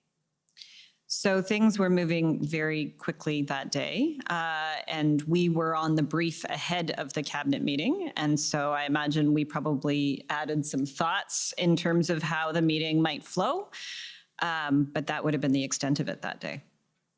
Okay, and what about the information that was provided at that February 13th evening cabinet meeting? Did the Prime Minister's office offer any input on the information that would be provided? I'm not even sure if we would have at that time. I don't recall doing that, no. Okay, what about the documents at that February 13th evening meeting? Did the Prime Minister's office offer any input? Sorry, I'm not sure I know the difference between the last one and this one. I thought we were just answering about documents. So same answer. So information, it could be things that are said vocally out loud to the cabinet members versus physical documents that are provided to the cabinet members. So as I said a couple of times in the briefing ahead of cabinet, we will provide our insight, our advice, our best advice and feedback in terms of how the flow might work and just ways of approaching different things. But that's really the extent of our involvement in preparation for the meeting, whether it be documents or information. And again, I guess it's fair to say for that February 13th evening meeting, it's the Prime Minister who had the ultimate say over the agenda, the information that was provided, and the documents that were shared. Is that fair? Yes. And just my last few questions I have. We've heard about this assessment from CSIS, an assessment that ultimately concluded that the situation did not amount to threats to the security of Canada as set out in the CSIS Act. Was this a threat assessment provided to the cabinet members at the February 13th evening meeting with the full cabinet? I am not sure whether it was think part the of the deputy documents. clerk and clerk answer, I think their testimony was on this. On this, they led that process, so I would refer to their testimony. I don't recall anything more than that. But none of you know? Okay, what about an alternative threat assessment? A threat assessment that's different from the CSIS threat assessment. Was any such assessment provided to the cabinet members at that evening February 13th meeting with the entire cabinet? So all of these assessments were provided to the incident response, the IRG, earlier that day, and then that was really rolled up and reported out to cabinet in the evening.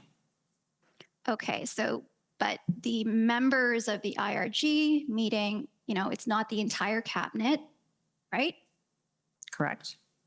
And so I'm just asking about was there a document with a threat assessment that's different from the CSIS threat assessment? Was there a document that was shared at that February 13th evening meeting?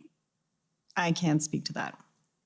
And can either of the other two I'd of you? refer back to the deputy clerk's testimony. Okay. And we've heard about this legal opinion that was created that talked about how the definition of threats to the security of Canada in the CSIS Act has a different interpretation when applied to the Emergencies Act. I'm not asking about the content of that opinion. I just want to know, do you know if that legal opinion had been provided at that February 13th evening meeting with the entire cabinet?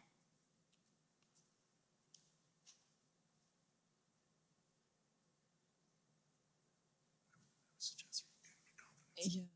I'm not sure what we can say. Yeah, I'm not sure what we can say on that. I think there's some cabinet confidence issues there. So I don't see anyone objecting, and I think someone can correct me if I'm wrong, but the input that's provided to cabinet in terms of what information was provided is not covered by cabinet privilege.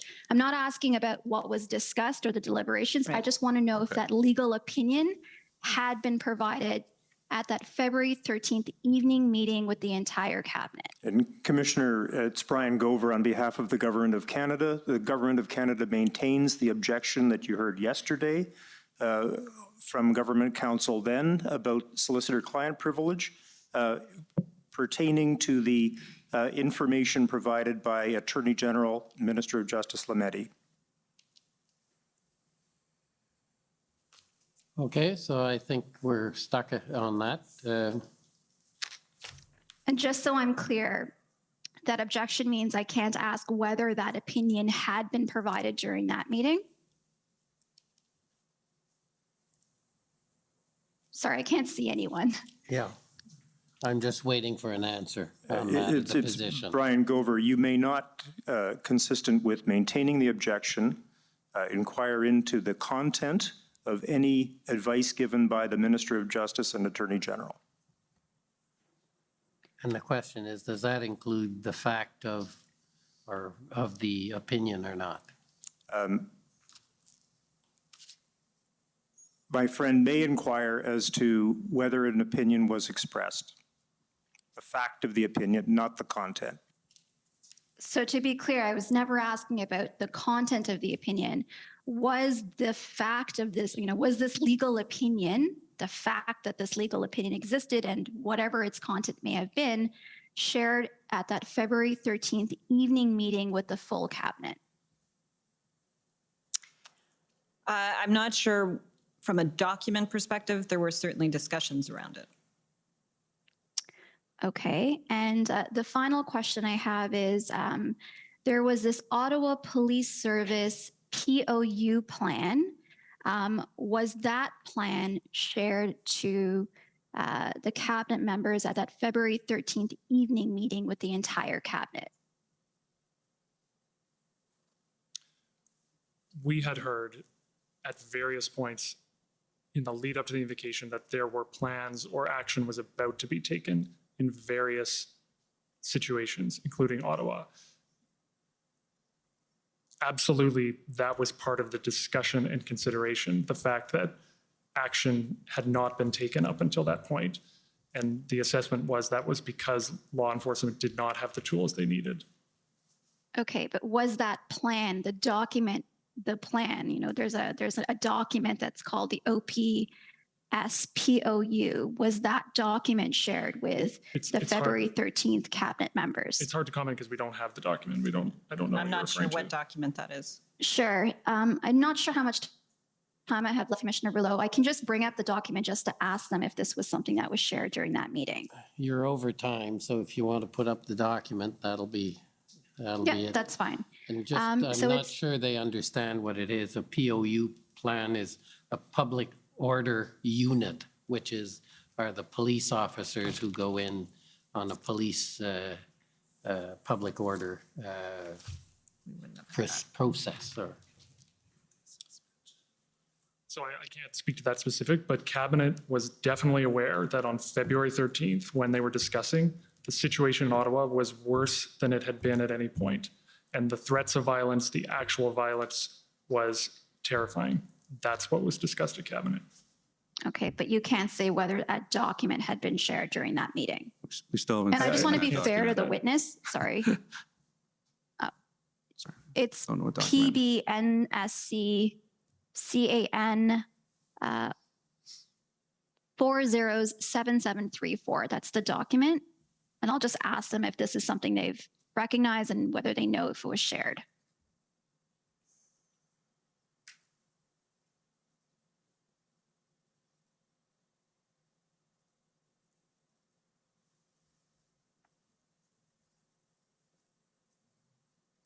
Just on that page. So I take it from shaking your heads, no, we need an audible that's answer. not familiar to me. I've never seen this, no. Okay, thank you very much. Those are all my questions. Okay, next is the City of Ottawa, please.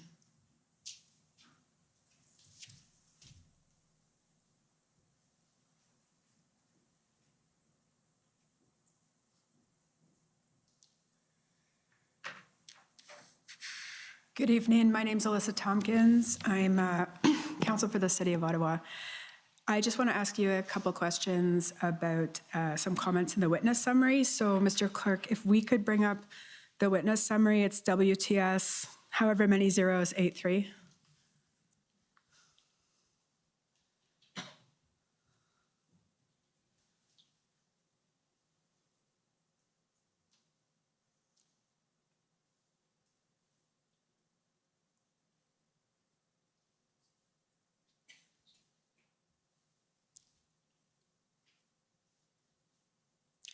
And if we could go down to page 4, bottom of page 4. So I'll start by directing my questions to Mr. Clow, because these comments are attributed to him, but obviously the others can add in. So there's a comment here at Mr. Clow noted that the city was clearly struggling to manage the occupation and that this was reflected in most conversations and media reporting and reaction from residents. So Mr. Clow, did you understand that the response to the protest was a police-led operation? Absolutely, I understand that. Okay, so you understand that the city cannot direct law enforcement as to operational matters? When I said city there, I believe I would have meant the city holistically. So all of it, the sum of its parts. Clearly, the situation in Ottawa was out of control, and that's what I was referring to. Okay, so in terms though of it, you understand it was managed by the police though? Which reports into the city of Ottawa. I mean, all of this is the different levels are relevant here. Okay, so the police, you understand there's a police services board that is independent from the city? So I've answered the question. My comment was that the city of Ottawa was out of control, especially in the downtown. Okay. Okay, I just wanted to be sure that you weren't suggesting the city itself could be doing more. I'm not speaking to, I wasn't here, or am I now speaking to the specifics of the arrangement within the city of Ottawa? Okay, and if we could just go to the next page, please. And again, it's you, Mr. Clow, referring to a meeting you had. And I think if we were to actually look at the footnote, I won't take you to it, but I think it's at February 3rd. And it's noted that one issue identified in the notes of this meeting was the fact that the request from Ottawa did not come from Ontario, and it was unclear whether provincial resources had first been exhausted. So this is prior to the letter from the mayor, so we're in the first week. And I just, Commissioner Lucky and Minister Blair have both testified that it's in fact very common for the city of Ottawa, for OPS to reach out to the RCMP directly because of Ottawa's status as the national capital. And I just want to make sure you don't have any evidence to contradict them, that this was actually quite a normal process at this point. I don't have any evidence to that effect, and I stand by what appears here. Okay, thank you. Those are my questions. Okay, thank you. Next is the Ottawa Coalition, please.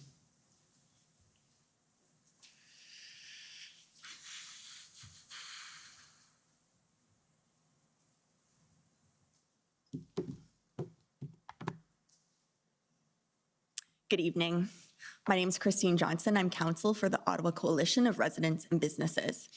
I want to ask you a few questions this evening about your experiences in Ottawa and also some of the experiences you were hearing of staff members that you work with in Ottawa. And I understand, Mr. Broadhead, that you live in Toronto and we're not here for the Ottawa protests. So I will direct my questions. Okay. So I will direct these questions to Ms. Telford and to Mr. Clow. So you were both here living in Ottawa during the demonstrations? Yes. And in the witness statement, and to save time, I don't think we need to pull it up unless I hear otherwise from you, but your colleague, Mr. Broadhurst, noted that at least some protesters engaged immediately in illegal activity by blocking and occupying city streets, defacing public property, harassing residents. Was this also your observation that this kind of illegal activity was occurring as early as the first weekend in Ottawa? Yes. Yes. And Mr. Clerk, I will ask for you to pull up a document, ssm.can.00007737. And as this is coming up, I can advise that this is a set of text messages that we see at the top. It says Katie and JT. I presume this is text between you, Ms. Telford, and our Prime Minister. And I believe it doesn't show at the top of this document, but the way this document's labeled in our disclosure, our discovery database, it also says it involved Phil Prue, who I believe is the executive assistant or was the executive assistant to the Prime Minister. And you've testified here tonight that Mr. Prue lives in Centretown? Yes. Yes. And we see here, you can see faintly at the top, these are texts shared on February 2nd. And it looks like, Ms. Telford, you share a tweet from City Councillor Catherine McKenney describing the situation in Centretown. And then we see this blue box below, and I'm not sure, do you recall if this was from Mr. Prue or was this from our Prime Minister? That would be Phil Prue. Okay. And he says, yep, the honking, wheel spinning went on late again last night. It was all day yesterday again. I put earplugs in at times during the day yesterday to make it less aggressive. It has already started again this morning. They have some periods of calm now, but then start nonstop for a period of time. It is enough to absolutely drive you absolutely nuts. The truck horns especially, they sound like they are right in the middle of your home. So would you agree that this statement seems to convey that for residents living in the heart of Centretown, the honking could be heard very loudly inside homes and not just on the street? That's certainly what he was conveying. And did you hear about this experience from other residents as well through your conversations with city councillors, citizens groups? Yes, we were hearing it from local members of parliament, and they were hearing it from many of their constituents. We were hearing it from staff. We were hearing it from members of parliament who were in town. It was, and everyone was, from a staff perspective, was having to work from home during this period, or almost everyone was. So there were a few essential staff able to go in, but both because we couldn't access our offices because of the occupation, as well as Omicron, we were working virtually during this whole period. Right, and on that point, I think I saw in the witness statement that there was actually a direction at some point that staff should work from home for their safety, and it was mentioned that this was never done before. It was never communicated that staff should work from home for their safety before. That was unusual and significant. That's right, for a demonstration. Yeah. Staff had been advised to work from home during COVID pandemic at different periods, but for a demonstration, as far as we can recall, we've never had to send a notice like that saying stay away. And in terms of safety concerns regarding staff, we saw in your witness statement, there was mention of a particular incident where a convoy participant threw coffee at a pregnant staff member. Do you recall that incident? That's right. And do you know if this incident was reported to police at all? I'm not sure. Are you aware that there were incidents of threatening and assaultive nature going on that were not, in fact, always reported to police at this time, and where they were, residents were not always receiving feedback that these complaints are being followed up on? Yes. Okay, those are all my questions for you this evening. Thank you very much. Thank you. Next is the Ontario Provincial Police.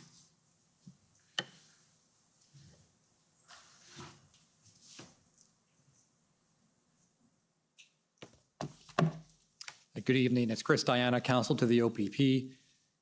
And Commissioner, I can advise that I've been gifted 5 additional minutes from the Windsor Police Service, for which I'm very grateful. I may not need that time, but I appreciate the gift, and if I need it, I will use it. Yeah, and if you don't use it, they don't get it back. Won't be my concern at that point. I wanted to ask about Ipperwash. You mentioned Ipperwash in your witness summary, and as far as who answers this, it doesn't really matter, whoever has knowledge. I was going to bring up your witness summary, but I don't think that's necessary. You referenced that there was a verbal briefing. You said that in your evidence in chief. And I wanted to ask you about that verbal briefing. What did that come out of? Why was there a verbal? What do you mean? Yes. So as I think I mentioned earlier today, it was actually something that I raised very early on in all of this, perhaps because I worked at Queen's Park once upon a time, but it was something I was just very conscious of and wanted to make sure we knew where all the lines exactly were. And the deputy clerk, who's a former deputy minister of justice, made sure to get us information on that. Right, and the reason I wanted to ask was because, I mean, that's very preemptive of you, but were there any concerns that you had about comments that had been made by anybody at that time? No, it was literally day one that I asked these questions. And when you say day one, like the first day, the day of the arrival of the protesters approximately? It might have even been just before. It was the very first meeting I was in talking about these kinds of things and hearing about potential, how the police were going to be handling things. Were any members of cabinet asking you kind of how far can we go as far as police? Because understandably, there was some frustration that we've heard about police enforcement. No, if anything, it was, everyone was extraordinarily cautious on that front. All right, Mr. Clerk, if you can bring up pb.can.1870. And Mr. Cloud, these are some text messages I believe that you were involved with, so I'd like to ask you, because I think you may have some specific knowledge.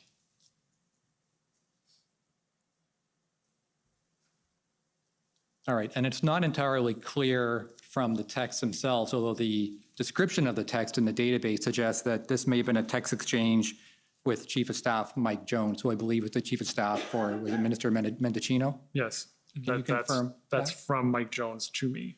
Okay, and so I wanted to ask, and that's what I thought based on the content. So this is an email exchange you had, sorry, a text exchange with Mike Jones on February 6, 2:40. Do you remember this exchange? I do, yes. All right, and so Mike Jones writes, he expresses some concern about OPS enforcement and concern for the safety of the PM. I assume he's referencing the Prime Minister there.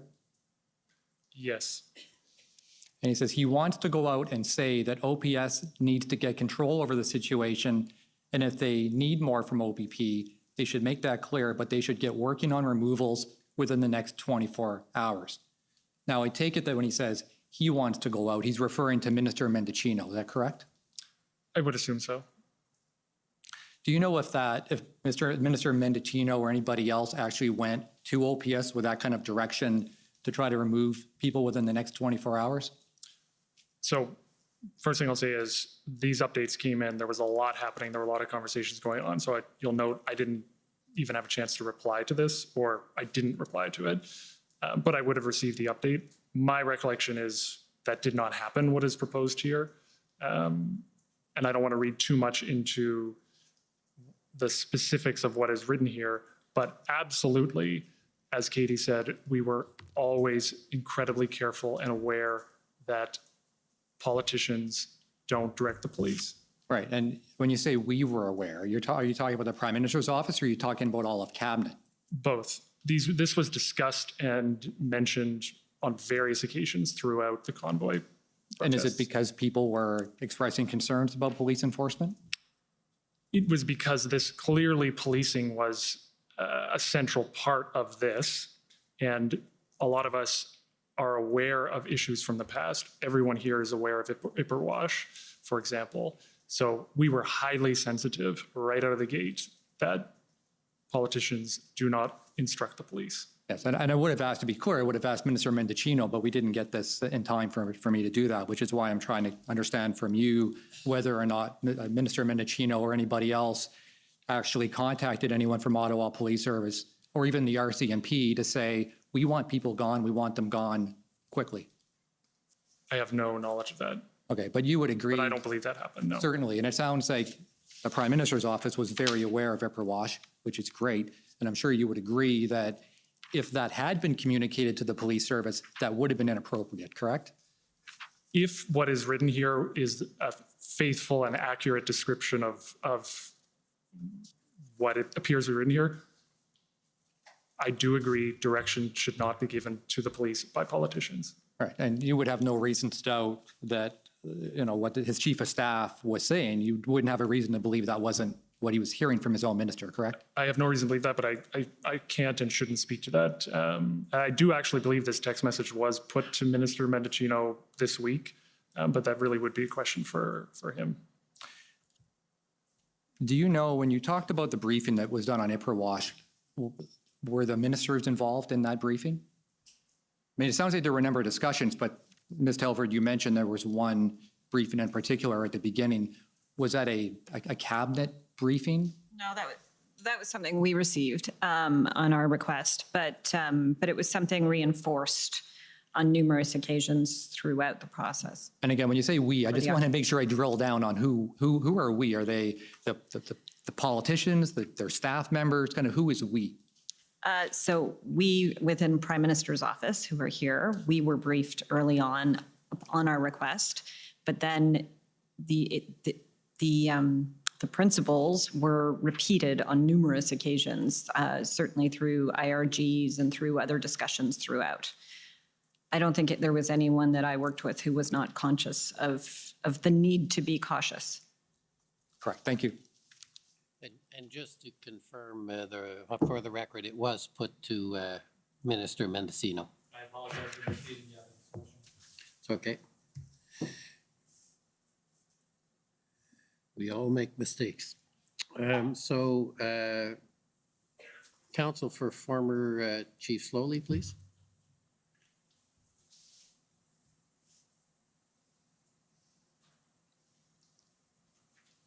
Thank you, Commissioner. Panel, Tom Curry for the former Chief of the Ottawa Police Service, Chief Slowly. Just a few questions, if I can, please. These events have been described by probably everyone who has appeared here as unprecedented, and certainly in your collective tenure in the Prime Minister's office, that would be true. Yes. And the circumstances were also, I think Chief Slowly described the volatile nature of the events here in Ottawa, and you share that view? Yes. I think he may have described, or others have described, a tinderbox, risk of violence present always, it seemed, and growing. Yes, and we saw it ourselves, as well as had it reported to us, the threat of violence both to people and property. It was significant throughout and escalating.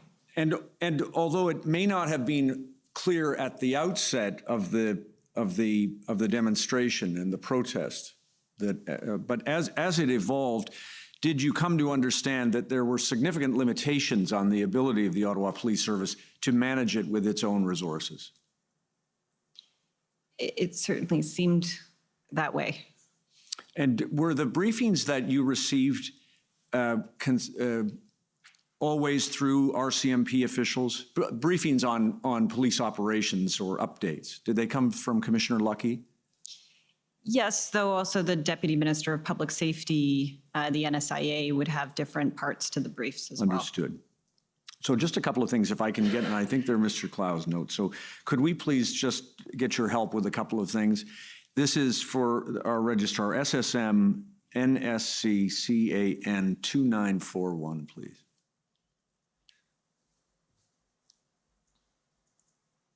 If that, yeah, thank you. Just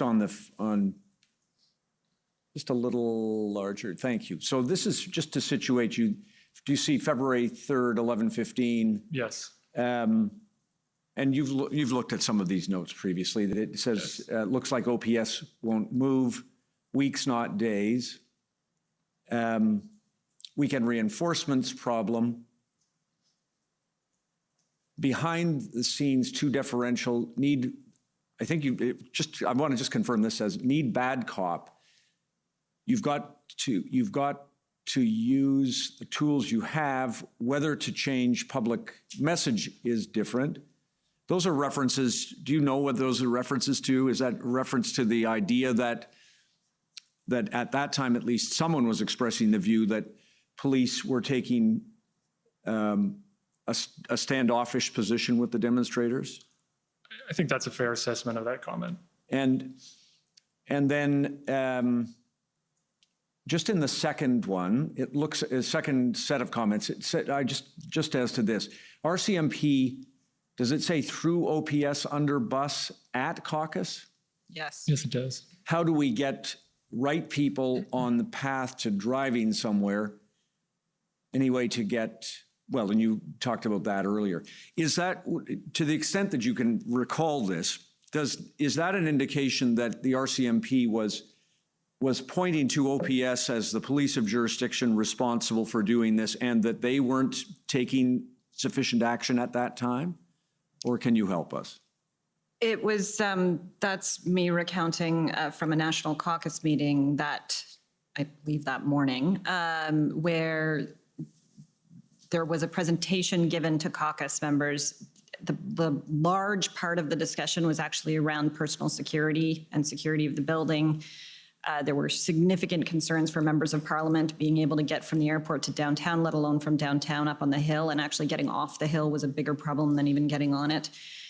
But also as part of that, it was discussed, or it was, caucus were told that if it had been up to anyone other than the OPS, that they would not have allowed the trucks onto Wellington, and that they had given that advice and it wasn't taken. Right, all right. Did you learn at that time from anyone in that briefing from RCMP that some RCMP officials had seen and reviewed and approved the OPS plan in advance of the protest? They did not get into that level of detail with caucus. Okay. Could I ask you just to look, please, at page 7 of this record, Mr. Registrar, just for a couple of other things. Now, of course, I've got to pick it out where it was.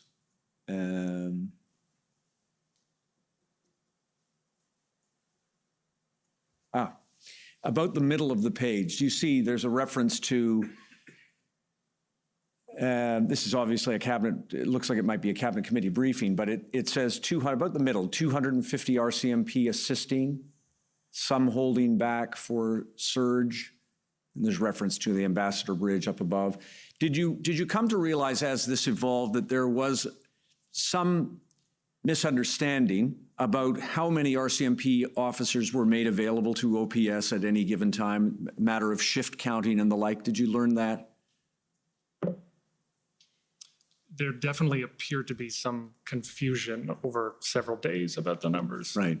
I think the mayor of the city of Ottawa had said that what was represented as the number that had been deployed to Ottawa was smaller than the number that had been represented to the public and so on. I believe he said that, yes. And then just a couple of other lines, if I may. OPS, trying to reduce violence, are taking some steps. And then there's a likening to Ottawa's strategy to D-Day. Is that a reference to the idea that there was a plan in place to try to dismantle the occupation, but that it was going to require significant additional resources? It could be, but I don't know that. This was an update from the NSIA to the Prime Minister that Sunday evening on February 6th. Right. And then, Mr. Commissioner, your indulgence for one more question with Mr. Clow's benefit, page 12, if you don't mind. Of course, you were following this as this page is coming up. You were following this across the country. These, as you've described, Ambassador Bridge and the like. If you look at, if you scroll down a little bit, Mr. Registrar, there we go. I just want your help with this. Brenda, of course, you've described as Commissioner Lucky. Certain references to RCMP. Ottawa team headed to Windsor, York, Waterloo, OPP. Plan is to remove by morning because auto workers counter-protest. We've heard some evidence about that. Mayor wanted to remove chief, so then chief sent letters. Is that a reference to letters that were received by, I think, either the Prime Minister or Minister Blair requesting resources from RCMP? Do you recall that? I'm not sure what that final line refers to, but this looks like a discussion of an update we received. This was February 10th at the IRG that Windsor action was anticipated the very next day. Right. Thank you. And then the very last thing. On February 5th, Chief Slowly noted at a Police Services Board meeting that, quote, something has changed in our democratic fabric, and we do not have the legislation or the resources to manage such situations. We do not have the justice system framework or the needed coordination between all levels of government to predictably manage these demonstrations going forward. You described a threat to national security. Do you share those views? Yes. Largely, yes. Thank you. No other questions for you. Thank you. Okay, next is the City of Windsor. Good evening, Graham Reeder for the City of Windsor. We have no questions. We've ceded our time to the Government of Canada. Okay. Government of Saskatchewan, please. Good evening, panel. My name is Mike Morris, and I'm counsel for the Government of Saskatchewan. Mr. Broadhead, just at the outset, I want to make something clear. At the first ministers' meeting, Premier Moe expressed the view that the Emergencies Act was not wanted and not needed in Saskatchewan, correct? I believe he also said the 6 items sounded reasonable. Might maybe sounded reasonable, but wouldn't be perceived that way. Is that fair? I think that's fair, yes. And certainly did not want the act to apply to Saskatchewan, correct? I think that was clear from the Premier, yes. Okay, thank you. I'd like us to take a look at a document. So I'm going to ask the clerk to pull up SSM CAN 406920. And while we're waiting, I'll let you know that this is an email from Ms. Charette, clerk of the Privy Council, to actually everyone on this panel at 8:24 a.m. on February 14th.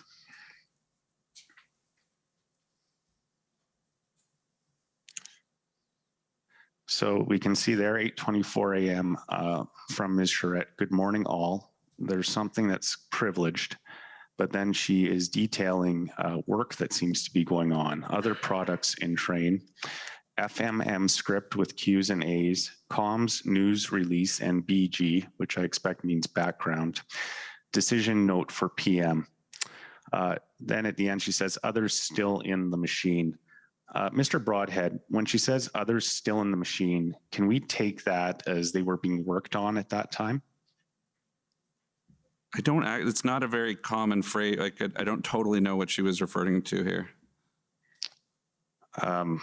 Well, she says, only one I have seen is FMM script. And then she says, others still in the machine. So I take it that means those are in progress. Would that be fair? I don't really want to speculate on what the clerk of the Privy Council was thinking with that. Okay. If we could go on to a different document then, well, before we do, does anyone else have a view on that they're able to express? Are you specifically asking others still in the machine or just the whole statement? Absolutely. It could mean a number of things. I don't think we can speculate. Okay. I'm going to ask the clerk to pull up the email that was referred to by Council for Alberta before. It's SSM CAN 402665. And this is the email thread that was entitled Presser Tomorrow.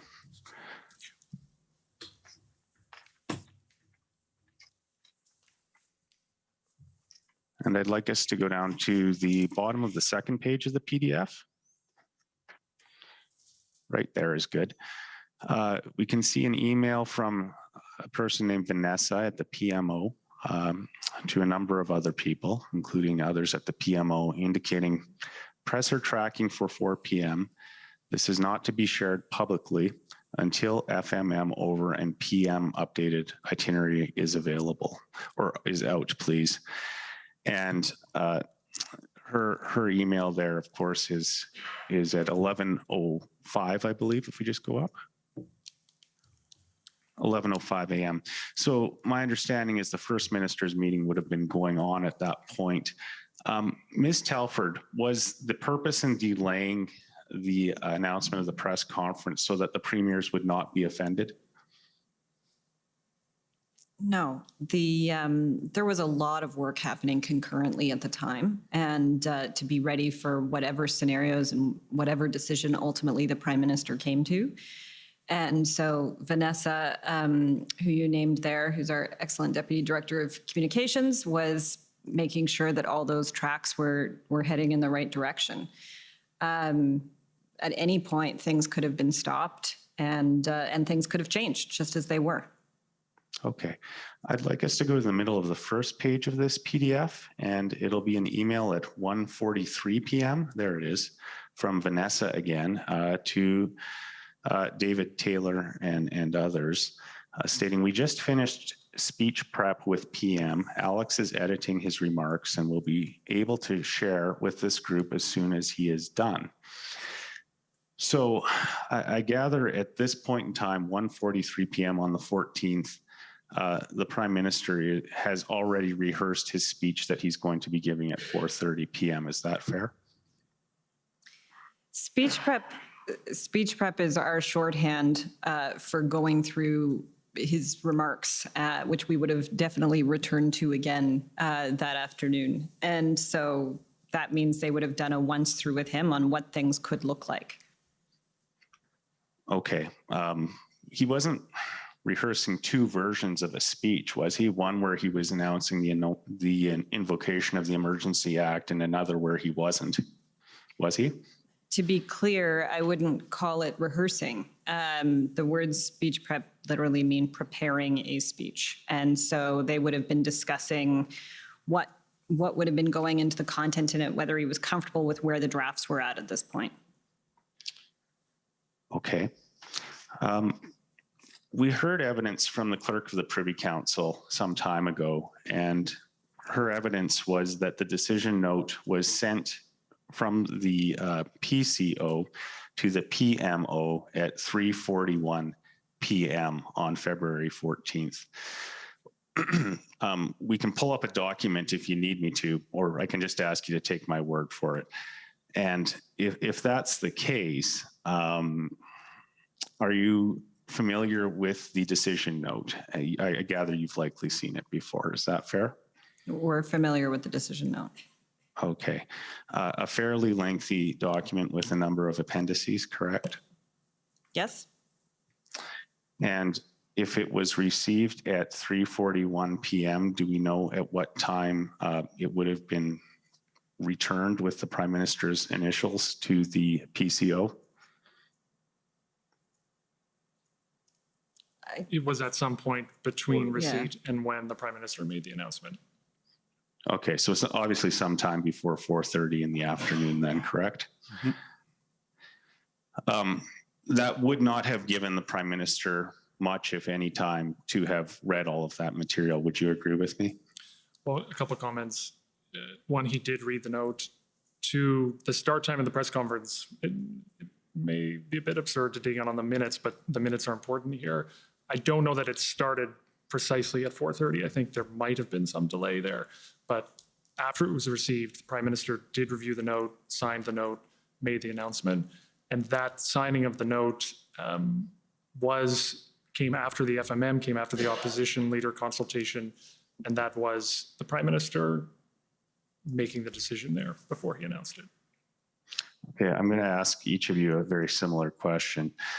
Ms. Telford, what I'd like to know is when you found out that the Prime Minister would be announcing the invocation of the Emergencies Act at the 4:30 PM press conference. He and I would have been discussing the possibility throughout the day. Until he signed the decision note, there was nothing confirmed. Okay. Do we know when the announcement went out to the press gallery that the conference was going to be held at 4:30 PM? I don't know what time that went out. Mr. Clough? I believe it went out earlier that afternoon, around or shortly after 1 o'clock. And the decision at that point to issue the itinerary was to notify media the Prime Minister would have something to say. And it is absolutely possible that the Prime Minister could have decided not to proceed down this path before he addressed the media that afternoon. And it happens not infrequently on an issue that scenarios are planned, a track, we may be on a certain track, but a different decision is taken at a certain point, even at the last minute. So no, the decision was not taken until shortly before it was announced to media. Okay, I'll explore that just briefly if I can. Let's call the Emergencies Act Track 1, and let's call whatever the other decision could have been Track 2. Was there material prepared for a Track 2 presentation at 4:30 PM? If a decision was taken not to invoke the Emergency Act on that day, the remarks and announcement would have been changed. They You're well over would your have been. time. You're well They over would your have been. time, so you're going to have to wrap up. Last question, but was there any draft material prepared in the event that the decision was to not invoke the Emergencies Act? I'm not sure if there was. You would be familiar if there was, though, wouldn't you? But given my your point position? is, even if there wasn't a draft, this can be done quite quickly if in order to redraft materials. And it has happened before in different issues. We got very nimble during the pandemic, where we were putting out advisories for things where we weren't sure what the content was going to be a couple of hours later. And that's what you need to do in times of crisis. Yeah. I appreciate the entire panel answering my questions. Thank you very much. Okay, now we go to the Government of Canada, please.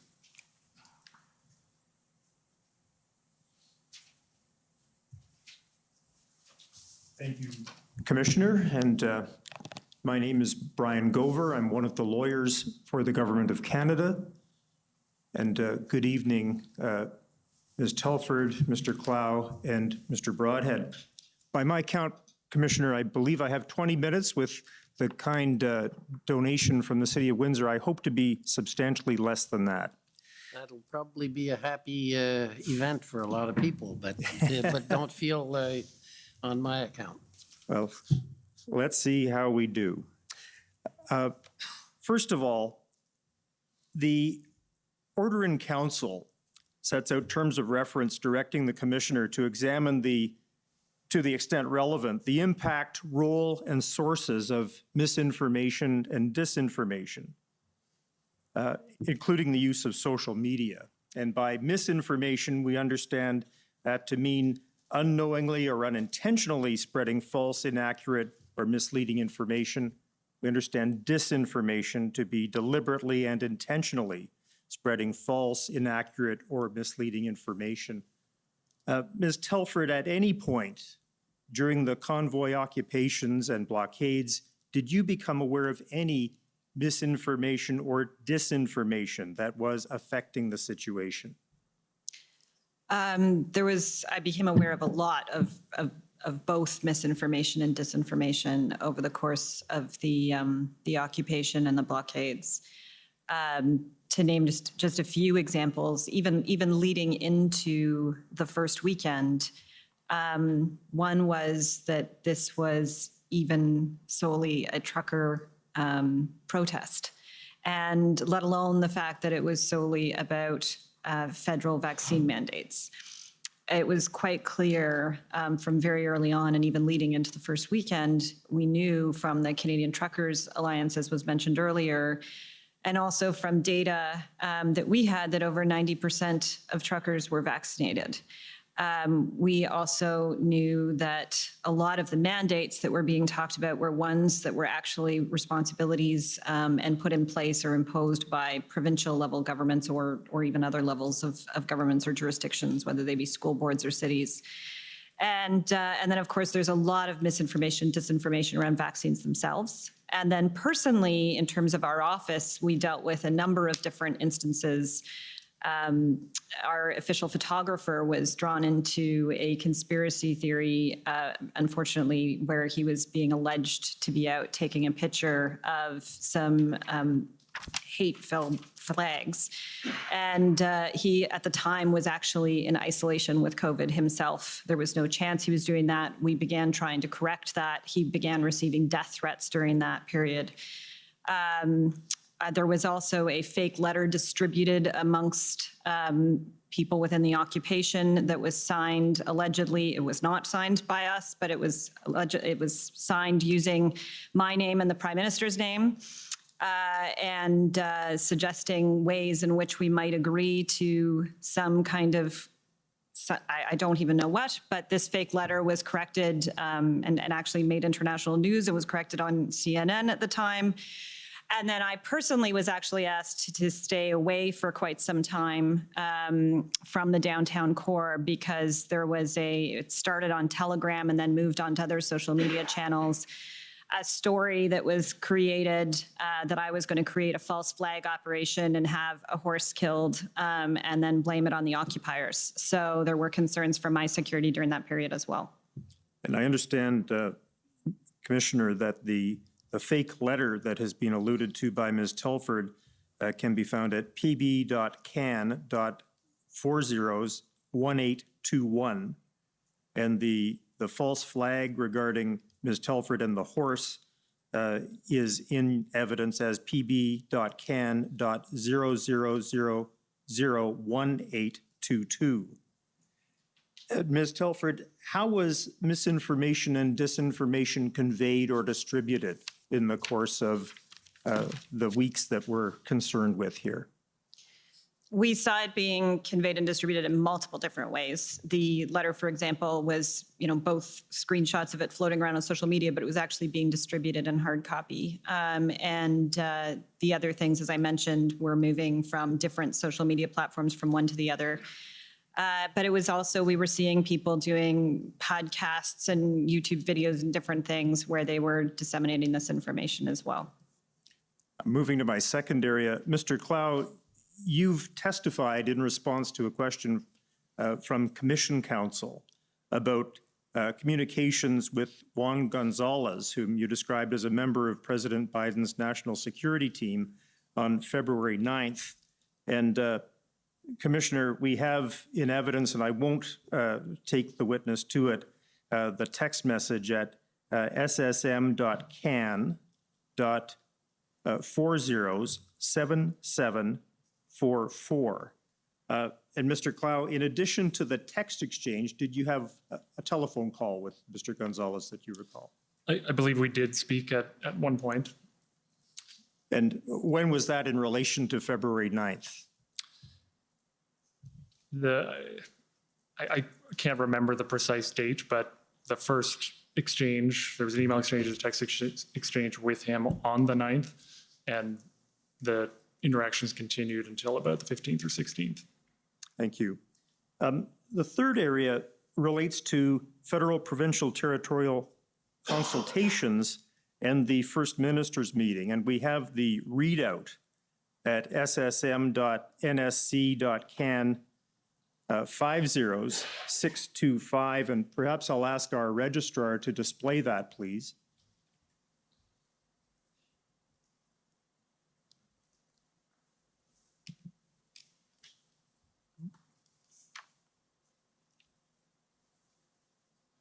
And perhaps I'll ask if we could go to the second page. And you'll recall that my friend for the province of Alberta said that Premier Kenney was clear that the Emergencies Act was not required in Alberta and referred to the situation in Coots having been addressed.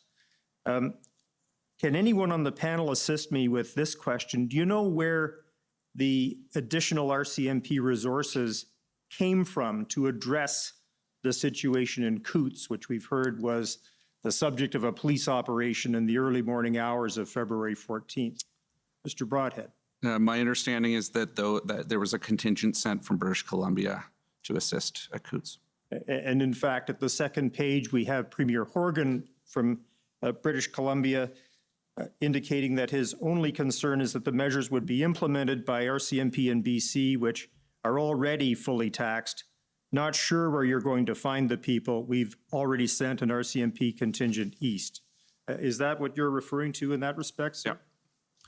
Yeah. I would just add what this illustrates is an example of something we heard from officials in the lead up to February 14th and the invocation, which was, yes, there was some progress in certain places and certain blockades, but the progress was done with the help of additional resources in certain cases. So in BC, for example, it was definitely concerning that Alberta was cleared with BC, not concerning, it's good that Alberta progress was made with additional resources, but BC was facing its own problems.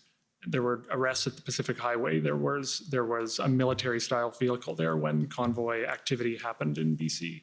So part of the concern across the country was there enough resources across the board to handle all of the pop-ups that were happening, and we were seeing in increasing numbers that weekend. And Mr. Clow, in the course of your evidence already, you've referred to this phenomenon of stretching police resources. Is that correct? Yes.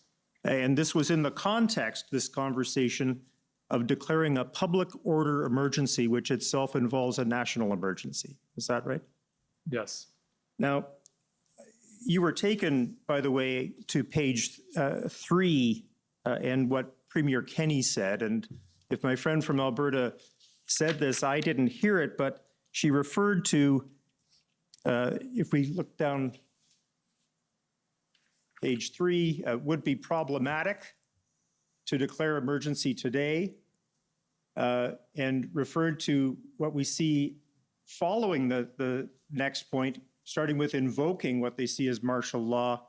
What we didn't hear was what's in between two sentences. Folks at the core of this movement are not rational. They are prone to conspiracy theories. Have I read that correctly? Yes. And was that, to the best of your recollection, a feature of what Premier Kenney said during the First Minister's meeting? Yes. Can I add to that? Just the other one that I think struck me in his comments was this line at the bottom of the page that I don't quibble using the Emergencies Act, which is particularly interesting considering his previous roles with the federal government in that kind of national. And I think there, I certainly interpreted that as an important distinction between what he felt was needed in Alberta versus what we knew we were looking at from a national perspective and having to take into consideration the stretched resources, the movement, the differing situations across the country. And Mr. Broadhead, to elaborate, if you would, when you refer to Premier Kenney's previous roles with the federal government, to what are you referring? I believe he was Minister of National Defense in particular, so that was the one I was thinking of. Right. And we're moving right along to the fourth area. Could we take that down, Mr. Registrar?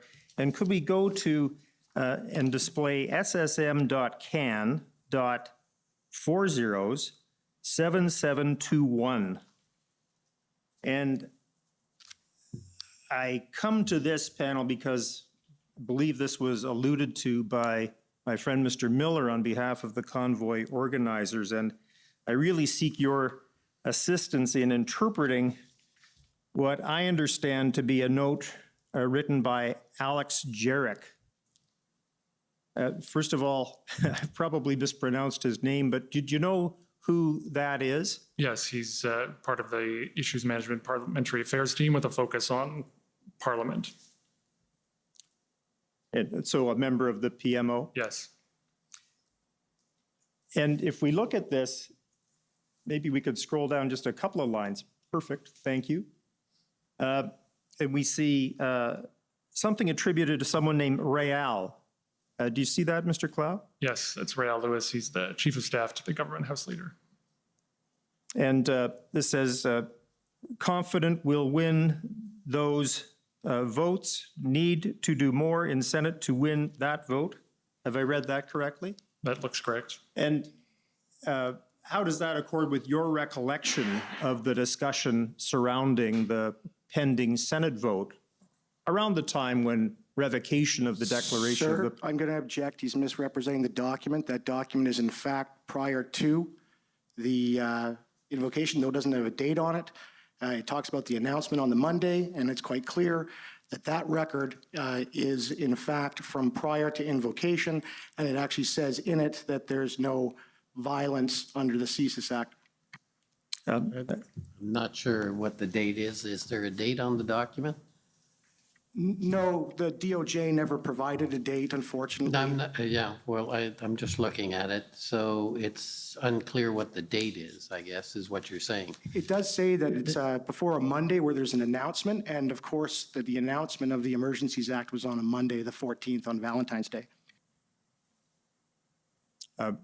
If I may continue, Commissioner, what I'm endeavoring to do is to ask for the panel's interpretation of this so that we clarify these areas. Okay.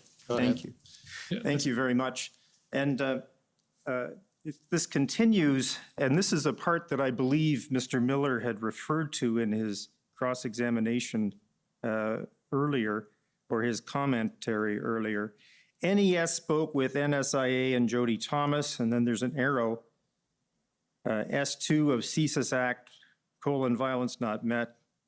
New arrow, wonder if need full 30 days if Ottawa cleared. Then speech Monday morning. Are you able to help us, Mr. Clow, understand the context of this? First of all, what does NES stand for?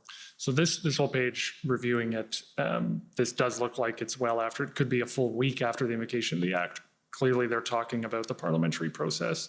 So the first part, Rael Lewis saying he's confident we'll win the votes, need to do more in the Senate. So I addressed that in an earlier question, that I know of no reason to believe the Senate was not going to endorse that. And as I said earlier, the chief of staff to the government leader in the Senate was doing vote counting, and I believe that evidence was presented here, and they were quite confident they would win that vote. The rest of the page looks like more parliamentary process and an individual caucus member. Who is that individual caucus member? Nate Erskine-Smith. And whose view did you understand to be that Section 2 of the CSIS Act had not been met? It's hard to say. I don't know what this refers to, but there was a public discussion going on about this very fact, as there is in this commission, but I don't know specifically what this refers to in this note. Right. All right, well, we've done our best to interpret that, and thank you for that. Sir, sorry, I'm given the dates. Well, I understand, but we don't have a date for that document. Yeah, and clarify he gave it. his best evidence, and there's not much we can do. So please let council proceed.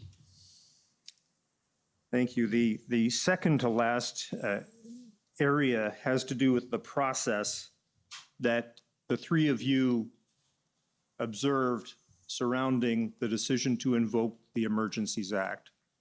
And how would you describe the process surrounding the invocation of the Emergencies Act, the evolution of the thinking of the Government of Canada on that issue?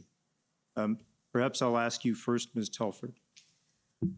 I think the process was, we tried to be methodical about it. It was very step by step, and it was seeking advice every step of the way from multiple parts of government. It was taking in a lot of different inputs, and it was doing a lot of consultation throughout. And so actually, even in processes that often go on much longer than this one could afford to, I would say this is actually one of the more robust processes I've seen. Thank you. Mr. Clow, same question for you, your description of the process. I would absolutely agree with that. I don't know that I have much to add, other than as has been covered at some length here today and at this commission, especially in those days leading up to the invocation from the IRG, and even before that.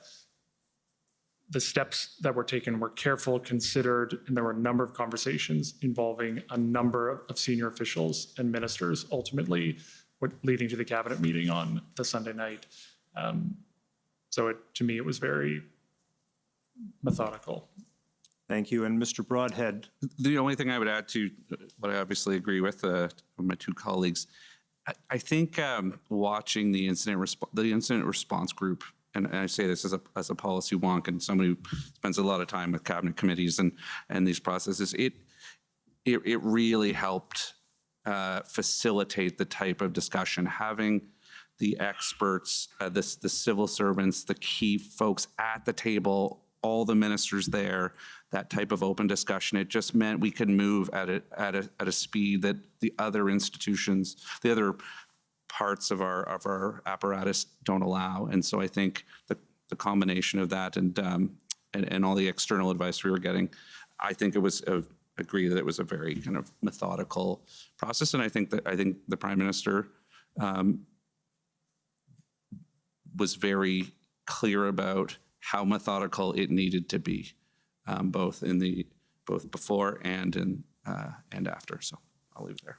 And finally, our last question, and it's to you, Ms. Telford. if anyone were to suggest that the decision to invoke the Emergencies Act was politically motivated, what would you say to that? It was absolutely not. It was driven at its core in every meeting the Prime Minister began and ended, and it was discussed throughout. How do we ensure the safety and security of Canadians? And there wasn't time, space, or desire to talk about anything else. Thank you very much. Those are my questions. Okay, thank you. Any re-examination? No re-examination, Commissioner.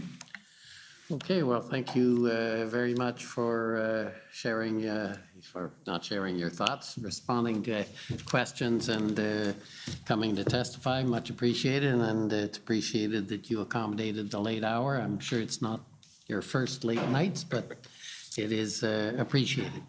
So I think we'll take a short break to move to the next witness, and we'll take to reorganize and so on. So we'll take 5 or 10 minutes for a break.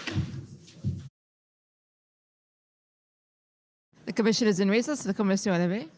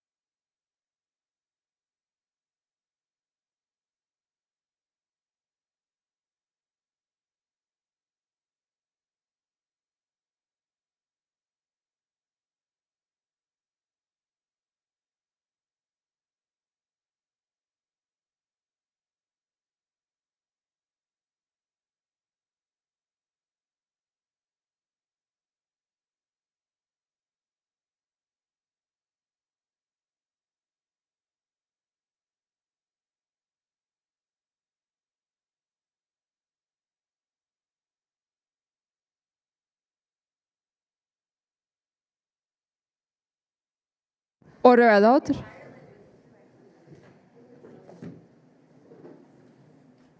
The commission is reconvened. La commission reprend. Okay, we have another witness. Who's commission counsel on this? Hi, Commissioner. Jean-Simon Schoenholz for the commission. The witness is Kenneth Weatherhill. He's on Zoom. Okay. And this is just for a cross-examination by some of the parties on his witness statement. So commission counsel don't have questions in chief. Okay, Mr. Weatherhill, can you hear me?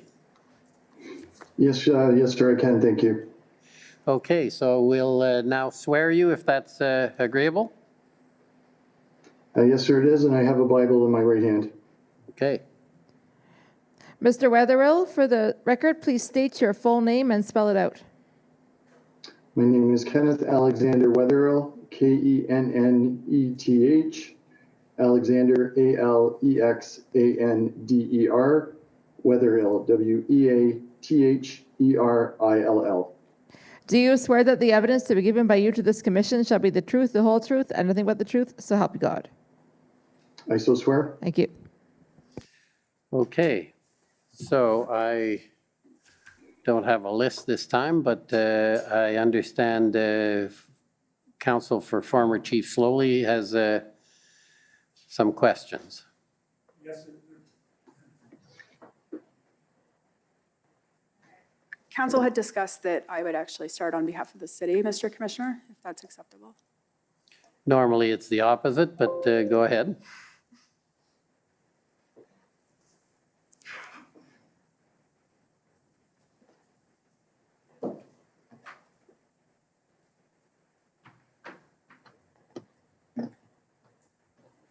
Good evening, Mr. Weatherhill. Thank you for making yourself available for us on seemingly quite short notice. My name's Alyssa Tompkins. I'm counsel for the City of Ottawa in this case. So I just have a couple of issues that I want to discuss with you flowing from your witness summary. So one of the issues you raise in there is the training that's available to members of the Police Services Board. So I just wanted to bring up the Police Services Act. If we can go to document COM, I think it's 50819.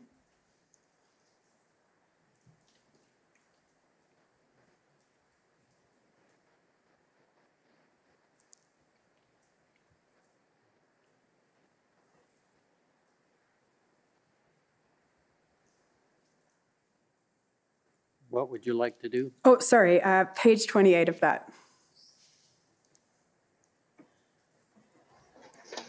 So if we can just scroll down, Mr. Clerk, when we get to, I just wanted the witness, keep scrolling, please. So this starts with section 31, which is titled Responsibilities of the Boards. And if we can keep scrolling down, if we get to subsection 5, please. Oh, there we go. So the training of board members, and the Act provides the board shall ensure that its members undergo any training that the Solicitor General may provide or require. Now, my understanding from your witness summary is that, in fact, the Solicitor General does not provide formal training or has chosen not to. Is that correct? My evidence is that the police service advisors deliver orientation training. There's also a package that is provided to every board member who becomes a member of the board. But when I think of training, I think of lesson plans, I think of course training standards, and I think of that. That is not the formal training that is that is delivered currently under the Police Services Act. There is ongoing training on a number of different areas that may come up that the advisors are able to help support the board or help support the board to receive training in a number of different areas, such as an example of a board asking for training in harassment and discrimination and biases, and could they get support in identifying those kinds of training plans? Okay, so maybe it'll be easier if we just go to your witness summary, if we can go to WTS 00000080, however many zeros, sorry, I'm always unsure.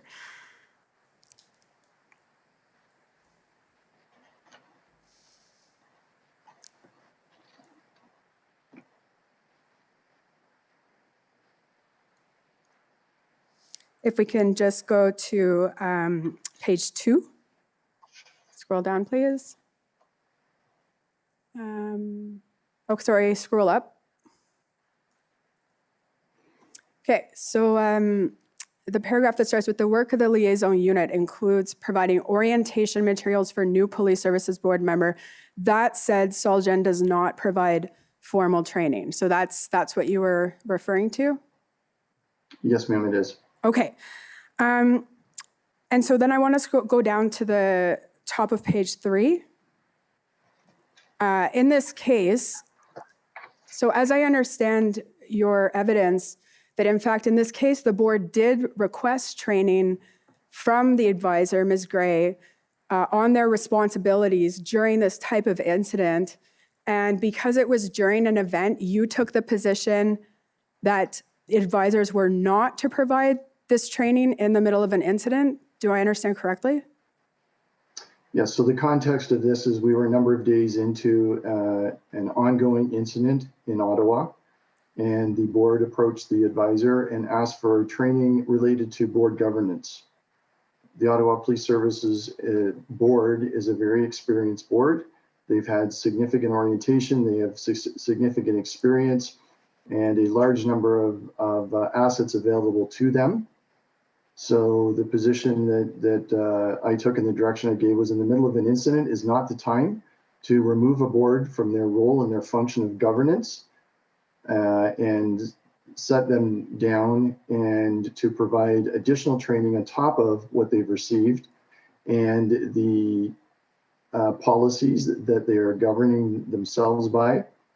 What I did ask was that the advisor ask for particular questions from the board and specifically the executive director, and then we would help facilitate those questions with the appropriate answers and assist them in the interpretation of the legislation, their roles and their functions and their responsibilities. Okay, and I'm not going to go to that document because I took the Deputy Solicitor General to it, and will the commission already has the evidence as to what information was provided to the board in terms of what authorities were available to them under the Act, and more importantly, what was not provided. I note here that it says part of the rationale for not agreeing to provide training during the incident is that the OPSB had its own resources, significant experience through former board members on city council. Now, I just want to be clear on that. Surely you agree that the board and a municipal council are separate and distinct entities? Yes, that's correct. Okay, and they're legally separate as a matter of law. They are legally separate as a matter of law. What I meant by that, and what I continue to stand by, is the board has a responsibility and the ability to tap into resources of experience that can help them guide through particular scenarios and situations without disclosing the intimate details of those situations and scenarios. That forms part of responsible governance. Now, you'll agree, though, that of these other resources available, other than the advisors of the Solicitor General, only one of those being the advisors of the Solicitor General has a statutory duty to ensure that the board is providing adequate and effective policing in the municipality. So if I understand your question correctly, you're asking me if there is only one person that's listed in that entire group that has a statutory responsibility to provide adequate and effective policing. Yes.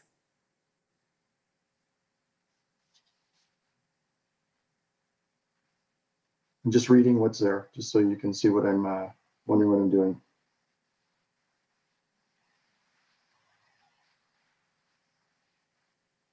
So the board members themselves have a responsibility. So that's one entity. Legal counsel to the board has a responsibility to help guide the board.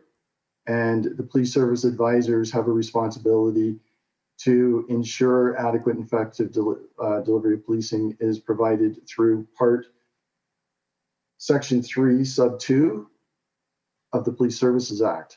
But that doesn't preclude the board from having their own responsibilities under Section 4 and their duties under Section 31. And nobody's disputing that. What I'm referring to is when the board could go outside itself and seek assistance, as they were doing in this case. They were seeking assistance from another body that has that duty. And in fact, the duty includes a duty to ensure that the board is doing its job.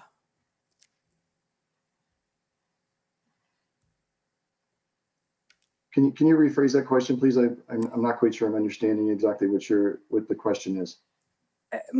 And maybe it's just a matter of argument that when they have these other resources that they can go to, and that's fine and good, but it's in the statute, there's one entity that's supervising the board. And I put to Mr. DiTomaso, and I'll put it in argument, that the Supreme Court of Canada has said that the Solicitor General has a duty to ensure that the board provides adequate and effective police services in the municipality. So the other entities, former members, they're resources, but they're not resources that have themselves a statutory duty. So I'm not familiar with any case that the Supreme Court of Canada has ruled on. With respect to responsibilities of the delivery of adequate and effective policing, in the Act, there's actually three areas that I'm familiar with. The first one is the board and their responsibility to provide adequate and effective policing. The role of the minister is set out in Section 3.2, and the municipal council to provide the necessary funding in order to deliver upon the services, which can arguably connect it back into adequate and effective policing. And obviously, the municipality's other role is in appointing or removing, as the case may be, members of the board. The municipal members of the board, not the provincial members of the board. Quite correct. Thank you. I have no further questions, and thank you for your time this evening. Thank you. Okay, so next is former Chief Slowly's counsel.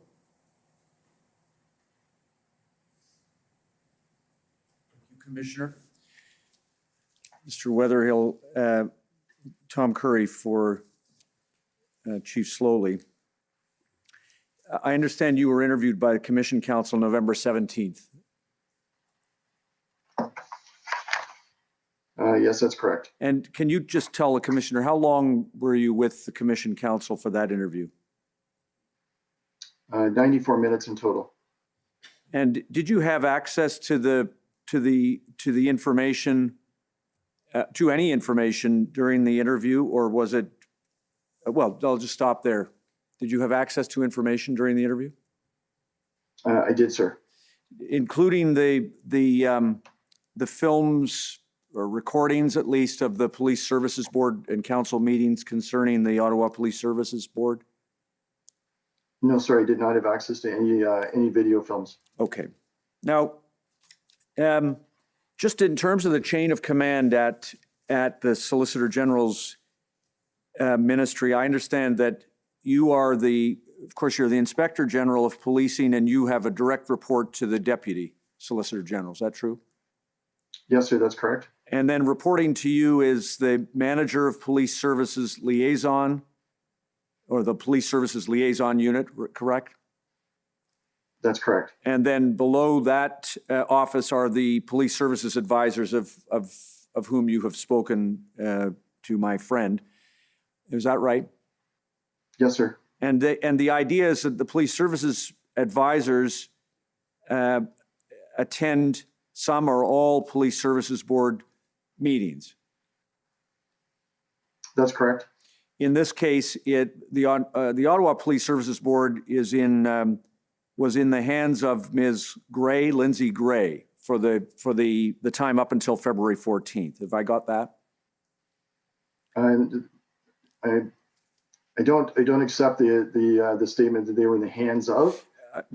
Ms. Gray was providing professional guidance, fulfilling her duty as a police service advisor for the Ministry of the Solicitor General. I meant that only in the sense that she was the advisor for the Ottawa Police Services Board. And when did you first learn that the Ottawa Police Services Board was dealing with the convoy protest?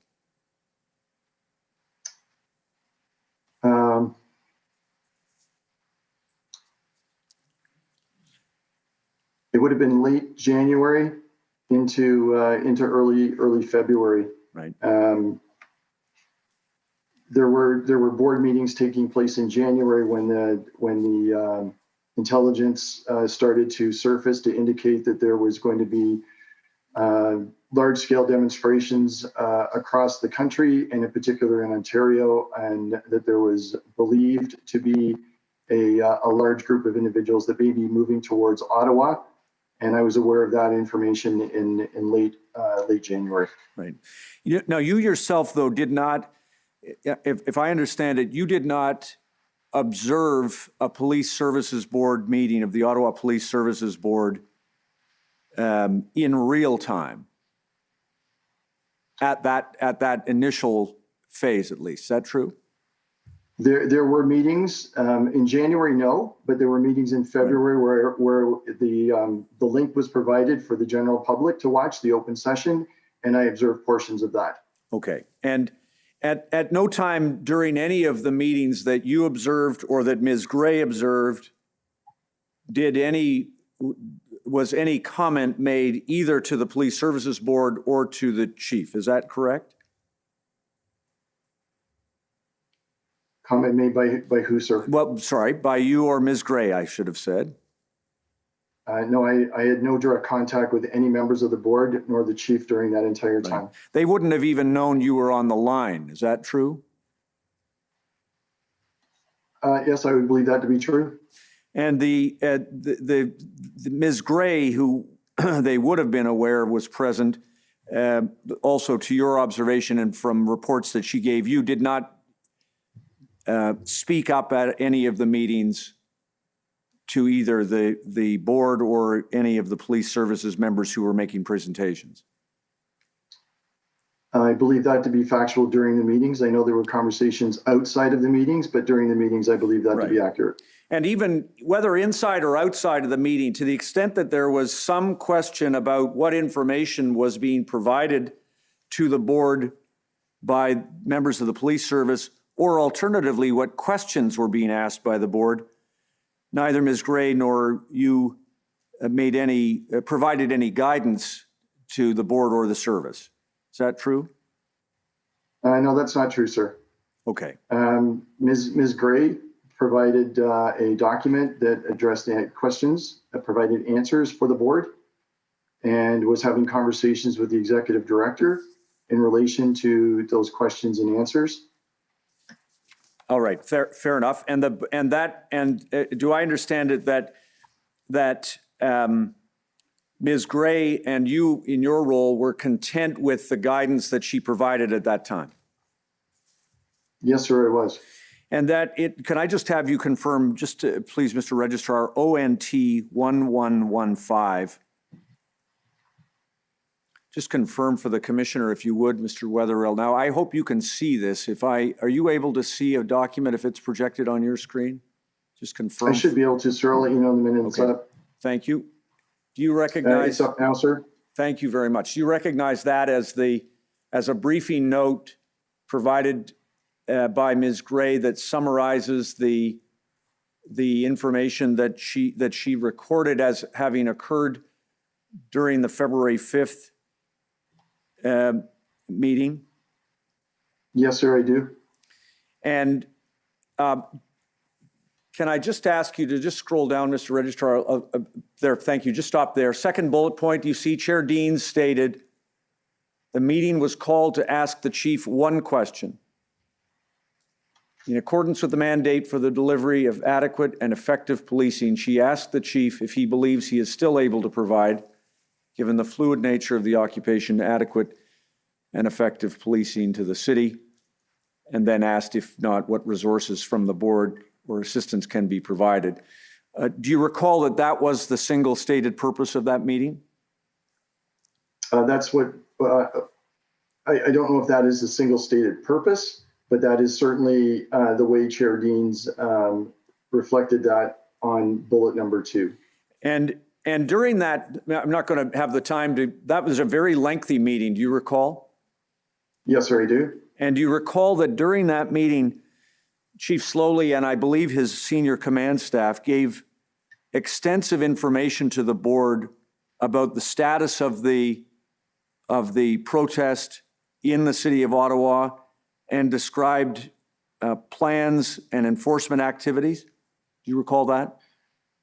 What I will say is that on bullet 4, the chief committed to lay out where the service is at and what their plan is. And then if we scroll down on that same document, the chief and the deputy discuss how many arrests they've made, how they deploy some of their officers in and around the city. What's missing there is, I think, the crux to what the question from the chair was, is my recollection of that meeting, was around what is happening with the demonstrators, what is happening from the dismantling, where is the dismantling plan, and how are we going to return that piece of the city back to the residents? Well, I mean, you can keep going. It's a 5-page document. I don't have the time, unfortunately. But there is a great deal of discussion between this chief and his senior command and the board about the fact that there are inadequate resources within the Ottawa Police Service to dismantle the protest. Isn't that true? At that time, what I can say is the chief makes mention of the number of officers that have been seconded and supporting from the RCMP, from the OPP, and I believe he mentioned 7 other municipal services. So this is on the 5th of December, or of February rather, and I believe the initial demonstration began the weekend prior to that. Yes, but am I correct that certainly you as a member of especially with your experience in police services, this is not a mystery. On February 5th, you knew and everyone knew that the Ottawa Police Service was overwhelmed by the protesters and had no adequate resources themselves to dismantle the protest. Isn't that true? I'm aware that there were resources on the ground supporting the Ottawa Police Service. I have never been provided operational plans. I have never seen operational plans, and I've never seen what the true state of affairs were other than what was truly reported through the media and what I have received through the briefings. Did you ask for them? It's not my place to ask for operational plans, Okay. sir. We don't oversee operations. So, okay, well, so what I just need to understand then, Mr. Wetherill, is this. You didn't ask for them, but you've never seen them. You're not criticizing anybody for failing to provide them then. You're just telling the commissioner you didn't see them. I don't think I was ever asked that question, and that's not what my summary of my evidence was. My evidence was around the issue. I think if we go to page 4 of my summary, the 3rd paragraph down, that I found it concerning that when there were questions being asked around the removal of the demonstrators in front of Capitol Hill, that there was no operational plan that was being able to be discussed. And in this document you have up here displayed on the in-camera portion, it speaks to that there will be future tense work to put together an operational plan. That was the substance of the conversations that I shared with council that forms part of my summary. Maybe we're saying the same thing, but you understood at that time, and the board understood at that time, that the Ottawa Police Service had a maintenance plan and various details about operations, but that dismantling would require the influx of significant resources. Didn't you know that? And the board knew that. I don't know what the board was thinking, sir. Okay. I can't answer that. Okay. Did you attend the in-camera portion? No, sir, I did not. Okay. So then I'll leave that for a moment. A couple of quick things. Just confirm for the commissioner, please, that this chief and his command team briefed the board January 26th in advance of the protest, and you watched that briefing after the fact. Is that true?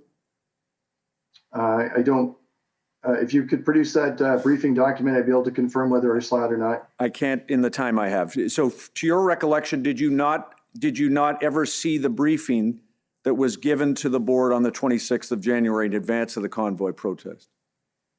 I'm sorry, I don't know that. I can't answer that question. Thank you. Did you see the briefings of February 1st in addition to February, you've told us about the 5th. Did you watch the February 1st, 7th, 11th, and 15th briefings? I don't have the dates of those briefings. I know that I was in contact with the police service advisor during and after those briefings. All right, fair enough. So you don't know whether you attended those other ones. Is that fair?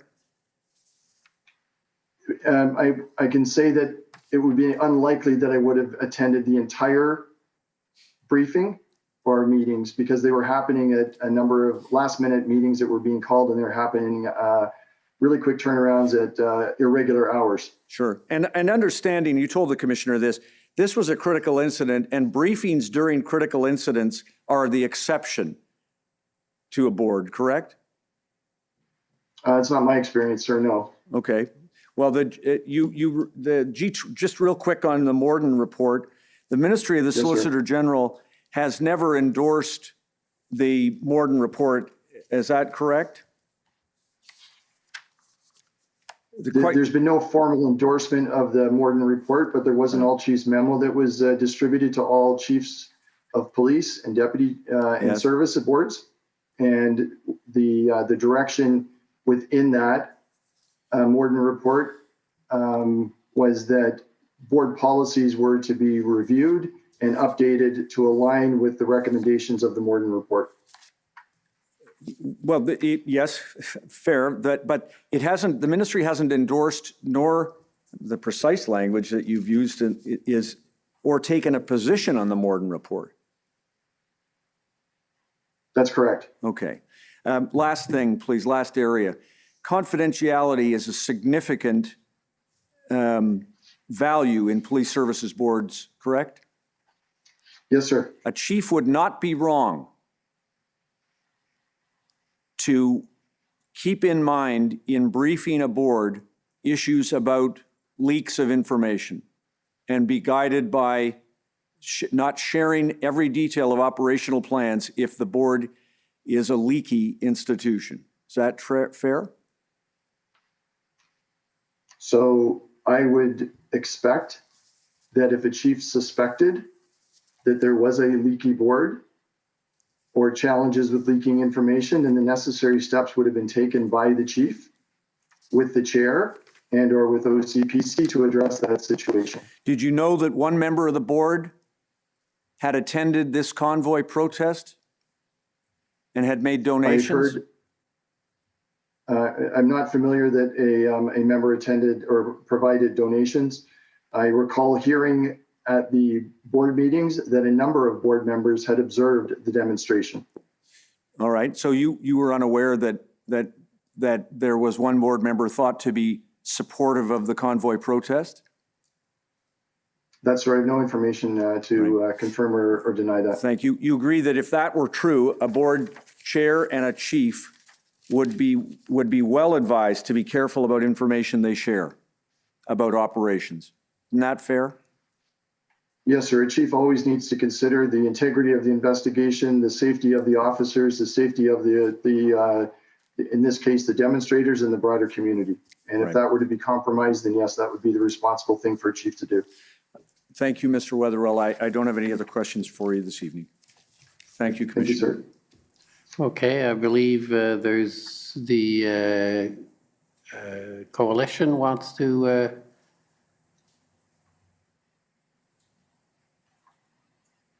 I'm sorry, you're okay, yes, coalition. With the mask, I didn't recognize you. I will recognize. Here I am. Good evening. My name is Emily Tamman. I'm one of the lawyers acting for the Ottawa Coalition of Residents and Businesses, and I just have a very short time with you this evening, so just a couple of quick questions. And thank you for being here this evening.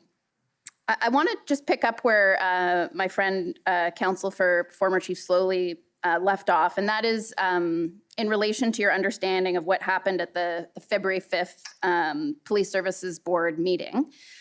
And as I understand it, and I think you've accepted that a key issue at that meeting was whether or not OPS was still providing adequate and effective policing, right?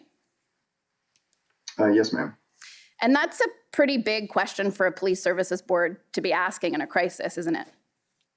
Yes, it is. Because it implies that they may be asking themselves whether they need to consider their options, maybe under Section 9 of the Police Services Act, right? That and the fact that I think it's a responsible thing to do for a board to regularly ask the chief and ask themselves, are we in fact delivering adequate and effective policing, and are we satisfying our legislative responsibility in the Police Services Act? Right. I mean, that's something that should be done regularly, but certainly if that question is being asked in a crisis, it's not a routine question. It's being asked because there are concerns as to whether adequate and effective police services are being delivered at that time. Wouldn't you agree with that? Yes, I would agree that throughout a major event that it would be appropriate for a board to ask those questions of itself and of their chief.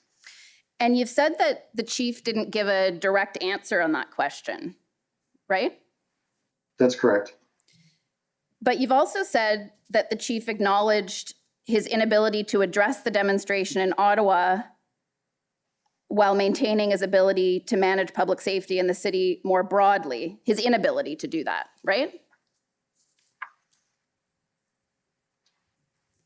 The chief set out that he did have the ability to provide, from my interpretation of what I heard in the board meeting and in review of the board summary from the advisor, that the chief did demonstrate verbally to the board how adequate and effective policing was being delivered throughout the city.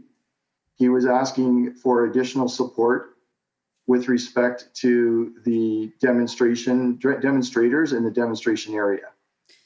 Okay, so I just want to be clear, though, because in the summary of your evidence, and it may well be that it's an error, so this is an opportunity to correct that, but on the third page in the last paragraph, just after the footnote 4, it says his understanding was that Chief Slowly had acknowledged his inability to address the demonstration in Ottawa while maintaining his ability to manage a public safety in the city more broadly.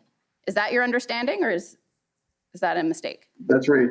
He's saying he needs help with the demonstration, but he is able to maintain public safety in the rest of the city.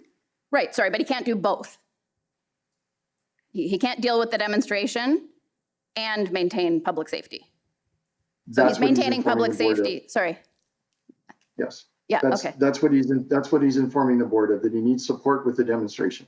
So I guess what I'd like to understand is why it is that you didn't feel that this was information that the Deputy Solicitor General should be briefed on. That you have a crisis in Ottawa, you have a board asking questions about the efficacy and adequacy of policing on February 5th.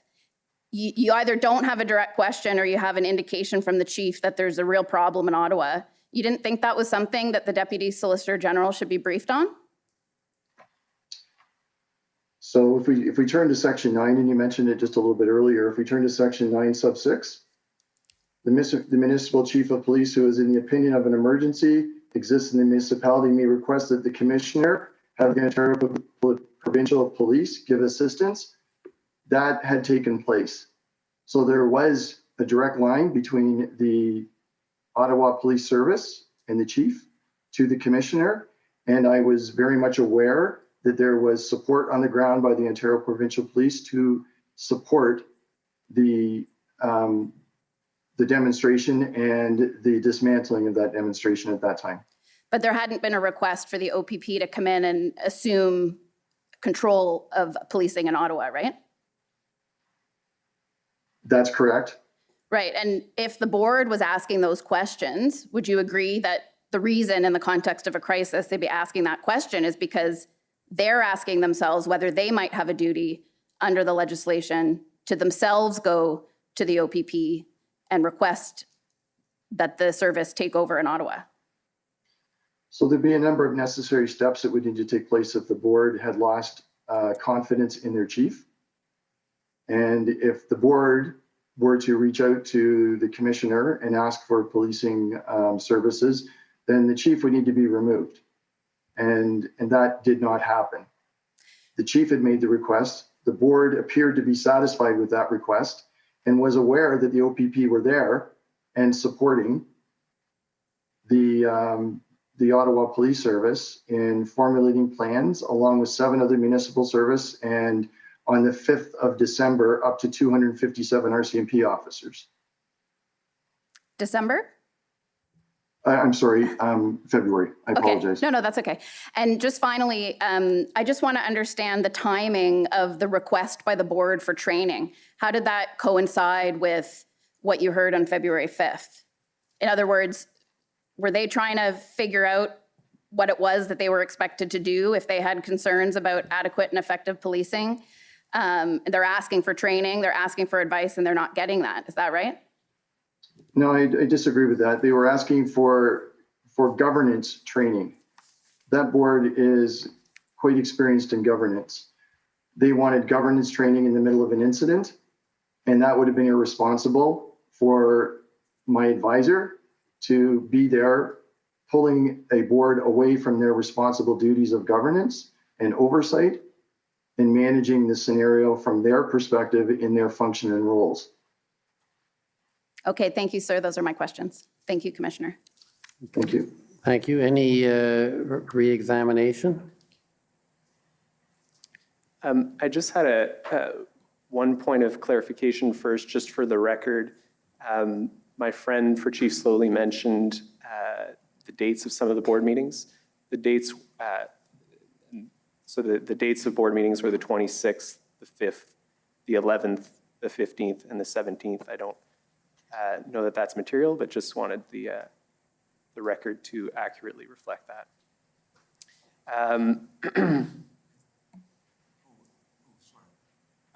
I think the difference, Commissioner, between, Tom Curry speaking, the difference between us is that I believe there's a briefing on February 1st.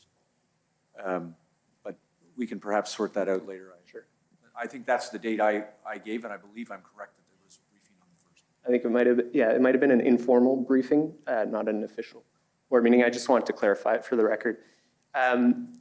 In terms of questions on confidentiality, would you agree that if information is not provided because there's a belief that a board is a leaky board, that would be an impediment to proper oversight function by the board? Yes, I would.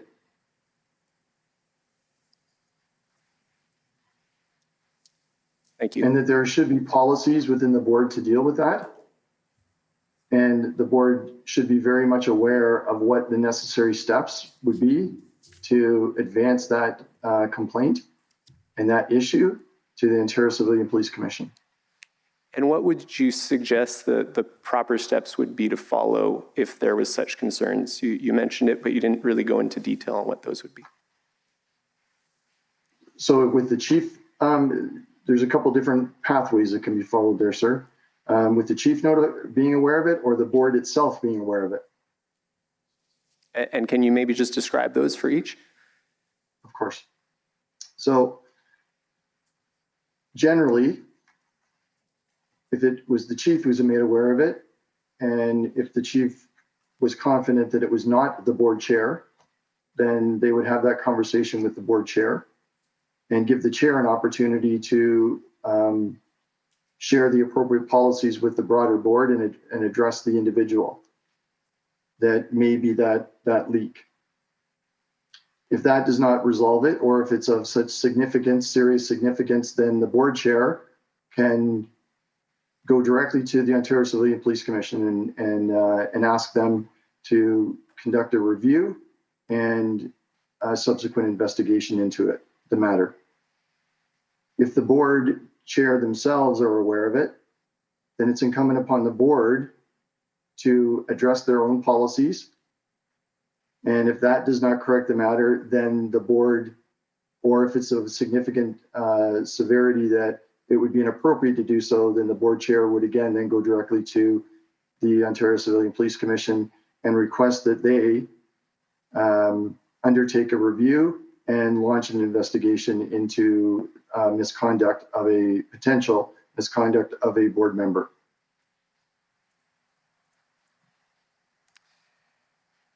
Okay, and so you would agree with me that a leaky board issue has to be addressed in some fashion? I would agree that if it exists today, then it needs to be addressed. And that it's unfortunate if they were aware of it back in February or January, when others were first made aware of it, that it wasn't addressed then. Because if it's not addressed, it leads to a breakdown in the relationship,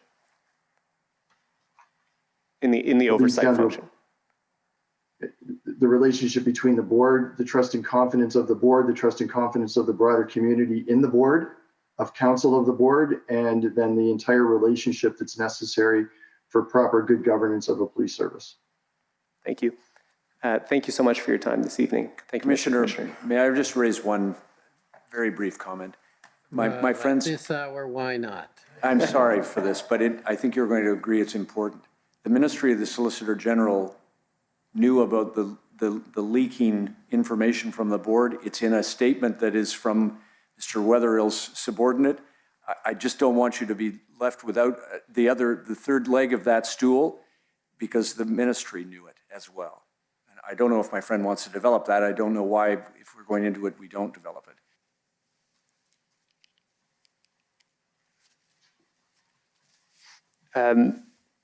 Thank you, and I am aware that that is in, certainly in the other witness statement that was entered. Do you maybe want to address that question then raised by my friend? What, if anything, should the Solicitor General's office be doing if they're aware of a leaky board? So I'll start by saying I was not aware that the advisor had that information. If the advisor did have that information, then the advisor, number one, should have reported that through the chain of command up to myself. And that would have been something I would have shared with the deputy.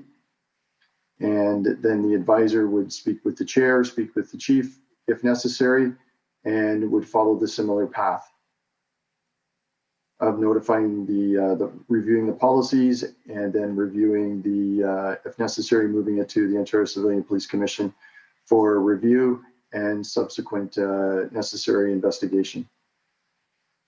Thank you very much. Okay, thank you. So those are, well, firstly, thank you for making yourself available, Mr. Wetherill. Unusual as the hour is very appreciated by the commission. So thank you. That terminates your evidence or ends your testimony. And we will adjourn, I think, until tomorrow morning at 9:30. The commission is adjourned. La commission est adjournée.